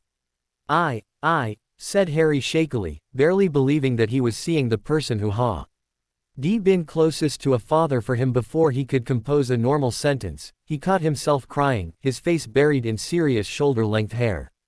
Godfather and godson clung to each other, both of them sobbing like little children. Ginny took several steps back to not disturb them. This was a moment she had no right to intrude on. This was Harry and Sirius' grief, Harry and Sirius' happiness, and she had not much to do with it. After all. So she just watched the happy, teary reunion, leaving the two men to themselves. Sirius, I can't believe I'm meeting you again, sniffed Harry, who hadn't cried like this since the death of his daughter. I thought I'd never see you again. When you fell through that veil, I thought. Shish. His godfather hushed him. It belongs to the past, Harry. Do not dwell on the past. Think of happy things instead, for example seeing your parents at last. My parents, stammered Harry. Of course. Here they come. Sirius pointed. Behind his back where two figures appeared out of the mist. Son, I'm so glad to see you. Cheered James and gathered Harry into his arms before the young man could even say, Hi, Dad. Don't suffocate him, James. Laughed Lily and peeled her husband's arms off their son, only to hug him just as tightly as James had. Harry, oh, Harry, tears were running down the sides of her face. The last time I held you in my arms was when you know who came. I was so happy when I got here and realized that you hadn't. I knew you were still alive, I knew my magic had succeeded, I knew I had saved you, my darling. Mum, Harry didn't know how to react, he was finally being hugged by his mother. How much he had fantasized about Lily's hug, how often he had imagined what would have happened if his mother hadn't died. On dreamless nights the child Harry had been lying on the full of spiders bed in the cupboard under the stairs, weaving fantasies about his mother. He hadn't even known what she'd looked like. The child Harry hadn't had a single photo of his mother, making it extremely difficult for him to imagine her. He hadn't known what sort of eyes and hair to imagine when he was thinking of her. His mother had always been so distant, so elusive, and not just because she was dead, but because he couldn't even properly recall her. And now here she was, not distant anymore, nor elusive, but in his arms. Her fragile body pressed against his face lost in the mass of her dark red hair that smelled like a mixture of honey and hyacinths, the scent of a mother. The same fragrance Harry had smelled when his mother had been breastfeeding him, or when she had been simply cradling him in her arms, singing a lullaby. He hadn't remembered this smell for 22 years, but now its memory rushed back to him. The familiarity of the honey aroma, the sweet fragrance of spring flowers, this was his mother. The memory of his child self trying desperately to remember Lily Potter came to his mind. Remembering the disappointment every time he'd tried and didn't manage to make his mother appear inside of his head. No fantasies had ever been this beautiful. Harry looked over Lily's shoulder to see James grinning at him in his usual marauder style. What is he grinning at? Wondered Harry, then realized that he was crying again. For years and years in his childhood he had managed not to cry. No matter how much he had been bullied by Dudley and his gang, and now, the adult Harry, past so many hardships, with a heart hardened by torments and suffering, couldn't stop himself from crying. Sorry, I'm drenching your hair. He drew back slightly to look his mother in the eye, and was amazed how much her eyes were like his. His own eyes looked back at him, twinkling with excitement and joyous tears. It doesn't matter, son. You're free to cry as much on my shoulder as you want, Lily replied gently, cupping Harry's face in both hands. I couldn't be there for you to console you and you were small, I missed your whole childhood. It's time to make up for it at last. Exactly, agreed James, and still grinning widely, slapped Harry's back. Good to see you again. Have you been told that you're the spitting image of me? Yeah, plenty of times. Bet the ladies love you, son, you're just as great a heartthrob as me. James winked. Lily rolled her eyes. There's your father for you, Harry. The greatest clown in the whole wide world. Don't belittle me in front of our son, said James and put an arm around Harry's shoulder. I'm not nearly as bad as she says I am. Harry raised an eyebrow, suddenly thinking of the 15-year-old James he'd seen in Snape's Pensieve. That James had been 1,000 times worse than he'd imagined. This James here seemed to be not too different from that one, still boyish. Looking around Harry's current age, his brown eyes twinkling with mischief, had his father never properly grown up, Harry mused. Don't take him seriously, whispered Sirius. Leaning closer to Harry, he's just acting the rowdy, but behind the pretense, he'd like to bawl like a baby at seeing you again. No, I wouldn't, replied James, who, of course, had perfectly heard his friend's words. Oh, yes, you would, said Sirius, laughing. You're so immature, Padfoot. Grunted James, folding his arms defiantly. Immature. Me. Never mind them, dear, they're doing that all day. Lily waved. It's fun to listen to them, but after a while they can get really annoying. Come with me, let's talk. We have so much to discuss. Yes, we have Mum, but I can't. See, I've got to get through Hades' world to get to the Fates. The Fates? Lily blinked. Why? Because of Ginny. Harry looked around, searching for the girl who had withdrawn from them, and was looking at them from quite a distance. Is she your wife? Asked his mother. No, but I'd like her to be. Harry smiled. A few feet to their left James and Sirius were now practically shouting with each other. Harry stole an anxious glance at them, but Lily just shook her head. They're doing that at least once a week, they love arguing, they say it's fun. So, who's mature and who's not? Remarked Harry. I'm going to call Ginny here, so that you can get to know her. No. Lily grabbed his hand. Why not? Frowned Harry. Later. Now come with me, let's talk. I'd love to, but I really have to go, Mum. However, Lily didn't want to hear about her son leaving. You can't be this selfish, Harry, I haven't seen you for 22 years, and you don't even want to talk to me, she screwed up her face with an expression threatening to start crying again. She's right, you know, agreed James, his glasses askew and his face bruised at one point. You should be more grateful to her, after what she did for you, son. On the other hand, I'd also like to talk to you, I've been missing you. Heck, I didn't even have a chance to teach you to play Quidditch. I learned it quite well, though, replied Harry, starting to feel rather uneasy in his parents' presence. Something was wrong with them. The point is that you owe you parents a bit of a chat, said Sirius, who was sporting a pretty black eye. And me, too. Harry looked at Ginny over his shoulder. She seemed to be calm, but deep inside she must have been seething. What am I doing here? Harry asked himself. I've got to help her get to the Fates. And instead I'm letting myself become distracted. Look, sorry, but I really have to go. We could talk on my way back from the Fates, what do you say? He suggested to his parents and his godfather. His mother's eyes filled with tears and his father and Sirius scowled at him accusingly. I'm really sorry, but I know this place isn't even real, this is just a virtual reality, AD. Emo version of the underworld, perhaps you three aren't real too. Don't we look real? Lily sniffed. Didn't my arms around you feel real, Harry? It could just be magic. The young wizard shrugged. He felt pangs of remorse that he was talking like that to his parents, but what if they weren't even real? What if they were just sent here to prevent him from getting further? Then tell me, isn't she real? Said Lily, and waved. As though beckoning to someone. In the next instant a small figure appeared out of the mist. Daddy. Harry thought he'd die on the spot. Daffy. The little girl was running towards him. Her tiny arms outstretched, her curly black locks dancing around her head. Harry felt his legs go weak and dropped to his knees. The child threw herself on his neck. Daddy, you're here. I've so missed you, she gibbered, snuggling her rosy face into Harry's messy hair.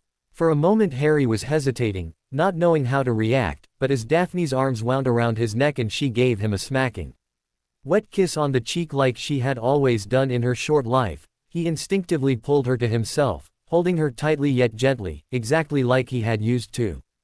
Daddy, don't ever leave me again. Daffy cooed into his left ear. Promise me that you won't. Harry. He looked up to see Ginny standing next to them with a questioning expression. Harry, you know this isn't real, don't you? Quote. He began insecurely. Harry, Ginny crouched down next to them. This isn't real. They aren't really your mother, father, godfather and daughter. Wasn't the chimera real? Whispered Harry, feeling more and more confused by the second. Wasn't the Cyclops real? And the sirens? Scylla, Charybdis, were they all figments of our imagination? Perhaps not, perhaps yes, she replied. We don't know what would have happened if the chimera had eaten us. Perhaps it would have vanished in a puff of smoke when it swallowed us, and we would have fallen onto the ground, intact. We also don't know what would have happened if the whirlpool had sucked the ship in. Perhaps it also would have landed us in Esculapius' room, just in another way, they might have all been but they all might have been just illusions, Harry. Then the ache in my back must have been a pretty convincing illusion, remarked Harry with a hint of sarcasm in his voice. See, girl. We're all real, spoke up Lily. We're real. And we're Harry's family, while you aren't part of it yet. Harry pursed his lips, sizing up his mother contemplatively. Ginny saw the doubt in his eyes, she saw he couldn't decide whom to believe. For both parties who were trying to convince him meant a lot to him. Ginny, he heaved a huge sigh. Tell me, an hour ago, in the pool, did we really make love, or was that also just an illusion? Of course that was real, she replied, blushing, aware that Harry's parents were listening. Hey, Harry, you little tyke, said Sirius, chuckling. I told you he was a heartthrob like his father. James grinned. Harry, Ginny continued, pretending to not have heard the two marauders' snide comments, we have to go. You're not taking my daddy away from me, shouted little Daphne, scowling both at Ginny and her father. This was the expression that had always melted Harry's heart, and it threatened to melt it again. Come to your senses, Harry. A voice screamed inside the young wizard's head. Ginny's right, this isn't real. Your real parents wouldn't want to distract you from helping your love. Your mother and father gave their lives to help you, they know better than anything what it's like to want to help someone so badly that you'd do anything to help them. And Sirius, hadn't he lived off rats and slept in cold caves just to be near you and help you when needed? Hadn't he run off to the Department of Mysteries to save your sorry ass from Voldemort's trap? He'd also understand that you want to save your love more than anything. You're right, Ginny, he said, standing up. This isn't real. My real family wouldn't be selfish enough to hold me back from helping you. This isn't my real family. But, Harry, Lily held out her hands pleadingly. Harry, how can you just disown us? I'm deeply disappointed in you, said Sirius. You're no longer my son, grunted James. Daddy why? Don't go, sobbed Daphne. You were right all along, Gin, said Harry, taking her hand into his. None of them is real. Come, let's find the fates, shall we? She nodded and they set off again. They had barely taken 2 steps when they heard a series of puffs. They turned around and saw that James, Lily and Sirius had disappeared, and Daphne's figure was also fading. Well done, Harry Potter, she said and vanished totally. What were these things? Harry asked Ginny. Illusions, perhaps. She shrugged. I owe you one. Had you not persuaded me, I would have fallen into their trap. I know, she smiled. It seems I keep saving you here in the row of gods. He made a grimace. Yeah, my superhero image has been shattered. She suppressed a chuckle. My heart's bleeding for you. You're teasing me again. I can't help it, it's fun. Do you realize we might spend the rest of our lives teasing each other? I wouldn't mind, as long as you don't sexually tease me, she replied with an impish grin. I don't think I could bear it. I'm not the type to tease a woman and then not satisfy her. He grinned back at her smugly. Glad to hear. Come here, he whispered. What do you have in mind? She cocked her head. Nothing devious, just a tiny little kiss from my fiancé. I can't find a reason to object. Ginny licked her lips and slid her arms around his neck. However, the kiss never took place, because a giggle interrupted them.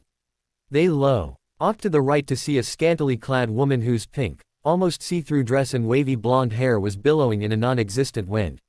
She was pressing her hands over her lips to suppress her chuckle. Her sky-blue eyes glinting jovially. "Who are you and what's so funny?"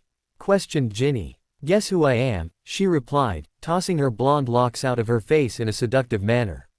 "Fleur Delacour's second cousin," said Harry with a smirk. He, of course, had a very good idea who the woman might be. "Honestly," huffed the woman wearing almost nothing. "I'm Aphrodite, goddess of love." "I wouldn't have guessed in a million years," Harry replied innocently. "Anyway," Aphrodite waved, "I was laughing because I was so satisfied with myself." "Satisfied with yourself?" Ginny blinked. "Yeah," the goddess nodded. "The idea of this little deception came from me." "You?" "Of course me. Hades is the most unimaginative bloke you could think of. How would he have been able to make up an obstacle based on love? If it hadn't been for me, Elysium would still look just as dark and boring as Tartarus. But I persuaded Hattie to hire me as an interior decorator. So, in fact, this task should be called Aphrodite's task. Not Hades' task," the goddess pouted. "Hades always takes all the credit for my work. It's so damn unfair. But now I've come to tell you that it was me who invented this fabulous task, not my stupid uncle. I really don't understand why Persephone didn't leave him long ago. I would die of boredom if my husband was anything like Uncle Hattie. Tell me that you liked my idea for the task, please. Everyone says I'm just a stupid blondie, but I'm not. Tell me I'm not." Harry and Ginny looked at each other, suppressing a grin. "Of course you're not. It was a very nice idea for a task, Dite," said Harry politely, madly struggling with his facial muscles to keep his face indifferent. "It was so good that it almost managed to deceive me." "Wonderful." The goddess clasped her hands delightedly. "You have no idea how happy you made me. Now I'm off to Hattie to tell him that someone finally liked my idea. Oh, almost forgot." She pointed her index finger at the thin air where a door appeared. "Here. You've completed the task, you may now meet the fates." "Well done." With that she was off, only a puff of pink smoke indicated that she had been there. "She has a bit of a thirst for acceptance, don't you think?" remarked Harry. "Yeah, she does. The Greek goddesses all seem to have some sort of a complex." Ginny smirked. "Hera has this complex about not being pretty enough and her husband always cheating on her. Aphrodite has this complex that everyone thinks she's blonde. But at least Dite doesn't have peacock feathers sticking out of her head." "What do you have against peacock feathers? They just look silly. I can really understand Zeus that he didn't want Hera with all her peacock feathers. Are you sure this isn't a complex of yours? Weren't you just Jealous of Gilderoy Lockhart's fabulous peacock feather quill?" "The day when I get jealous of Lockhart will be the day when hell freezes over," he replied and opened the door for Ginny. She stepped through it, followed by Harry. They got into a room whose rocky walls were covered with moss, giving the room a rather gloomy sort of air. At the middle of the room stood three women, the Fates. Clotho spun the threads of life. Lachesis measured them, and Atropos cut them. The three goddesses were so deeply immersed in their work that they didn't even notice the couple entering. The room was silent. All that could be heard was the clicking of Atropos' scissors as she cut the threads of people's lives.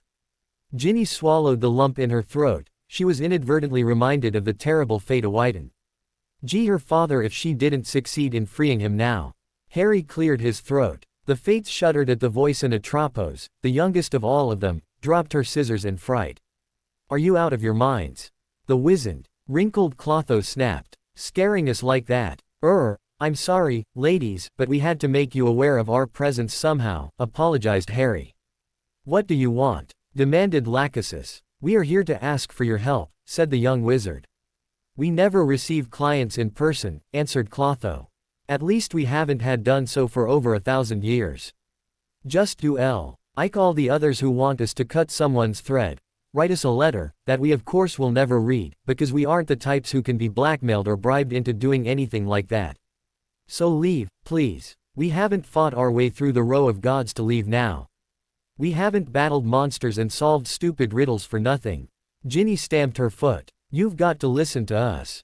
Please." Atropos regarded her with a compassionate expression. She looked about Ginny's age, although she must have been thousands of years old. Still, it must have been hard for her to live with a maiden's face and cut threads at the same time. It was a job rather suitable for Clotho, yet it was the youngest one's task. Atropos gave Ginny a gentle smile. Speak, we'll listen. Ginny looked at Harry. It'd better if you told them. Yeah. He nodded and turned back to the Fates. Ginny here has a serious problem, ladies. Her father has been cursed by the Fates' charm. Clotho's eyes narrowed and she stopped spinning the thread. Lachesis' mouth opened and she forgot to shut it, while Atropos clutched at her heart with a yelp and dropped her scissors again. That can't be true. Unfortunately it is true, replied Harry. But that charm hasn't been used for at least a millennium. Protested Lachesis. You know, a millennium ago we decided that we'd had enough of people playing judges themselves and sentencing each other to death with the Fates' charm. Judging is the task of the gods, no that of people. So we saw to it that all scripts about this curse are destroyed. We thought that all records have been destroyed. It seems they haven't, whispered Ginny.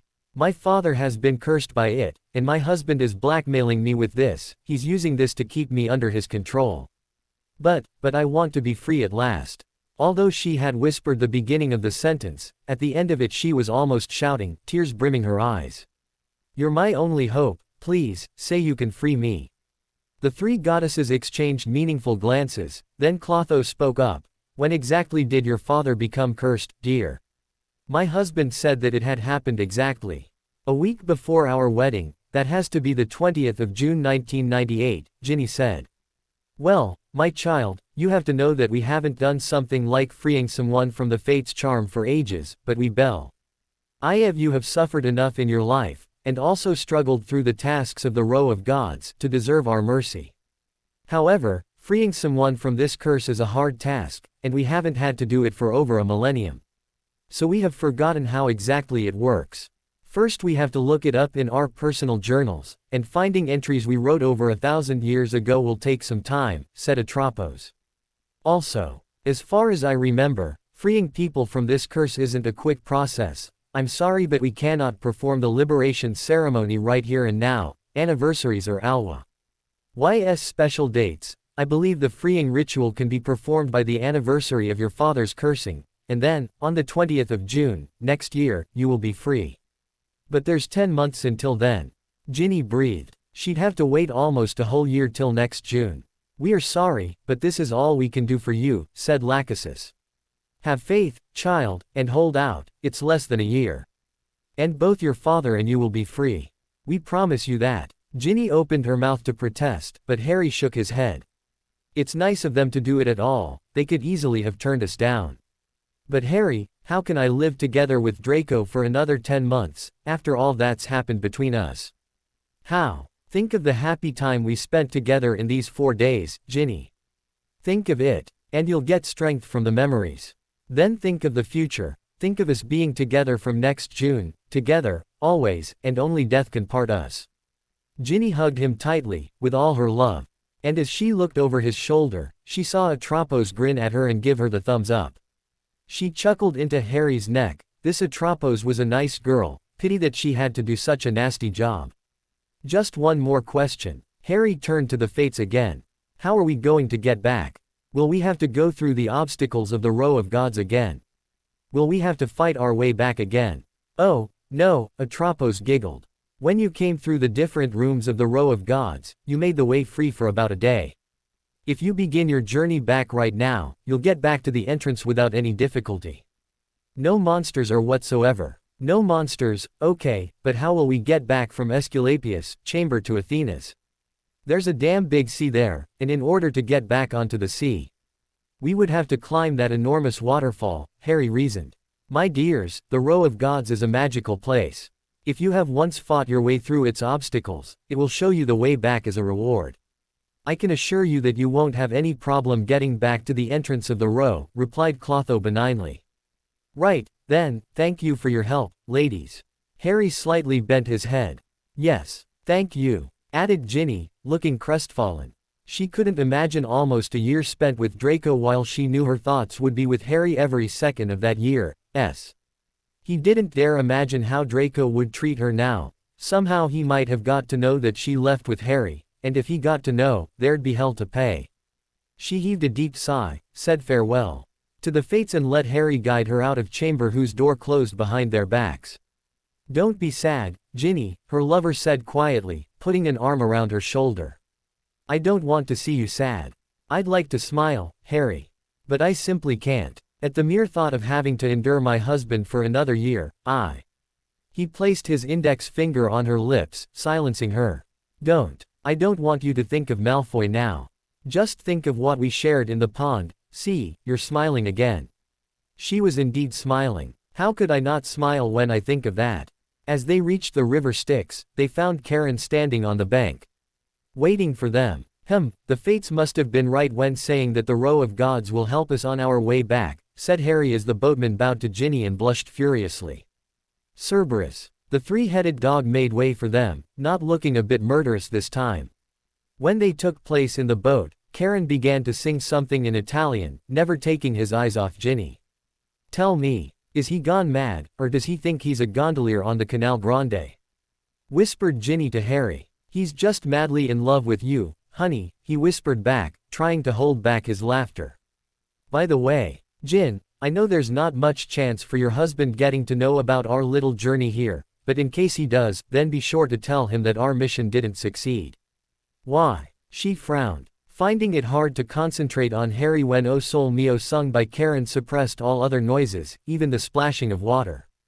Because if ever he gets to know that you'll be free in less than a year, then he might think up something new to chain you to himself, something that we'll never be able to get rid of, a curse that we might not be able to break, so.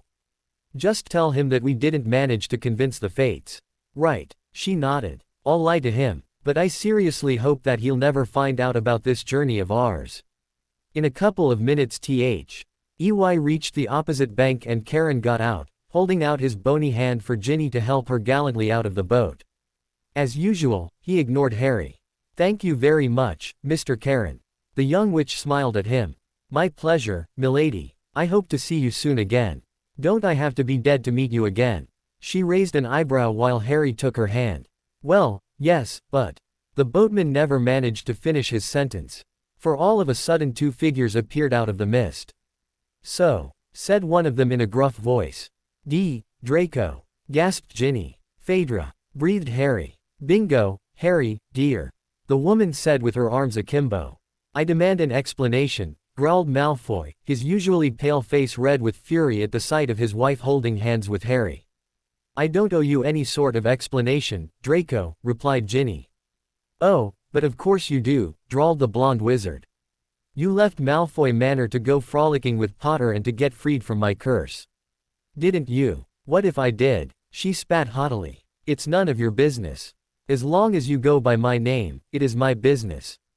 Exactly. I would also like to hear the story, darling, hissed Fedra, putting the emphasis on the darling part.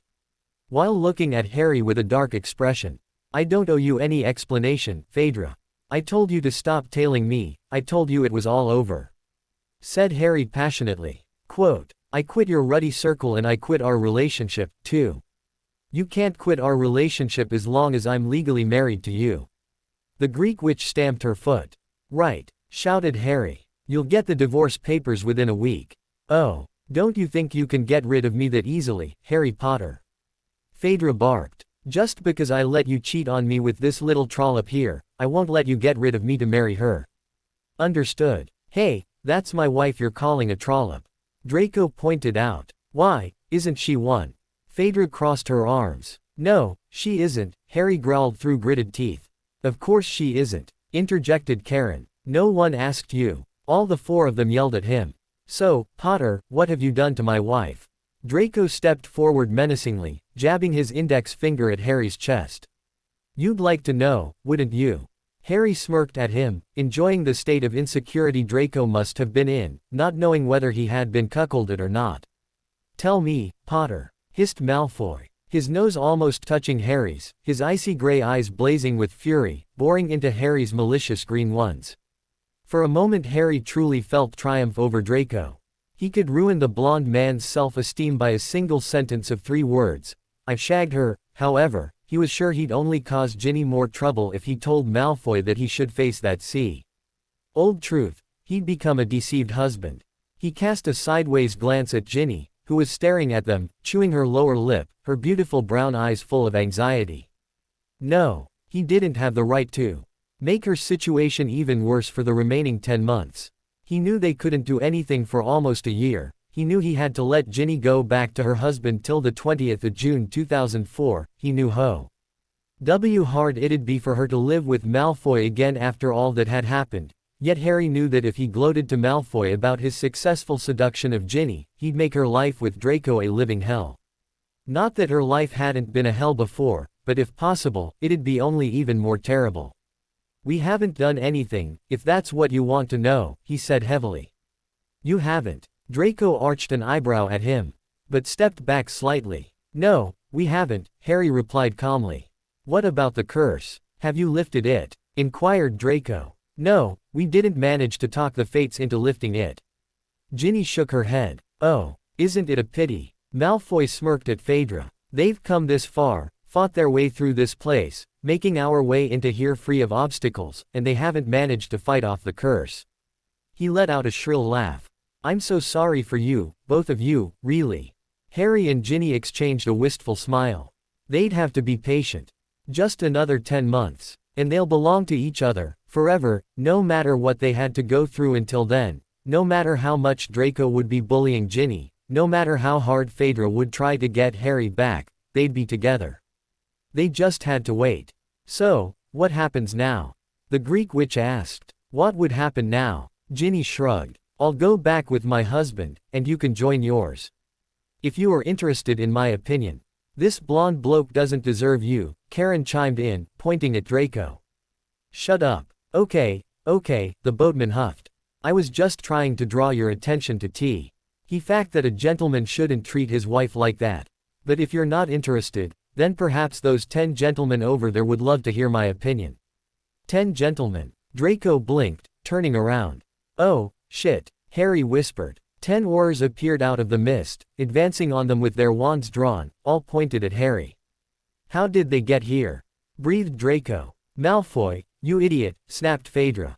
They must have put a bug charm on you while you were playing chess with them. Why on me? Countered Draco. They might as well have put it on you. That's out of the question. All members of the circle have anti-bug charm fields. What? Asked Draco, but he didn't really expect an answer, for a flash of light crossed the air in front of his eyes. You won't get away this time, Dursley. Growled one of the Aurors, sending stunners at the 4 of them. Harry jerked Ginny out of the way of the stunner, while Phaedra sent another stunner at the group of Aurors.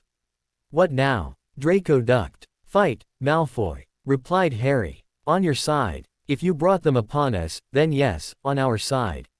Snapped Phaedra, her voice peremptory. Are you out of your mind, woman? I don't want to end up in the labyrinth. Shouted Draco, and deflected a jinx aimed at Ginny.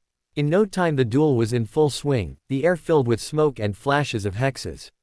Harry, Ginny, Phaedra and Draco were forced to retreat to the bank of the river by the Aurors' attack.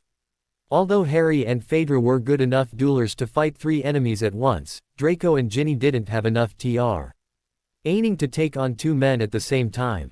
They were outnumbered, and no matter how hard they tried, there wasn't much of a chance to escape from here. Where would they escape to, anyway? Not into the sticks, that's for sure.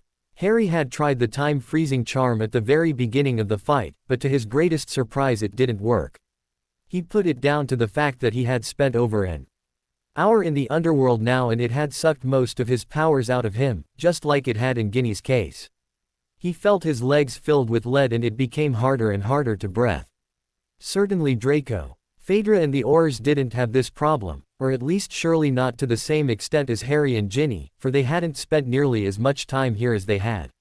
The Aurors were breaking their way through all obstacles conjured by the 4, pressing towards them like 10 enormous rhinos, and soon enough Harry found himself using his fist just as frequently as his wand to try and hold off the 2 enthusiastic Greek wizarding policemen. Whenever an Auror came close to Karen, the boatman slapped him hard on the head with his oars, but otherwise he kept out of the scrap. Draco had to admit to himself that he wasn't sure why he was fighting against the Aurors at all. If they caught him, he'd really land up in the Greek wizarding prison, the infamous labyrinth, and it crossed his mind that not even saving his wife from this stupid scrap was worth getting a life sentence for complicity. For helping Ginny would mean that he was helping Potter as well, and Potter, for the time being, Was wanted for murder by the Greek magical law enforcement. Well, Draco definitely didn't feel like getting convicted because of Potter, and the idea of helping Potter with anything sounded ridiculous even inside his head. Ginny, with the last remaining pieces of her strength, presented a nearby aura with her bat bogey hex, before she got her wand ripped out of her hand, and a curse sent into her direction.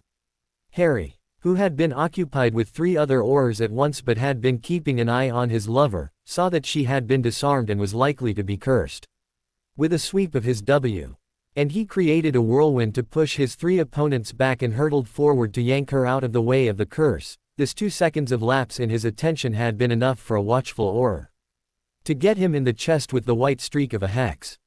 He saw darkness fall around him. He could no longer hear the noise of the battle, nor see anything of it. He stumbled a few steps backwards, ripped over a rock and fell with a loud splash into the river Styx. Harry! Screamed Ginny and Fedra at the same second. Without lowering his wand, Draco stopped in his stride and gaped at churning water where Potter had submerged. The oars ceased fire and gathered to the shore. Ginny dropped to her knees on the bank, her eyes scanning the murky water beneath, waiting for him to res. Her face. He had spent a whole minute underwater when she had been sitting under the beach umbrella. Surely he'd swim to the surface again and laugh at the oars, or perhaps he'd swum to the opposite bank to escape. Ginny strained her eyes to see the shore on the other side of the river, but nothing moved there, except a fuzzy dot that was Cerberus. Surely Harry was just making fun, trying to make them think he'd drowned. He couldn't have drowned for real, could he? She had no idea how long she had knelt there, gazing at the water. The only sound she could hear was Phaedra's hysteric sobs to her left. Why was Phaedra crying? She wondered. Harry had come to the surface any time now. Really, just a little more, just a few seconds and his shaggy black mop of hair would appear among the waves. Come on, Harry, stop playing. I know you just want to scare us, but I'm not deceived by the same ruse twice a day. Come on, Harry, Ginny whispered without realizing that she had opened her mouth at all. Suddenly she felt 2 hands around her shoulders. It's over, a grumpy voice said, but this time it sounded full of emotions. She turned slightly to the right to look at Karen's pale face. The otherwise frightening boatman now looked like a sad puppy, his huge black eyes filled with compassion. No. Ginny shook her head. He'd come to the surface. I know. I've seen him doing such a thing already. He'll come. Milady, it's been 7 minutes since he disappeared into the Styx, replied Karen quietly. No man can live without oxygen for such a long time. But, this is just an illusion. Ginny protested. This whole place isn't even real. This isn't even the real Styx. You aren't even the real Karen. I'm afraid I'm very much real, milady, the boatman whispered. So is the Styx. Everything's real in the row of gods, save for the spirits that try to deceive anyone who ventures into the underworld part of the row. No, you must be mistaken, Ginny croaked. This is all just an illusion. And illusions can't kill anyone. Harry will come back. Face reality, Phaedra hissed from her left. Ginny squinted at the other woman to see her beautiful features contorted with pain. Face it, you bitch. You brought Harry here, and this place killed him.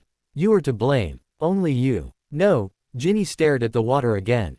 This can't be true, this must be just a nightmare. Yes, a nightmare. Nothing else. She'd wake up next morning in her soft bed in the Burrow and find out that Harry had never returned to England. She had never visited him at 12 Grimmauld Place, and the row of gods never existed. She just gazed at the river that kept flowing peacefully, as though not feeling even slightly guilty for having swallowed Harry.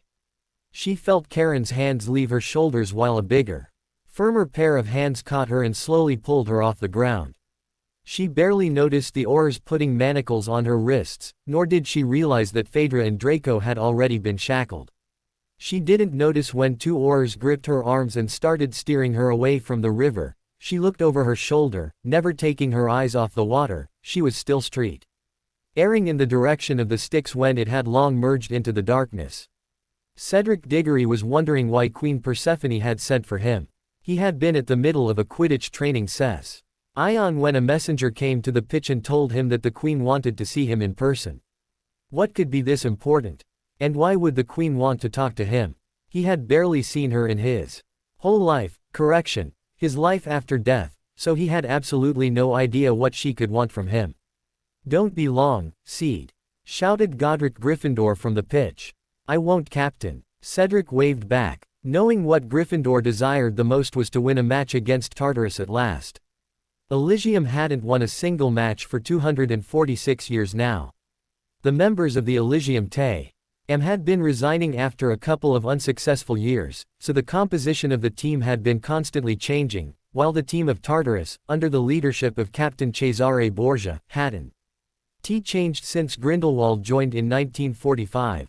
Cedric propped his Stick Sweeper 2003 broom on his shoulder and started climbing the steps leading towards the palace of the underworld that stood on a small hill. Its front door lined with elaborately carved skulls. "Listen to this, Hattie," said Persephone, sitting crosswise in a cushioned armchair that served as the queen's throne. Her head was propped on one of the chair's armrests, her legs lolling over the other armrest. She was sucking some sort of a pink, skull-shaped lollipop, deeply immersed in reading the Quibbler. Her position was as unroyal as possible. But it didn't seem to bother her husband, who was sitting on his throne next to her chair, his face half hidden in his palms, his expression radiating utter boredom. "What have you found now?" he sighed, rolling his eyes. "Listen." Persephone slightly straightened her back to show the importance of what she was about to read out. "Famous celebrity Celestina Warbeck has been caught madly snogging with none other than Michael Jackson in an infamous bar called the Blue Oyster in New York. Goblins, disguised as men in black leather thongs, were hired to continue tailing the enamour. Ed singing sensations." The queen of the underworld squinted at her husband to see that his eyes were closed. "Are you listening?" She nudged him. With a snore-like snort, Hades shuddered and opened his eyes. Yeah, I'm listening. But honestly, Percy, why do you believe all the rubbish that the Quibbler writes? Should I rather read the Financial Times? That's boring," she snapped, as a young G-man with dark brown hair and a broom on his shoulder entered the room. She immediately dropped her newspaper and her expression changed from furious at Hades into a serene, compassionate one. The young man stopped at the door. Noticing him, Persephone pulled her legs off her chair's armrest to sit as regally as possible. Seeing the young man's hesitation, she beckoned him closer with a gentle smile. Come, my dear. Don't be afraid." "I'm not afraid, Your Highness," replied Cedric. "I'm just surprised that you asked me to join you for a discussion. I'm curious to know what it is all about." Persephone and Hades exchanged a meaningful look, then Hades spoke up. "As you know, young Diggory, we here in the underworld have no clue to what is going on up in the world of the living. All we get to know comes from the newspapers that my dear mother-in-law Demeter keeps sending us through the Styx post." Indeed, Demeter had been providing her daughter with information of the world above. Through newspapers that she kept dropping into the Styx at its source, i.e. the source of the Styx was on the surface of Earth, it just dived beneath the surface again after a short stretch. Demeter had wanted to make sure that her daughter was well informed about the events of the world above, so that when she left the underworld to spend half the year with her mother, she'd be aware of what had happened in her half-year-long sojourn in the underworld. Sometimes the inhabitants of the underworld got to know about the happenings of the world above from Persephone's newspapers, but that being the only source of information, they were mostly unaware of what was going on in the world of the living. "Yes, Your Majesty, I am aware of it." Cedric nodded and jumped aside because a huge stack of newspapers fell through the ceiling, right where he had been standing a second earlier. The newspapers were bound together with a sticking charm and he saw that the one on the top was called The Guardian. "I'm just curious to know what it has to do with me." "Well," the queen hesitated for a second, her eyes full of sympathy. Then she slid off her throne and started rummaging through a pile of magazines she had dropped to the floor after having read them through. "Ah, here it is." She pulled the Daily Prophet out from under Le Monde and Der Spiegel, handing it to Cedric. Page 15. "And I'm truly, deeply sorry." Cedric took the newspaper with slightly trembling hands, fearing that something terrible would be in there. The headline on page 15 read, "WHO must not be named strikes again. This time not in Euro Disney, but in Great Stoatshead." Cedric gulped and read on. "It seems that after his 5 years of hiding and licking the wounds given to him by the boy who lived, to whom we refer nowadays as the boy who has gone missing, he who must not be named seems to have returned to full power. We can only guess what he has been doing over the last 5 years, why he was hiding. But very likely we will never properly find out. He has lost most of his Death Eaters, we would have said, but less than a week ago he struck in Disneyland Paris, with a group of at least 15 dark wizards. This means he must have found a way to recruit new followers. The number of casualties of the Disneyland attack is approximately 150 people, over 30 of them dead. After an attack of such magnitude, we were fearful that next time you know who would strike in a packed shopping mall or in Diagon Alley, but instead, he has chosen a smaller target, Amos Diggory of the Department for Tea. He regulation and control of magical creatures, and his wife Corey Papafotiu Diggory. We might wonder why the Dark Lord chose this innocent couple, whose only son he had already murdered. The Auror Squ. Ad led by Nymphadora Tonks arrived at the scene shortly after the attack to find the Diggory's home devastated, Amos and Corey tortured to such an extent that they weren't able to speak or even recognize the Aurors. They were immediately transported to St. Mungo's in the hope of providing them with rapid treatment. However, the damage seems permanent, and the Diggorys are likely to be sent into the spell damage department of the Wizarding Hospital and remain there for the rest of their lives. After a thorough investigation, it turns out that he who must not be named and his servants must have been looking for something in the couple's home, for all filing cabinets were pried open, their contents scattered all over the house. Auror Tonks found a photo album lying on the floor, several photos missing.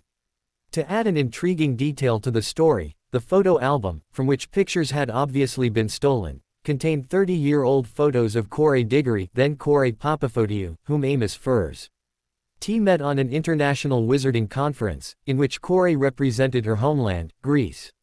So far magical law enforcement hasn't managed to solve the riddle as to why you know who would need photos of Mrs. Diggory's childhood family.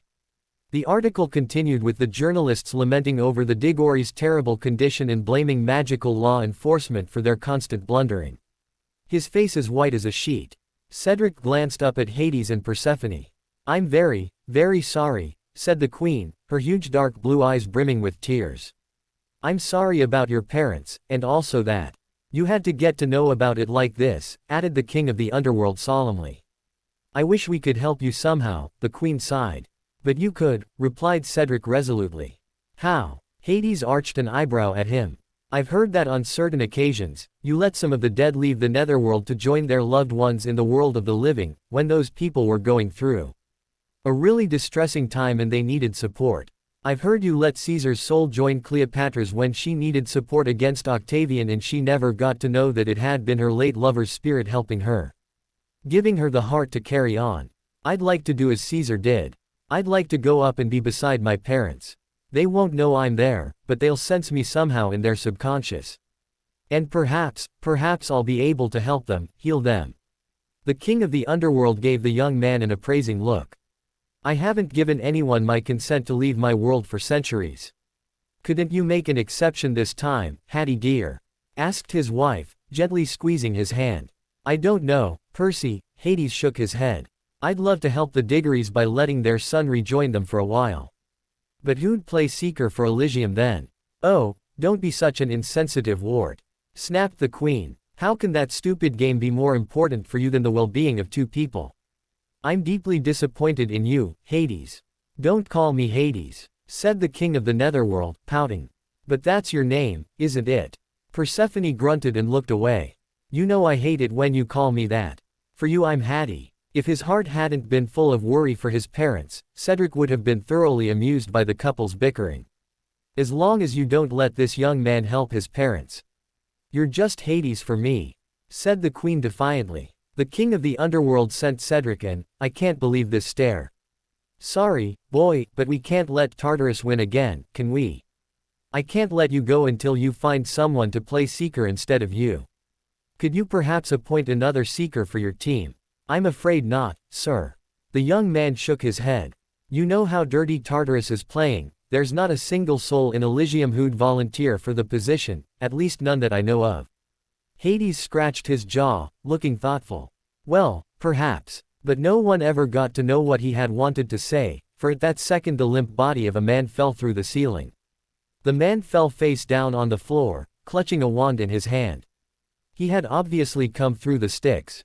For everything that fell through the ceiling always came from the river, sometimes even Muggle garbage, which was very annoying for the cleaners of the king's palace. Although the man must have fallen into the river, now he was absolutely dry, because the ceiling of Hades' palace had a drying charm on it so that the newspapers dropped into the river by Demet. Wouldn't land dripping wet on Persephone's lap. Is he dead? Worried the queen and crouched down next to the limp body. Of course he's dead, honey, who else would be coming to the underworld? Hades rolled his eyes. Suddenly the man on the floor stirred and rolled onto this back. I hate gravity. And oars, he whispered, his eyes still closed. Why did I ever want to be one of them? What is he saying? Asked Persephone. He seems to be raving. Before her husband could reply, Cedric shouted, It's Harry. Who? Harry Potter. My one-time fellow student at Hogwarts, said young Diggory. Damn it, Harry. Why did you also have to die?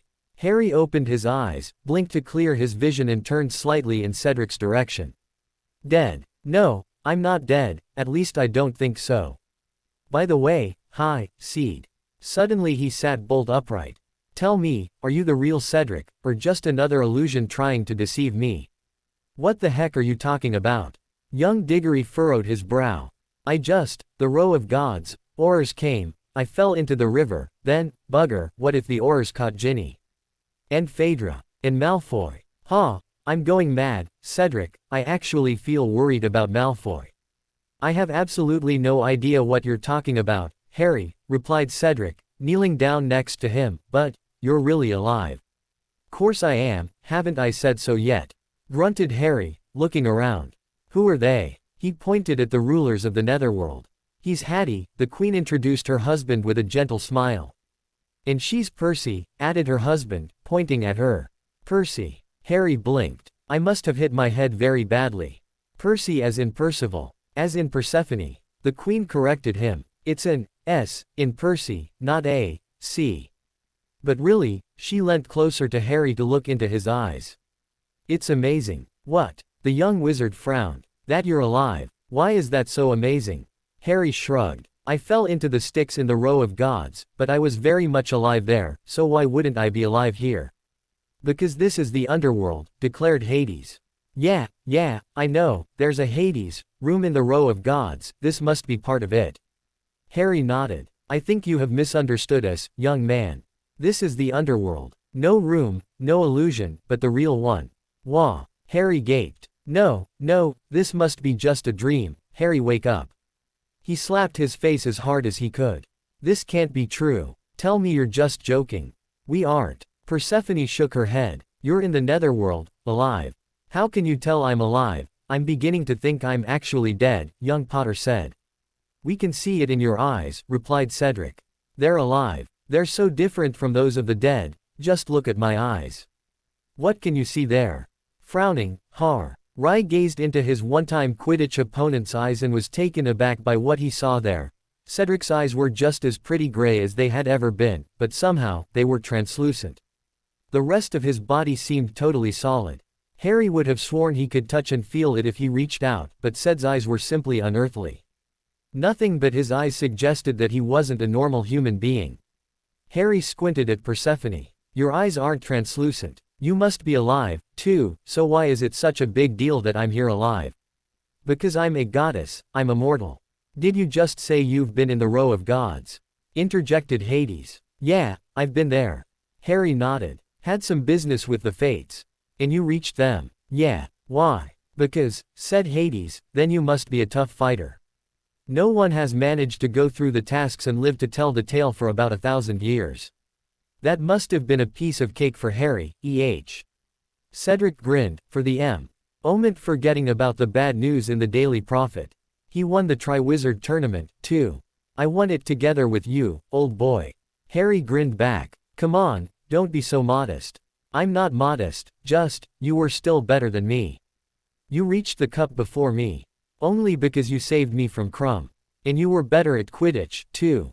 Now that's something I refuse to agree with.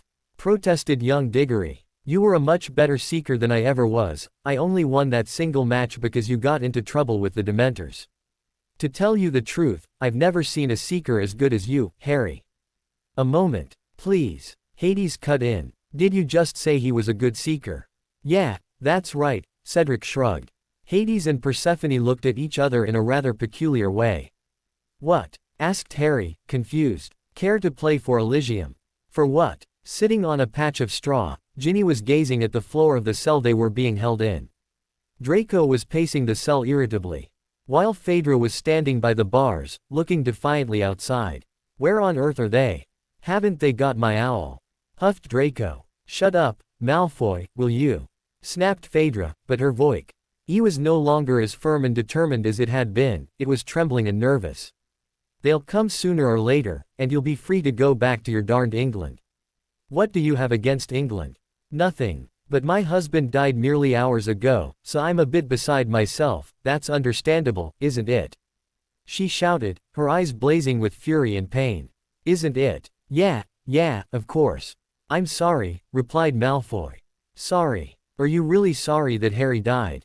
Phaedra looked incredulous. Draco shrugged. I never liked him, but he deserved a worthier death than drowning in a stupid river. Ginny didn't hear anything of their bickering, she was just gazing at the floor, her ears not taking in any sound, her mind not interpreting anything. She was in a state of shock, and even tears failed to come. Oh, it would have been a relief to cry, but she simply couldn't. For the moment she didn't even feel the pain Phaedra was so spectacularly suffering from. Harry's death didn't even properly sink in, he had just fallen into the Styx and never resurfaced. However, Ginny didn't identify this with the fact that Harry had died. Her thoughts were hovering somewhere between dream and reality, but didn't belong to either of the two categories, so she couldn't even decide what had truly happened and what had just been a figment of her imagination. She couldn't even properly remember what had happened to them in the Row of Gods. The last 4 days with Harry seemed to be a blur. She could no more tell whether she had indeed visited Harry at the old black house, whether she had let him glimpse her memories, whether they had ever eaten gyros at Nikias, whether Spiro had ever existed, whether they had ever been to Delphi and Atlantis, whether they had indeed made love. Everything was so hazy, so fragmented that Ginny's thoughts and memories resembled the scattered pieces of a jigsaw puzzle. She simply couldn't put the pieces into the right places to form a complete picture, and perhaps she didn't even want to. For the time being she felt okay just gazing at the floor, not trying to think at all. She didn't even look up when voices spoke from beyond the bars, and rather familiar voices at that. Come on, snapped a female voice, you can't really think that Draco and Virginia Malfoy were indeed accomplices of a murderer. I'm sorry, lady. Don't you dare call me lady, I'm an Auror just like you. Grunted the female voice. Oh, sorry, colleague, but we have every reason to believe that they were his accomplices. They were together at a rather shifty place, very possibly having a secret mafia meeting. Honestly, man, what are you talking about? Said a raspy voice harshly. Mafia? Are you out of your mind? Yes, they are, if they think that I had anything to do with Poe, began Draco. Only to be kicked in the shin by Phaedra. Dursley. We had absolutely nothing to do with Dursley. At least not Mrs. P. Creevy and me. As for my wife, she got kidnapped by Dursley, she's only a victim. Mrs. Creevy and I only went after them to save her from the clutches of that lunatic, so all three of us are innocent. You heard him, commented the raspy voice. So, are you letting them go or should we get in contact with the International Auror Court of Justice? All right, then, Moody, if you vouch for them, you may take them, consented the chief of the Athens Auror team. But I'm only letting them go because you are vouching for them. Great, chimed in the familiar female voice. Let them out of the cell, then, will you? And give them their wands back. Ginny heard the door of the cell creak open, and felt someone gently help her off the straw-littered ground. Still dazed, she slowly turned her head in the direction of the person who'd helped her. Tonks, she whispered. Watch her, Ginny. The young Auror smiled at her and led her out of the cell. What are you doing here? Asked Ginny in a shaky voice as they left the building of the Auror headquarters. We've come to take you home. Here, dear, take your wand. Ginny took it without a word. Your husband sent us a message that you were being kept prisoner in Athens, Tonks continued. You know even prisoners have the right to contact their lawyers or relatives or anyone they'd like to. Your husband was clever enough to contact us, and Moody and I came to sort things out. Everything's going to be all right now. No, It won't, replied Ginny monotonously, surprised that she could produce any sort of a sound at all. Nothing will ever be all right. Harry's dead. What? Tonks' dark eyes widened in shock. You must be joking. Ginny smiled bitterly. If only it were a joke, but I'd never ever joke about something like that, Tonks. But, how? Did that Dursley or who kidnap him, too? No, Dursley ever kidnapped anyone. Harry went by the name Dursley. The Aurors were after him because he'd killed someone, but he wasn't guilty, he just gave that man what he deserved. What? Potter killed someone? Asked Mad Eye, his huge blue eye swiveling madly in its socket. Wasn't his fault, interjected Phaedra. That bastard tortured our daughter to death. If Harry hadn't killed him, I would have.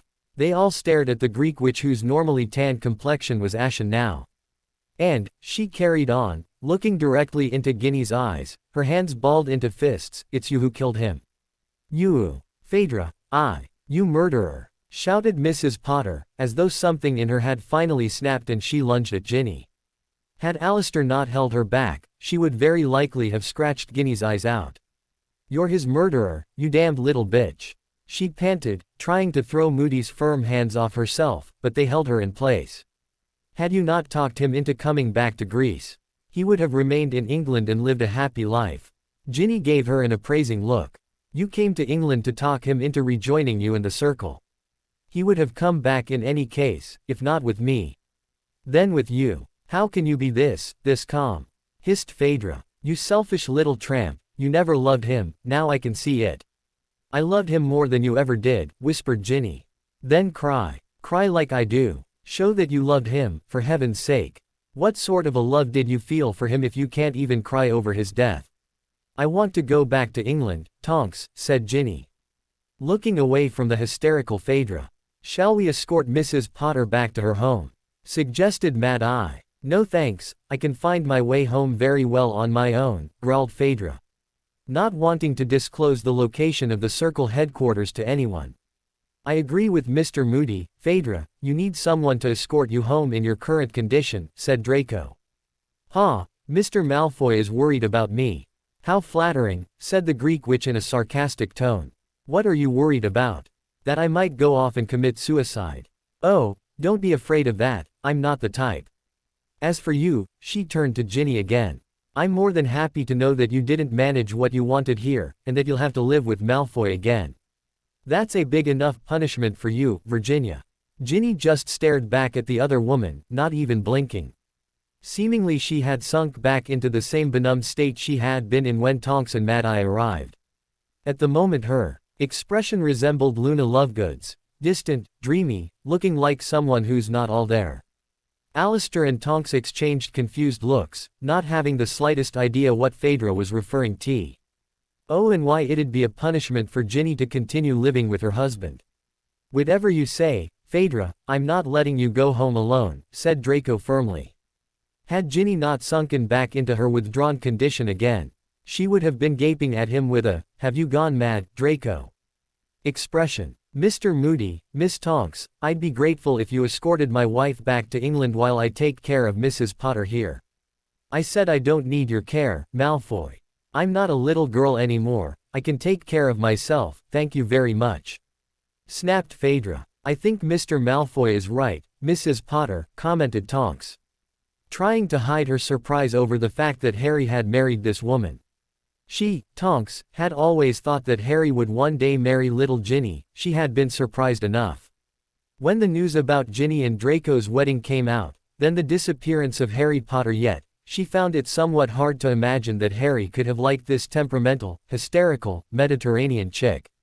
Tonks simply couldn't see them making a happy couple, and now she'd never ever see Harry being happy with anyone.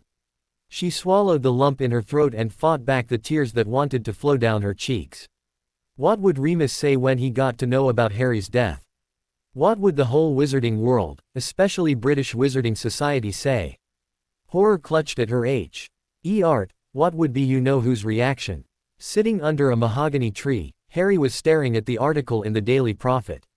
His heart ached for the poor Diggorys, but the thing that most shocked him was the maiden name of Mrs. Diggory. Papaphotiu. He looked up at Cedric with knitted eyebrows. Yeah, that's my mum's maiden name, nodded Cedric. Why? Because I happen to know certain Papa Photius in Athens, Spiro and his sister Leto Papaphotiu. Are you related to them by any chance? Young Diggory looked thoughtful. I think so. Mum has once mentioned a cousin of hers, who had 2 kids by the name Spiro and Leto. But I've never met them. What could Voldemort want from a photo album of the Papaphotiu family? Wondered Harry, while Cedric slightly shuddered at the name. Seemingly, Eve and the dead could be afraid of the Dark Lord. No idea, mate. Cedric shook his head, idly twirling a dandelion between his thumb and index finger. The tree under which they were sitting stood not far away from Hades' palace. In the picturesque Elysium, the underworld was divided into 2 parts, Elysium and Tartarus. Elysium was the place for the good, while in Tartarus resided those who had lived twisted, evil lives. Harry had only seen a part of Elysium so far, but had a very good idea of what Tartarus must look like. He imagined it exactly the way Hades, room in the row of gods, had looked: dark, gloomy and totally devoid of happiness. Elysium, on the other hand, was a rather pretty place with fresh air, green meadows, colorful flowers, gurgling little creeks and enchanting birdsong. He hadn't seen a lot of it yet. He had just been escorted from the king's palace to this mahogany tree by Cedric, where he had been given the newspaper. In the far distance forms were moving, most of them clad in white, pale pink and friendly yellow clothing, as though they had been dancing spring flowers. But, the Death Eaters must have been looking for something in that album, don't you think? Oh come on. Why would they want photos of my mum's relatives? Cedric waved. Seriously, I'm not interested in what they were looking for. All that matters is that my parents have to heal, and I could help them, and Hades doesn't want to let me go because then my team, Elysium, won't have a seeker. I understand this, Seed, but you can't expect me to stay here for who knows how long and play Quidditch. While Ginny might be incarcerated by those stupid Aurors. I've got to help her, and my wife, too. You're married. Young Diggory looked surprised. Yeah. Is it Cho? Who? Your wife? What? Oh, no. Harry shook his head with a small smile. Why did you think that she and I might have been blinded by my love for Cho, but I wasn't totally blind. I saw your infatuation with her. Did you? Harry bit into his lower lip. Well, no. We went once out in my 5th year at Hogwarts, but that was all. We simply weren't made for each other, and certainly you shouldn't have slept with a woman whom you believed to be Cho. If you knew you two weren't made for each other, a voice in his head reminded him. Did she find someone else? Asked Cedric. Harry gave him a sideways glance to see that he was smiling wistfully. Is she happy now? Yeah. Harry nodded. She married a bloke called Michael Corner. I can't recall this Michael, young Diggory said. Don't worry, I also never knew he existed until Ginny turned out to be going out with him, replied Harry with a grimace. Fortunately, they broke up after only a couple of months of dating. Well, the point is that Michael seems to be a nice chap. And I heard that he and Cho even have a son, named after you. Me? Cedric's eyes widened. Yeah. Harry grinned at him. Well, I'm happy that she's happy. She deserves to be happy. So does Ginny, thought Harry. And she's not happy as long as she's with Malfoy, but then again, they'll very likely get out of prison sooner or later. Malfoy's the type to wriggle out of every tight hole. He's done it on several occasions, and if I went back now, I wouldn't be able to help Ginny. She's bound to Draco for another 10 months. On the other hand, if I took on playing Seeker, then Cedric could perhaps help his parents. Harry stared at the grass in front of him, deep in a dilemma. But if I don't go back now, then Ginny and everyone else will think I'm dead. Oh, God, Ginny'll be broken, and Phaedra, too, and Ron. And Hermione, and Remus. He ran a hand through his disheveled jet black locks. Aren't I selfish? Isn't it selfish to want to go back just to tell them that I'm alive? While Mr. and Mrs. Diggory might be shut into the same ward as the Longbottoms forever. I have made so many wrong decisions, firstly sleeping with the fake Cho, then letting Voldemort blackmail me. With Amrita, running away from England and hooking up with Phaedra, then killing that Sicilian. Had I been able to control my temper, I could as well have just stunned him, and then the Aurors wouldn't have come after me. I wouldn't have fallen into this stupid river, and I shouldn't be worrying how my friends will take the news about my so-called death. It's all my bloody fault, after all. He screwed his eyes shut. I simply can't let Cedric not go and help his parents if there's even a little ray of hope that he could help them. I could have helped so many people, but just brought trouble upon them by making the wrong decision 5 years ago. I can't make a wrong decision again. Ginny and Fedra will suffer for sure, so will all of my friends, but their suffering will subside as time goes on.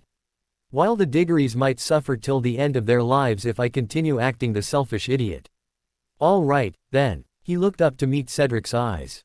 You go and help them, and I'll stay and play Quidditch.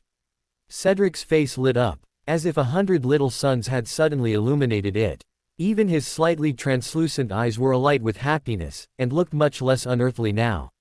How can I ever thank you, Harry? He beamed. You don't need to thank me, I owe the world a sacrifice, replied young Potter. Under normal circumstances Cedric would surely have asked what sort of sacrifice Harry owed the world. But he was simply too hyper now to care about the subtle meaning behind Harry's words. Or, you know what, Seed? What? You could help somehow. You said you could help your parents by being with them. Giving them the heart to live and heal. Could you visit Ginny for a couple of hours, too? You could just visit her in her sleep and suggest her that I didn't die and that s. He had to hold out, or something like that. Of course, mate, you can count on me. Cedric nodded, still smiling widely. On their way to the mahogany tree, Harry had quickly filled him in on what had happened to Ginny because of Draco. So Cedric was well aware how important Ginny was for Harry. Come, let's go to Hades and tell him the news that you're playing Seeker for a while. Oh, and just a bit of advice, keep your eyes on the players of Tartarus. They tend to play dirtier than the Slytherins, which is funny, because none other than Salazar Slytherin is their keeper. You're kidding, Harry said. I'm not. Actually Godric Gryffindor is on our team, he's the captain. Wow, are Ravenclaw and Hufflepuff also playing? No, they're just supporting Elysium. Cedric winked at Harry. Very cheery witches, you'll like them. Oh, and don't be surprised when you see that Muggles are also playing on the teams. In the underworld everything's weird, it's sort of a world turned upside down, and here even Muggles can fly a broomstick. Quote, Cedric, what did you think? Will I meet my parents and Sirius here? Cedric let out a hearty laugh. You bet you will, mate. So, where do you live? Asked Rico as he led the still hysterical Phaedra across Fallif Alley. Do you expect me to tell you where the Circle headquarters can be found? She snapped. Because if you do, then you're stupider than I thought. Thanks, but if you don't mind. I don't take this insult to heart, knowing that you said it when you were not in your right mind, he replied coolly. If you don't want me to escort you to your home, then I'll take you to a hotel. Quote, all right, then, if I can't get rid of you any other way, then let's go to Nikias, he has rooms above his tavern, she grunted, and they made their way to the restaurant. I'd like a room, Nick. Phaedra told the owner. As you wish, Mrs. Creevy, but, may I ask what happened to you? You look sad. There's no Mr. Creevy anymore, Nick, she whispered. What? The owner's eyes widened. You don't mean that Colin died? That's exactly what I mean, Nick. I truly feel with you, my dear, sighed Nikias. How did it happen? Perhaps I'll tell you another time, I'm just too tired now. Of course. Here's your key, dear. The owner handed her a key. Seamus, take care of her. He looked at Draco whom he believed to be Harry's cousin. I will. Draco nodded, feeling slightly uncomfortable. And followed Phaedra up the stairs. You can leave me alone now, Malfoy, she said as she entered the room, followed by the young wizard. I'm safe and I promise I won't commit suicide nor will I set fire to this place or anything. Right, he nodded. Calm down and sleep, and tomorrow you'll see everything differently. Differently. She turned to face him, her huge black eyes again ablaze with fury. What would be different tomorrow? It doesn't matter which day it is, my husband's dead, and won't come back tomorrow, or any other day. I know, and I'm sorry. Sorry. Oh, good that you show a bit of compassion, Harry's death being just as much your fault as your wife's. She yelled at him. Mine. He blinked. Yeah, yours. She stabbed him hard in the chest with her index finger. Had you not forced that red-haired trollop to marry you, then she wouldn't have wanted to be free and wouldn't have asked Harry to help her, and then Harry wouldn't have died. At the end of the sentence Phaedra was no longer shouting, her voice faltered and she broke out in tears again. Hey, come here. He gathered her into his arms and she sobbed on his shoulder. Draco gently caressed her raven black hair as her body quivered in his arms. She drew back a bit and looked into his eyes. Why, Malfoy? Why did he have to die? Am I cursed? Of course you're not. 2 weeks ago I lost my daughter. Yesterday, I lost my husband. Who will I lose next? My brother. My friends. You won't lose anyone else. On the contrary, you'll have new friends. I'll be your friend, too. I am your friend. Are you? She furrowed her elegant eyebrows, sniffing. Someone who teamed up with me to get our loved ones back can only be my friend. A quirky, temperamental, sarcastic friend, but a friend nevertheless. Were you describing me, or yourself? She smiled faintly. Without answering, he reached out and wiped a tear away from her face. Before he could pull his hand back, she grasped it. As if never wanting to let go of it. For a moment they stood there like that, neither of them moving, just staring into each other's eyes. In the next moment Phaedra's mouth was on Draco's. He could taste her salty tears on her lips. What am I doing? The question ran through his mind, but he forgot it as quickly as it had occurred to him. I can't believe it. Can't believe it. Just can't believe it, Hermione said passionately. He can't have died, Tonks. I wish he hadn't. Hermione, the young Auror sighed, leaning against the window frame in Ron and Hermione's small downtown flat. But according to Ginny, and Harry's wife, he's no longer with us. How did it happen? Asked Ron, his voice shaking, his face so pale that his freckles stood out more than ever. He was clutching the armrests of the couch so tightly that his knuckles also turned white. I can't tell you much about it, Tonks shook her violet-haired head. All Ginny said was that he died. And that woman, Harry's wife, accused Ginny of having caused Harry's death. I tried to ask Ginny how it had happened, but I couldn't get a single word out of her. When we arrived at the Burrow, she went and locked herself up in her room. Not even Molly managed to talk to her, at least not until after I left them to come here. Ron propped his chin into his palms, gazing at the carpet with glassy eyes. Next to him Hermione was silently wiping her tears. Hearing her sniff, he turned to her and gathered her into his arms. Oh, Rune, she sobbed, her whole body shaking. I was so happy when he came back. I thought we'd have him back again. I never thought that was the last time we'd see him. It never occurred to me, either, he whispered into her bushy hair. Wonder what Malfoy will do now. That he knows Ginny eloped with Harry. Well, Malfoy hasn't returned to England yet. Tonks interjected. He took on to escort Harry's wife home. You know, that woman was in a terrible state. And he feared she'd harm herself. Oh, Malfoy's shown concern for someone. Ron's mouth tucked into a bitter smile. One thing's sure, we won't let him harm Ginny when he gets back.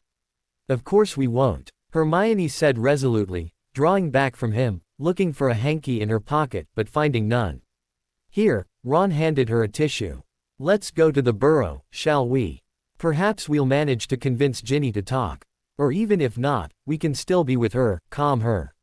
I'm not sure I could calm anyone when I'm far from calm, whispered Hermione and blew her nose, but of course we can try. I'll go and tell Remus the sad news, said Tonks distractedly. Right. See you. With that she disapparated. Ron and Hermione were left alone, and the young witch flung herself on Ron's neck again, silently crying. Not struggling any longer to ignore the burning sensation in his eyes, he let a single tear run down his cheek. We'll miss you, Harry, mate, he whispered into the thin air over Hermione's shoulder. She gave a loud sob at hearing his words and tightened her grip on the back of his shirt, clinging to him as desperately as she had never done before. Ron had never been the emotional type. He had been called an insensitive wart by Hermione, according to whom he had the emotional range of a teaspoon, but for probably the first time in his life he truly began to cry. His first droplet of tear was followed by a whole flood of new ones, and he didn't even bother to wipe them away but let them run freely down his face, onto Hermione's locks. Memory after memory flashed through Ron's mind. Are you really Harry Potter? And have you really got that, you know? The Harry in his memories lifted his fringe and let him glimpse his scar for the first time. How poor Harry had hated that scar. How much he had suffered because of it. And now his suffering had come to an end. What is the difference, Potter, between monkshood and wolfsbane? I don't know. I think Hermione does, though, why not try her? Oh, Good old, cheeky Harry. Yeah, Quirrell was a great teacher, there was just that minor drawback of him having Lord Voldemort sticking out of the back of his head. He had stood up to everyone, Snape, even that cow Umbridge, and Voldemort. Oh, are you starting at Hogwarts this year? How Ginny had blushed at this question. Back then Ron had never imagined that his sister would be the one to see his best friend die. Fleur didn't turn up. I couldn't leave her. Harry, you prat, you didn't take that song thing seriously, did you? Oh yeah, Harry was the type to take things seriously all the time. Was that the reason for his death? Oh, Harry, why did you always have to act the hero? Hermione had always feared it'd be the end of you one day. You stupid git, you. Ron screwed up his face against the howl of pain that wanted to escape his mouth and hugged Hermione as firmly as he could, as if fearing he'd lose her, too. Draco opened his eyes, blinked and realized that his surroundings weren't familiar at all. For one thing, the ceiling was painted yellow. He didn't remember ever sleeping in a bed that stood in a room with a yellow ceiling, and that was saying something. Because he had slept in at least a dozen different beds, most of which belonged to pretty young witches. He shifted his glance to see out of the window, beyond which a huge board advertised the shop of Esculapius the apothecary, all sorts of potions and poisons available. Esculapius. He frowned. It sounded Greek. He strained his mind to remember what had happened and how he had got here. A letter from a certain Mrs. Potter, the leaky cauldron. Athens. Delphi. The stupid oracle. The row of gods. Styx. Potter. Potter falling into the river. Potter's death. Phaedra. Phaedra having hysterics. Phaedra accusing first Ginny then him of being at fault over Potter's death. Phaedra crying on his shoulder. Phaedra kissing him. Kissing him. He sat bolt upright. A soft moan came from his left as the spring mattress moved after he sat up. I have a very bad feeling about this, Draco thought and slowly, very slowly turned his head to look left. There she was, the sexiest woman he'd ever met. Languidly sprawled on the sheet, her wavy, ebony black hair spread on the pillow, her blouse open, slightly torn as though it had been ripped open, her lacy black brassiere still in place. Hadn't I unclasped it? He wondered. Her eyes were still puffy from crying, but they looked prettily puffy. What the heck got into me? Draco ran his hand through his silvery blonde locks. Get away from here. Just get away from here.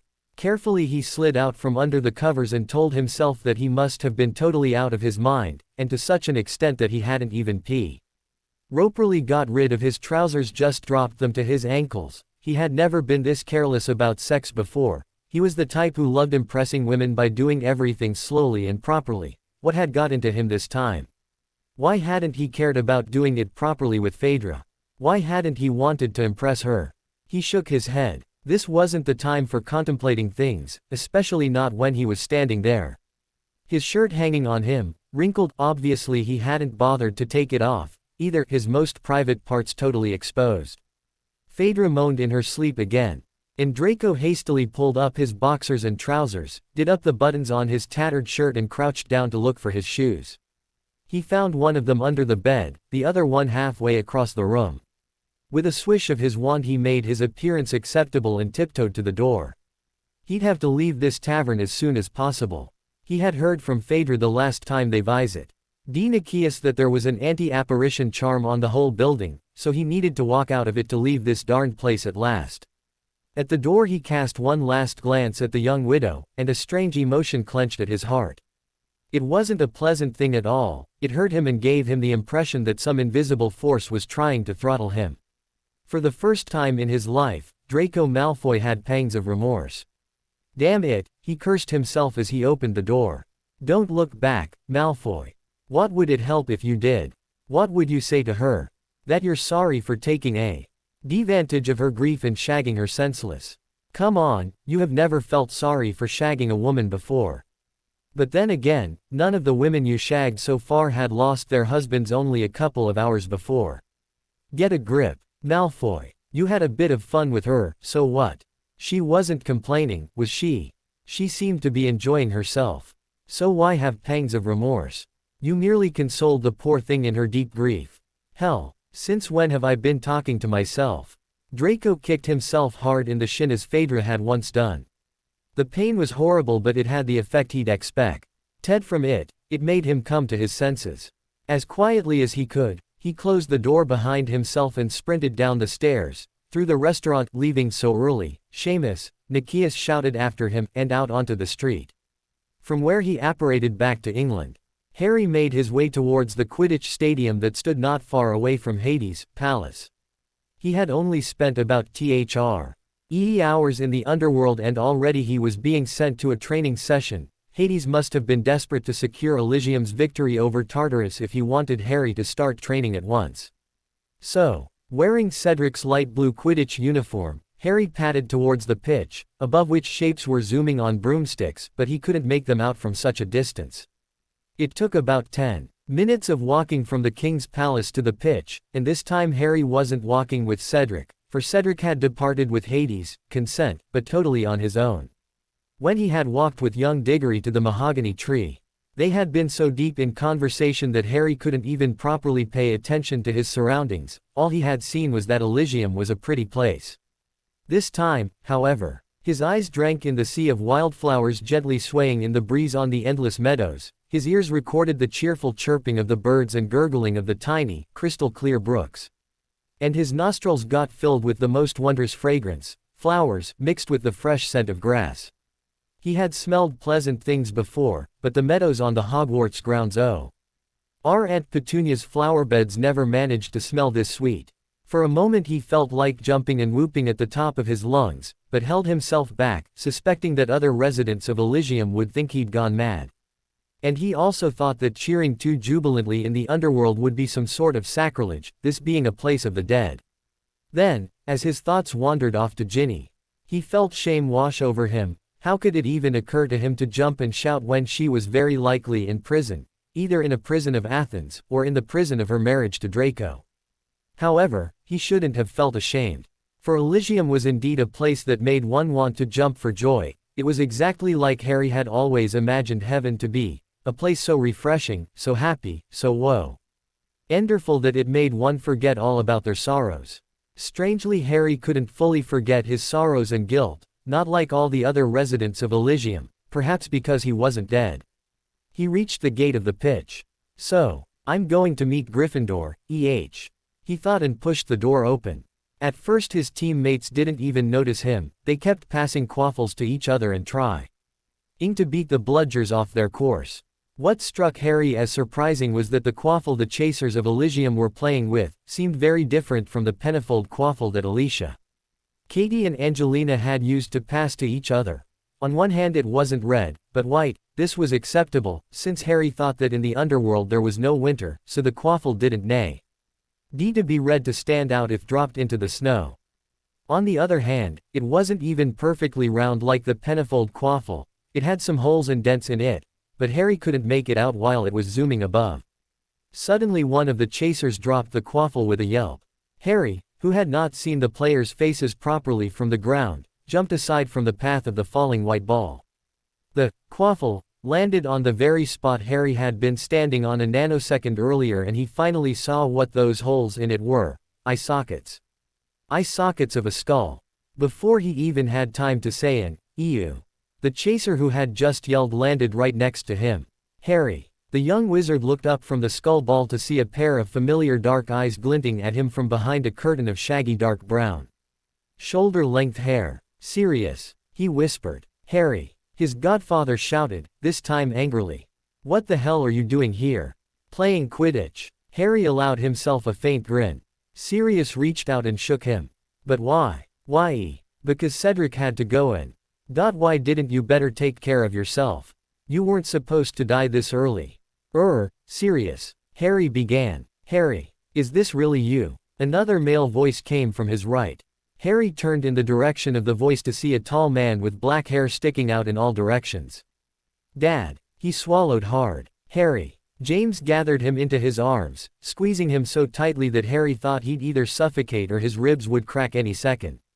Suddenly James pushed him back, holding him at arm's length, his warm brown eyes scanning his son's every feature. "My, you do look like me. But why did you have to die? Did Voldemort kill you? That bastard." So Trelawney's prophecy actually did come true.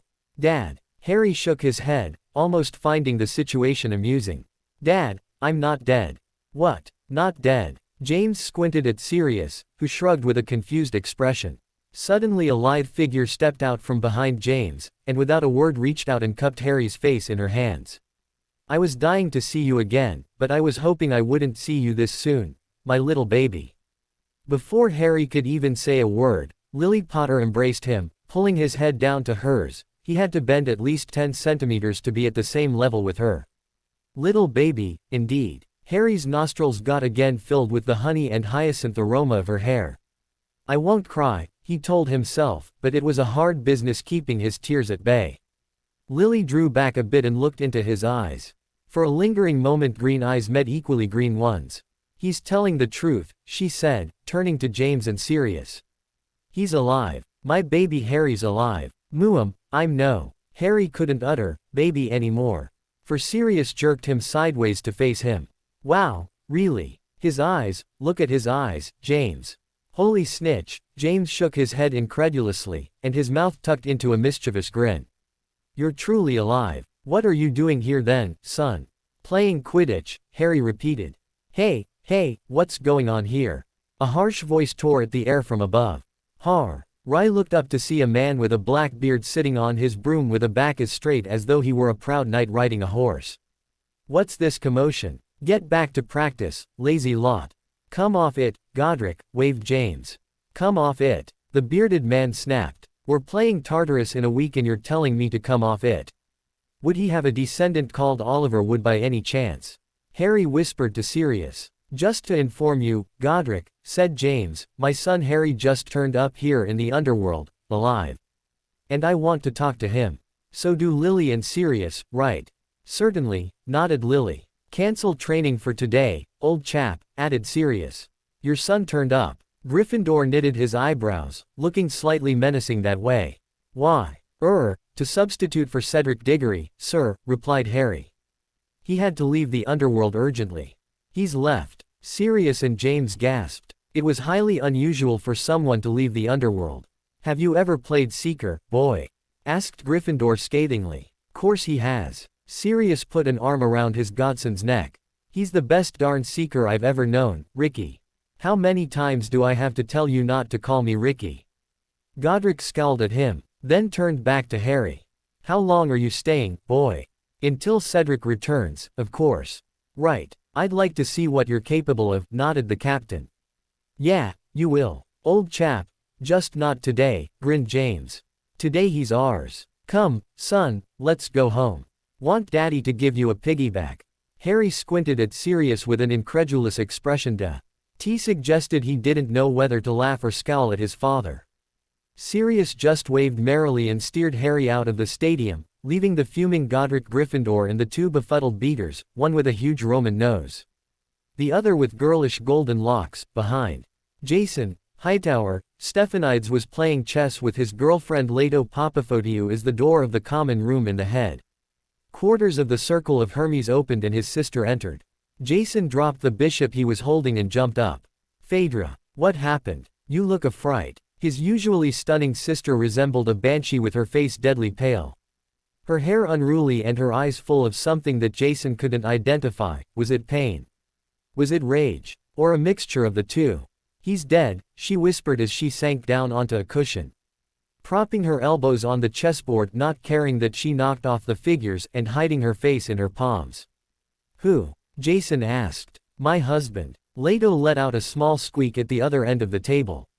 But Phaedra didn't seem to hear her, perhaps she hadn't even noticed her presence. You mean, Harry? Whispered Jason. Why? Did I have more than one husband? Phaedra snapped, her eyes sending lightning bolts at her brother. It's okay, calm down, sis, he said soothingly and reached out to put an arm around her shoulder, but she shrugged it off. It's not okay, Jason, she said in a raspy voice, again hiding her face in her hands. Her shoulders shook, so he was sure she was crying, though he couldn't see her face. I'd better go now, purred Leto and tiptoed out of the common room. Barely had she closed the door behind herself when she met Nausicaa, the chief of Circle. Nausicaa wanted to enter the common room, but Leto held out her hand. No, don't go in there now. Why not? Because Because Phaedra just returned. With Harry. Leto shook her head. Alone. Harry's dead. Nausicaa thought she'd die on the spot. Dead. D-E-A-D. Leto nodded. Tears brimming her eyes. But how? I mean, he was here just 3 days ago, I even talked to him. The always so cool, strict chief had to lean against the wall to support her weight. For she felt she'd faint if she didn't. Harry Potter. Dead. I never thought. He was so talented. He could have been the best here in the circle if he hadn't left. He was so brave. He was never afraid. No matter what sort of a mission he had to take part in. The only one he ever feared was her voice faltered. She well remembered the conversation she had had with Harry a couple of days earlier, the conversation in which Harry admitted having let Voldemort flee. Was it who? Did you know who killed him? I don't know, Leto said. Perhaps Phaedra will tell you, when she's feeling better. Now Jason's with her, she's sobbing her heart out. The poor thing, Nausicaa sighed. Losing a child and a husband in a short 2 weeks. Life's so damn unfair. Ito just nodded mutely and they set off for their rooms, leaving the young widow to cry on her brother's shoulder in peace. Holy heavens, Remus muttered, sinking into his armchair in the department for the regulation and control of magical creatures. He had started working there after Kingsley Shacklebolt had been appointed the new minister for magic. Kingsley had believed that if a werewolf was working for this department, it would give the image of the ministry treating magical creatures, also including beasts, ghosts and beings, with more respect and caring for their welfare. Remus had nagged to fit in pretty quickly and was enjoying his work that provided him with the opportunity to help his own kind through legislation passed in his department. First the attack on Amos, now Harry. Are you sure that he's dead? I'm afraid so, Remy, sighed his wife, sitting on the armrest of his chair, propping her head on his. How did it happen? I don't know, Tonks replied. I couldn't make Ginny reveal any more. She was in such a state of shock. I think she loved him very much. Yeah, I also thought she did. But then, why did she marry Draco Malfoy? Said Lupin thoughtfully. That's something I never managed to understand, she shook her head. Do you think we should tell the press about Harry? They'll find out sooner or later, I suppose, Remus heaved a sigh. The death of the boy who lived can't be kept a secret. After all, remember what big news his disappearance was, too. All the newspapers were filled with articles like the boy who has gone missing. Poor thing, he was so young. My heart's aching for Ginny, and also for that Phaedra, or whoever, Tonks whispered. Oh, you mean his wife. Remus grimaced. Tell you what, she wasn't the one for him. They just didn't fit. At least, I know what you mean. She nodded. I always imagined Harry getting together with Ginny. Actually, I felt thrilled when they eloped. Bugger, if we tell the press, for we have to tell them. We can't reveal that the boy who lived died after eloping with Malfoy's wife. What would people say? I for one believe that Harry wouldn't care what people said about him, eloped with Ginny or not. He'll always remain the boy who rid the world of Voldemort for 13 years. I doubt people would remember him as a low-down seducer instead of as a hero. I'm more worried about Ginny. Pale tend to say only nice things about the dead, but they are always ready to speak ill of the living, and Ginny's alive, she'll have to endure all the evil remarks. Yes, that's what I fear, too, Tonks agreed. I think we should ask Kingsley, he'll know how to present this to the press without destroying anyone's good reputation. Lupin slid an arm around his wife's thin waist and pulled her down from the armrest into his lap. He's with Sirius at least, Tonks. He was missing his godfather so much. And his parents, his voice trailed off. He's together with them at last. She looked into his warm gray eyes, seeing that they were slightly watering. Cry if you want to, Remy. It helps. I've cried already. No, he shook his head. I think he's in a better place now. We shouldn't cry. He's happy now, I'm sure of it. Perhaps you're right, she whispered, her nose touching his. Soon not only their noses touched, but their lips, too. With a flick of her wand, Tonks sealed the door of the office and let Remus make her forget about her grief, at least for a short time. Ginny. Hermione knocked on the youngest Weasley's door. There was no reply from inside. Ginny, it's me, Hermione, let me in. Silence. Ginny. I understand if you don't want to see anyone who'd ask weird questions, but if you like, I promise I won't ask anything. Just let me in, please, or else I'll sleep here, in front of your door." Hermione waited and waited for what seemed to be an eternity before the door finally creaked open and a ghostly pale Ginny appeared. The red-haired witch motioned her inside, then closed the door again. And with a swish of her wand sealed it from unwanted guests. Ginny sat back down on her bed and Hermione took a place next to her. At one moment they were just sitting there, next to each other. At the next one Hermione was embracing her friend and Ginny was hugging her back, as though her life depended on not letting go of her. It had only been 5 days earlier that her mother had been sitting here on her bed, next to her, and she had hugged her to say thanks for her advice and support. Molly had encouraged her to go to Harry and talk to him. Now Ginny wished that her mother had rather dissuaded her, then Harry would still be alive. "It's my fault, Hermione. Phaedra was right, it's my fault, only mine," she whispered into her friend's bushy brown hair. "Tisk, tisk, what are you saying there?" the older witch said soothingly, cradling Ginny in her arms, though she felt she needed someone to cradle her, too. She needed consolation just as much Ginny did. "The truth," breathed Ginny, pulling slightly back. Hermione would have sworn that she had been crying, but now that she saw Ginny's face it was clear that she hadn't shed a single tear. She looked broken, but her eyes weren't watering in the slightest. Hermione almost envied Ginny for the ability of not crying, for she felt she was dissolving into tears again. What truth?" sniffed Hermione, drying her cheeks with a tissue. "It's my fault, Herm. Had I not asked for his help, he'd still be alive." "His help? What did you mean by that?" "I can't tell you, I'm sorry," Ginny shook her head. "And you promised me not to ask questions, remember?" "Yeah, right," Hermione nodded with a small, sad smile. "I promised it, but I only did so to see you, to make sure you were all right." "You mean, you feared I was thinking of committing suicide?" Ginny raised an eyebrow. "No, Hermione. I'm not even brave enough for that. I should have been brave enough to continue carrying this burden alone, without complaining. I shouldn't have asked for his help, but I was only thinking of getting free at last, not caring that I might make him get into trouble. I'm a selfish bitch." "No, you're not," the other girl shook her head, confused. What was Ginny talking about? What burden? Getting free from what? She simply didn't understand. "Oh, yes, I am selfish," Ginny protested.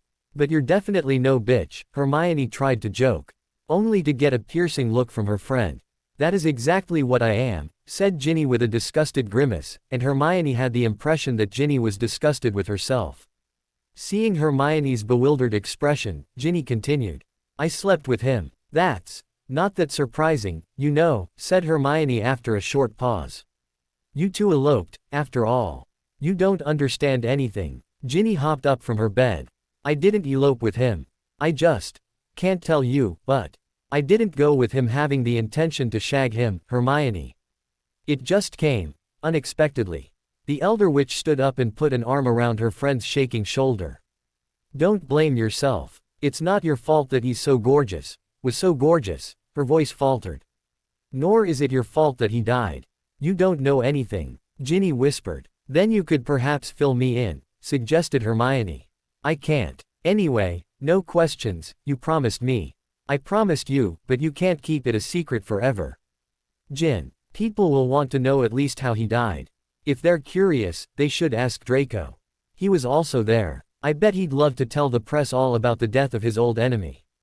"Don't be such a cynic, Ginny." "I'm no cynic, Herm. I just feel that my heart has been ripped out. And one can't live without a heart, so I want to die." Understanding that she wouldn't succeed in getting to know anything from her friend, Hermione just gathered her into another embrace, trying to channel a bit of encouragement into Ginny, which was a hard business, Hermione herself felt weak and discouraged. Her heart ached as it never had before. She had never even thought of Harry dying, perhaps with the exception of their first divination lesson, and now she simply didn't know how to cope with the cruel reality. While her heart ached for Harry, it also bled for Ginny. She knew Ginny must be suppressing her emotions, perhaps that's why she wasn't crying. And Hermione was aware that suppressed emotions could hurt one more than crying for hours. Why was Ginny trying to ignore her pain? Could it be because of the shock? Yes, that had to be it, Hermione thought. She remembered the day her grandfather died. It had come so suddenly, so shocking that her mother hadn't even cried for several hours after it, although it had been her father who had died. Hours after her grandpa dying, Hermione's mother finally started to cry, and it felt as though some sort of a dam had suddenly broken through in her soul, letting all her sorrows pour out like a flood. And as her tears flowed down her cheeks, she felt relieved, light as a feather. However, it seemed that Ginny was denied the relief of crying, and Hermione feared that it'd damage her friend's frag. Il sol much more than crying for a whole week. Ron, good ter ca, said Hagrid cheerfully, slapping his young friend in the back with such force that Ron tumbled against the table. I wasn't expectin' guests, no. That's why things are a bit, not so tidy. Ron almost smiled, almost. Hagrid was talking as though it had been unusual for his house to be untidy. Fang leapt at him, trying to lick his face. Well, I wasn't really planning to visit you today, but things happened and I felt I had to tell you. You look concerned, mate, what's the problem? Asked the half-giant. It's about Harry. Barely had he uttered the name when a flutter of wings could be heard and a very annoyed Hedwig soared up from her perch on Hagrid's armchair to one of the rafters, turning her back on Ron. Ron never knew what the owl's problem was, but he clearly remembered how shaken the poor bird had been after Harry had disappeared 5 years ago, and remembered even more clearly what Hedwig G looked like after he and Hermione had sent her after Harry. They never got to know exactly what happened to the owl on her journey, whether she ever found Harry or not, but when she got back from her journey, she was totally lethargic. She didn't want to go hunting, she seemed to have decided that she'd starve to death. No one ever got to know that Hedwig had actually managed to find Harry, but he had set fire to Ron and Hermione's letter in front of her and had told her to go back to England and never look for him again. When Hedwig had wanted to fly onto his shoulder and cuddle a bit with her master, he rudely shooed her away. Hedwig didn't know that it had caused Harry huge pangs of remorse later, that he had regretted 1,000 times being so nasty to his faithful owl, but he didn't just send Hedwig an owl and apologize. Hedwig never managed to forgive him for sending her away so rudely, for she didn't understand what had happened to Harry before he'd left. She had no idea about Voldemort's blackmail and Ginny breaking Harry's heart. All she knew was that her master had deeply hurt her, and that she never ever wanted to hear about that ungrateful sod again. To try and help the poor, depressed owl, Ron had taken her to Hagrid, the only man who possibly knew something about animal psychology, and Hedwig had lived with Hagrid ever since. So, to express her indignation at hearing Harry's name again, Hedwig soared up to a rafter, clicked her beak indignantly and pretended not to be listening to the conversation of the two wizards. Why, what happened to him? Asked Hagrid brightly. Has he come back? Yeah. He came back 5 days ago, nodded Ron. And why hasn't he visited me yet, then? Hagrid asked in a slightly hurt tone. Because he left shortly after he returned, sighed Ron. Not knowing how to present this all to Hagrid, who had been Harry's first friend, the first ever person to care for him after his parents' death. Even Rita Skeeter had accused the half-giant of being a father substitute for Harry. He left again, with Ginny. Ginny. Hagrid raised his eyebrows. You don't mean those two eloped? Well, sort of, but that's great, Ron. Hagrid clasped his hands. I always knew they'd end up together, I did. I remember her little sister comin' ter visit me house in her first year. She came so often and I knew she was comin' because she was hoppin' ter see Harry. Am I glad ter hear the news? Hagrid. Ron held up his hands.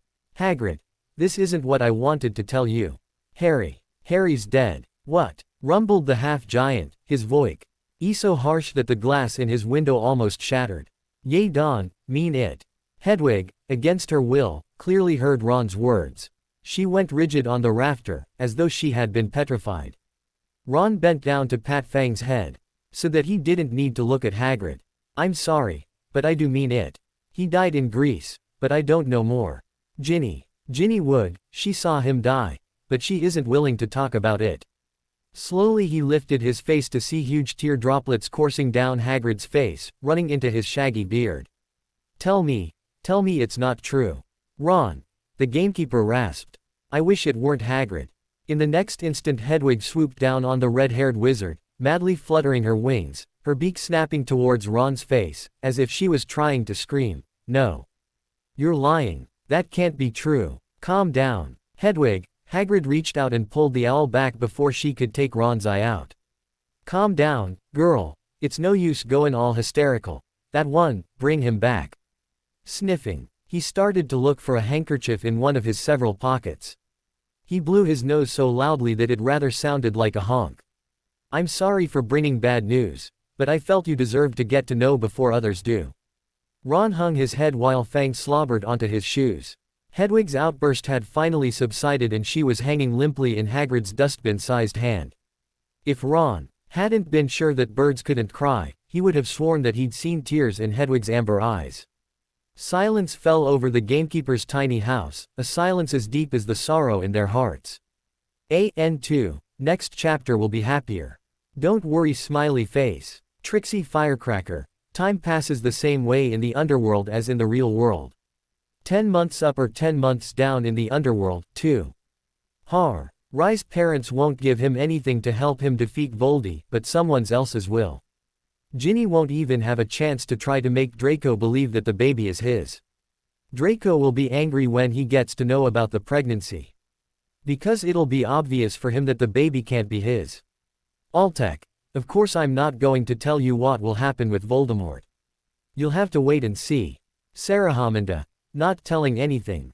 You'll get to know in time, winking face. Ho'okazoku Kaga. Nope, the underworld Quidditch match won't last for months. Mystery, Tonks Admirer. I always said there were going to be 31 chapters. Perhaps you're mistaking the FIC for another one. Ah, clever one. Now you're the second person who thought of the sticks thingy. Wizaby, honestly, can you imagine Draco being a member of the Circle? I can't. So he won't become a member. Black Ice. The reason why I wrote casualty was that my Longman Dictionary of Contemporary English defines the word like this: casualty n. Someone who is hurt or killed in an accident or battle. So not only the dead are called casualties, but the injured as well. I think Hera was uptight enough. Not all gods have to be like her, they be fun-loving and interesting characters, they don't all need to be as boring as Hera, IMHO. If it isn't a great problem for you, then next time please, point out my grammar mistakes. Thanks. Liz Do. CKSON. You asked how Cedric knew about Sirius. Well, since they were on the same Quidditch team, I assume that they must have talked a lot, and Sirius had told Cedric that he was Harry's godfather. RRY is going to ask about Daffy in the next chapter. Geordie N. Pate's mama. Now you know what's up with Deep P winking face. Our fave Dark Lord finds out about Harry's death in the next chapter. Firefly Diamond. Is it? Blushes thanks. XXG Innie XX. Yup. Ginny's pregnant now, but she won't find out for a while. Elfie 19. Yes, that's how Ginny could get pregnant. Another FIC. Dunno. If I write one, then it will be a totally different one. Not a sequel to this one. No idea yet, really. Hypnotic Babe. Yes, the pond cured her. Read my answer to Elfie 19 just above you. Jacqueline. I'm glad you think I set up HG and Deep P fabulously smiley face. Of the West, Aphrodite the son of Zeus. Daughter, isn't she? Yes, Draco will still be mad about Ginny having Harry's baby. Mer Halcyon. I don't think I took the "don't be long, Cedric" part from anywhere. Surely not from Dead Poets, especially because I've seen it only in Hungarian, and I don't remember anything from the discussions, only that they keep repeating Carpe Diem. Star. Art 20. I'm glad you finally decided to read it, smiley face. You almost got the meaning of Amrita's name, almost. Yes, the Weasleys will know who the father of Ginny's baby is, but they will find out from Molly, not from Ginny. Page. Of all the couples you mentioned, Deep P or like Haunt Leia a bit, not a thing like Rose Jack or Elizabeth. Well, actually I was for Elizabeth Jack Sparrow. The Eliza will pairing disappointed me. Of course I didn't have the heart to kill my dear Harry off, laughing face. Hedwig 55. You'll see how Ginny gets to know about her pregnancy and how Draco reacts. It won't be a happy thing. Requiem to a Dream. Yep. Harry will meet Daffy. As for Amrita's mum, you'll see winking face. Oh, I envy you. I wish I had the chance to draw nude guys and learn to use Photoshop. I always envy people who use Photoshop perfectly.